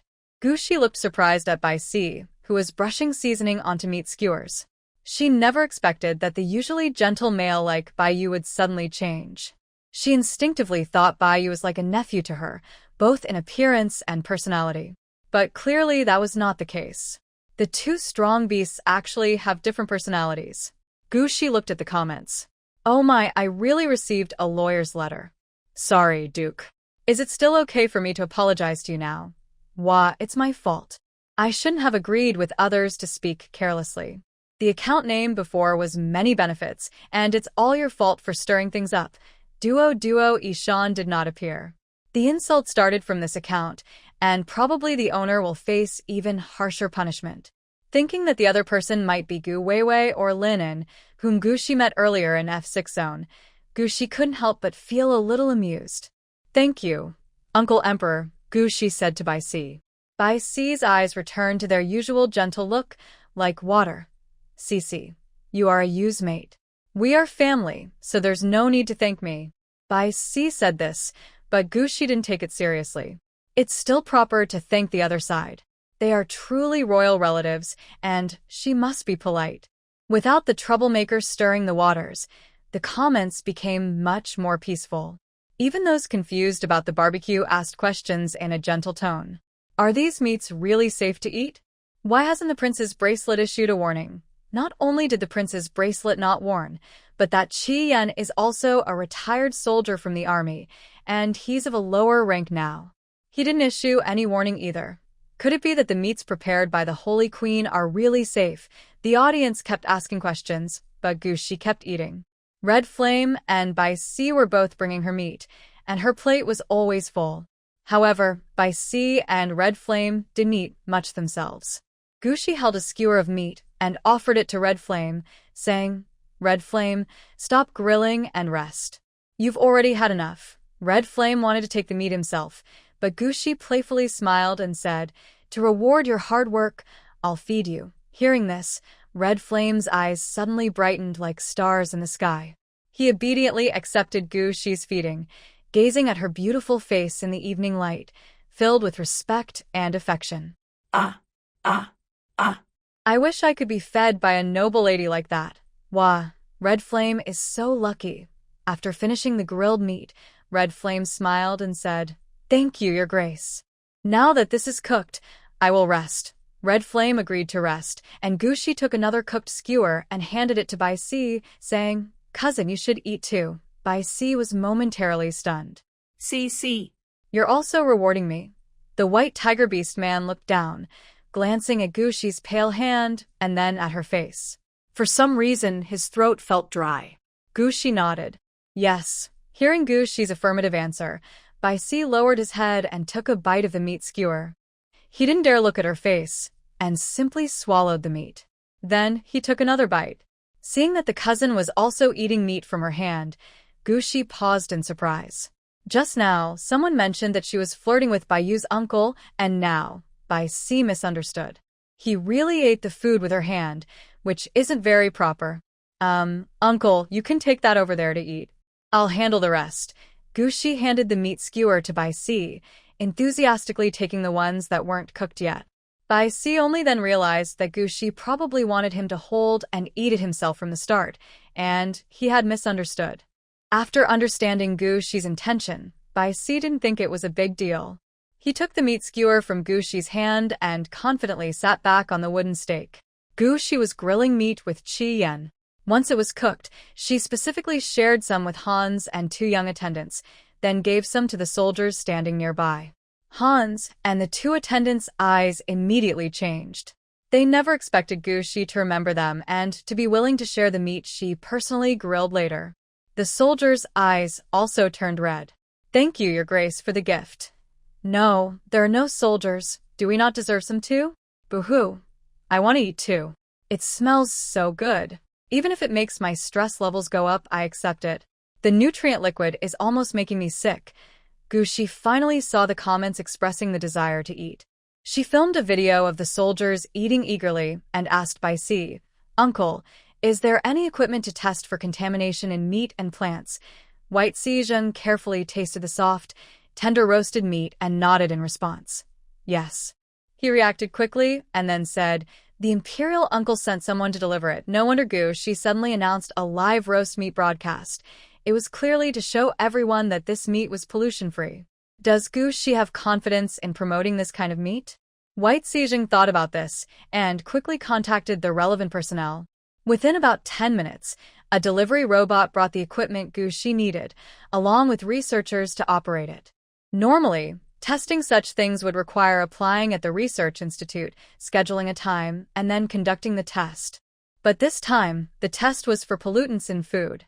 Interstellar aliens haven't tasted real food in over 2,000 years.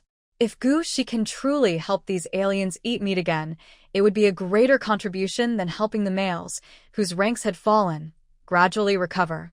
The staff, White Sejong called, immediately examined the meat. The test results showed zero pollution.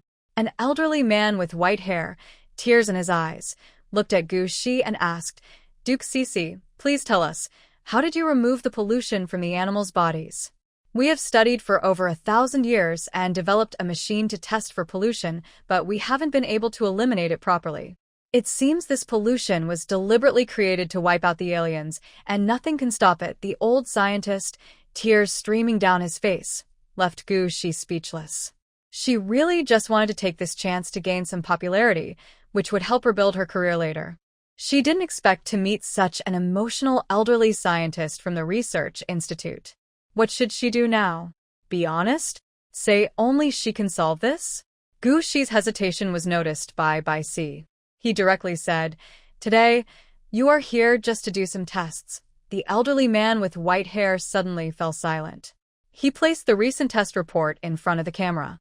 "All the meat here contains no harmful pollutants. It is pure, clean food that won't cause mental breakdowns in the male beast men. If there are any issues after eating, the Research Institute takes full responsibility." The proof document on the virtual screen was stamped with the Research Institute's official seal. This meant the test results were now official and trustworthy. Gu Shi picked up the seasonings. "Let's also test these. They're used on the meat." She put the seasonings into the testing device. Soon, the results came back confirming they were safe.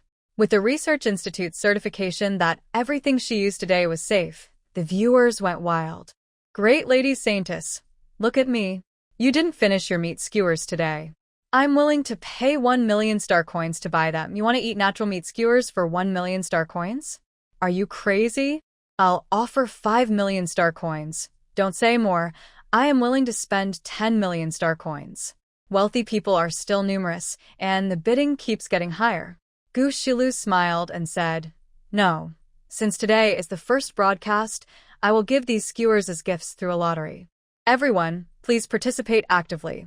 After saying this, Gu Shi started the live stream and contacted the logistics company.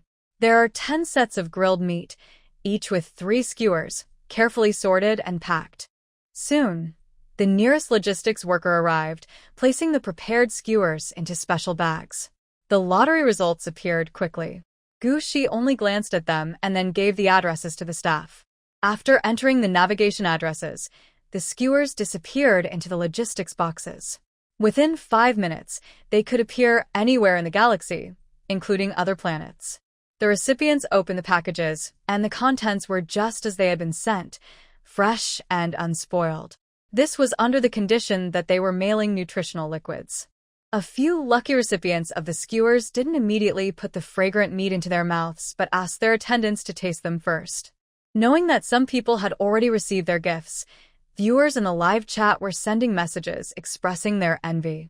I'm Esodeles, Savsobota. Is it true that the stranger the name, the more likely to be chosen? I saw one lucky person's ID was "I'm a water monster," another person's ID was "Demon King returns." What kind of strange word is Demon King? Why haven't I heard about this before?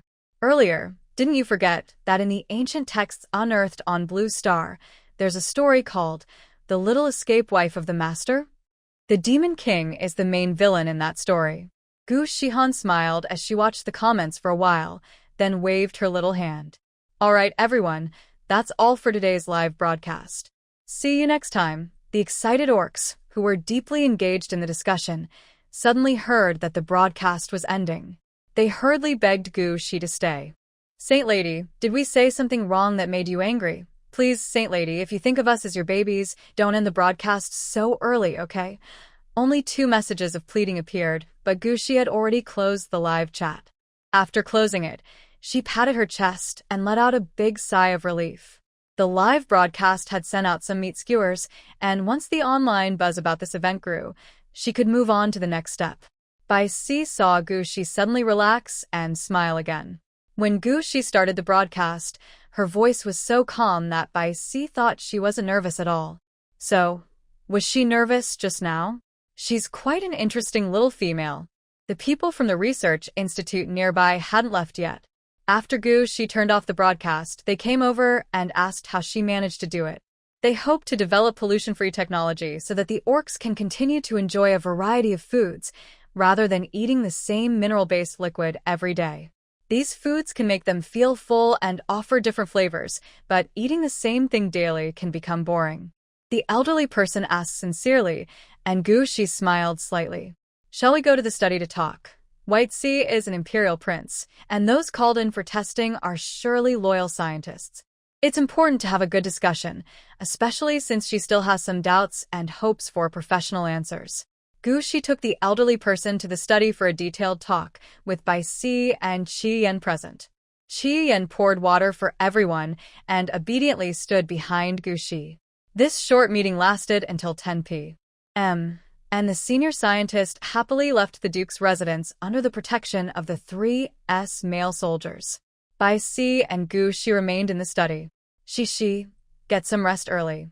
Gu Shi nodded and replied, Uncle Emperor, you should rest early too. She led Qi Yan back to her room, where he helped her take a bath in the pool. Qi Yan washed her hair gently with his big hand.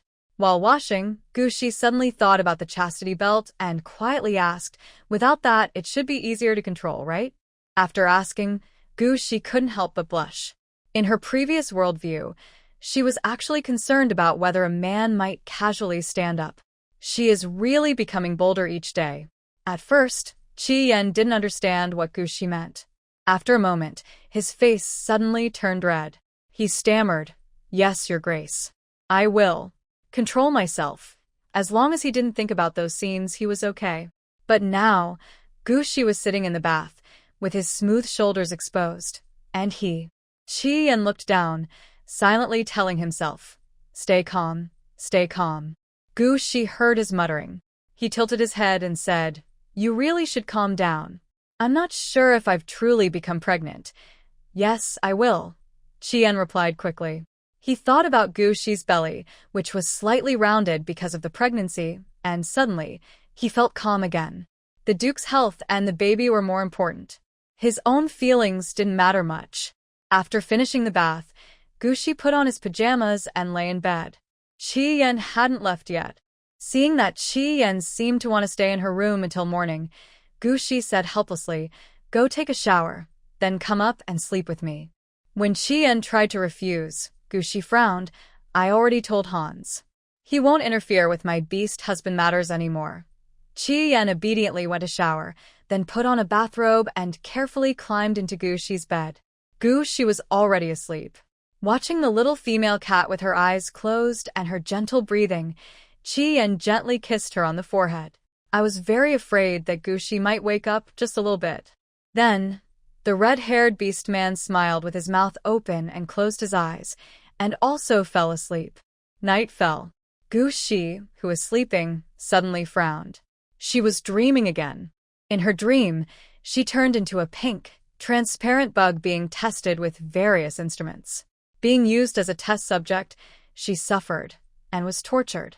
Gu Shi was in pain, sweating all over her head. She heard someone calling her. Cici. She opened her eyes and saw Qi Yan immediately. A worried lion beast man crouched nearby, trembling with his tall body.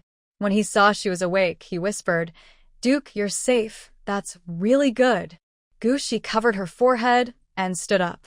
It was not yet dawn. Qi Yan handed her a glass of water, which she drank quickly. Her heart was still pounding wildly. The cold sweat on her body disappeared, and she gradually felt warm. What happened to me? She asked, realizing her voice was hoarse. Qi Yan said, Your body was hot and cold a while ago, and you kept calling for your parents and brother, saying it hurt a lot. The red-haired beastman's eyes welled up with tears as he spoke. He didn't know what was wrong with Gu Shi, and was afraid she was sick. Fortunately, after Gu Shi woke up, her body temperature slowly returned to normal. Gushi handed the cup to Qi Yan. When Qi Yan returned to bed, Gushi suddenly hugged her slender waist, burying her face in Qi Yan's soft chest. I had a not-so-good dream. It's okay. Qi Yan sensed that Gushi's voice still carried some nervousness. After hesitating for a moment, she reached out and gently patted Gushi's back. Gushi knew that Qi Yan was trying to comfort her awkwardly. She smiled slightly and rubbed her chest a couple of times. The lion beast man never asked unnecessary questions. Even if she showed signs of being upset, he would ignore them completely, caring only about her safety. This was good. Gushi finally felt at ease and fell asleep again. When she woke up, she found Bai Si and asked him to take her to the interstellar talent market for a walk. Bai Si agreed. Using the full holographic star network was similar to a meeting before. But after logging in, she needed to set up her virtual appearance in her personal room. Of course, she could also choose not to set it and go in with her real look. Gushi thought for a moment and decided to choose the appearance setting option. After yesterday's live broadcast, she guessed many netizens recognized her. If she still used her face on the Star Network, it would definitely cause a big stir. While adjusting her appearance, Gushi chose her previous look from her original world. Black hair, black eyes, a small, delicate face, and almond-shaped eyes with long eyelashes. This face was different from her crossing face, representing two different kinds of beauty. After setting everything up, Gushi filled in her name with her favorite gaming alias from before, Su Cici. Her two older brothers once said that this username was very good, mainly because it was hardly different from her real name. At that time, Gushi just smiled and said, "Anyway, I chose a different username." Now, seeing that name again, Gushi hides the sadness in her eyes. Her brothers no longer criticize her, and she is living a life without her family. After everything was set, Gushi chose a simple white dress. She put it on and left the room, contacting Bai Si with the name given by Bai Si. Bai Si's name on the Star Network is Si Bai, which looks almost the same as before. But his face has changed. Now he has a black long beard and hair, with a small mustache that is especially cute. Gushi couldn't help but look at him longer, feeling that Bai Si now looks like the hero Lu Xiaofeng from an old movie she watched. After a while, Gushi contacted Qi Yan. Qi Yan had dyed his hair yellow, with one eye covered by a decorative eye patch, and was wearing black armor. His Star Network name was also simple, Huahua. Where should we go next? Gushi opened a team voice chat, looking around curiously. The buildings in the Star Network are very beautiful, and there are many newly logged-in beastmen nearby. Everyone looks a bit strange, making Gushi feel like she is a new player in a virtual game. Let's teleport directly to the talent market. White the Bishop explained to Gushi how to teleport. The word, teleport, made Gushi feel like she was playing a game. She followed the steps and clicked on the talent market on the map in front of her. Suddenly, a bright white light flashed, and everything around her became lively and busy. This board is where job seekers post their information, White said. Some of them might be from other countries or planets, and hiring them requires an additional settling-in fee. Gushi quickly browsed through the profiles, scanning from top to bottom. She was looking for a trustworthy accountant for the Duke's estate, as she was now a wealthy woman with 2 mineral mines. Without a professional managing them, she felt uneasy. After looking through many applicants, Gushi selected 10 impressive orc resumes. She indicated interest in interviewing these candidates, and their information turned into paper forms that appeared in her hand. Uncle Emperor, please take a look at these orcs and tell me what you think. White took the papers from Gushi and carefully examined them. He helped her eliminate 6 candidates, leaving 4 to choose from. Gushi looked over the remaining profiles and noticed that White had excluded a young White Wolf tribe boy. His resume clearly showed management experience, handling various assets and supporting documents. Why did you exclude him? Gushi asked curiously. White, noticing her confusion, sighed and explained. Despite the current galaxy being young with few new cubs, in the past, orcs were quite prolific breeders.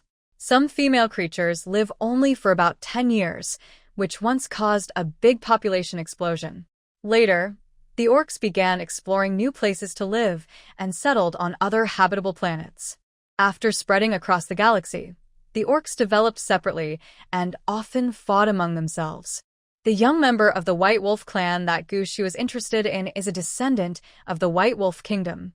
Their planet was attacked by orcs from a neighboring planet and was also destroyed by insect creatures. Only some orcs escaped and became residents of the Tudu Star. However, the royal family of the White Wolf Kingdom did not give up their desire to be rulers. After being accepted on Tudu Star, they initially behaved well, but 18 years ago, they suddenly started a war to try to take over the Tudu Kingdom. After their rebellion failed, the orcs grew tired of fighting among themselves and established an interstellar court. The first case the court handled was the White Wolf clan's rebellion against the White Rabbit Kingdom. The entire White Wolf clan was imprisoned in the interstellar jail. This young White Wolf was born in the interstellar prison. According to interstellar law, children are considered innocent, and cubs born in prison are adopted by other planets' orcs. Originally, the White Wolf was adopted by a White Rabbit family, but later it was reported that he was being abused by that family. The police in the interstellar court investigated and confirmed this. They asked for White Wolf's permission to let him live with a different orc. A year ago, when he was 16 and in school, he suddenly fought a female and was expelled. Gushi frowned. Where did he get his assets from? Baici said, I was about to tell you. After the establishment of the interstellar court, the incident of the White Wolf clan's planet being invaded was re-examined. The court ordered the Black Ape orcs to return some of the property to the only free-moving child of the White Wolf clan. So, when he was adopted, he actually had assets? Gushi asked again. Baici nodded slightly. Yes, he has a talent for making money. He earned enough from a mine to buy another mine, but he lost all his assets after fighting with a female, which almost sent him back to prison. However, he became famous again and was expelled from school. I see, Gushi said with a hint of regret.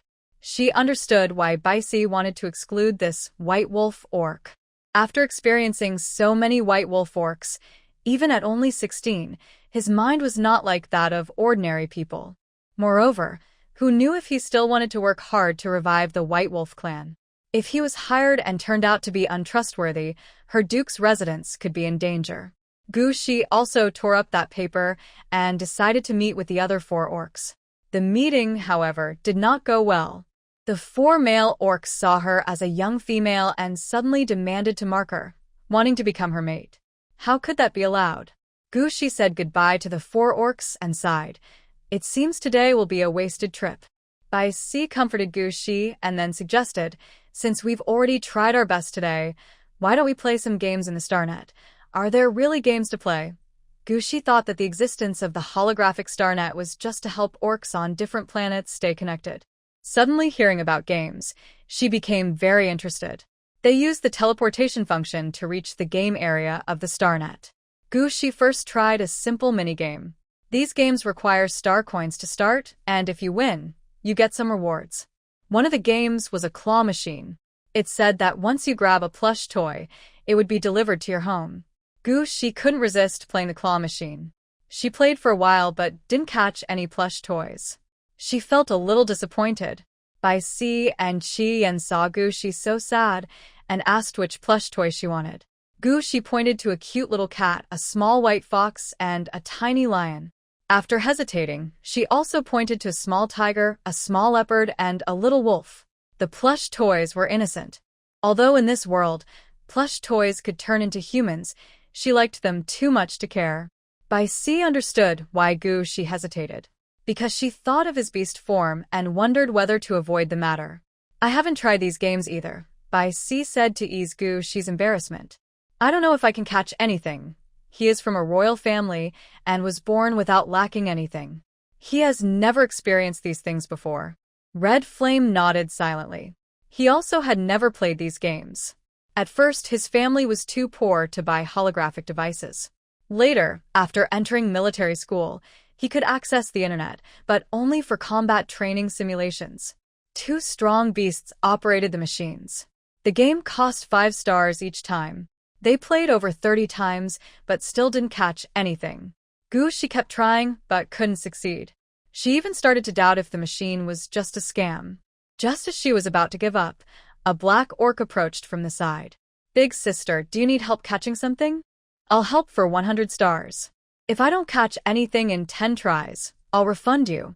If I catch something, I keep it. His voice was that of a typical young boy, and he had deep blue eyes. She tilted her head. Okay, then I'll hire you to try. She was about to transfer 100 stars to the boy when Bai Si spoke up. I already paid. The boy received the money and, on his 10th try, caught the white kitten doll she had pointed to at the beginning. When he got the doll, it turned into a small cat card. The card could be stored in the backpack in the Star Network. After using it, she could fill in her address, and the staff would send the doll by courier. Seeing this, Bai Si transferred another 3,000 stars to the boy, encouraging him to keep trying. The doll's she had pointed to earlier quickly turned into cards and went into her backpack. There is also extra money. The boy asked Gushi to look again and see if there were any other cute dolls he liked. Gushi hesitated for a moment and chose a big-eyed black snake plush. The snake was coiled up, looking like a pile of poop. The boy caught the snake after 7 tries and prepared to give the money back to Bai Si. Bai Si refused, saying, "No need, keep the rest as a tip." The boy responded coldly, "Thank you." Then he turned and left. Gushi wandered around the game area again and chose a shooting game to play with Bai Si and Qian. When leaving the game zone, Gushi saw the boy who was trying to help others grab dolls. He was trying to sell his doll-grabbing skills to a female, but before he could say much, he was forcibly challenged by a male. Can you also challenge here?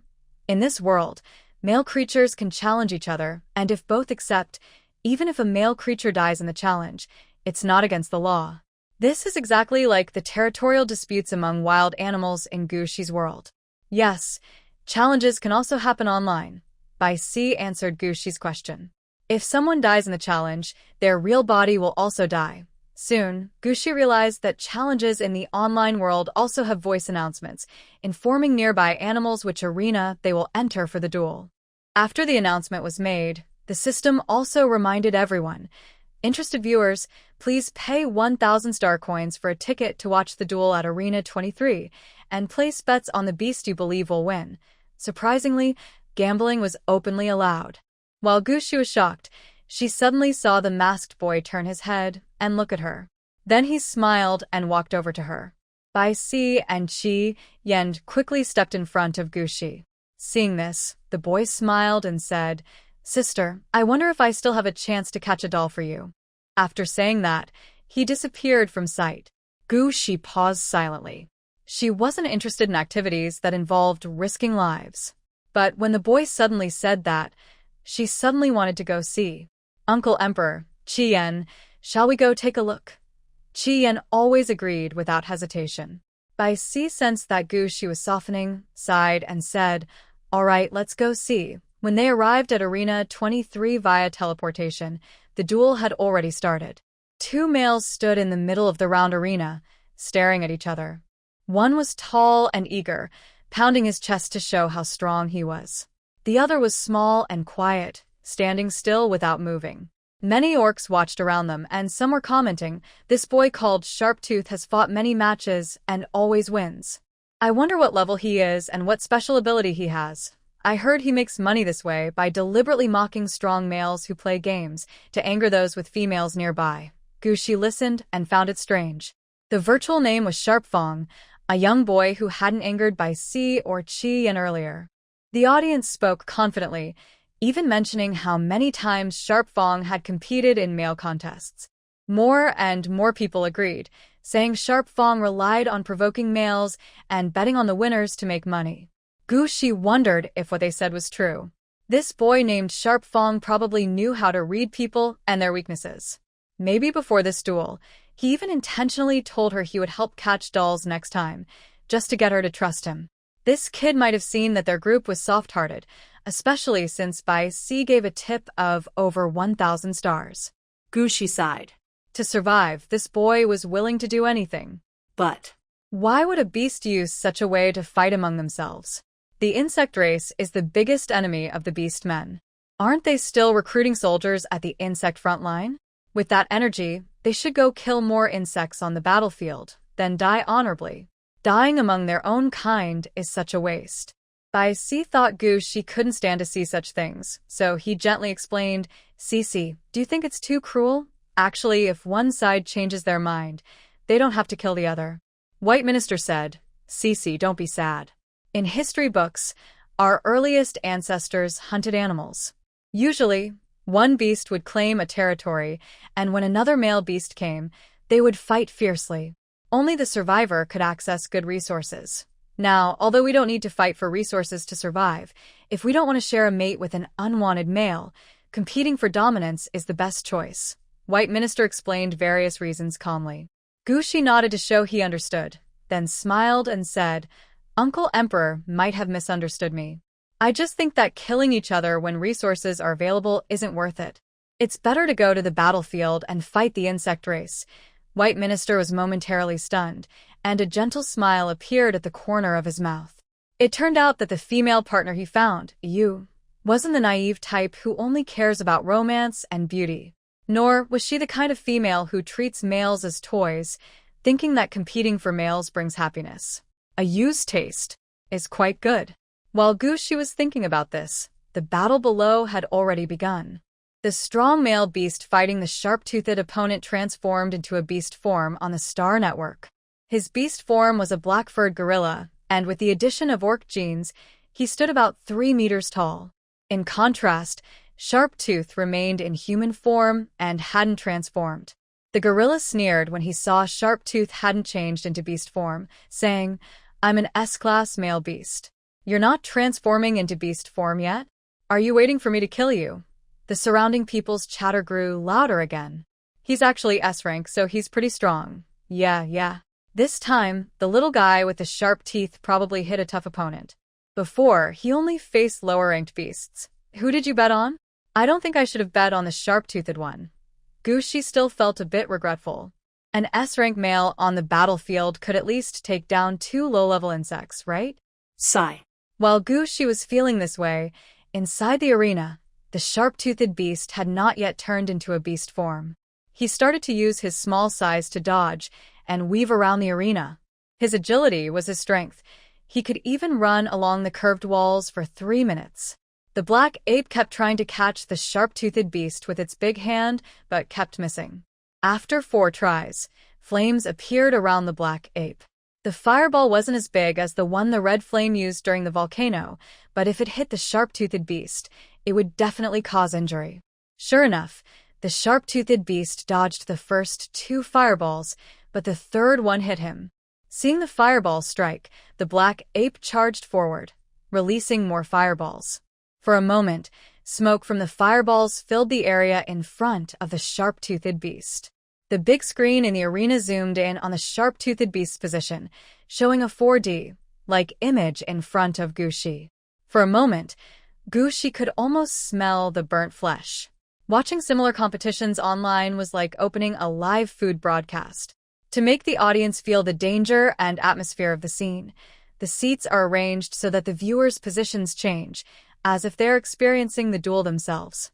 If someone places a bet, the system locks onto the chosen orc, allowing the viewer to see everything that orc can see. Gushi didn't realize that watching a duel would be like this. As she swayed her chair side to side and moved up and down, she was afraid and thought, will this chair move so much that it sends me down to the other person's special power? Gushi held the hand of the white jade beside her, seeking some comfort. The smoke cleared, and the sharp-toothed creature fell to the ground, unable to get up. Seeing the sharp-toothed creature on the ground, the gorilla was excited, pounding its chest muscles and making a wah-wah sound. The viewers who bet on the gorilla's victory cheered happily, celebrating their win along with the gorilla. While the gorilla had its back turned to the fallen sharp-toothed creature, the creature suddenly moved quickly. It pushed its hand, which had turned into a beastly paw with sharp claws, onto the gorilla's shoulder and aimed the claws at its neck. On the big screen, the face of the sharp-toothed creature appeared, wearing a mask. Its pale lips moved as it spoke in a clear, youthful voice. What should we do? You celebrated too early. At the end, with a playful tone, it showed that the sharp-toothed creature was feeling very happy. In the close-up shot, you could see the claws had already pierced into the gorilla's neck. Gushi still didn't like watching creatures of the same kind fight each other, so she frowned. The sharp teeth in the arena suddenly looked in her direction. In the camera, the sharp teeth's blue eyes narrowed, full of animal instinct. Although it was a crowded audience, Gushi felt as if the sharp teeth was really staring at her. In that moment, she felt like a prey being watched, and cold sweat broke out on her back. Gushi instinctively tightened her grip on her hand. Oh, I knew that little guy, the sharp teeth, couldn't lose the duel. Come on. Sharp teeth, hurry up and kill him, just like before. Pierce through their throats. Kill him, kill him, kill him. While Gushi was still shaken by the strange look in the sharp teeth's eyes, the audience suddenly shouted loudly. They all wanted to see the sharp teeth attack and defeat the gorilla beast man, even though he was a fellow. The existence of the duel arena seemed to be a trigger for the beast men to release their negative emotions. Gushi looked around and saw a female beast man nearby, also shouting for sharp teeth to kill the gorilla beast man. If she hadn't mistaken, during the conflict in the game zone, this female was standing with the gorilla beast man. She was willing to go into the Star Network to date the gorilla beast man, which showed some feelings. But now that the gorilla male lost, this female surprisingly hoped that a stranger beast man would kill him. It's a bit cruel, but maybe that's the true nature of females in this world. The crowd's cheers grew louder. On the fighting arena, the sharp-toothed beast kept a close watch on Gushi. He didn't know Gushi's name, not even the fake name Gushi had given himself. But he could see that Gushi was frowning, looking out of place among the excited males and females nearby. It's strange. Seeing males compete doesn't seem to make him happy. Could it be that there really are beast men who don't enjoy the sight of blood?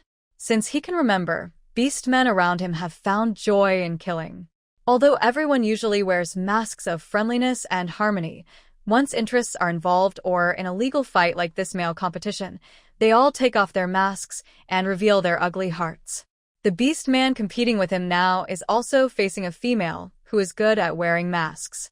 When he deliberately provoked her, her eyes clearly showed pride, but she pretended to be weak and said, "Brother, don't fight him. I really don't need you to prove your bravery. It's just a game, and I don't mind if he wins. I really don't." Encouraged by her words, this big, foolish beast man, driven by lust, directly challenged him to a male competition, shouting that it was a matter of life and death. At this moment, the female was also sitting in the stands, raising her hand and shouting for him to kill the foolish beast man. Just a moment ago, they were holding hands closely, but now she was passionately encouraging the male who liked her to die. The sharp-toothed beast looked around. There are other females who also want him to act quickly, and some are shouting together. But strangely, only Gushi and the two males nearby seem unaffected, as if in a vacuum. The three orcs are not shouting. Instead, the two males tilt their heads, watching the female with worried eyes. They seem afraid that the beautiful world might reveal a harsh truth and hurt the young woman with black hair and eyes. Why is that? Tusk feels his mind start to become restless and angry. Why are there places in the world so pure? Why don't they want him to hurt other orcs? Why do they look so peaceful and beautiful? Under intense mental disturbance, Tusk's fingers press into the neck of the gorilla orc. His connection to the Star Network links his mind to his body. If he is killed in the Star Network, his body outside will die instantly. With a little more force, he could flood the young female's mind with real images. The kind-hearted girl with black hair would probably scream loudly in fear. That scream would be the most real and beautiful sound of pain, and just thinking about it excites the beast. From then on, she would become like other females, no longer feeling pity for any orc. Tusk's mental world fluctuates wildly, and his eyes turn red. Look, everyone, Tusk's eyes are red now. Is he about to lose control? Hey, don't do that. If you get mentally overwhelmed on the StarNet and don't log out, your spiritual body might explode. We can't risk our lives because of Xinjia. He might go crazy. Run quickly. Don't stay here. The audience started teleporting away from their seats. Cece, let's go too. Bai Ci's voice was full of worry. You can't manage your emotions on the StarNet. If he insists on not logging out, he's doomed. In the time Bai Si spoke, 2/3 of the previously crowded duel arena had already emptied. Meanwhile, Xinjia's mask began to distort, and his body kept trembling and swelling. Seeing this, Gu Shi's heart beat faster. Is it really impossible to use mental power to guide the male in the starnet? Maybe her unlimited mental strength could try. So Gu Shi said, "Ayu, I want to try. Let's see if my mental power can break this rule." After saying that, Gu Shi immediately spread out her mental energy to connect with Xinjia. The moment her mental power entered Xinjia's body, Gu Shi saw a restless little white wolf. Even though there was nothing in her mental sea, the little wolf howled and frantically bit at an imaginary enemy. Under the wolf's wild attack, waves surged in her mental sea, like a stormy ocean. Isn't the white wolf beast man the one Bai Si mentioned earlier? The one born in prison, adopted, and then mistreated? She also considered hiring him as a duke's accountant but eventually decided against it. Never mind. I already did the experiment, so I will see it through. Gu Shi continued to release her mental energy as she had before. Soon, after touching her mental energy, the little white wolf gradually calmed down. In the blue wolf's eyes, there was curiosity. Gu Shi quickly withdrew from the little white wolf's mental space. The moment her mental energy left, she saw the normally innocent-looking white wolf suddenly show a dark, sinister expression. Gu Shi was startled and looked toward the duel arena. In the arena, the sharp-toothed creature had returned to its original form. It threw the gorilla-like beast man onto the ground and stared tightly at Gu Shi. Gu Shi softly said, "Royal uncle, that's the white wolf beast man you mentioned. Let's go quickly." As soon as she finished speaking, Gu Shi realized she had been holding White Sea's hand all along. But at this moment, she didn't care about that anymore. Let's just leave the Star Network directly. She clicked the exit button and immediately, she appeared in the room. Qi Yan and White Sea were right next to her. Gu Shi awkwardly said, "Royal uncle, I just remembered your position incorrectly earlier. I didn't hurt you, did I?" It was actually a mistake in her grip. She had been squeezing and pinching that finger too harshly. White Sea replied, "It's okay, I don't feel pain. It's not that you grabbed the wrong spot. The viewing seat position can change naturally." Gu Shi asked, "Really?" White Sea smiled and said, "Yes, the seats cost the same. To give everyone a good experience, we will change the seats." Because of the seat change, they accidentally held hands, which made Gu Shi feel much more comfortable. Looking at the time, it was already noon, and it was time for dinner. She wanted to eat meat, so she decided to cook a pan-fried pork chop herself. As soon as she spoke, Qi Yan said, "Duke, you teach me the steps and I will do it." Okay, someone was serving, and Gu Shi was happy before she knew it. She explained the steps for making the pork chop to Qi Yan, who did a great job. The meat was delicious, but Gu Shi missed the taste of rice. Is there no more planting of any plants by the beast men now? She originally thought she would get a definite answer from White Sea and Qi Yan, but instead White Sea said, "In the research institute, they are growing some rice for research." Rice.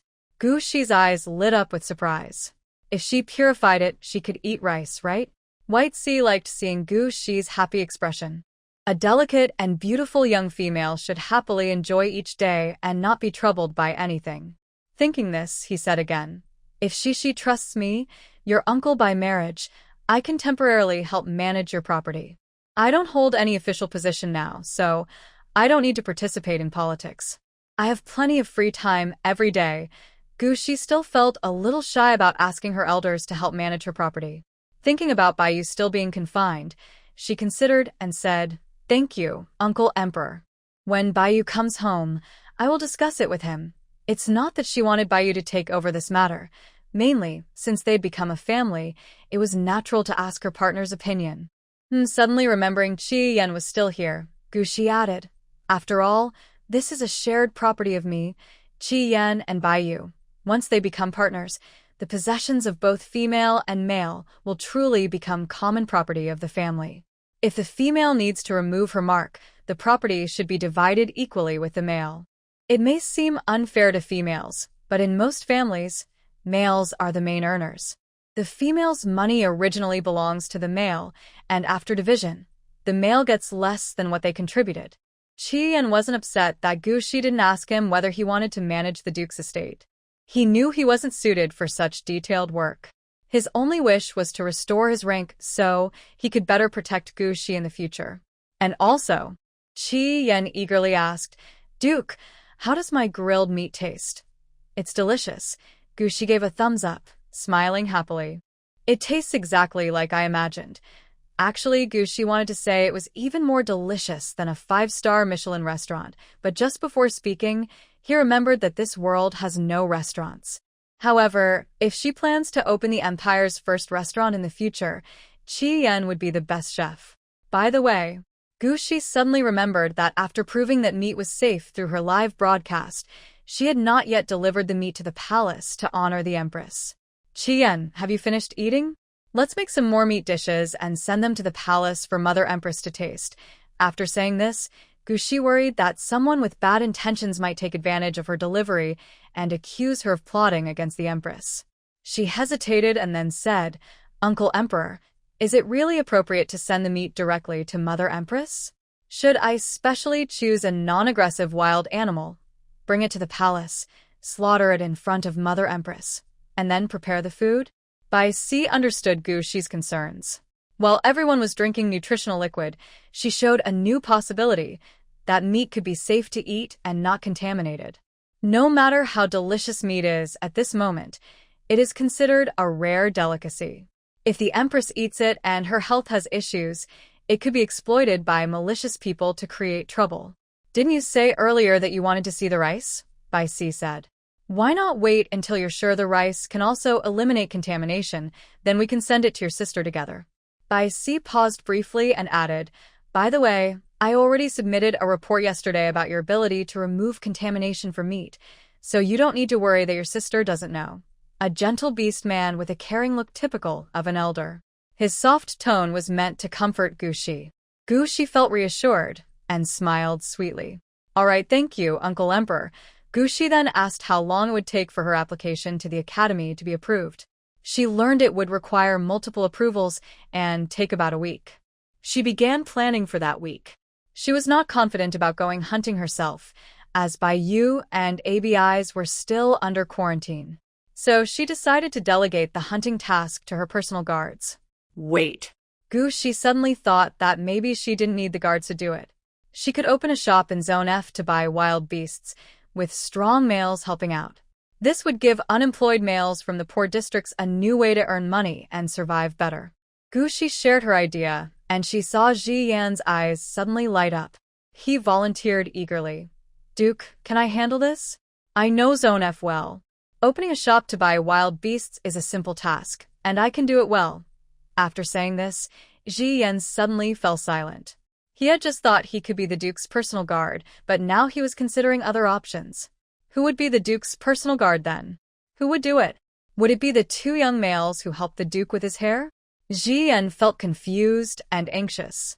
Seeing Qi Yan's hesitant expression, Gu Shi easily guessed what he was thinking. He was worried about leaving her, and also about giving the role of personal guard to someone else. Gu Shi comforted his male companion, saying, "It's good that you want to do what you like. Always following me around, I worry you might become less happy. Even partners need their own careers and personal space. Everyone has their own things to do, shining in their own fields.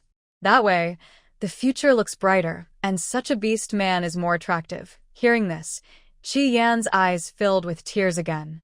He quickly held back, not wanting Gu Shi to think he was overly emotional. "Thank you, Duke. I will do my best." Next to them, Bai Si saw the two young ones holding hands and talking about the future with gentle expressions. Young beast men are the future of the Empire. Whether female or male, having a hardworking heart is what matters. At the same time, Bai Si also thought Gu Shi was very impressive. He had just recently become an adult, and he was a female. Normally, she could stay at home and be supported by a male beast, but she was not lazy. She even actively did things that benefited all beast men. Since females can be so diligent, as an elder and a male, how could he just sit around doing nothing? Qi Yan let Qi Shi rest for a while. "Come with me to discuss matters related to capturing wild beast men," Bai Si said to Qi Yan. Red Flame nodded firmly. "Duke, you should rest now. I'll handle the remaining tasks." Gushi didn't mind the feeling of having someone help with her ideas. While Bai Si was opening her wristband and operating the virtual screen, she quickly kissed Red Flame on the face. "Good luck, I believe in you." Red Flame's face suddenly turned red. The soft lips on his face felt very sweet, almost immediately boosting his confidence and making his mind think about things he shouldn't.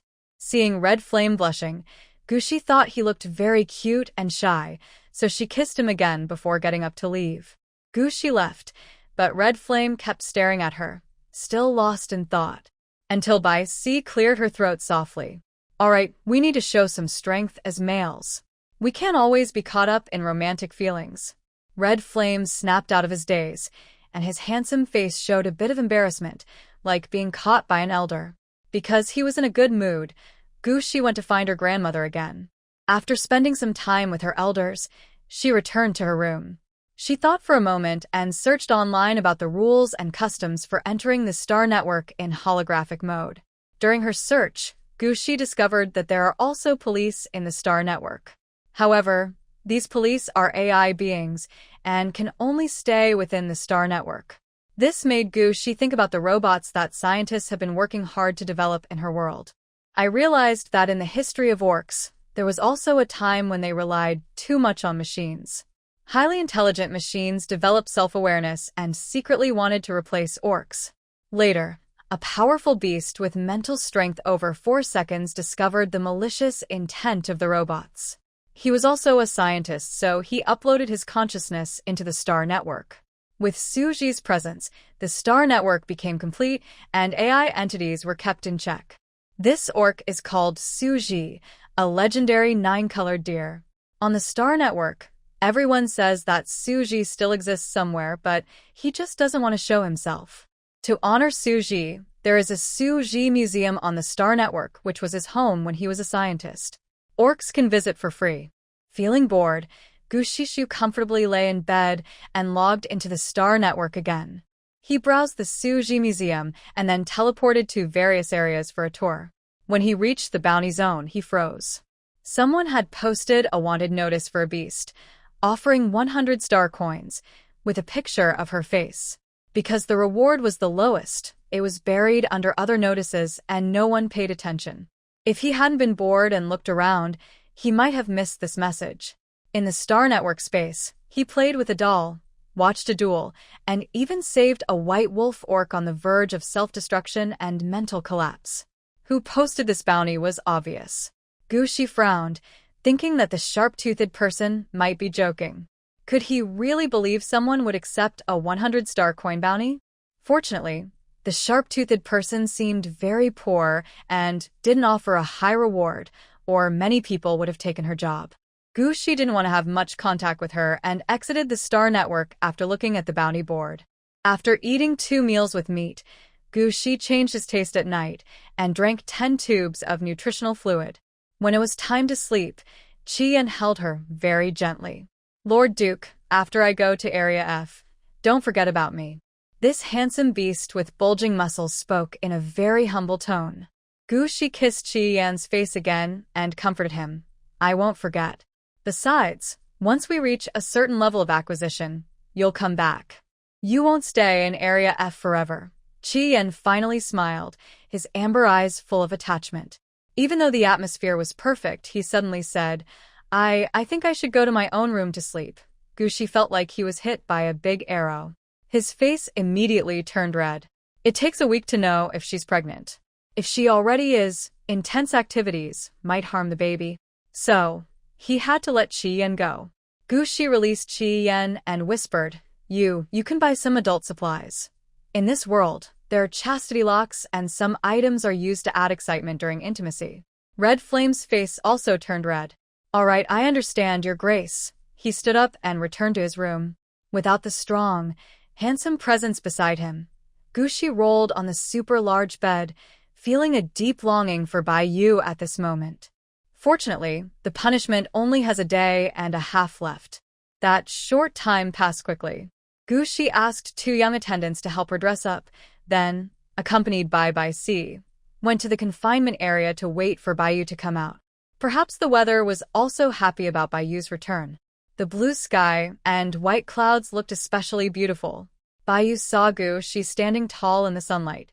She was wearing a red dress, her makeup making her look even more delicate, like a blooming red rose, stunning and eye-catching. He had heard in the confinement room that Gushi had pleaded for him with the Empress Mother, which allowed him to cut his confinement time in half. Gushi couldn't bear to see him stay in the dark little room longer. Just this fact filled Bayu's golden eyes with gentle water-like warmth. He took a few steps to Gushi's side, embraced her in his arms, and only then felt his empty heart fill up again. "Thank you, Cece." Bayu's voice was soft, charming, and pleasant. "I miss you so much." Gushi hugged Bayu and replied, "I miss you too." Bayu saw the young couple being affectionate and smiled faintly before turning around and leaving. This old man doesn't interfere with young creatures sharing their feelings. Gushi and Bayu hugged for a while before Gushi said, "Let's go back and hug again later." Bayu then let go of Gushi and looked at her, saying hello. Gushi's face turned a little red. She was thinking that her royal uncle was watching, so she said they would hug again later. But when she turned her head, she didn't see Bayu. Where did royal uncle go? Gushi wondered when she received a message on her wristband. It was a message from Bayu saying he had to leave early due to something important. Bayu also received a message from royal uncle. He looked surprised. Royal uncle has returned. Gushi held Bayu's hand, got on the Phoenix ship, and told him everything that had happened over the past few days. She shared everything, including the encounter with the White Wolf clan descendants. After she finished, she was about to ask Bayu what he thought, when his lips gently pecked her. Seeing the concern in Bayu's eyes, Gushi thought for a moment and immediately understood that she might be pregnant, which was making Bayu worried. Sorry, Bayu, Gushi forguti. I should have given birth to your child. Bayu shook his head. Cece, you don't need to apologize. I just don't want you to become a mother so early. At that time, the insect race wanted Gushi to get pregnant. If it weren't for their internal conflict, Gushi wouldn't have known how long she would be kept captive. In such a situation, disobeying the insect race's orders was not a good idea. Who could tell if the insect race would try to force Gushi to eat the love fruit? At that time, it wasn't Qi Yen, maybe it was another male beast. Compared to others, Qi Yen actually made Gushi feel more at ease. The more Bayu acted this way, the guiltier Gushi felt. She gently kissed Bayu on the lips, thinking that maybe this was the result of having too many admirers. "Let's go home.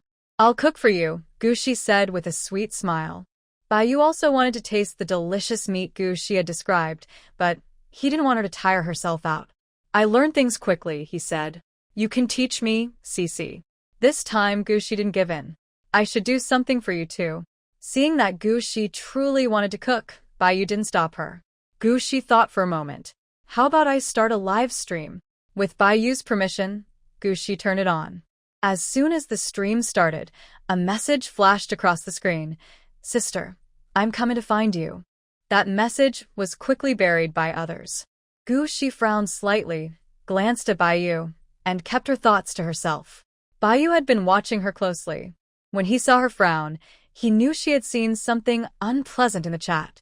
Thinking about what Gushi had told him about the recent events, he lowered his eyes, guessing that the orphan of the White Wolf clan was hiding in the live stream. A male always understands another male. The young male of the White Wolf clan, who was helped by Gushi on the Star Network, naturally pursued Gushi. However, since he had never experienced a normal life and had once lost everything because of a female, he might cause harm to Gushi. Bayu quietly issued an order in the name of the Crown Prince. He secretly instructed to verify the identities of the orcs heading to the Noer Empire. If any suspicious individuals are found, they should be expelled. No, even within the country, checks are necessary. Bayu added this order and sent a report to the Empress. He is only the Crown Prince of the Noer Empire and can issue commands to imperial officials based on his judgment, but he must provide a reasonable explanation to the Emperor afterward. Otherwise, if the order is intercepted, it's a minor issue, but if it appears he wants to take control of the Empire now, he could be accused of rebellion.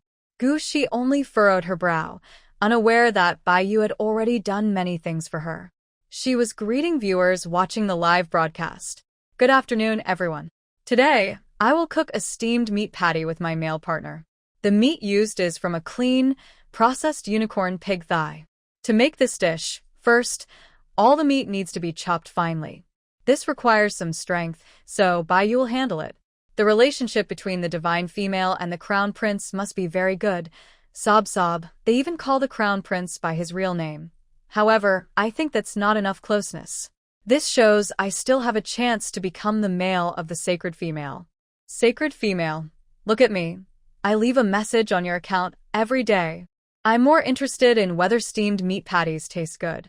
Last time, I didn't get a chance to try the grilled skewers, and now I want to try something new. Seeing a comment saying that calling Baiyu isn't close enough, Gushi pursed her lips and smiled. She shared her screen to show Baiyu. That comment had already been removed. Gushi said, someone said that when I call you Baiyu, it must mean we're not close enough. They want me to show them how I call you. She intentionally said that comment just to see a different expression on Baiyu's pure and flawless face. Used to being watched by Baiyu with a gentle smile, Gushi wanted to see something different. Seeing Gushi's beautiful blue eyes full of mischief, Baiyu clearly understood what the little female in front of him was thinking. He obediently lowered his head and looked disappointed. Cece told me what that male said. It seems she's really tired of me. Maybe I should leave myself. He was the one who started teasing first, but now, seeing Baiyu's tall figure covered in loneliness, Gushi felt a bit embarrassed. She blinked quickly and hurried to fix her words. No, I mean maybe I could call you Ayu like the Mother Queen does. What do you think? Baiyu's golden eyes flickered with a hint of a smile. His little female was teasing him playfully, and he responded by teasing her back. Honestly, it felt pretty good. At least in the future, his Cece would call him affectionately. Of course, Baiyu looked up at Gushi. Cece should have called me by my name long ago. What if she gives another male the chance to do it? Baiyu's eyes showed a hint of possessiveness and a little hidden pain. Gushi was stunned by this. Baiyu had accepted Qi Yan's presence, but he still had this kind of look in his eyes. Putting himself in Baiyu's place, it made him feel sad. But what had happened was already done. Besides giving Baiyu some comfort, there was no other choice. Gushi tiptoed and kissed Baiyu's cheek.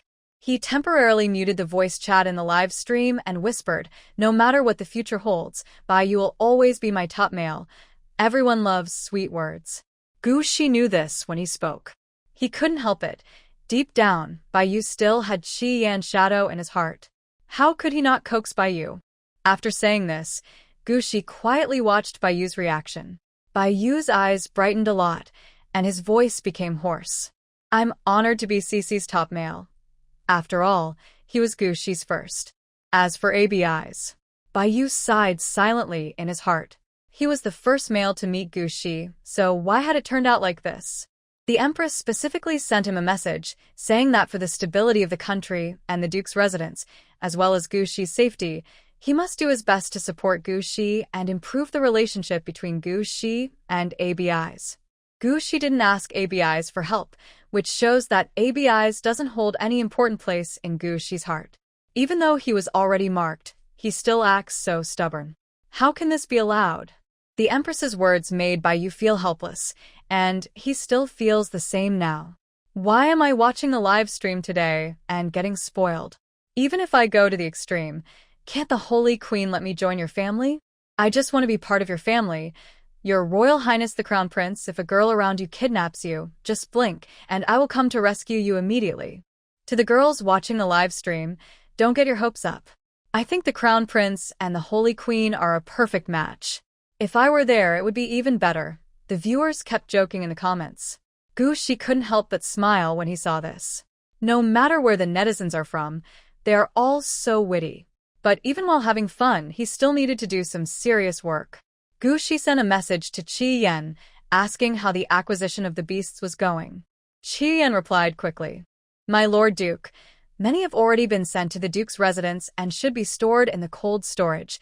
The cold storage in the interstellar world works better, keeping things fresh for up to a month. Gushi sent another message to Qi Yan. Create an account too. Later, I will send you a video call so we can promote our industry together. Qian replied, Okay, Your Grace. Actually, Qian was secretly watching Gu Shi's live stream. He saw Gu Shi kiss Bai Yu and chat happily with him. Although he felt a bit jealous inside, he had to admit that His Royal Highness the Crown Prince was indeed better than him. He could only keep working hard so that Gu Shi would always have a place for him in his heart. In the video, Bai Yu was chopping meat so quickly that it looked like he left after images. Qian decided to practice more so that his only advantage wouldn't be replaced. Soon, the minced meat was ready. Gu Shi added the prepared seasonings into the meat, wearing gloves on her tender hands, and kneaded the mixture together. This helps the flavors soak in better, and the steamed meat patties will taste even better. Actually, she should have added some starch to make the meat more tender, but there was none available here. Soon, the meat patties were placed into the steamer. Although she didn't eat food herself, the utensils used for cooking in the past had all been placed in a museum. The orcs in the slums had started a business selling kitchenware to get meat. Fortunately, that was the case, because Gu Shi didn't want to figure out how to make her own kitchen tools. While waiting for the meat patties to cook, she talked with Bai Yu about what she planned to do later. I asked Red Flame to buy some wild animals, and now I am preparing to do a live stream with him. Bai Yu's lips curled into a slight smile, and he nodded. Yes. Seeing that Bai Yu was calm and steady, Gu Shi felt relieved. When she woke up, Bai Yu had already separated from Red Flame. The two males were not in the same space, so Gu Shi couldn't see how they interacted. She only knew that before falling asleep, Bai Yu looked very sad, and on the way back to the Imperial City, he didn't want to ride the Phoenix ship with her. Now, has Bai Yu come to terms with everything? Gu Shi couldn't help but hold Bai Yu's hand before opening the video. Bai Yu understood why Gu Shi was holding his hand. His little female was worried about him because of his kindness and wanted to quietly comfort his feelings. But such things shouldn't be done quietly. They should be shown to everyone before the live stream, including Red Flame. So, after successfully connecting the video, Bai Yu pretended to be casual as he held Gu Shi's hand and walked to the stove, asking, Cici, the meat inside is giving off a smell. Is this the aroma that meat should have, as you said? He bent down to smell. On his fair and handsome face was curiosity about the meat inside the steamer. As he bent down, he directly revealed the fact that Gu Shi and he were holding hands to the camera. Red Flame saw it immediately. Bai Yu waited for Red Flame to react, but instead, Red Flame just showed a slightly silly, cheerful smile and said, Your Highness, hello. It seemed he didn't mind at all. Bai Yu slightly narrowed his eyes, feeling a bit surprised. He had told Qi Yan that since both of them were marked males by Gu Shi, they should just focus on living well as a family. But everyone was male, so why didn't Qi Yan have any desire to resist? At least seeing him and Cici so close, he shouldn't be smiling like that. Thinking of these things, Bai Yu noticed that Gu Shi was already talking with Qi Yan, asking simple questions. For example, how many wild animals they had caught today, how many star coins they spent, how many people from District F6 had come to sell animals, and whether the small shops were busy. Qi Yan honestly answered all the questions, and at the end he said, The older males I knew before also went out to catch animals in groups. They said, Lord Duke, you are the sacred female sent by the beast god, and they want to set up a shrine for you, like the old beast men did, to offer sacrifices daily. Lord Duke, if you mind, I will tell them not to do that. Beast men have moved past the interstellar age, and not many people believe in the beast god anymore. These older males said that because they earned star coins with their own hands, they felt grateful. Gu Shi understood this well, but it was just about making a shrine. Then tell them the shrine should be a long-lived shrine, Gu Shi said with a sweet smile. In the future, when I patrol my territory, I will also check on it. Gu Shi's words made Qi Yan's eyes light up. Thank you, Lord Duke. He thought for a moment and took out a pink-furred, pointed-eared rabbit. This is a female rabbit with horns, and it's still alive. They asked me if you'd like to keep one as a pet. In this world, wild animals look a bit different from beast men. They have strange horns on their bodies. Some grow on their foreheads, some on their backs, and others on their claws. In Gu Shi's memory, scientists studied this issue and concluded that wild animals are a failed branch of evolution. The horns are proof of this. This horned rabbit, although it has horns, is just as cute as a normal rabbit. Gushi looked at it and immediately liked it. He asked Qi Yan to send someone to bring it back. Help me pay some money to them. We shouldn't take the people's things for free. Qi Yan's eyes showed excitement. My lord, I already paid them. I'll have someone deliver the rabbit to you now. Gushi thought for a moment. All right, have them bring some small wild animals too. They must be alive, and the price should be double that of dead ones. After saying this, Gushi glanced at the comments. Wow, can we really hear the Duke and the male merchant discussing personal matters? I'm just wondering when that meat pie will be ready. I really want to eat it. Lady Saintess's family is so harmonious. Can I join too? Poor me/JPG. Surprisingly, no one was curious about why she specifically told everyone she was buying wild animals. Forget it, since no one asked. I won't say anything for now. After buying enough supplies, she decided not to continue, to avoid wasting food. These living gifts were something she had just thought of. Maybe they could be raised in the scenic forest behind the Duke's mansion. She could study them and perhaps find a way for the young animals to be born without any harmful traits. Since she was thinking about raising animals, she realized that planting should also be taken seriously. Qi Yan, send another message. Let's buy some history books and seeds of those plants found in museums, the ones you use as spices. Qi Yan quickly agreed, and even hung up first. Then, Your Grace, I'll get started right away. Those things aren't well known, so people might not even recognize them. He didn't forget to say to Baiyu, Your Highness, I'll take my leave. The video call ended. This scene left Baiyu feeling a little lost. While he had been confined, he not only missed Gushi, but also worried that Qi Yan and Gushi would become very close, leaving no place for him. But now, Qi Yan was focused on carrying out Gushi's orders, not thinking about competing for attention at all. Maybe Baiyu had been too narrow-minded. He thought for a moment and said, When this is ready, send a portion to Qi Yan. Gushi nodded. All right. When the meat cakes were finally steamed, 3 were packed for today's lucky winners, and 2 were sent to Qi Yan. White Jade carefully packed the gift for the red flame. Gushi looked at White Jade with a strange expression. When they returned to the dining table, Hans, the butler, had already placed the meat pie on a fine porcelain plate. Your Highness the Crown Prince, Duke, please enjoy your meal, Hans said politely and stepped back. Gushi and White Jade sat down to share the delicious food. Hans, standing nearby, smiled as he watched them chat happily and sent a message to the Queen. Your Highness, the love fruit has been added to the Crown Prince and Duke's food. The star coins and money you promised, I will take tonight.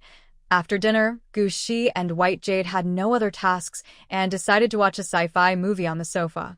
By the way, I haven't visited Grandma since I came back, Gushi said. Seeing White Jade look regretful about not being polite enough, he teased with a smile. You only think about seeing me, and forgot that Uncle Emperor has been living in our house all along?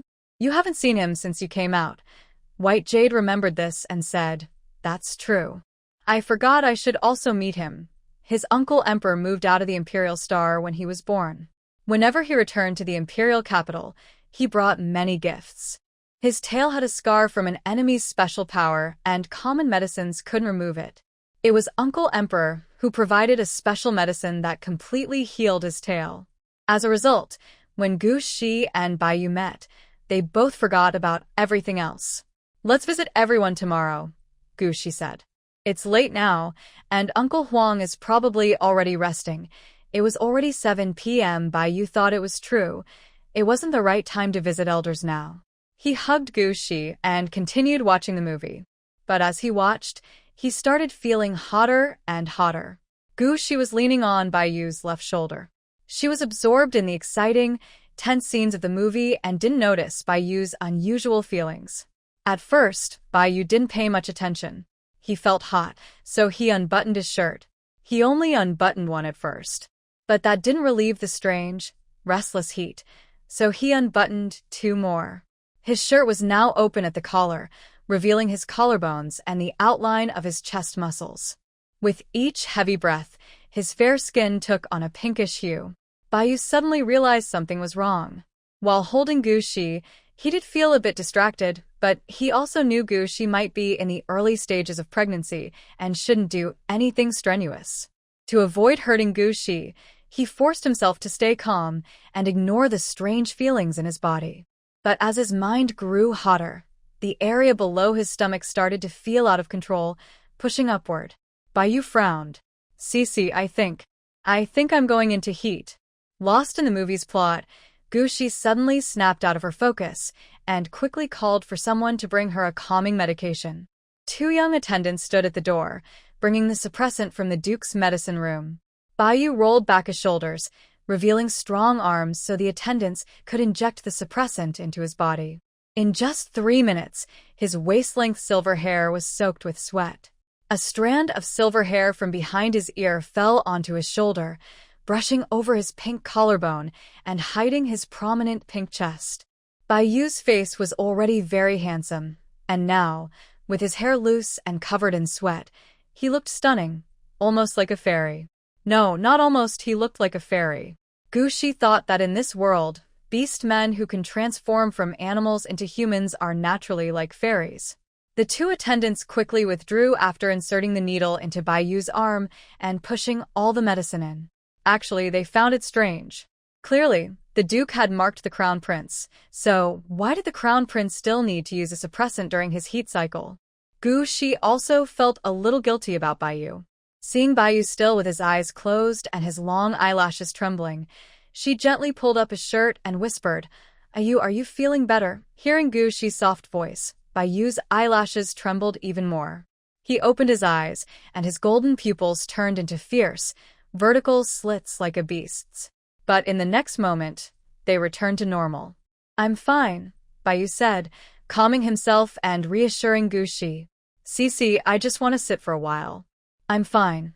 However, the more he said he was fine, the hotter his body felt. This time during the mating season, why is it so intense? Baiyu's Adam's apple bobbed, and her chest kept rising and falling. She was originally sitting, but this posture, some irresistible movement, immediately caught Gushi's attention. Gushi frowned. In her memory, the suppressant was a special drug designed to help beast men control their mating urges. Moreover, the medicine from the Duke's pharmacy was always the best quality food. What exactly is wrong with Baiyu? While Gushi was still confused, there was a sudden knock on the door. "Your Grace, the prince's mental state has worsened due to the mating season. The suppressant didn't work, and he can't control his urges. Can you help him?" The speaker was Bai Si's male attendant, who had been caring for Bai Si for many years. Gushi was slightly stunned upon hearing this. Bai Si and Baiyu experiencing the mating season at the same time? Could such a coincidence really happen in the world? She was about to get up to open the door when Baiyu's pupils suddenly constricted again, and she grabbed Gushi. I don't feel right." Baiyu's voice was husky with emotion. "It seems to be the effect of the love fruit. Not the mating season. Love fruit." Baiyu's analysis made Gushi have a bad feeling. The knocking outside the door continued. Gushi said, "Let's go to the hospital. My uncle the Emperor is also going there." As soon as Gushi finished speaking, the servant outside the door, who had been knocking without response, shouted loudly, "Your Highness the Duke, Crown Prince, I am sorry. His Royal Highness the Prince has vomited blood. If he isn't helped soon, he will die." Suddenly, the door was forcefully opened with a loud bang. Gushi turned her head to look and saw Bai Si, supported by the servant, with bright red blood at the corner of his mouth. The bracelet on his wrist emitted a sharp warning sound. "Warning. Breakdown level 81, 82. The servant glanced at the situation on the sofa in the bedroom, realizing he might have disturbed the good moment between the Crown Prince and the Duke. He immediately bowed his head, saying, "Your Highness the Crown Prince, Your Grace the Duke, after saving the prince, I will accept whatever punishment you decide. When a male's mental state collapses, it can't be fixed by female comfort, and going to the hospital doesn't help." He had seen the Crown Prince resist others' comfort before. Only Duke Gushi could save the prince. The prince was his master and his savior. He had been in poor health for many years. When his breakdown level rose, he would vomit blood. Doctors said it was best to avoid this, or he might die from it. He couldn't bear to see the prince die in front of him. As he spoke, the servant helped Bai Si onto the sofa. Gu Shi was about to get up and tell the servant not to leave, but suddenly felt dizzy. Immediately after, the door outside was also closed. What should I do now? Gu Shi shook her head, and the sudden heat rushing through her body told her she might have also eaten the fruit of love. What should I do now?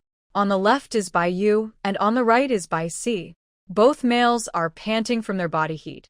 Bai Si appears to be in worse shape than Bai Yu. His face, already pale and sickly, is now even whiter than paper. Moreover, the blood beside his thin lips hasn't dried yet, making him look like he's about to shatter at any moment. Cici, Bai Yu seems somewhat alert. Help Uncle Huang. As he speaks, the fox-like beast man, glowing like a bright moon, can no longer resist the urge to relieve himself. Gu Shi knows this is not the time to hesitate. While she is still conscious, she releases her mental energy, trying to send her spiritual body into Bai Si's mental sea. Under the influence of the fruit, Bai Si's mental sea is smoking and some areas are uneven and cratered. The small white tiger, weakly lying on the ground, has its round tiger ears drooping, and its golden eyes are full of exhaustion. When Gu Shi's little cat spirit entered, the white tiger immediately sensed it. Once weak, it lifted its head and let out a soft, pleading whimper toward Gu Shi. Gu Shi quickly controlled her little cat spirit, carefully guiding her mental energy through Bai Si's mental sea. Soon, the sharp warning sounds disappeared. But at this moment, Bai Yu, like a little fox, started crying softly, "Ing Cici, it hurts so much." Gu Shi hadn't yet checked Bai Si's condition when she turned her head and was completely stunned.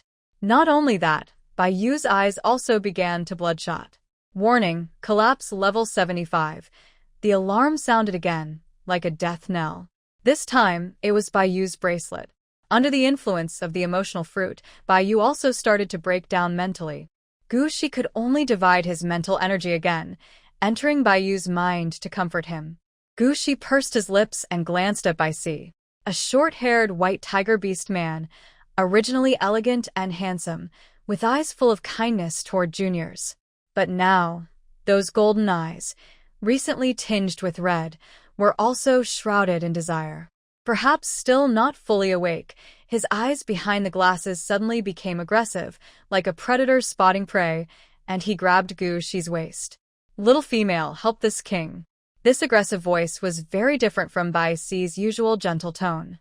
Gu Shi was still surprised by Bai Si's change, but Bai Si's large hand had already started to act on its own.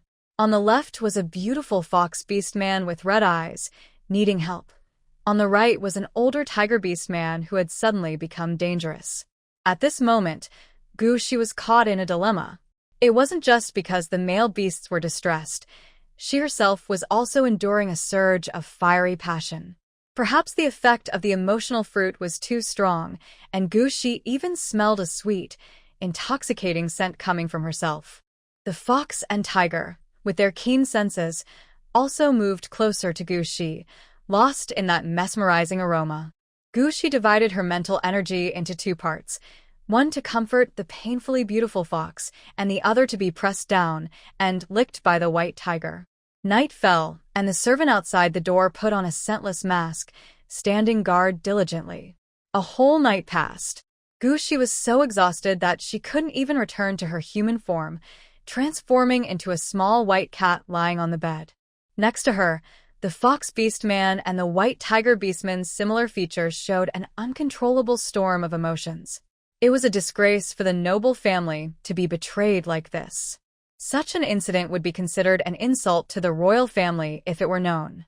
Fortunately, the food contained a love fruit.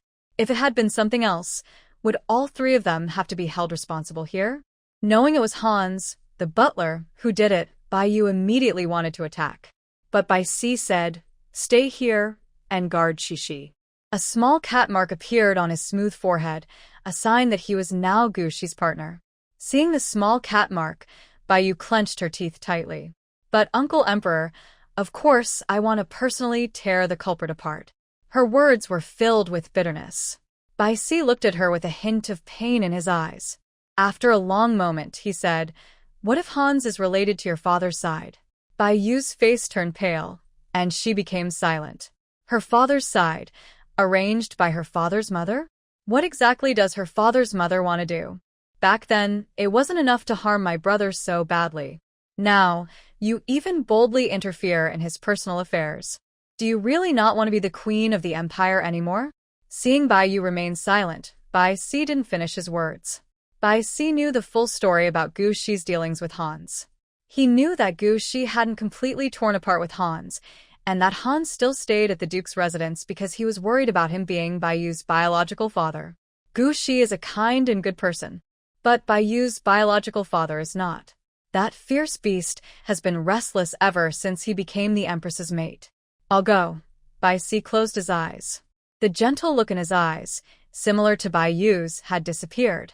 Maybe after being silent for so long, your father has forgotten that I was once the killing god of the empire, the white tiger. I live at the Duke's residence, and he still dares to do these things. Bai Yu's expression turned into that of a white fox, looking sad. The fox spoke in a very soft voice. Uncle Emperor, tell Mother Empress not to worry about my thoughts. When he first made a mistake, he should have been locked up according to the law for harming young ones. The white fox gently held the small kitten in his arms, lying on the bed and closing his eyes. Bai Si stood up, hesitated for a moment, then said, Ayu, your uncle is sorry for you. Bai Yu didn't reply. Originally, he knew that having one female and multiple males was just the way things were. But how could anyone feel good about the apology from his uncle? Bai Si asked his trusted doctor to come and check Gu Shi's health. Bai Yu, pretending to be a fox, waited until the doctor finished examining Gu Shi with the equipment, then looked up at the doctor. The male doctor understood and respectfully said, The Duke's health is fine, just very tired. He needs to rest for a few days and drink some nutritional supplements to regain strength. Bai Yu licked Gu Shi's forehead and couldn't help but ask, Does the Duke have a baby bump? The doctor shook his head. No. Bai Yu calculated the days. If Gu Shi was pregnant, it should be visible today. Why isn't there any sign? Could it be that Gu Shi's unlimited fertility value was miscalculated? Never mind. There's no need to dwell on these thoughts. Bai Yu told the doctor to leave and continued to stay close to Gu Shi. He unexpectedly felt rebellious. That male wanted Gu Shi to have his child, which might have involved actions that could harm Gu Shi. So, he started to think that maybe it didn't matter if Gu Shi couldn't have children. Perhaps that would make the male angry or upset. After all, his status as the Empress was no longer real. The Mother Emperor would never look at him again. She only kept him around to maintain the face of the only crown prince. A tear slipped from Bai Yu's eye. He snuggled against Gu Shi, feeling very tired and emotionally drained. Gu Shi woke up when Bai Yu's tears fell on her. As soon as she opened her eyes, she noticed her perspective had become strange. The feeling of weakness and soreness in her body was still very clear, but it was nothing compared to the sight of a cute fox crying in front of her. Thinking about what had happened, Gu Shi felt very guilty. Bai Yu, I'm sorry, last night. With the help of the fruit of emotion, she and her royal uncle had a mental connection, and she marked him. Bai Yu didn't expect that when his little female woke up, her first words would be an apology. After a moment of silence, the beautiful little fox with silver-white fur looked at the white kitten and lowered her head to touch noses with it.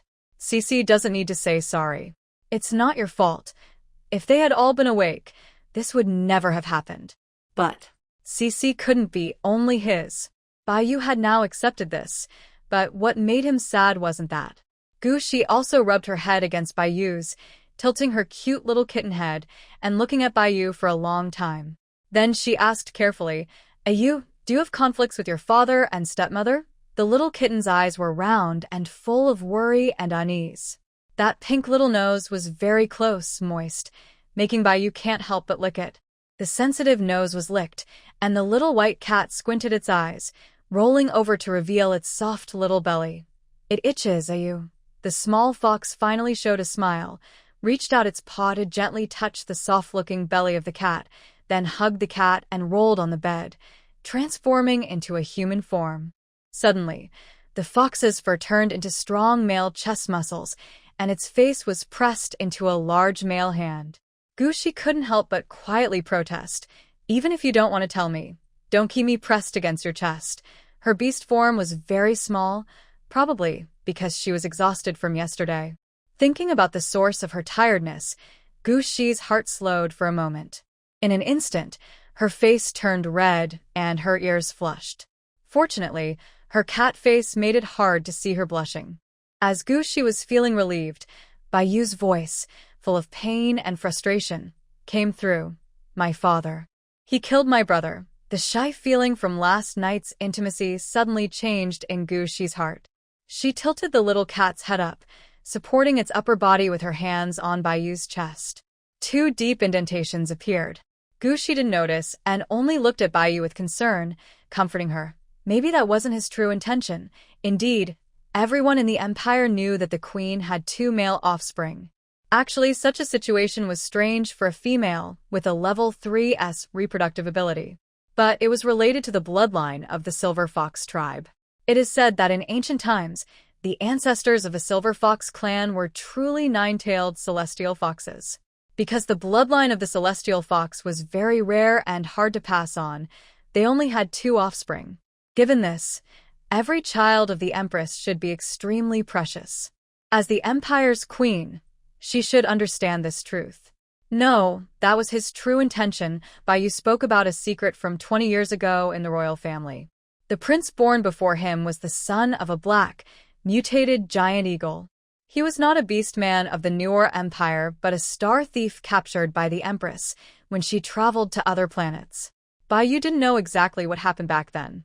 He was not born yet, but he knew that the giant eagle later came to the Nua Empire's palace and became one of the Empress's male consorts. The next year, the Empress, who had not been pregnant for a long time, suddenly became pregnant. The pregnancy of a fox beast man usually lasted about 52 days, but the Empress gave birth to a black egg after just 1 month. That egg hatched into a black phoenix. The older brother, who was born looking like a divine beast, was already 2 years old but still couldn't change into a human form. Bayu paused and then continued. His father saw the black phoenix born and, being unable to switch forms himself, insulted the Empress, saying that the Silver Fox clan's bloodline was nothing special, and then he left the Nua Empire directly. Hearing such a story, Gu Shiyuan's wide cat-like eyes were stunned. Soon, she thought of the key point. If a queen could let a proud and strong creature humiliate her and then leave peacefully, it must mean either she loved the creature deeply, or the creature had another identity and was very powerful, making the queen afraid. Thinking about this, Gu Shi did not interrupt Bayu. Bayu continued. When the male parent raised the young ones, they were usually given to the Empress. My father was very kind to my older brother at first. I can feel it myself. After I was born, although my brother couldn't change into a human form, he often carried me on his back and flew in the palace sky. He really tried hard to make me happy. If my father hadn't been kind to him, he wouldn't have been so gentle with me. My brother worked hard to live normally in beast form. He can write with his claws, learn, and fight well. The problem probably started here. The Black Phoenix, who could do everything a human could, and even better, was gradually becoming known to the public. The officials said that if the eldest prince could switch to human form in the future, he would definitely be the best prince of the Noer Empire. At that time, Bayu was not as good as the Black Phoenix in many ways. Since those rumors spread, the Black Phoenix was no longer loved by his adoptive father. Father said he would take us on a trip. Bayu's voice began to tremble. The original route was through a bug zone, and the target planet was very safe, but somehow a low-level bug swarm appeared. Brother desperately protected me, but after we were safe, he was pushed into the insect nest by the father. Bayu's voice trembled. No one can understand how he, only 7 years old at the time, endured those days. His loving older brother was killed by their revered father. The other person held him and said that everyone around was loyal to his grandmother, so no one would tell the Empress mother about what happened. From then on, he was the only heir of the Noer Empire, and no beast would compete with him for that position. Cece, I never really wanted to be the heir. Bayu lowered his head, his golden eyes full of sadness. I can't understand the father, and I became the one who told the Empress mother the truth. He saw his brother torn apart by the insect swarm, saw his brother's desperate eyes, but couldn't save him. Later, he also saw the Empress mother get angry at the father, saw her use her mark to punish him, but she never made everything public. Although he stayed as the Empress, he couldn't leave the palace where he lived. This was the punishment from the Empress mother for the father. Even though he couldn't leave his feet, he still reached out his hand. Bayu's narrow, peach blossom eyes turned red with tears, but he sneered. He still fears that my position as crown prince isn't secure enough and wants me to have children right now. Gushi felt pained for Bayu. Thinking from her perspective, if such a thing happened to her family, she definitely wouldn't be as gentle as Bayu. She transformed into a human form, sitting on a white jade waist, and gently kissed White Jade's face without any desire. Ah, you are the best in the world. You haven't done anything wrong. Feeling comfort from her beloved female with a strange warmth, White Jade suddenly became calm, even though she was in cold emotional detachment. He responded to Gushi's kiss. It was a simple, pure kiss. After the kiss, White Jade asked, Shishi, don't you think I... Not wanting to hear White Jade ask a hurtful question, Gushi used his lips to silence her again. This time it was more than just a simple kiss. He used his soft tongue to explore her lips and teeth, making the kiss more teasing. White Jade felt her upper palate being touched by Gushi's skillful tongue, making her feel numb and unable to resist. Meanwhile, Gushi's hands were also busy, igniting a heat similar to last night. After this kiss ended, Gushi released her red, tender lips and said gently, You only did what you should do. Don't think of yourself as a wicked beast. Making mistakes means accepting punishment. Isn't that why you voluntarily entered the confinement room? While Gushi spoke, White Jade was quietly breathing. After hearing him, White Jade finally answered, Yes, I love you, Shishi. Gushi didn't hesitate. I love you, Ayu. Although this love isn't as pure as Jade. When this thought crossed her mind, Gushi quickly stopped herself. The number of marked males was increasing, and she couldn't keep falling into this strange feeling. Otherwise, if she had a child in the future, the males she marked might do things just like Bayu's father did.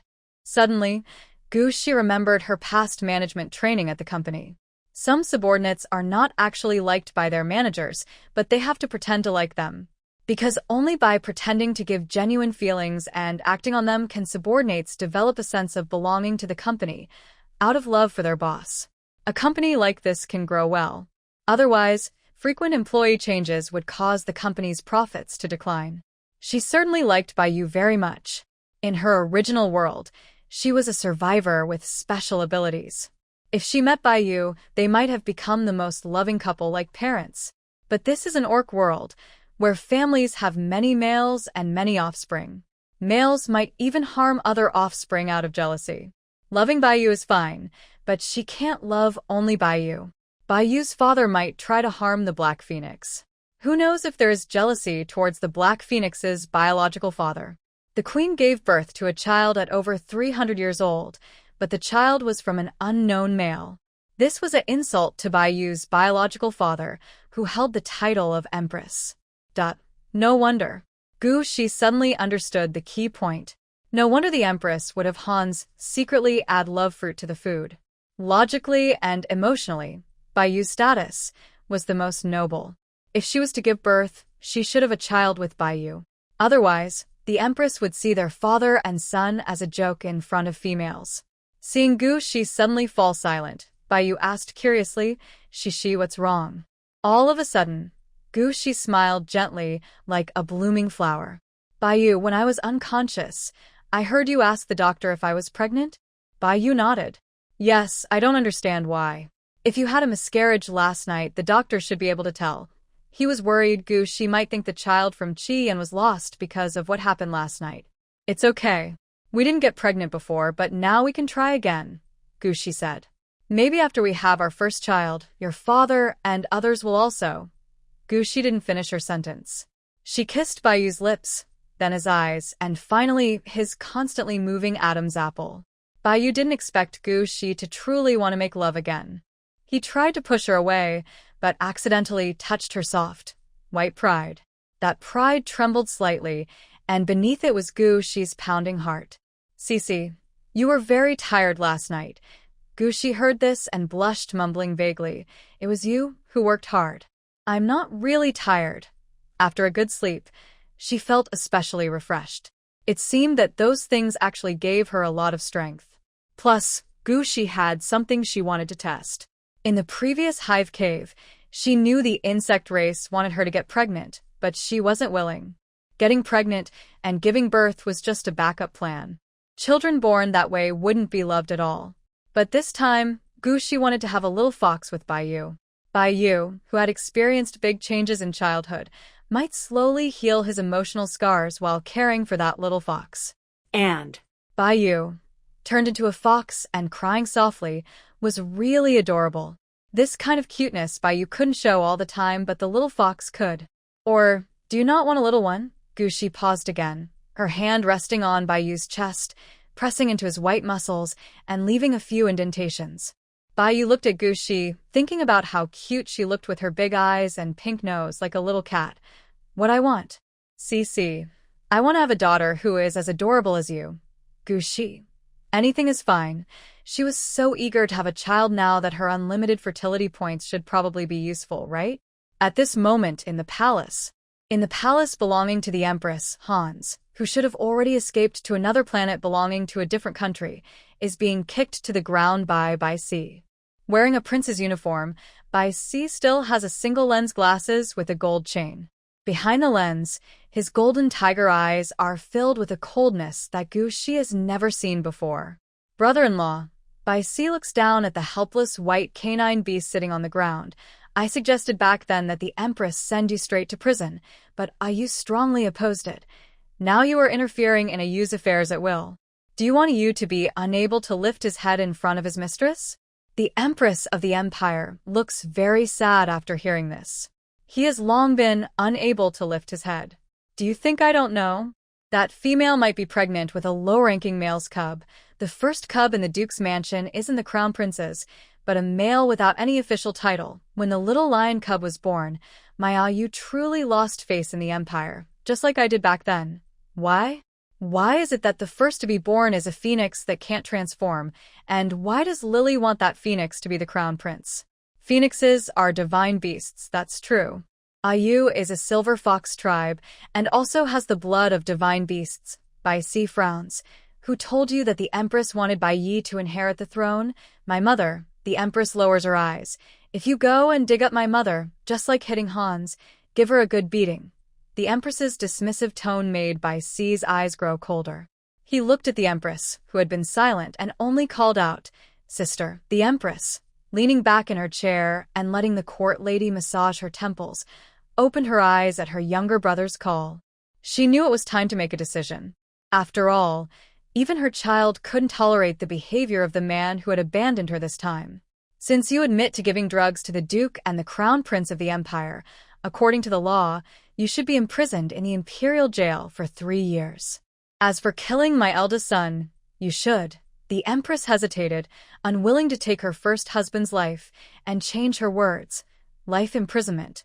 After issuing the order, a look of pain flashed in her eyes. Luo, why have you become like this?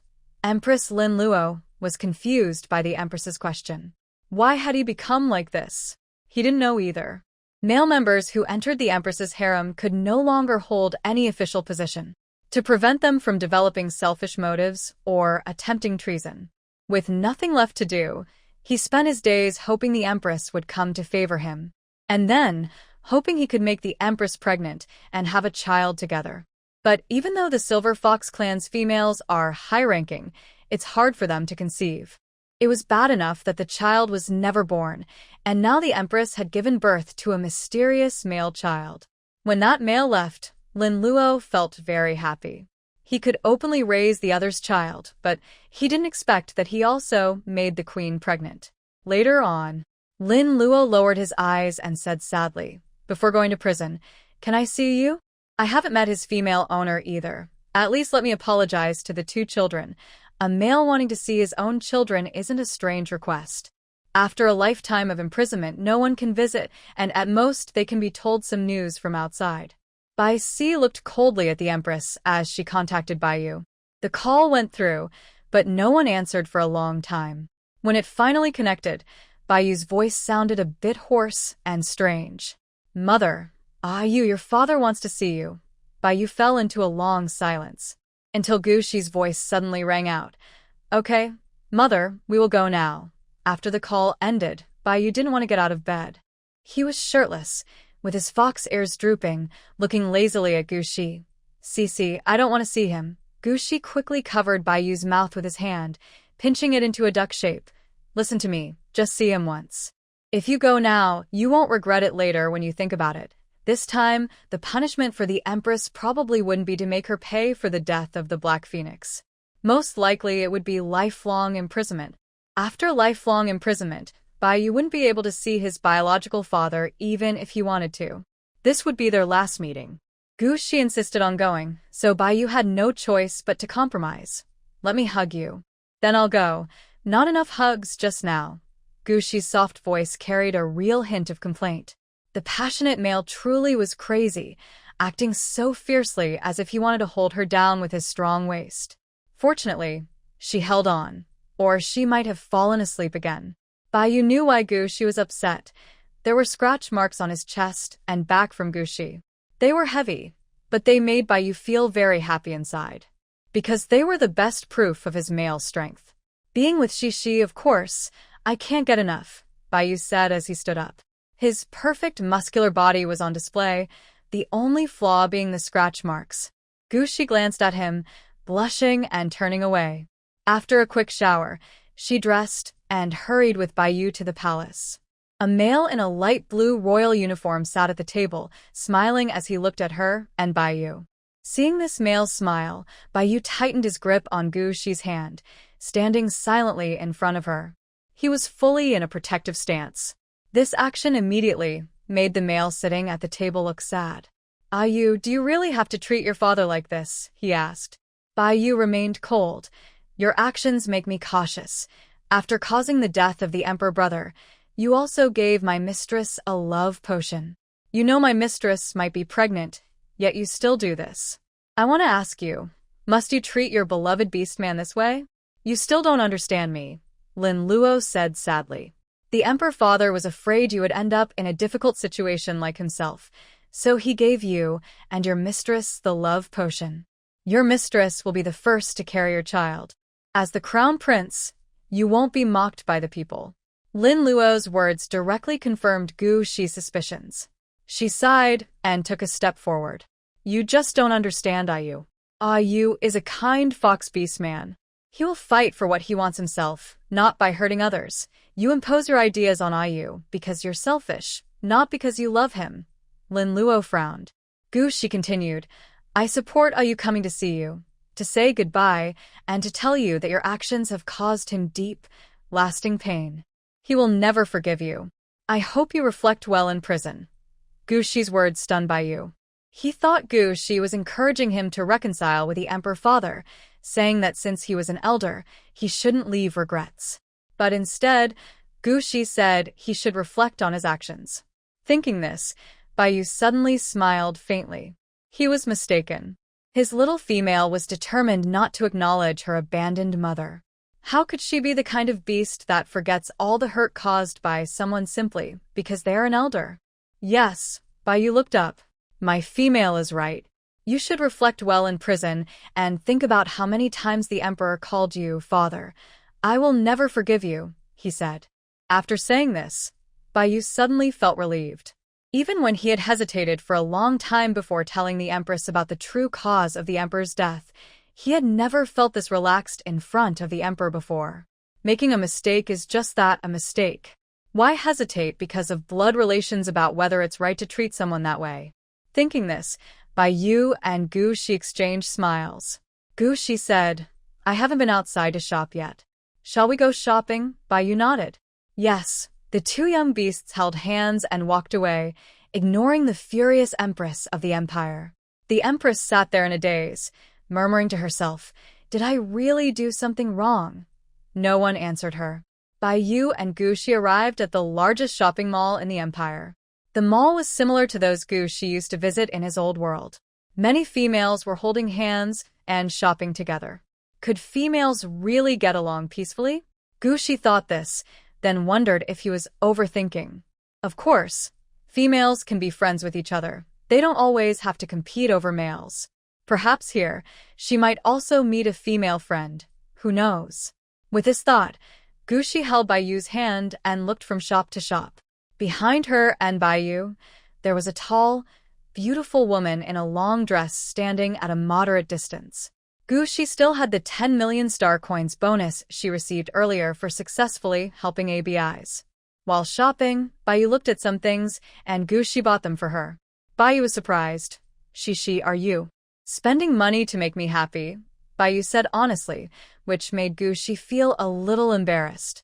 She put a beret, which Bayu had just looked at, on Bayu's head. So, are you happy? I'm happy, Bayu replied, choosing a hat.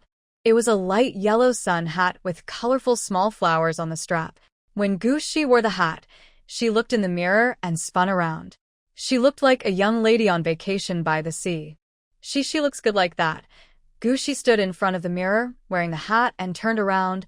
All right, let's buy it. After browsing the hat shops, it was time to look at clothes. In the galaxy, to give females some entertainment time, clothing stores also have changing rooms where they can try on clothes right there. I entered a women's clothing store first. Bayu picked out a blue backless dress for Gushi and asked her to try it on. As Gushi approached the fitting room, she saw the door slightly open. A slender, fair arm reached out, and after a few gestures, a sweet girl's voice came from inside. Sister, can you help me? The zipper on this dress is too tight. I can't pull it up. Gushi looked around and asked, Are you shopping alone? She had observed earlier that when females go shopping, even if they aren't with close friends, they usually bring along several mates. If this young girl had someone with her, she could call for help. Sniff, sniff. The girl inside started crying. Sister, my family has passed away, and no one is here to shop with me. I'm going to turn 18 next month, but because my mental strength and fertility are low, I don't have a mate yet. Her pitiful tone made Gushi's heart soften without her realizing. But she didn't rush to enter the fitting room right away. She remembered the many safety lessons her parents and brothers had taught her, including a real story. A woman and her husband were shopping abroad, trying on clothes, when a trap was set in the fitting room. The woman was kidnapped by human traffickers and later became a performer in a circus. Wait a moment, I'll talk to my mate, Gushi thought.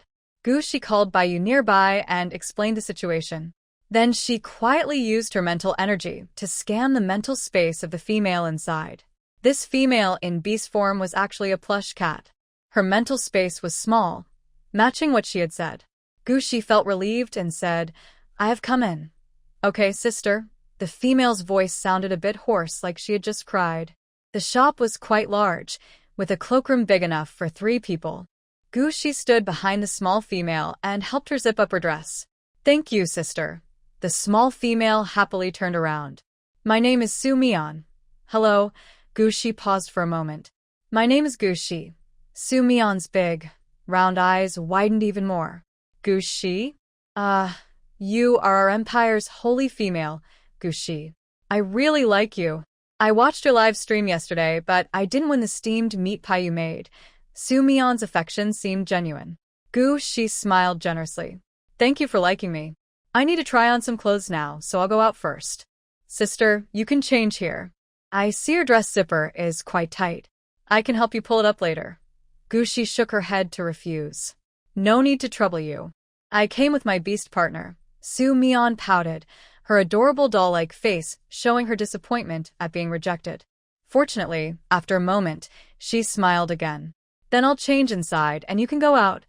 I looked into the mirror to see if I suited this pink dress. Su Mian left the room. Gushi then changed out of her dress and put on a backless, waist-fitting blue dress chosen by Bayu.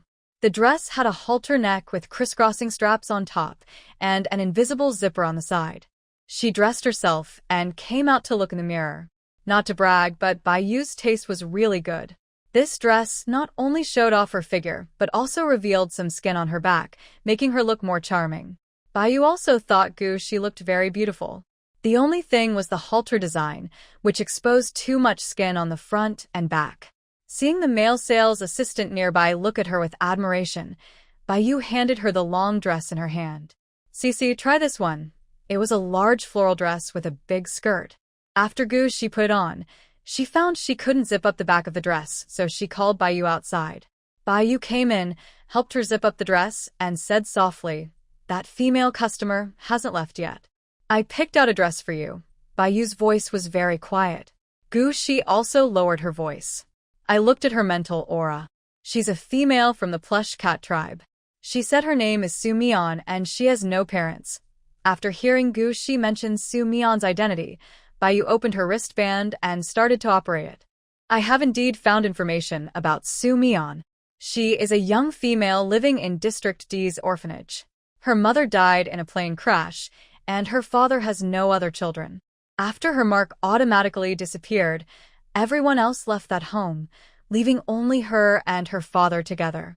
However, her father also died not long after, at the hands of a mentally unstable male. She was only 7 years old at that time. Later, she was adopted by the orphanage. With the support from the Empire for females and her own qualities as a beast man, she went to school. A female's compulsory education ends before she turns 18. After that, she can choose to stay at home and be supported by a male, or continue studying if she finds a mate. The Empire supports her decision. Everything depends on what she chooses. Suddenly, Su Mian came from District D to the Imperial capital. She didn't continue studying, and perhaps she was looking for a suitable mate in the city. Bai analyzed Su Mian's motives and noticed that her mental strength and fertility value were both grade F, which made her silent. A female with grade F trying to choose a mate on her own is very likely to fail. The most probable outcome is that she will be assigned a male by the system. What exactly is Su Mian's purpose in coming to the Imperial capital? She also saw Su Mian's profile.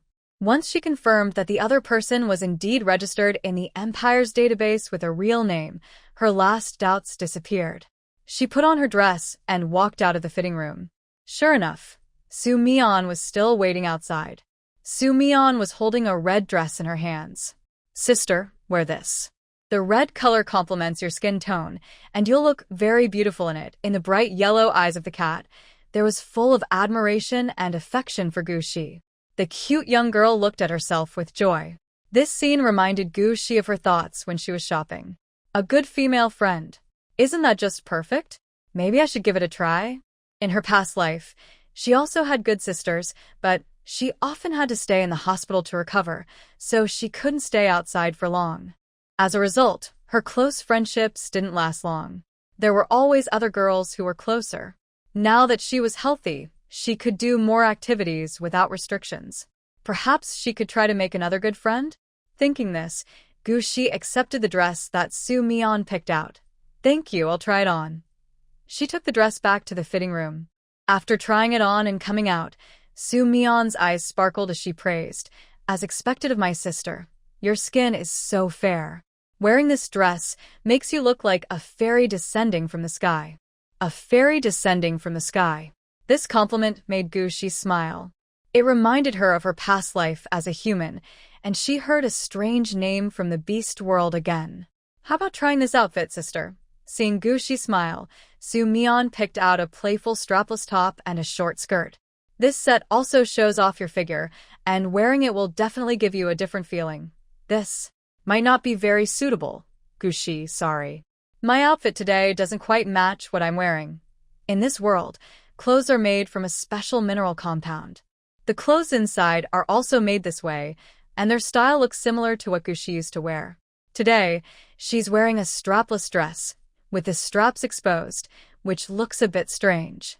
Su Mian, hearing this, hesitated for a moment, then blushed. "Sister, I didn't think it through." Suddenly, she stood up. "I'll go prepare some suitable clothes for you." Shopping is about trying on many outfits, and that makes it fun. That's true. Girls enjoy shopping because they love choosing and trying on clothes. When they see their reflection in the mirror wearing something beautiful, they feel a sense of pride. Maybe that's also why the interstellar orc world has shopping malls like this. In her previous world, Shi never bought clothes herself. She would have someone deliver the latest styles to her home, and she would pick from catalogs slowly. Trying on clothes this time is also about enjoying the experience of shopping in a store. No need. I do want to try some on myself. My husband can go buy them. Gu Shi's words made Su Mian stop. She looked at Bai Yu and said shyly, "Brother-in-law, sorry. I forgot you're here. You can go buy the clothes for my sister." Bai Yu is only Gu Shi's female companion and has never been involved in these things before. He has a handsome face full of confusion, not understanding what Gu Shi and Su Mian want to buy. It wasn't until Gu Shi grabbed his arm and signaled for him to lean in that he realized what he was supposed to choose for Gu Shi. Bai Yu blushed. It's not that he didn't want to go shopping, but as a male, touching a female's personal items still made him feel shy. "There's a shop over there," Su Mian pointed. "Brother-in-law, you can go buy it," but Bai Yu shook his head and opened the online store on his bracelet, placing an order directly. "I'll have the delivery come to me." The advantage of the virtual store is that you can order directly without facing other people. Seeing that Bai Yu didn't go to the lingerie store across the street to buy it in person, Su Mian's eyes showed a hint of disappointment. But she quickly smiled again. Soon, the small clothes Bai Yu ordered arrived in Gu Shi's hands. She held the little outfit and the set Su Mian recommended, then went into the fitting room. After a while, Gu Shi came out. The strapless top was made of leather, and the pleated skirt below was also of the same material. To create a layered look, the top was dark brown, and the skirt was pure black. These two rare colors of fabric made Gu Shi look more daring and wild. Not only did Bai Yu's eyes light up, but Su Mian's eyes also sparkled. In ancient history books, only primitive beasts would dress like this, casually wrapped in animal skins, showing as much skin as they wanted without caring. This kind of attractiveness and beauty can easily awaken the primal instincts of males deep within. Bai Yu realized she was acting a bit strange and quickly suppressed her feelings with her mental powers. While Gu Shi was looking in the mirror, she suddenly sensed a strange wave coming from her left side. This was detected by her naturally overflowing mental energy. Gu Shi turned around in confusion. Behind her to the left was Su Mian. Gu Shi used her mental powers again to look at Su Mian's mind, but it was the same as before, and she looked back with curiosity. It wasn't Su Mian. The mental wave was coming from someone else. When Su Mian saw Gu Shi turn around, her smile grew even brighter. "I told you, sister. You look great in this outfit. Even though I'm female, I'm dazzled too." Everyone likes to hear compliments. Gu Shi looked at Bai Yu, her blue eyes full of a desire for praise. Bai Yu moved closer and whispered, She looks so beautiful, but I want to keep her close." His figure just blocked the view of the male staff and the males outside, who were shopping with their female partners, watching Gu Shi in a daze. Gu Shi understood what Bai Yu meant. She tilted her head at him and playfully said, "What if I just want to keep shopping in this outfit?" Bai Yu looked down thoughtfully, and then said seriously, "If she wants to wear it, then she should. That way, other males will know that such a beautiful female is my partner." He was a supportive little partner who loved to dress up. However, this did not stop him from exuding a strong, commanding presence that made other males back off. Gu Bai's response pleased Gu Shi very much. But she also didn't want to attract too much attention from other males to avoid trouble. Gu Shi was about to change her clothes when a familiar figure entered the shop. It was Gu Weiwei. She didn't look at Gu Shi and Bai Yu's faces, only at Su Mian. After glancing around the shop, she nodded her chin and asked the clerk beside her, "Do you have any more clothes like the one Su Mian is wearing?" The clerk quickly took out a similar outfit and handed it to Gu Weiwei. "Miss Gu, we have more." It seemed Gu Weiwei often shopped here, so she directly said, "All right, besides this one, send all the new styles to the private room. I don't want her to wear such ugly clothes." Her words were clearly meant to insult. Su Mian's eyes turned red instantly. She stood there with tears in her eyes, clutching her dress in confusion. Gu Shi tilted her head, noticing Su Mian was about to cry. She chuckled softly and walked over to Gu Weiwei. "Marquis Gu's young lady, insulting a minor female like this, doesn't it show poor manners?" When Gu Weiwei heard Gu Shi's voice, her expression immediately twisted. Last time at the palace, she only made a bet with Gu Shi to help Bai Si's prince. Gu Shi not only successfully guided the prince, but also caused her mental strength level to decrease. After dropping from 3S to 2S, the male partners she had needed mental guidance, which she provided with difficulty. As a result, those male partners secretly regret forming a bond with her too early, even though they don't say it openly. They complain that she has too many male partners and the inability to mate properly is bad enough, but now her guidance level has dropped, which might even threaten their lives. Since the test showed her level was 3S, Gu Weiwei has never suffered like this before and hates Gu Shi intensely. Gu Shi, if you were a female, I would fight you right here, Gu Weiwei said, then lunged at Gu Shi. But before she reached Gu Shi, two male soldiers suddenly appeared and blocked her. The soldiers wore gloves and looked cold. Miss Gu Weiwei, please be careful. Attacking the Duke will result in a 1-month prison sentence for intentional harm. Gu Weiwei was confused about where these two males had come from. Her attack on Gu Shi was stopped, and she was so angry she stomped her feet and shouted, "Ah! Why is there someone like you, Gu Shi? When will you die?" Gu Shi smiled slightly. "I remember there's a law about insulting the royal family in public which fines the offender 1,000 stars. Yes, that's right, Baiyu confirmed. Gu Weiwei listened to this and became even more angry, shouting dozens of insults at Gu Shi. When she said more than 10 insults, Gu Shi ordered someone to arrest Gu Weiwei directly. All right, since you've insulted publicly more than 10 times, keep her in jail for a month. Gu Weiwei was completely stunned. She didn't study law very well. To enjoy close companionship with males sooner, she didn't think about continuing her studies. Her mother, who was the director of the counseling center, worked there, so she could get a job at the counseling center if she wanted, but she wasn't interested in learning about these things. This was the first time Gu Weiwei realized that insulting the royal family too often could get her imprisoned. But it was already too late. The soldiers forcefully took her onto the car heading to the prison. The crowd around them pointed and whispered about Gu Weiwei. How can the daughter of Marquis Gu be like this? Everyone used to say she was elegant and beautiful. That might just be rumors. Look at how jealous she is of the Saintess. It's really ugly. It would be great if the Saintess also had a counseling center. I would definitely go there for counseling. The crowd's gossip made Gu Weiwei even angrier. Before getting into the car, she looked back fiercely at Gu Shi, as if she wanted to swallow him alive. Gu Shi didn't mind and comforted Su Mian. "Mian Mian, are you okay?" Faced with Gu Shi's concern, Su Mian looked very happy. "Sister, I'm fine." As she spoke, she blushed and looked at Gu Shi with admiration. Who could remain indifferent when faced with such a gaze? At least Gu Shi couldn't. She generously wanted to buy clothes for Su Mian. But unexpectedly, Su Mian took the initiative to pay first and said, "Sister, I just want to be friends with you. I don't want to take advantage of you. I can buy this dress myself." The cute, round-faced girl looked determined. This made Gu Shi feel a bit embarrassed to insist on paying, so after buying the clothes, she asked Su Mian what she wanted to do next.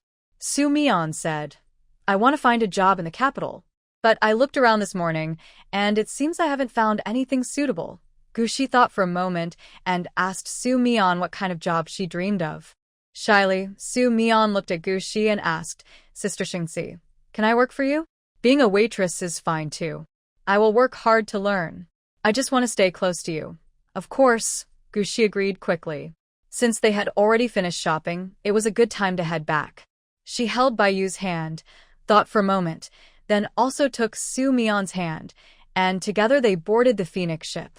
After getting on the ship, Su Mian asked if she could look around freely, and Gu Shi agreed. Then she leaned on Baiyu's shoulder, watching Su Mian's small figure bouncing around on the ship, looking left and right. "When I first boarded the Phoenix ship, I was just as curious as she is now." Baiyu also remembered the time he was driving the Phoenix ship, taking Gu Shi to pick up her grandmother, and he smiled slightly. She was just looking around with her eyes. There was no further mention of Su Mian. Gu Shi knew Baiyu was avoiding suspicion. She gently played with Baiyu's fair, slender fingers, as if toy-like, and softly said, "Let her learn how to be a servant at the Duke's residence first." After saying this, Gu Shi kept her blue eyes fixed on Su Mian, never blinking. In their post-apocalyptic world, their family was intact, and later they even built a base. Their parents became the main leaders, and their brothers became important figures in the base. Zombies kept evolving outside. She heard that one base was attacked and taken over by zombies. The reason was that a zombie with the ability to transform turned itself into a little girl, using human kindness to sneak into the base and open the gates from inside. At that time, Gushi was very scared. What if the people around her had also turned into zombies? Her father said not to let fear take over her heart. If she doubted something, she should check it carefully. There was nothing wrong with that. Baiyu said that Su Mian came from Zone D. Su Mian herself said she came to the imperial capital to find a job. But even if she was looking for work, why would she need help with something simple like pulling up her zipper? Why would she directly ask to go to her duke's residence? There was something off about Su Mian. Such issues needed time to verify.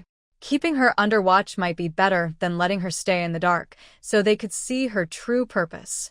As Gushi thought about this, she didn't notice that her large hand, which she had been holding, had already turned red from her own touch. White Jade's face also took on a slight pink blush. There are sensitive spots on her palm, and Gushi kept touching her hand, which really tested her willpower. There were others in the car, so she couldn't be too close to Gushi, as it would seem disrespectful. But if she pulled her hand back, Gushi might get upset. White Jade was caught in a dilemma and could only cross her legs early. Gushi leaned on White Jade's left shoulder, and White Jade changed her position, feeling something was wrong. She glanced sideways at White Jade, with a hint of doubt in her eyes. It wasn't until she saw the blush on White Jade's fair face that she remembered she had been unconsciously playing with White Jade's hand the whole time. They had done more intimate things before, so how could White Jade still be shy about playing with her finger? She was so adorable. What should she do? She wanted to kiss her, but there were still people around. Gushi smiled and held White Jade's fingers together. They sat on a chair, holding hands closely, and through the glass, Su Mian watched clearly. Her eyes were dark, fixed on Gushi's face. Su Mian's expression went unnoticed by Gushi. The car soon stopped at the Duke's mansion parking lot. They got out and took a shuttle to reach the front of the Duke's residence. Inside, they still had to walk a long way, so along the way, Gushi heard Su Mian constantly sighing. Wow, sister, I've never seen such a big house before. Oh my, is that painting real? I've only seen it in history books. Is it rude of me to say this, sister? Your soldiers and attendants are all watching me. As she spoke, Su Mian suddenly became scared, clutching Gushi's sleeve with a worried look. Gushi patted Su Mian's hand to comfort her. Don't be afraid. They're just curious about you. Only then did Su Mian feel reassured. She blinked her big eyes and suddenly asked, "Can I hold hands with sister too?" Gushi nodded. Of course. She took Su Mian's hand and led her into the guest hall of the Duke's residence. Immediately, she saw Bai Si sitting on the sofa, looking cold and clicking on something on a virtual screen. He looked tired, with short white hair and tired eyes, and there were dark circles under his eyes. When he heard footsteps, Bai Si turned his head toward the door. His cold gaze softened into a gentle look as he called out, "Cici, you're back." His tone and expression were the same as before. Gushi instinctively avoided Bai Si's sharp gaze on her. Her eyes flickered for a moment before finally resting on his forehead. He was still wearing the white uniform of a prince, probably to make himself look more commanding. His bangs, which had always hung down, were swept up, revealing a smooth, full forehead that looked more imposing. This made the small cat-shaped mark in the center of his forehead stand out even more. Gushi felt a bit uncomfortable, as if the mark was proof that she had bullied a male. Emperor, Uncle Emperor, we're back," she called him again, feeling strange. But if she didn't call him Uncle Emperor, what else could she call him? Gushi secretly glanced at Bai Si, feeling like she had returned to her student days, when she was caught doing something wrong by the teacher. She unconsciously lowered her head even more. Baiyu didn't seem to feel guilty like Gushi did. He looked natural and asked, "Uncle Emperor, have you finished that matter?" Since there was someone else present, Baiyu didn't directly ask what the matter was. "Yes, it's done." Bai Si looked at Gushi again, then regretfully looked away and asked about Su Mian's identity. Gushi explained that she met the lonely girl while shopping and wanted to find her a job at the Duke's residence. That was a proper matter. Gushi temporarily forgot her embarrassment about the mark and Bai Si, blinking at him a few times, then said, "Uncle Emperor, I don't really know what kind of position would suit her at the Duke's residence. What do you think would be a good job for her?" Last night, she had a close encounter with Gu Shi. Although she was controlled by medicine and her body was weak and not very clear, after she recovered, those memories came back clearly. Now, seeing Gu Shi blink, Bai Si couldn't help but recall her eyes, full of longing and desire. Originally, Bai Si planned to naturally transition his relationship with Gu Shi, but he became uncomfortable. Since age was a factor, Bai Si quickly suppressed this discomfort. He looked at Su Mian for a moment and answered Gu Shi's question. "Since you're here to find a job, start from the bottom as a servant."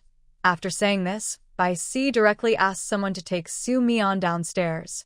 Su Mian frowned and looked at Gu Shi with a sad expression. "Sister, I will work hard." Gu Shi smiled and said, "Okay, once you're familiar with everything, I'll move you to be my personal assistant." Hearing this, Su Mian's eyes lit up with hope. "Then I will work even harder." Su Mian left with the servant. Watching her walk away, Gu Shi's smile faded slightly.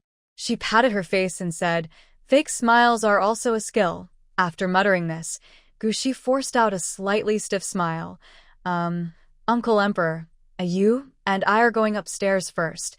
Bai Si heard this and took off his glasses, rubbing his forehead. He understood why Gu Shi wanted to avoid him, but the situation had already happened. If he let Gu Shi avoid him today, there would be no chance to talk about it later. So, Bai Si said, "Cici, the matter has already happened.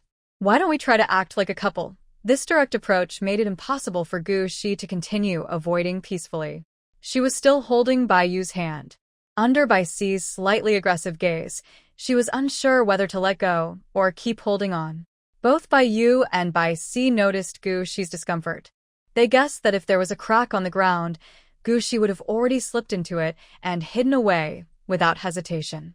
"Cici, you should talk privately with Uncle Huang," Bai Yu said directly. "I have some things to take care of."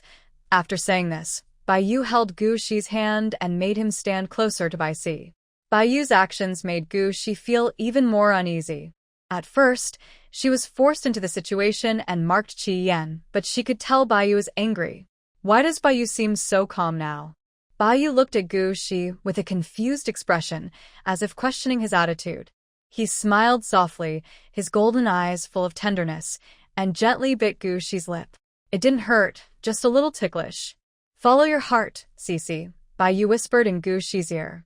"You are the head of the family, and I am just a member. I will support all your decisions unconditionally." Gu Shi understood what Bai Yu meant. "Yes, thank you, Ayu," Gu Shi said. When Gu Shi apologized, he didn't notice Bai Yu exchanging meaningful glances with Bai Si. There was a hint of challenge in his eyes, a challenge only males understand. Bai Si, who had lived for over 200 years, had never experienced competition for a female before. Now, faced with his nephew's subtle challenge, he chuckled softly, caught off guard. Bai Yu provoked but received no reply, frowning in frustration. He wanted to change his own mood, but why did his uncle still treat him like a child? If he had known, he wouldn't have said there was a problem. He would just sit here and see if his uncle could still be so relaxed. Unfortunately, he had already spoken. But that didn't stop Bai Yu from gently touching Gu Shi's cheek before leaving. Bai Yu and Gu Shi were close, but Bai Si still showed no special expression. His face and eyes remained the same as before, as if he was watching children play. Does Uncle not have possessiveness over Shi? Bai Yu couldn't help but wonder if Uncle's words about being like partners with Shi were just because they crossed a line. It didn't mean Uncle had romantic feelings for Gu Shi. Thinking this way, Bai Yu felt he was overthinking and getting too nervous. He softly said to Gu Shi, "Shi, I need to go now." Gu Shi nodded. "Okay."